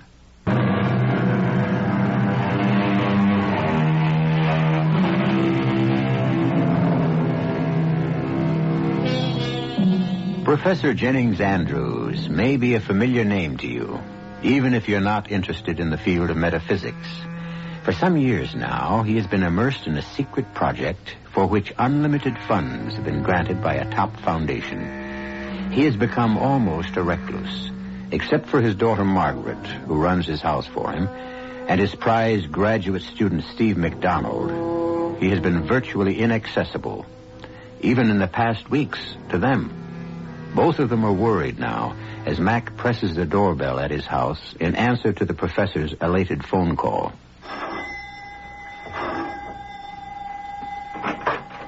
Mac! Peg, darling, how are you, sweetie? Worried to death, if you want to know.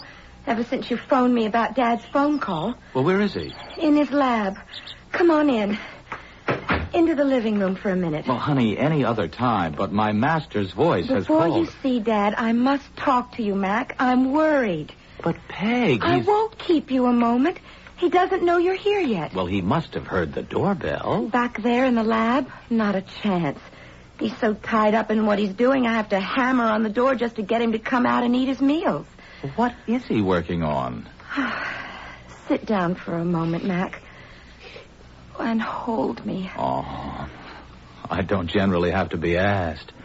Hey, your hands are like ice. You got the shakes.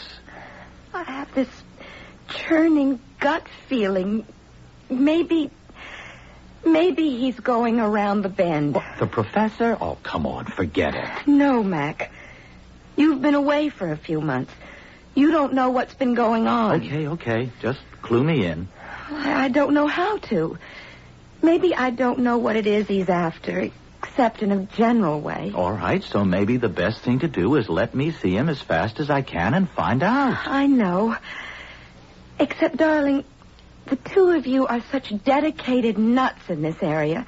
I'm scared when you get together, you both might flip out. Oh, what area? His old obsession. I don't know any of the scientific terms. Time travel, fourth, fifth, Lord knows how many dimensions. Science fiction dreams. Whatever he's got between his teeth, he's not letting go of this one. And I don't like to see what it's doing to him. All right. Now, look, let me go talk to Pops and find out just what the devil it is he's messing around with. Make me one promise. Don't get involved with any of his experiments without checking me out first. Oh, Peg. Promise me that. I promise. Okay. It's just an anchor. I just hope it'll hold after you and Pops have talked together. I'm just scared. As much as I've ever been in my life.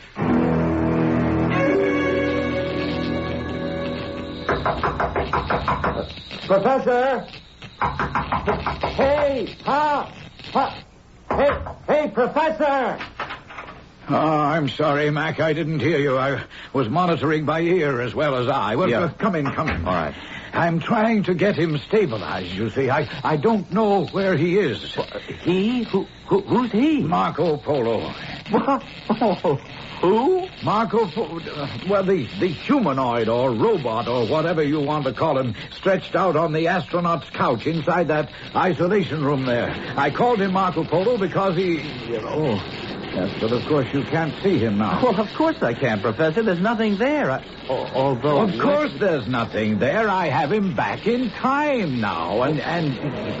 But you can see the shape of his body where the restraining straps were pulled tight to hold him fast. Well, now, wait. I can see they're sort of shaped as though they were bound around something, but there's nothing inside. I mean, look, what's the trick? What holds them up like that? Some kind of magnet? Mac, that whole booth there, inside, is a magnetic field. There's a lead mesh buried in the glass so fine, so highly concentrated, that no radio or electromagnetic waves can escape. And you mean that's what holds those belts in those contours? No. That's Marco Polo's body. You mean he's invisible? Well, something like that. You can't see him, but in one sense he is there. Oh. But in another, he... There we are. He's arrived. Now, to activate him. Wait a minute. Arrived? Where? That's the only thing I haven't quite solved yet, because his functions are limited, you see. Oh. From what he's been able to bring back, I can only make educated guesses. My best estimate would be this time somewhere in the Middle Ages. But North America, I hope, on the East Coast, if possible. He might be able to bring back some trace of Indian habitation. No, wait a minute, wait. Are you trying to tell me that mass of knobs and buttons and switches that you're operating are controlling some sort of robot that you've sent time traveling? Well, of course I am. But, Professor, that's crazy. Why? That's cartoon science fiction. Oh, Mac, you're the last person I'd expect to find with a closed mind. Son, I tell you, I've scored a major breakthrough so incredible that it's going to rock the scientific world. Hey, Pops, now take it easy. Remember your blood pressure. Yeah, well, now you sound like Margaret. She's been hovering over me these days like a mother hen. Well, I can't blame Peg for worrying about you. She feels that you're just about to... Hey, what? Wait a minute. Oh, what's that? That's Marco Polo. He must be in trouble. It's a built-in alarm mechanism. Cut off that knife switch on the red panel. Roger. All right, I got it. Okay. Now keep your eyes on that isolation booth. Watch the launching table with the straps that interested you so. Now you're going to find out what holds them in that shape.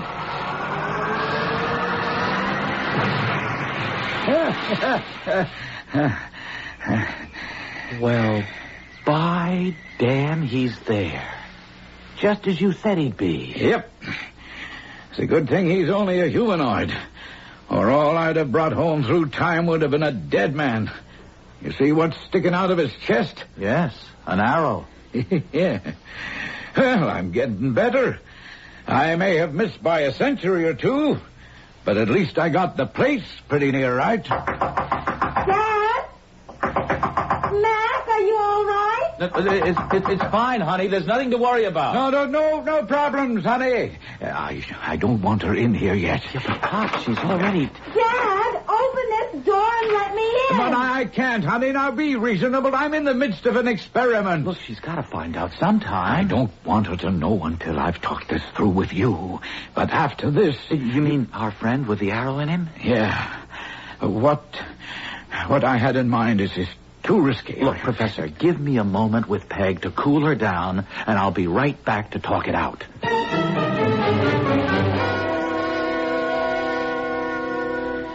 No, Mark. It's too much to ask of anyone. I should never have thought look, Pops, I want to go. It's like being the first man on the moon. I know, son, but there's too much danger. No, not when a human being is involved. Poor old Marco there has only a built-in reactor to danger after it happens to him. A human could anticipate it and could, just get out of it in time. If you'll excuse the pun. I don't know, Mark. I'd go myself, but to orient you to the panels and all the controls and just how to balance and counterweigh them, well, that would take months. No, the right one to go is me. There's only one hitch that I can see. Oh, I'm way ahead of you. Whoever you are, wherever you are, you're going to have to actually replace someone who has already existed in history. Yes. And that may control just where you end up. But remember, if it puts you in any danger, or it's too difficult to maintain the deception, just activate the danger signal and I'll have you right out of it. If I am myself, now maybe I'll really be that other person. And all my today identity will be wiped out.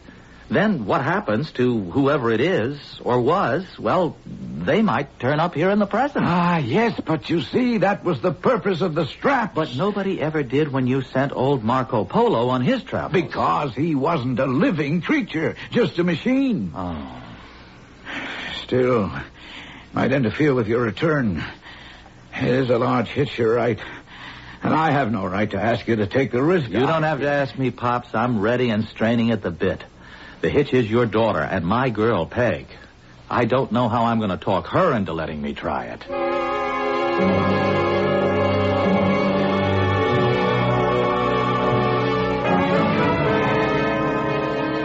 I honestly think you're both kooky. Peg, this is a breakthrough in science that's going to make your father a figure in history that dwarfs Newton, Einstein... And you have to be a part of it.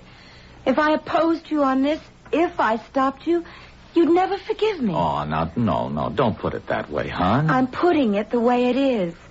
Our whole future depends on you taking a trip into the past from which you may never return. Oh, there's practically no chance of that. No, Mac, no hedging. Just like it is. Okay, you can have your trip, but on one condition. What? That I go with you.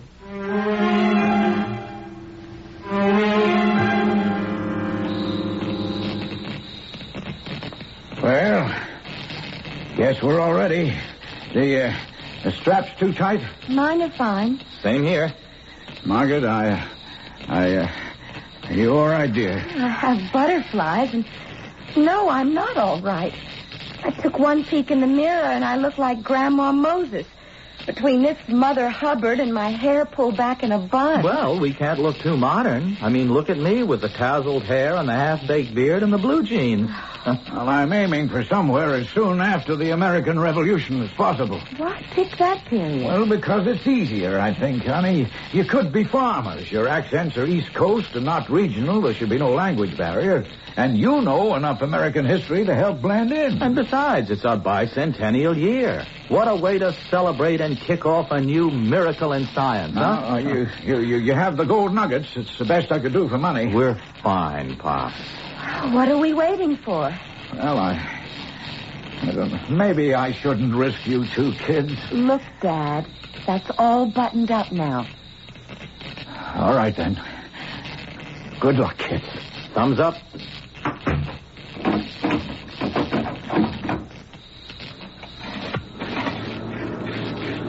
All right. I'm at the board now. I'm about to activate the field inside your room. Check me if there's any discomfort. Roger, Pops. You all okay? No reaction here. Everything normal. How is it now? Fine, Dad, fine. But for Pete's sake, let's get this show on the road. All right. Here goes. And God help me to be in the right and to bring them to no harm.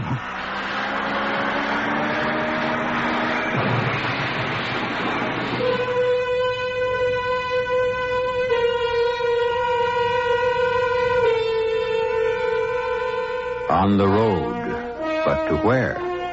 Inside the isolation booth, the magnetic field builds, warping time and forcing an opening through it, a window or a door that leads to another world.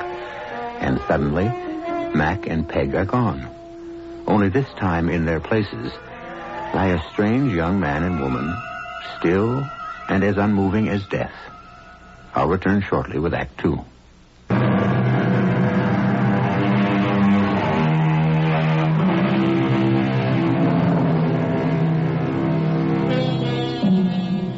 Through the lead-shielded glass, the professor peers at the two unmoving strangers bound by the straps to the couches.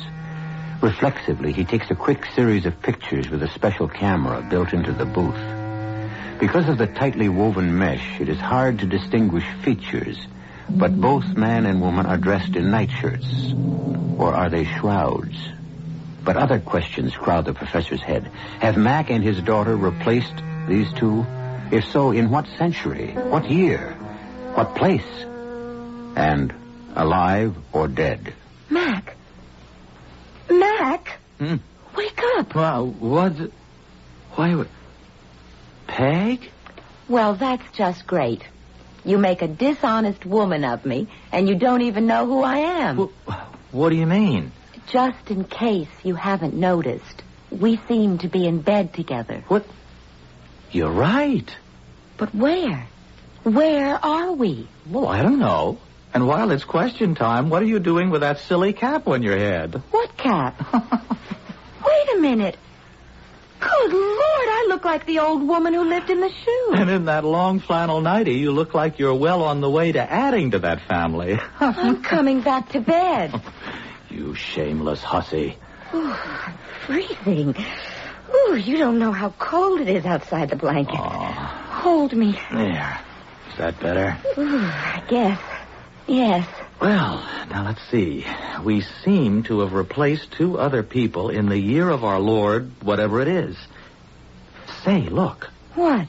There's a fireplace and some logs. I'm going to light us a fire and get the chill off this place. Well, how about that? Carpet slippers. There's a robe at the bottom of the bed. Yeah, I see it. Any way to light the fire? Yes, but hold your breath. Why? Old phosphorus matches. Lethal as all hell to breathe and probably stink to high heaven. Anyway, here goes. Ah, they work, though. Ooh. Wow. Phew. I'll open the window a little. Here. Are we in the country? Nope. City of some sort. Is it very early in the morning? No, the sun's up. I wonder where we are. Well, at least we know it's somewhere past the early 19th century. How? Well, matches weren't invented. At least the phosphorus match wasn't till like the 1830s. Hey, I think I can tell you where we are. Where? Come over to the window and look for yourself. It's marvelous. It's like Philadelphia, No, wait a minute. Look out over there. Almost due south. Oh, why, sure. Even with that scaffolding around it, I can see what it is. It's the dome of the Capitol. So we're in Washington. Yeah, that's what it looks like. Let me think. The old dome was, the original one was copper over wood. Not this baby. That's cast iron. It must be the same one we have today. Only today isn't today. It's what, Peg? When did they replace the dome? Oh, brother. It's a good thing I've been teaching history in school this year. Let's see. They started it in 1856, I think. And it took nearly 10 years to complete, or 9, I guess. And it's darn near finished, so that would make it about, 1864, around there? Well, it wasn't finished till 65. I don't know exactly when. Oh, Mac, look. That must be the monument. What? The Washington Monument? Oh, no, it's less than a third the size. Well, they stopped work on it for about 25 years. Oh. Well, before the Civil War. Look at that, Mac. Union soldiers. Civil War, all right. We're right back in the middle of history in the making. Oh, honey, we can't pass this up. Yes, but, Mac, darling, it's all out of whack now. Don't you see? We aren't us anymore. I mean, we're someone else, and we don't even know who. We haven't even got clothes. I'll bet we do. Now, let's have a look in that closet. And there's a carpet bag on the chair. And there's a jacket there, too. So there must be a wallet or some kind of identification. But what good would that do? I mean, even if they fitted us, how could we pretend to be someone else to people who must know us and would recognize us right away? Mr. and Mrs. Downing? Well, at least now we know our names. Yes? It's your landlady. May I come in? Well, I'm afraid I'm just dressing at the moment. Oh, I am sorry. It was just that I didn't have a chance to meet you when you arrived last night. I hope my daughter saw you comfortably settled. Why, yes. Everything is most comfortable. I didn't mean to bother you, but Anne said she had such a brief acquaintance with you that she had little chance to inform you about the habits of our little boarding house. Boarding house? I just wanted to let you know that we serve breakfast in the dining room on the main floor between 8 and 9. Oh, what time is it now? Just 8:15. I and the other guests will look forward to meeting you formally then. And forgive me if I've disturbed you. Not at all. You've been most helpful. Ask her her name. Not at all. See you later. Mrs. No, it's too late, Peg. She's gone. Okay. This is our chance. Our chance for what? To see what we can do about establishing our new identities. To find out if we can risk going down to breakfast and get away with being who we're supposed to be over 50 years before either of us were born. Let's, with apologies to the real Mr. and Mrs. Downing, pour through their possessions and find out just who we're supposed to be.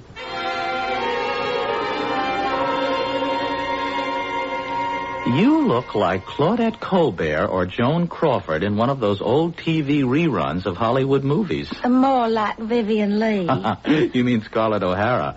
I can't make up my mind whether you look more like a dinner bell, a tea cozy, or a pincushion. Okay.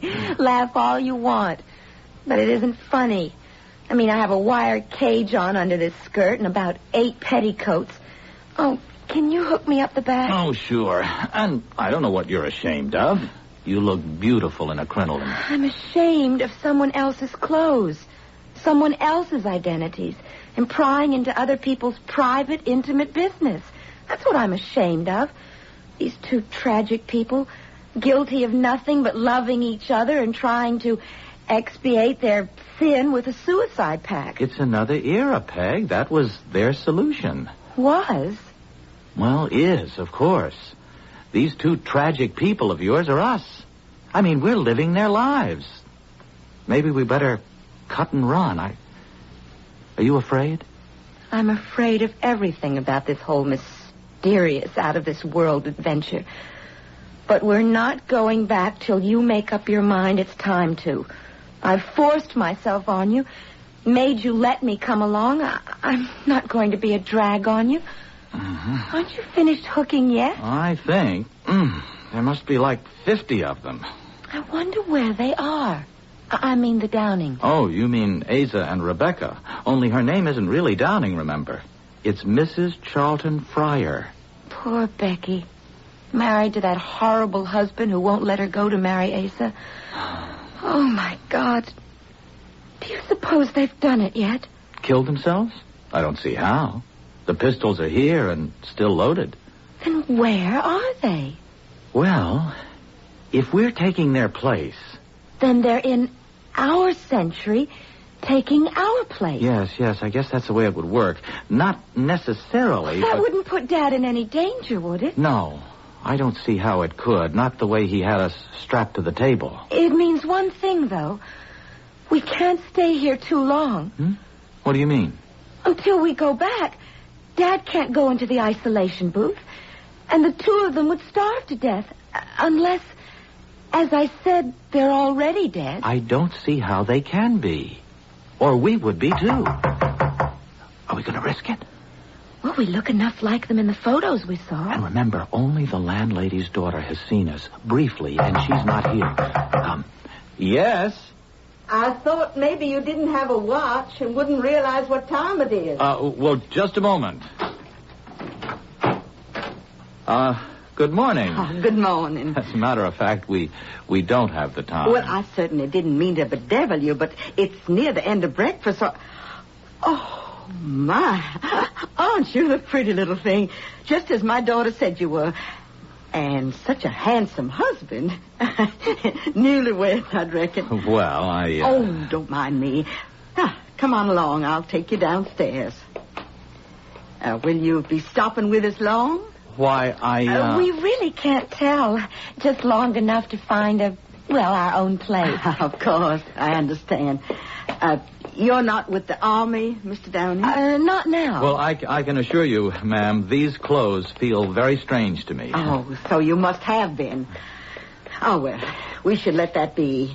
It's no fit subject for discussion now. General Lee has surrendered and the war is over. Mm-hmm. Here's the dining room. Make yourselves comfortable. These seats be all right? Oh, just fine, thanks. What line of work are you in, Mr. Downing? My husband is a builder. Oh, that's right, fine. We'll be needing a lot of you in the days and years to come, especially in the South. Or perhaps your sympathies don't lie in that direction. My sympathies are for the Union, madam, and by that I mean the whole country, North and South. Oh, well, I'm sorry you won't be meeting any other boarders since it's late, but you'll meet the whole little family at dinner. Save for my son, John, who's away on business. Well, dinner's at noon. Now, anything else I can get you while breakfast's on the way? Oh, why, yes. Do you have a newspaper by any chance? Oh, there's a copy of the National Intelligencer right there on the sideboard. Oh, thank you, Mrs. Oh, I'm embarrassed, but not having met you in person last night, your name has escaped me. Well, Lord knows it's not that special anyone should remember it. I'm a widow lady named Mary Surratt. Now, if you'll excuse me, I'll get your food. Surratt. Matt, get the paper. Sure. What date is it? Let me see. April 13th, 1865. That makes today the 14th. But what? Oh, my God. April 14th.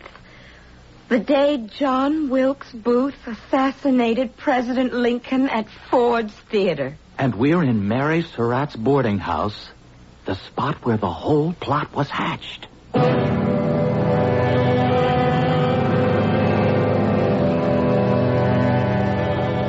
If you or I had been in the position of knowing without a shadow of a doubt the dreadful thing that was to happen on this day, what would we have done? And how? That's the question that faces Peg Andrews and Steve McDonald, time travelers, who have it in their power to change history. I'll return shortly with Act 3.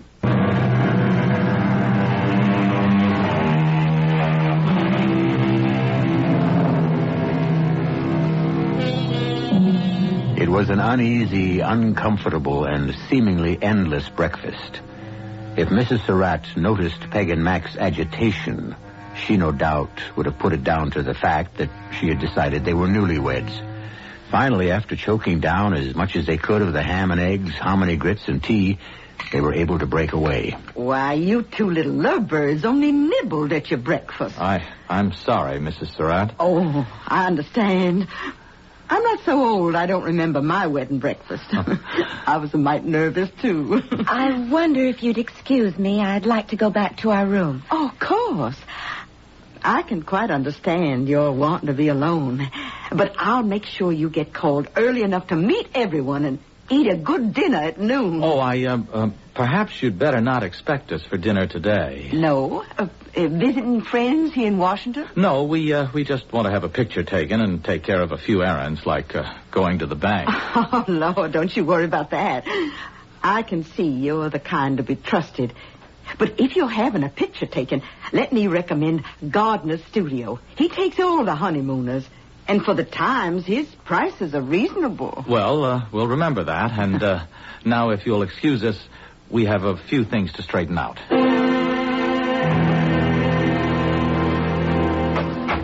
What are we going to do, Mac? What can we do?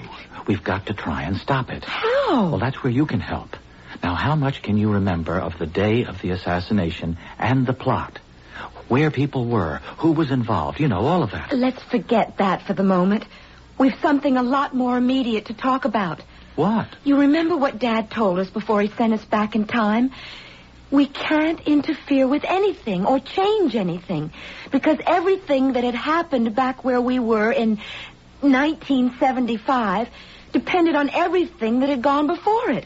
So if we stop something major happening in 1865... No, major or minor, it would have to affect the time stream. That's what you mean? Yes. If President Lincoln hadn't been shot, our whole history would have been different. Which maybe wouldn't have been a bad idea. I can think of a lot of things we could have done without. Wars, depressions. Well, there are a lot of things that were good, too.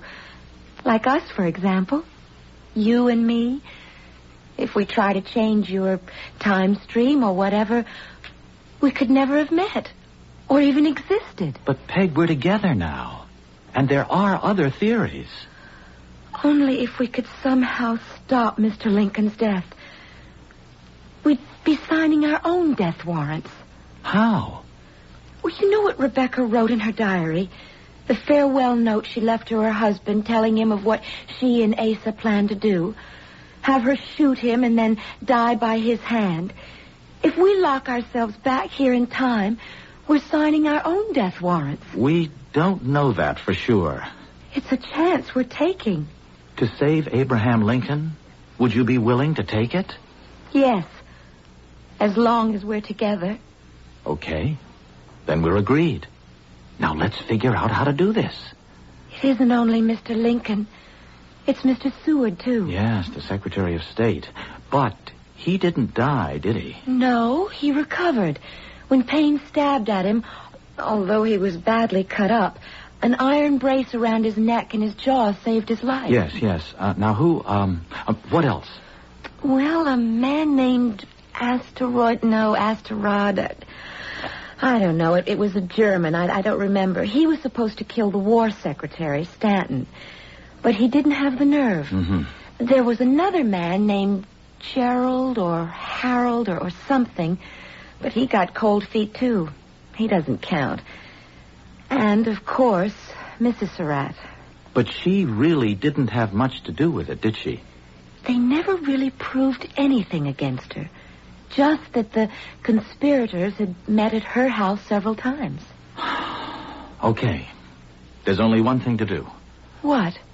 We're going to the White House and warn the president.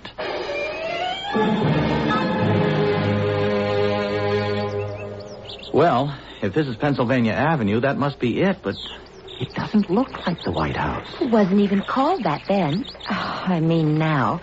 It's called the President's house. What are we going to do? I'm going up to that sentry and try to get in. I'm coming with you. Peg, there might be some danger. Some danger? What else is this whole thing? All right.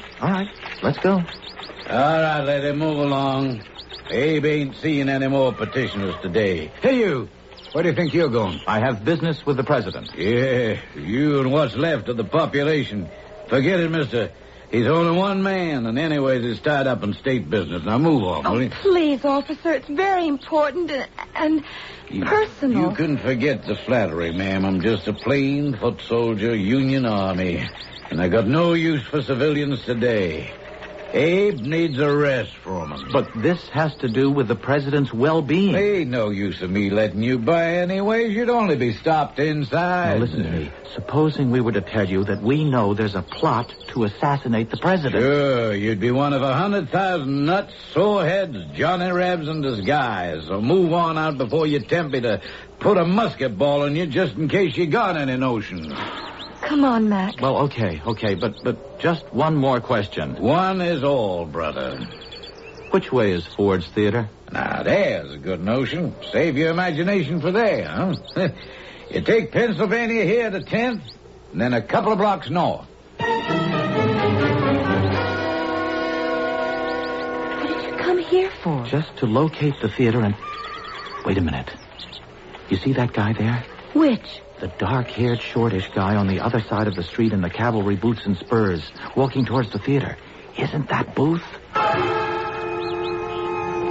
Morning, Mr. Ford. Mr. Booth?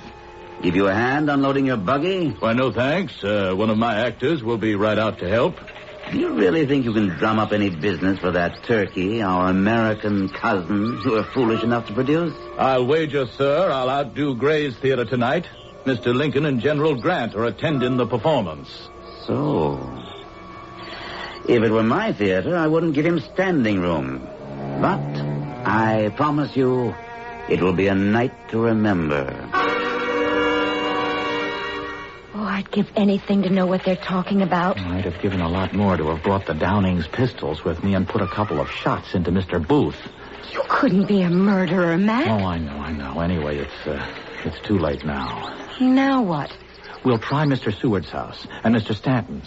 Anyone, anywhere who'll maybe stop long enough to listen to us.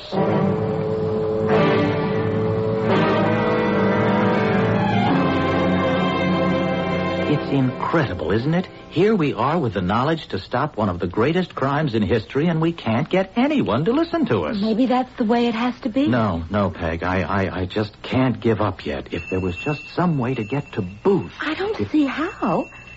Well, there seems to be a lot of activity around this house tonight. What? I don't know. Maybe there's a party now that supper's over.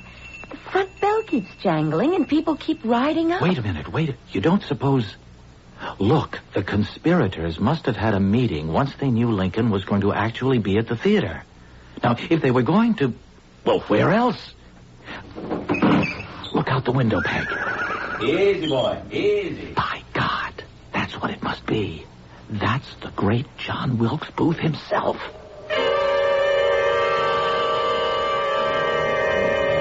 Can you hear what they're saying? No, not really. Just enough to know they're planning something. I heard the name Payne, though. Well, then it's the plot, all right. He's the one who... I want you, Davy, to hold the horses. And Asterod, you will kill the Secretary of War, Stanton. Payne, my trusted friend, I leave the Secretary of State to you. You will make sure of Seward. Lincoln, I shall shoot through the head, and General Grant shall be dispatched with the knife. then down to the stage and to rive the startled audience with the ringing phrase, Sic Semper Tyrannus. And when I leave the stage for the last exit, I shall leave as the most famous man in America and across the world. Now, we must discuss the escape route by the Navy Bridge. Now, Davy... What are we going to do? First things first. Now, come on. Get the pistols and let's get out of here. Why, Mr. and Mrs. Downing, what are you doing downstairs? I thought you were off to bed. Well, we were just going to take a stroll, but it seems a little chill. Come, Rebecca, dear. Put on your wrap against the night air. Mary, what is it? An emergency, Wilkes. I must speak to you alone. What's wrong? My new boarders. They're Yankees. And I think they overheard the plot to assassinate the president.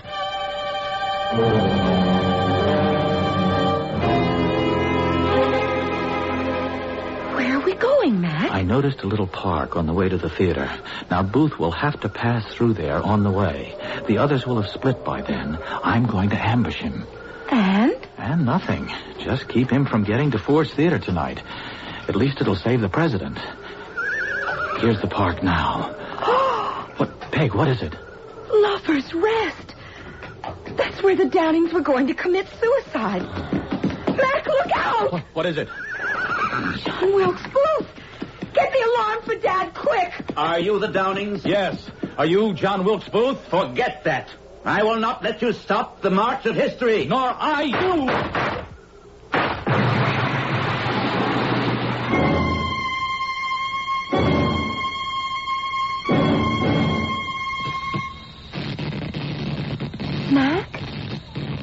Mac, we're back. We didn't get shot? Or kill each other in that suicide pact? If anyone got shot, it must have been Asa and Rebecca. Hello, Dad. Hello, honey. Oh, children. Now, what's all this about being shot? Are you all right? Well, a bit shook, sir, but I guess all here. What happened with you while we were gone? Oh, sir, I had a couple of strange guests lying on the table strapped down. A girl in a crinoline dress? And a guy in a long-tailed jacket like they wore in the Civil War? Just about describes them. They lay like corpses. So that's all that happened to me. Now, what happened to you? We tried to stop Lincoln's assassination. You what? But I don't guess we succeeded. I mean, nothing's really changed, has it? Oh, no, I'm afraid not. President Abraham Lincoln did get assassinated by John Wilkes Booth on April 14th, 1865, the way we've always known. Well, of course, darling. Nothing could change that. After all, it's history.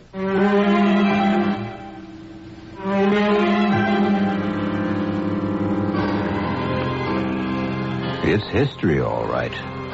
But might it not have been? And if the tragic occurrence had never happened, how much better or worse might our country or the world have been? We'll never know, of course. And there's the fascination of life, leaving just a few loose ends in our story, which I'll be back to gather up very shortly.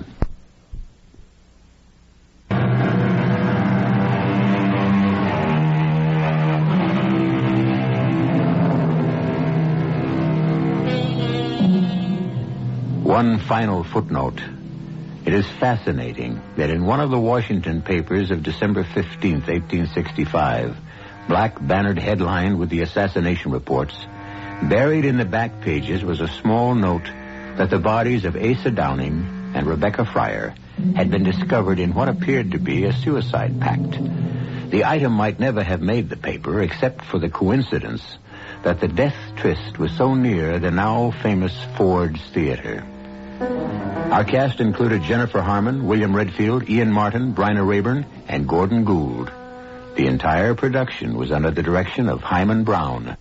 Radio Mystery Theater was sponsored in part by Buick Motor Division. This is E.G. Marshall inviting you to return to our Mystery Theater for another adventure in the macabre. Until next time, pleasant dreams.